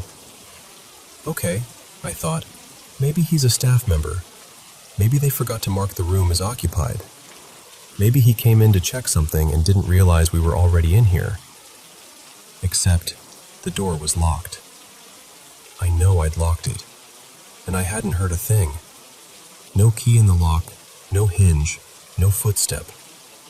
In a house that creaked if you breathed too hard, this man had somehow appeared in complete silence. That's when my stomach dropped. I looked at his clothes again. The cut of the coat, the way the shoulders sat, the line of the trousers. It all felt wrong for this century. And his presence, it's hard to describe. There was a heaviness in the air, like static building up before a storm. A buzzing started deep in my spine and spread up between my shoulder blades, like I'd grabbed an electric fence with my whole body instead of my hand.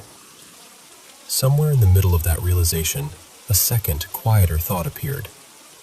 No, this can't be what I think it is. He wasn't transparent. He wasn't glowing or floating. There was no mist, no flickering lights, no sound. If you had walked in at that moment, you would have just seen a man standing there, solid, real. He never looked at me.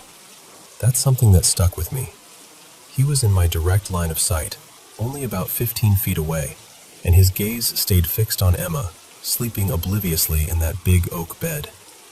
But I felt, with absolute certainty, that he knew I was there. It felt like a spotlight, hot, invisible, focused right on me, even though he never turned his head. And in that instant, I knew, on this deep, instinctive level, that he was dead. I grew up around old houses. My parents somehow only ever chose homes that had names instead of numbers, the kind with history plaques out front and rumors whispered by neighbors. Every once in a while in those places, I would feel something similar, that pressure in the room, that sense of not being alone. I learned, very young, that acknowledging it seemed to make it worse. Like saying, "I see you," opened a door you couldn't easily close again. So I made a decision. I pretended I hadn't seen him. I turned my head slowly back toward the mirror, as if nothing at all was wrong, as if my heart wasn't trying to punch its way out of my chest. I started brushing my teeth again, very deliberately. I turned on the tap and let the water run louder than it needed to. I fussed clumsily with the little bottles and toiletries lined up around the sink, just to create noise, some kind of normal rhythm in the room. Every tiny movement felt exaggerated and fake, like I was acting badly in a play. After what felt like a very long minute, but was probably only a few seconds, I rinsed my mouth, set down the toothbrush, and forced myself to look back into the bedroom. He was gone. Just gone. There was no fading, no drifting away, no dramatic exit. One moment he had been there with this eerie stillness, and the next, the space at the foot of the bed was empty.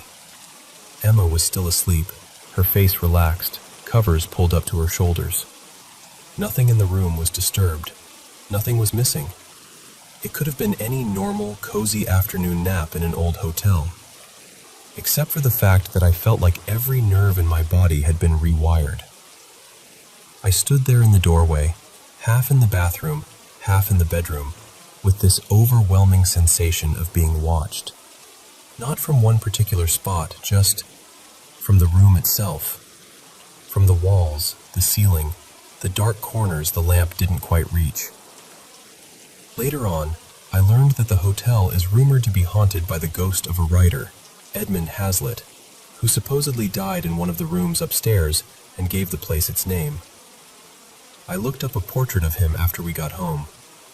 The hairstyle wasn't exactly the same, but the age, the general look, the clothes. It was close enough to make my skin crawl all over again.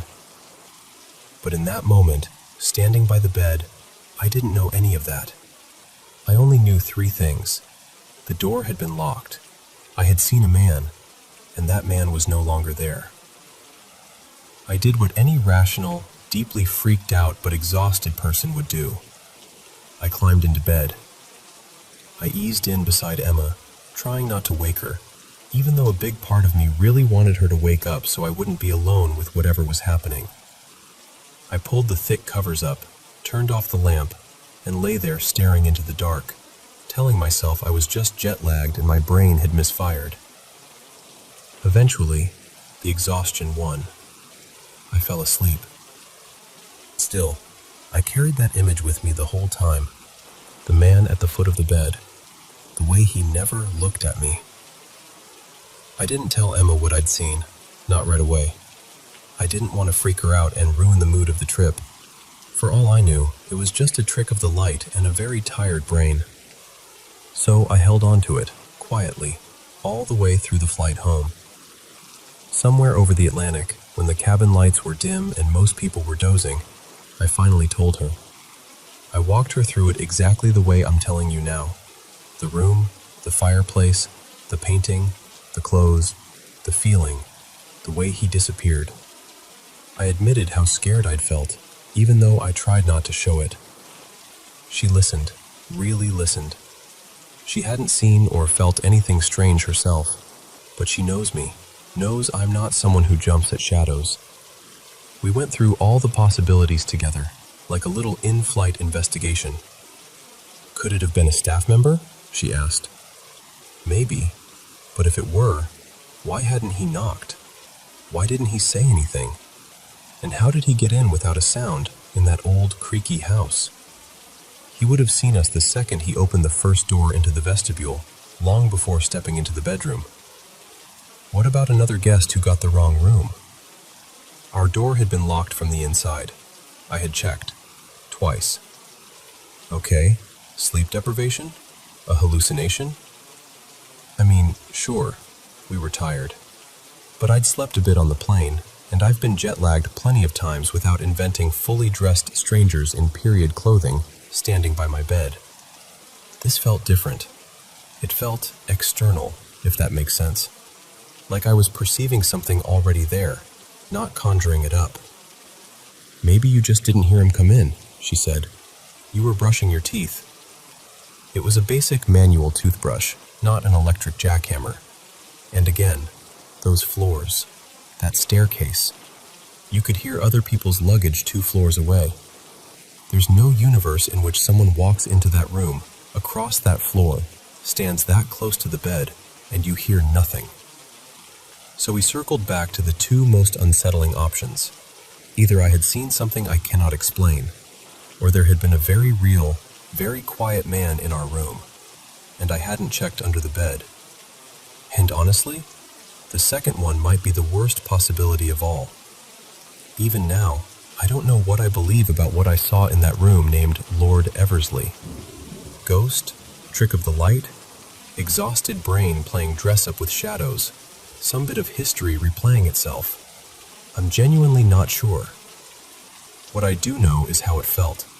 That electric buzz in my spine, the weight of being watched, the absolute certainty that, for a few seconds, I was in the presence of someone who did not belong to my moment in time. I've stayed in plenty of old places since then, and every time I set my bag down, turn the key in an unfamiliar door, and step into a room that's older than anyone I've ever known, I can't help but think, if you're here, whoever you are, I'd really prefer you let me sleep this time.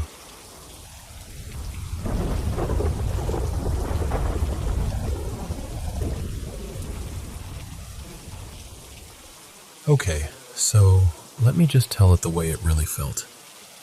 When I moved into the Marisol Towers downtown, all I wanted was a reset button. New job, new city, a little studio that was finally mine. You know that feeling when you turn the key and think, this is where everything gets better? Yeah, that was me. The building itself was tired. Old pipes, thin walls, the whole place smelled like damp wood and dust that never really left. But the rent was ridiculously low for being so close to the center, and I convinced myself that a little character was part of the charm. On the last page of the lease, there was this weird line, handwritten in blue ink, not part of the printed contract. It said, "Do not open 805. Do not answer if he calls your name." I actually laughed. I thought it was some kind of bad joke, or maybe the manager trying to scare off teenagers from exploring. I even took a picture and sent it to a friend like, "Hello, my building has lore." I stopped laughing after the first night. My apartment was 804, near the end of a long, dim hallway. The bulbs above us were this sickly yellow, buzzing and flickering every so often like they were trying to give up. Right next to me was 805, an old wooden door with peeling gray paint, a rusted peephole, and no welcome mat. The handle was wrapped in this strip of dull red tape, and behind it, there was this faint hum. Not a machine, not a fridge, just a low vibration, like the room was breathing. I kept telling myself I was imagining it. New place, old building, that's all. That first night, I fell asleep exhausted, boxes still stacked everywhere. Sometime after midnight, I woke up to a sound. Knock, knock, knock. 3 slow knocks.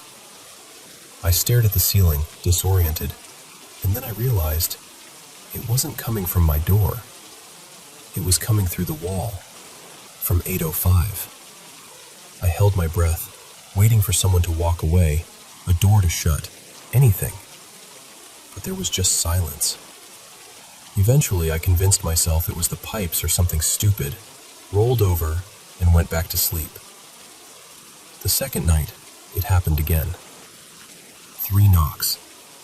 Then faint footsteps, slow and dragging, pacing on the other side of my bedroom wall.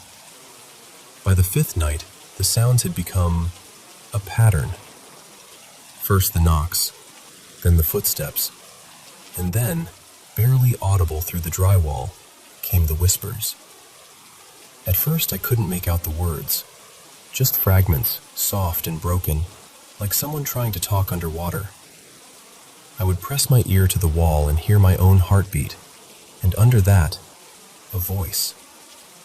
And then one night it was clear. "Leah, open the door, please." Hearing your name from a room that's supposed to be empty, that does something to you.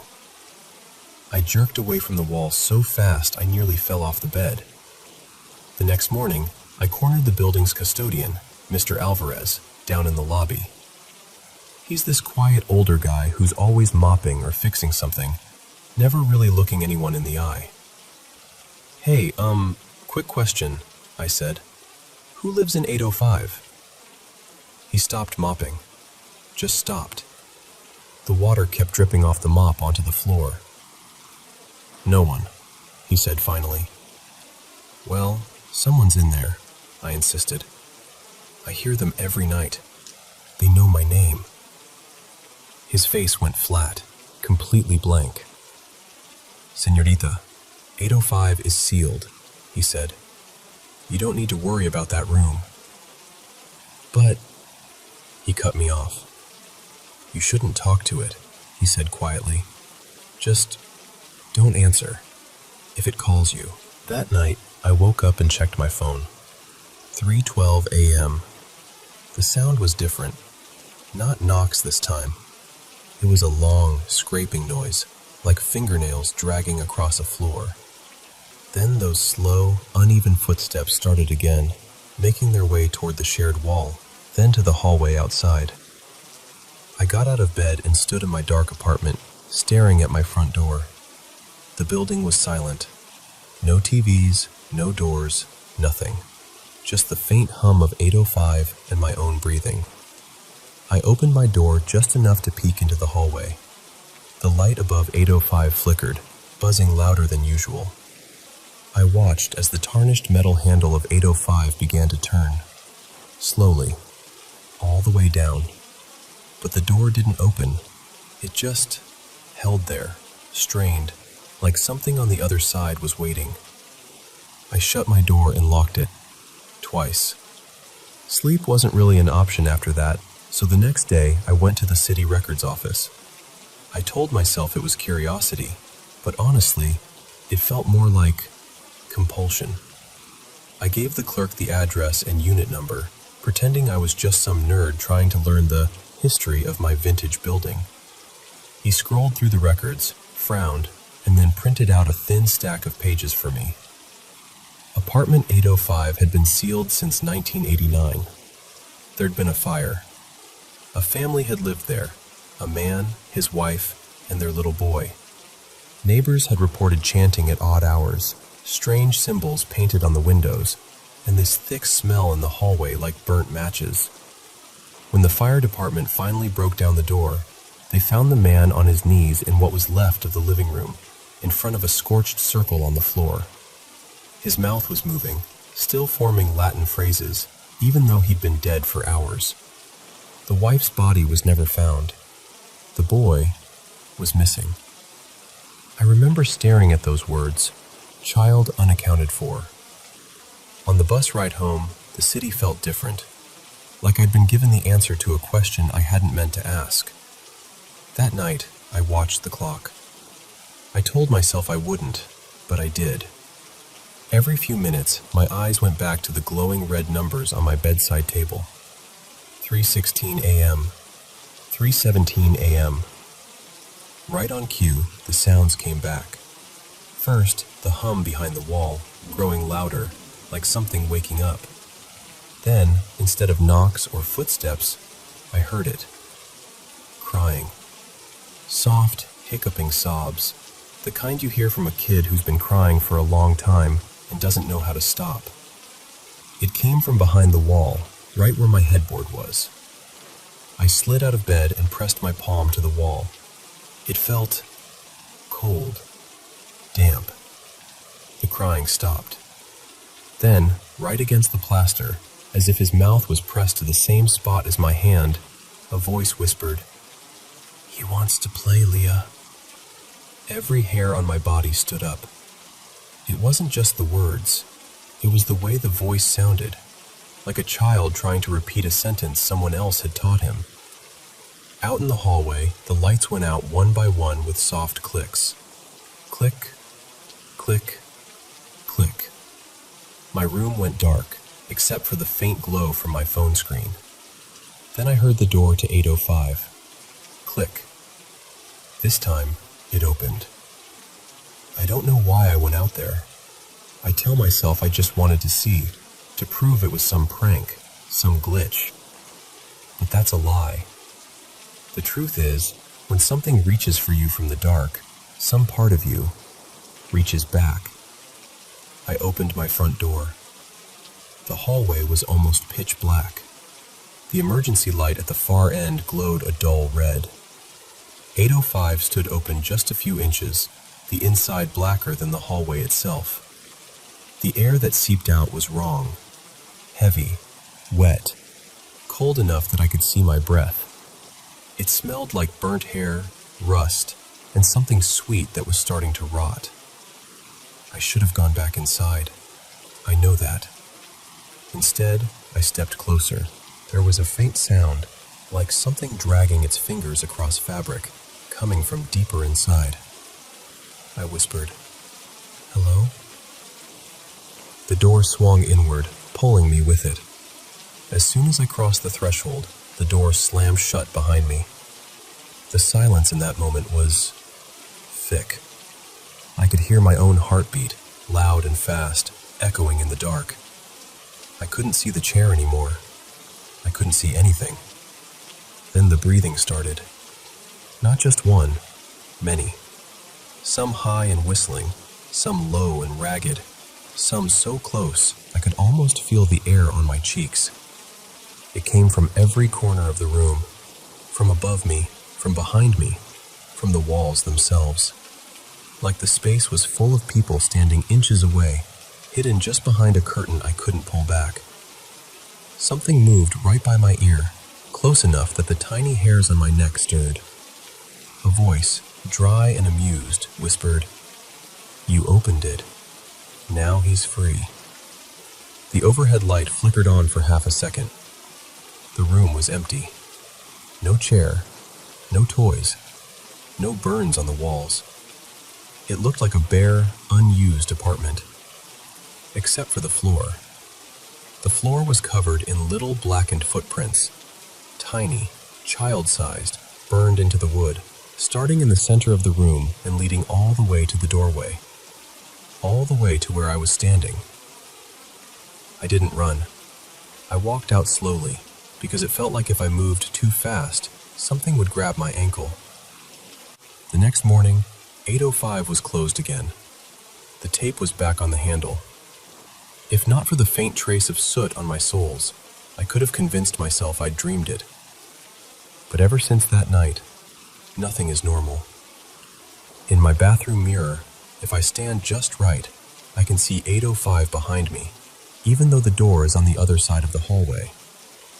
Sometimes there's a shape in the doorway. Sometimes there isn't. At exactly 3:17 a.m., the elevator, no matter what floor it's on, always travels to the 8th floor and opens its doors. Empty. Waiting. And every night, a few minutes after that, my intercom buzzes. When I pick it up, there's always the same voice on the other end. A soft, small boy's voice, crackling through static like a bad radio station. "Leah, can I play in your room now?"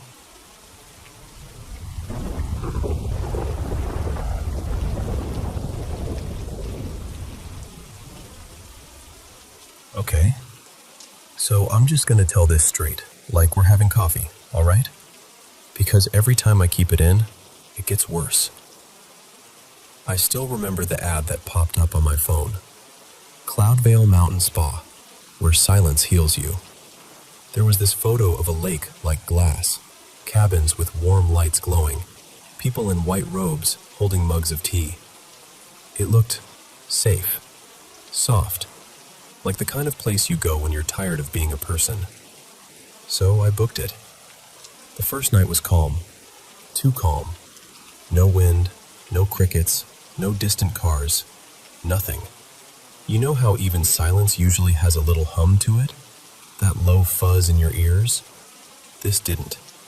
It felt like the world was holding its breath, like it was waiting for something. At dinner, the waiter wouldn't stop smiling at me. "First time with us?" he asked. His name tag said Elias in little gold letters. I said, "Yeah, just needed to get away." I tried to joke about it. He laughed politely, but his eyes were wrong. Too shiny, too still, like glass marbles pressed into a face. No crinkles, no warmth, just that big, frozen smile. I asked, "So, how long have you been working up here?" He tilted his head like he was trying to remember the answer to a question nobody had ever actually asked him before. Then he said in this flat, practiced tone, "Since 11:47 p.m. Not since last year. Not for a while. Not a couple of seasons. Since 11:47 p.m. And then he just walked away like he hadn't said anything strange. I should have left then. I know that now. Later, I went back to my room, cabin 12B. I remember the number because it was on the key in that cute little wooden tag I thought was charming at the time. I was scrolling my phone in bed when the lights started to flicker. I checked the time on the digital clock by the bed. 11:47 p.m. It flickered too. The numbers smeared for a second, like they were melting, then snapped back into focus. And that's when I heard it. At first, it was just a low rumble under the floor. I thought, earthquake? Generator? Old pipes? I tried to be practical. But the sound kept building. It wasn't random. It had a rhythm. It turned into voices. Not one or two. Hundreds. No, thousands. Layered over each other, tangled, like a crowd screaming underwater. You know when people are shouting in a stadium and it becomes one huge, ugly sound? Like that, but sharper, closer. They were right under me. The clock on the nightstand blinked once and then froze. 12 a.m. The second it hit midnight, everything changed. Every light in the cabin went out. The heater cut off. The temperature dropped so fast my teeth started chattering. I could see my breath in the dark, hanging there like smoke. Then came the footsteps. Not normal footsteps. Wet, dragging, like someone was walking with soaked shoes, or bare feet through something thick. They were slow, too slow, getting nearer to my door. The boards groaned under each step, like the wood itself didn't want to be touched. I bolted for the window. The garden outside, those perfect paths and trimmed bushes they showed in the brochure, was on fire. But the flames weren't rising. They were falling. They slipped down like bright liquid, sinking into the soil. Like the ground was thirsty and the fire was being poured into it. Everything looked upside down, like gravity was wrong. The sky had gone this deep, bruised red, and the moon, God, the moon was just a black disk, a hole where light should have been. It had started to bubble. The surface buckled and popped like a pot someone forgot on the stove. Steam rolled off it in heavy waves, and I swear to you, I heard something laughing in that steam. Not loud, just pleased. Then the fire alarm went off. Not the sharp, frantic beeping you expect. It was slower, low, almost musical, but wrong, like a lullaby played on broken speakers. It echoed across the cabins, but no doors opened. No one stepped onto the porches. No one shouted, "What's going on?" It was like I was alone, but I knew I wasn't. I grabbed my hoodie, shoved my feet into my shoes without socks, and yanked open my door. The hallway of my building, because it wasn't some cute cabin anymore, it felt like a hotel corridor now, was lit by emergency strips along the floor. Red, pulsing lights that made everything look like it was underwater. Halfway down, one of the doors was open a crack. Room 12D. The same soft, slow dragging sound came from inside. I didn't look. I couldn't. I just headed for the lobby. When I stepped in, I froze. All the guests were there. Not sitting on the couches, not talking at the bar. They were standing, perfectly still, facing the walls. Their heads were tilted at angles no neck should bend, like someone had turned them way too far and forgotten to put them back. Their hands hung at their sides, fingers slightly curled, like they were mid-reach for something that wasn't there. Their mouths were moving, but no sound came out. Words formed silently, over and over, like they were reciting something. A prayer, maybe, or a spell. I couldn't understand the shapes of the words, but I could feel them, like cold hands sliding under my skin. Behind the reception desk, something shifted. I thought it was the manager at first. I'd seen him earlier that day, Mr. Halden, tall and neat, with a perfect little tie and that corporate calmness. But this wasn't him. A figure stood up from behind the desk, too tall, too thin. Its skin looked like burned paper, cracked and blistered and flaking. Its fingers were wrong, too long, bending one extra time in the middle, like there was an additional joint. It turned its head toward me, almost curious, and it smiled.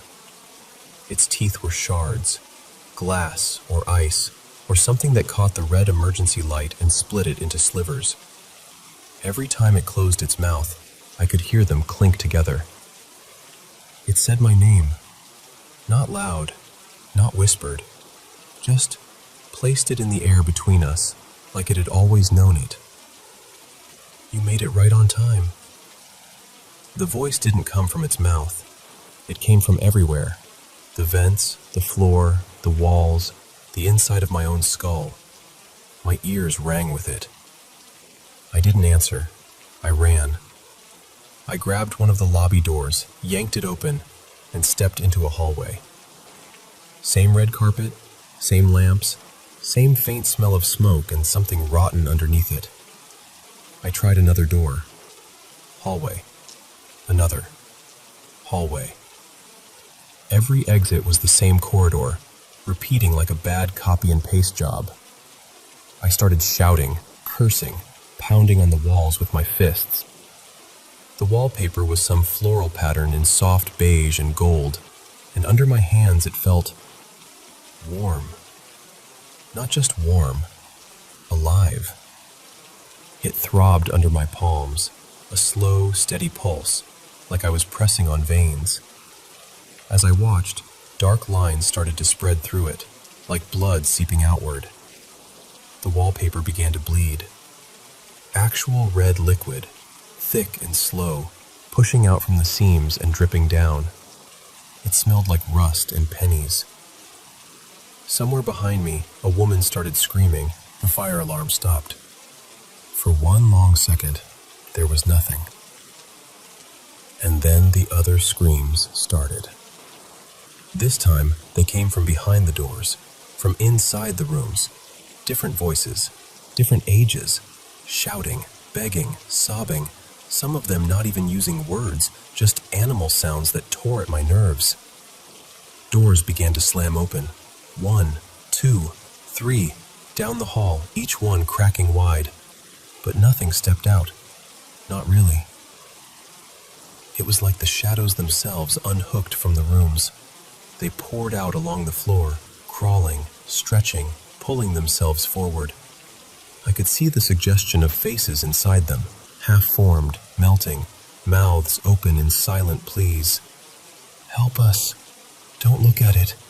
It's hungry." The words slid into my head without sound. I ran the other way.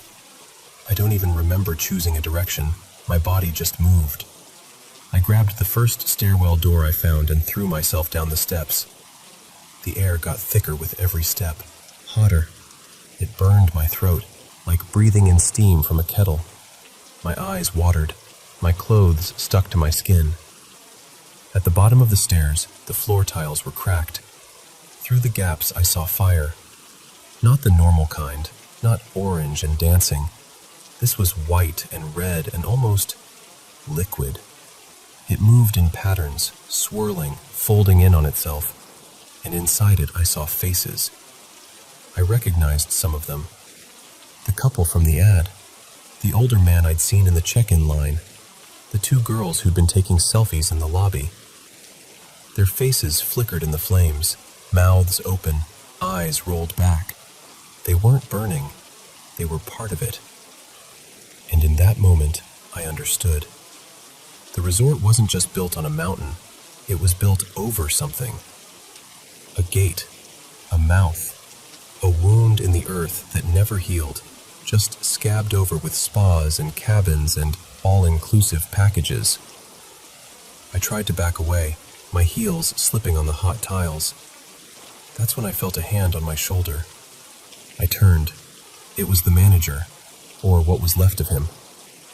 Mr. Halden's suit was hanging in tatters, his skin peeling in long strips that curled at the edges. His eyes weren't eyes anymore, just bright, raw red, like two open wounds staring at me. His mouth didn't move when he spoke, but his voice was everywhere again, pressing in on me from the inside. "Checkout is final," he said. "But don't worry, you'll feel right at home soon." The floor split. Not a crack, not a creak. It just opened, like a set of jaws. Heat roared up around me. I heard laughter, screaming, whispering, all woven together into something that wasn't quite sound and wasn't quite thought. Something grabbed my ankles. I looked down and saw hands, too many hands, reaching up from the fire. Fingers dug into my legs, nails tearing through my skin. It hurt, but it also felt pulling, like they were trying to drag not just my body, but everything I was.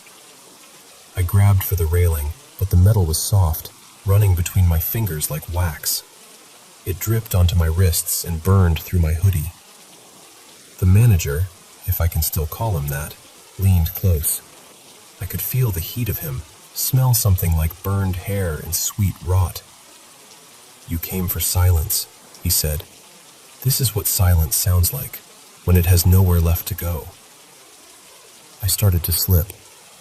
The last thing I saw before the fire swallowed my vision was the wooden sign above the lobby desk, hanging crooked, the nice little slogan carved in cheerful letters: "Cloudvale Mountain Spa, where the earth will hold you forever." And then everything went white. I woke up in my own bed at home. I told myself it was a nightmare, stress, too much caffeine. I almost believed it, until I noticed the time on my bedside clock. Frozen. Midnight. And underneath my bed, when the house is quiet, if I really listen, I can still hear them. The voices, waiting.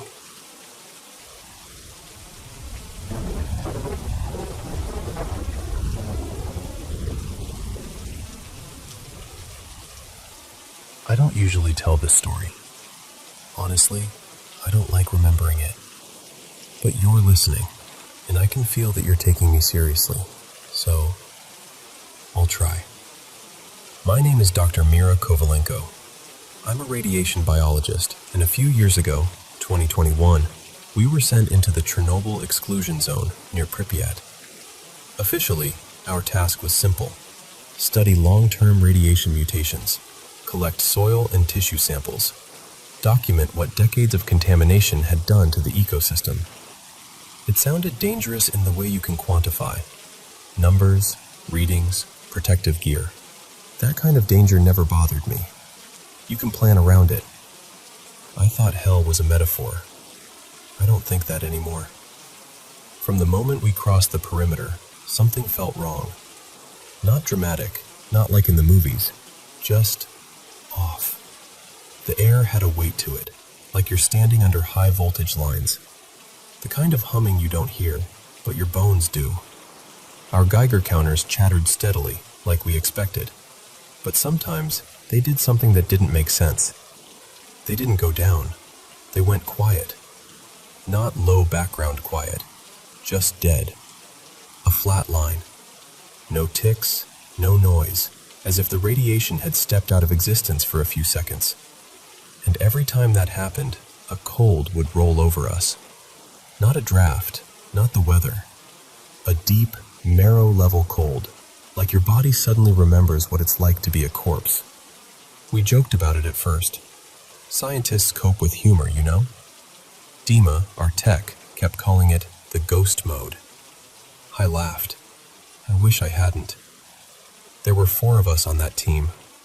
Tomas, a seismologist from Prague, tall and quiet, always scribbling in his little notebook. Irina, our botanist, soft-spoken, the kind of person who apologizes before stepping on a dead leaf. Dima, like I said, our equipment guy, young, loud, always with some awful playlist in one earbud. And me, trying to keep everyone's exposure under control, and pretending I wasn't already uneasy. On the 3rd night, the camp lights started flickering. The generators were stable, fuel was fine, wording checked out. Still, the lamps would dim and flare like something was breathing through them. We'd set up tents near an overgrown parking lot, the concrete cracked and pushing up little islands of moss. There was this thick mist that night, hanging low around the tree line. I remember staring at it, feeling like it was listening. Around midnight, Tomas called out from his tent. "Mira? Dima? Is that you out there?" I was in my own tent, going over the day's readings. Dima was muttering to himself, trying to fix a temperamental data logger. We both answered at the same time that we weren't outside. I heard Tomas's zipper slide open. Then, silence. He didn't shout. He didn't scream. Just a long, empty pause. I grabbed my flashlight and stepped out. The air was colder, and the mist had pressed closer, almost at our feet now. Tomas's tent flap was wide open. His sleeping bag was half unrolled, warm when I touched it. But he was gone. No struggle, no scattered equipment. Just a neat line of footprints leading away from his tent toward the trees. Bare footprints. Not boot prints. Bare, human feet. Except they weren't normal prints in the dirt. They looked like someone had pressed hot metal into the soil. The edges were charred, as if the ground itself had burned around each step and then cooled. We followed them with our lights, but about 20 meters into the trees, they just stopped. No body, no Tomas, no more footprints. Just dark. I almost didn't press play. You can still hear the canvas of his tent rustling, the zip opening, his breath puffing in the cold. Then his voice, shaking in a way I had never heard from him. He says, "Who's there? This isn't funny." There's a pause, and you can hear something. Not footsteps, more like the crunch of earth shifting under something heavy that doesn't quite touch the ground. Then Tomas whispers, "Your feet. They're burned." Another pause, and then, "If anyone finds this, don't follow them. Don't ever follow the footprints." The recorder clicks, and that's it. We argued about what to do next, of course. Protocol said we should retreat, report a missing team member, wait for instructions. But the nearest proper support base was hours away, and the zone doesn't exactly have a quick response unit. So we kept working, and planned to pull out the next day. That was our mistake.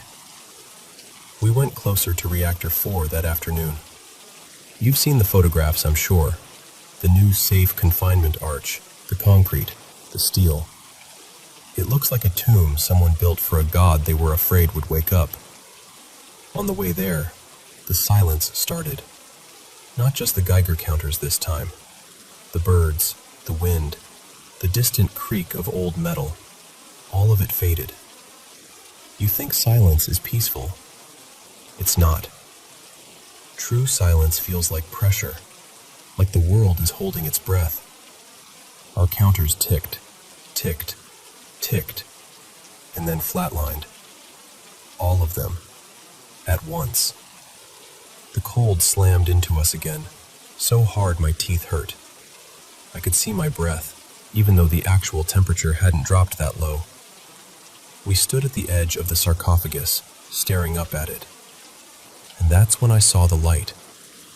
It wasn't dramatic, not a beam or a flare, just a thin, pale blue shimmer leaking from hairline cracks in the structure.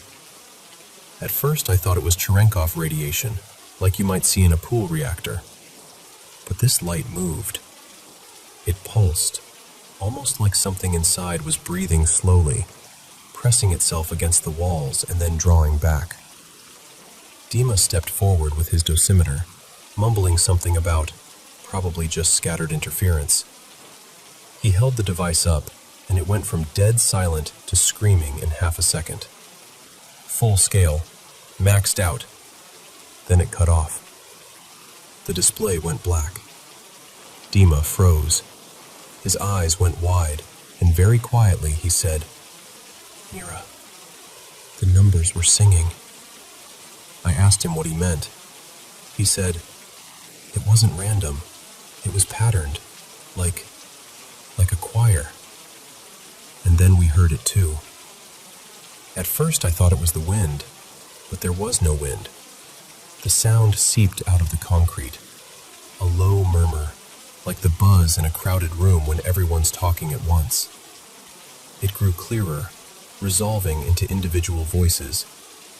Men, women, children, thousands of them, layered over each other, overlapping, swallowing each other, but somehow still distinct. Some were praying in languages I didn't recognize. Some were begging. Some were just screaming, over and over, like like the moment of their death never ended. The worst part? Every few seconds, one voice would rise above the rest, as if it had found the right frequency to reach us. Those voices sounded so human, so close, like someone standing inches from your ear, whispering, "Help me," but not quite able to say the words. Irina grabbed my arm so hard her nails drew blood through my coat. Her lips were moving, but no sound came out. I had to physically turn her face toward me to snap her out of it. We ran back to the trucks, or tried to. You ever try to run in a nightmare? That feeling where your legs work, but the world stretches. That's what it felt like, crossing that shattered ground. When we reached the vehicles, both trucks were dead. Headlights flickered on and off by themselves. And in one of those flickers, I saw the windshield clearly. It was reflecting more faces than there were people. There were 3 of us standing there, me, Dima, and Irina. But in the glass, I counted at least a dozen faces behind ours.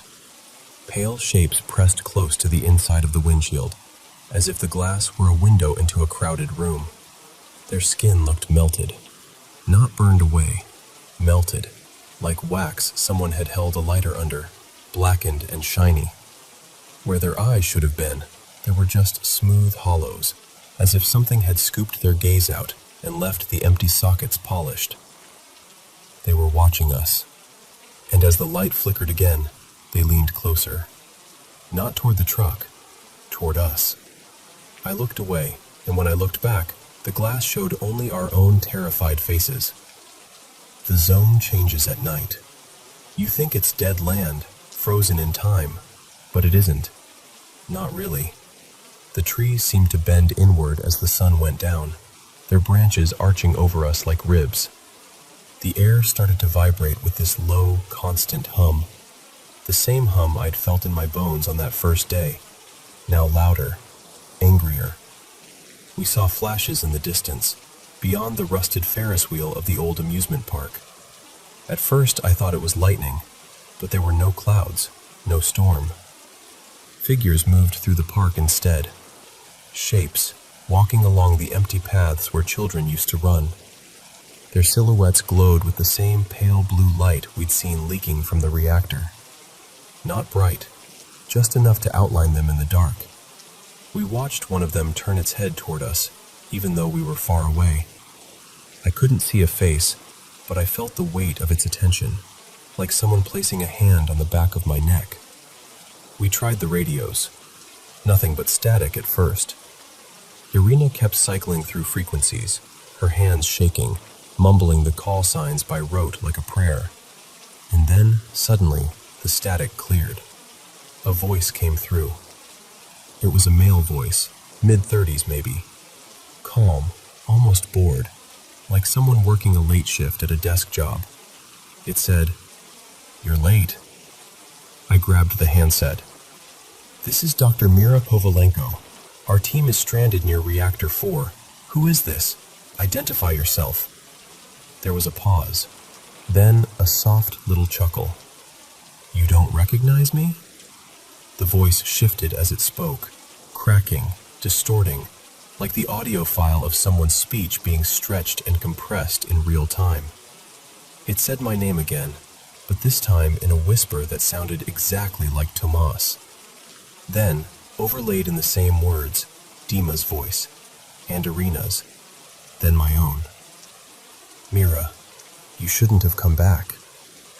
The radio squealed, this high, stabbing feedback, and the plastic casing grew hot in my hand. I dropped it, and it melted into the gravel like wax on a stove. After that, none of our equipment worked. Not the counters, not the GPS, not the spare batteries, just the hum. People always ask me, "Why didn't you just leave on foot?" We tried. That night became a blur of directionless walking.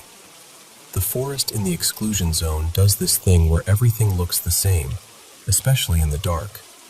Rusted structures, broken roads, skeletal buildings all repeat like a pattern. We walked until my legs shook. Every time we thought we'd found the same cracked intersection we'd mapped earlier, there was something wrong with it. A missing sign. A tree that hadn't been there. A car that should have been rusted down to frame, but looked freshly burned instead. Somewhere along the way, we lost Dima. Not dramatically. No scream, no running off. I turned to answer a question Irina hadn't asked, and when I turned back, he was gone. Irina started to crack after that.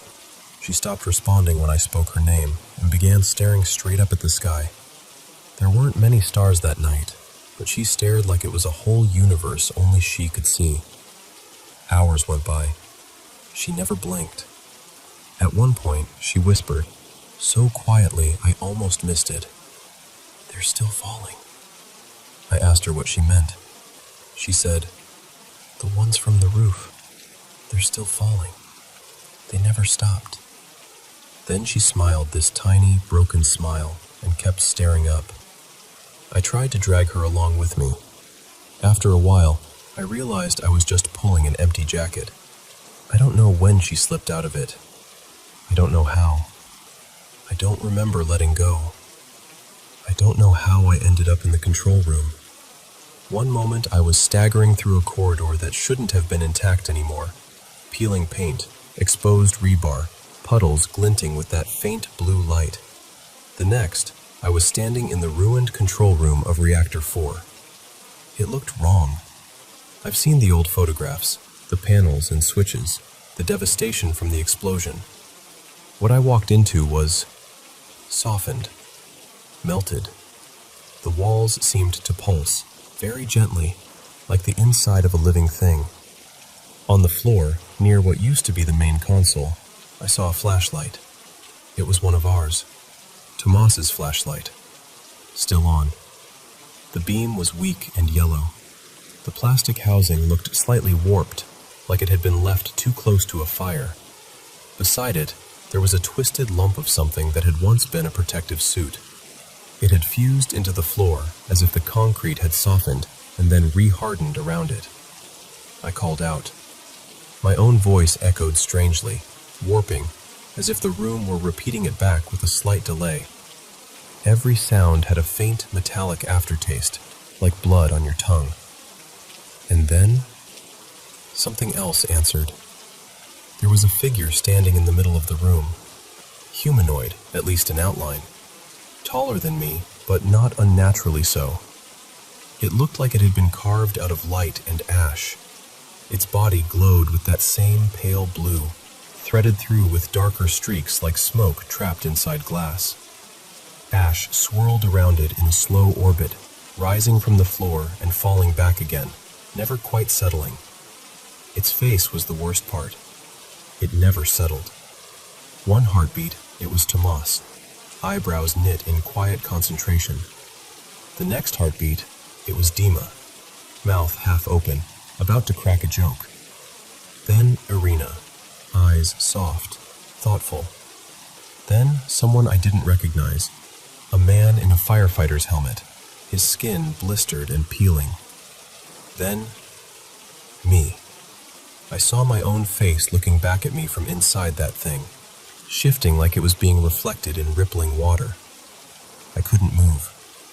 It raised one hand, if you could call it a hand, and I felt something reach into my skull. Not physically, deeper.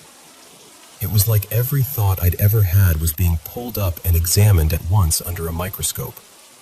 Memories flared and vanished. Childhood, university, my first day in a lab, my father's funeral, Tomas standing in the snow, laughing at one of Dima's stupid jokes, Irina humming to herself while cataloging plants.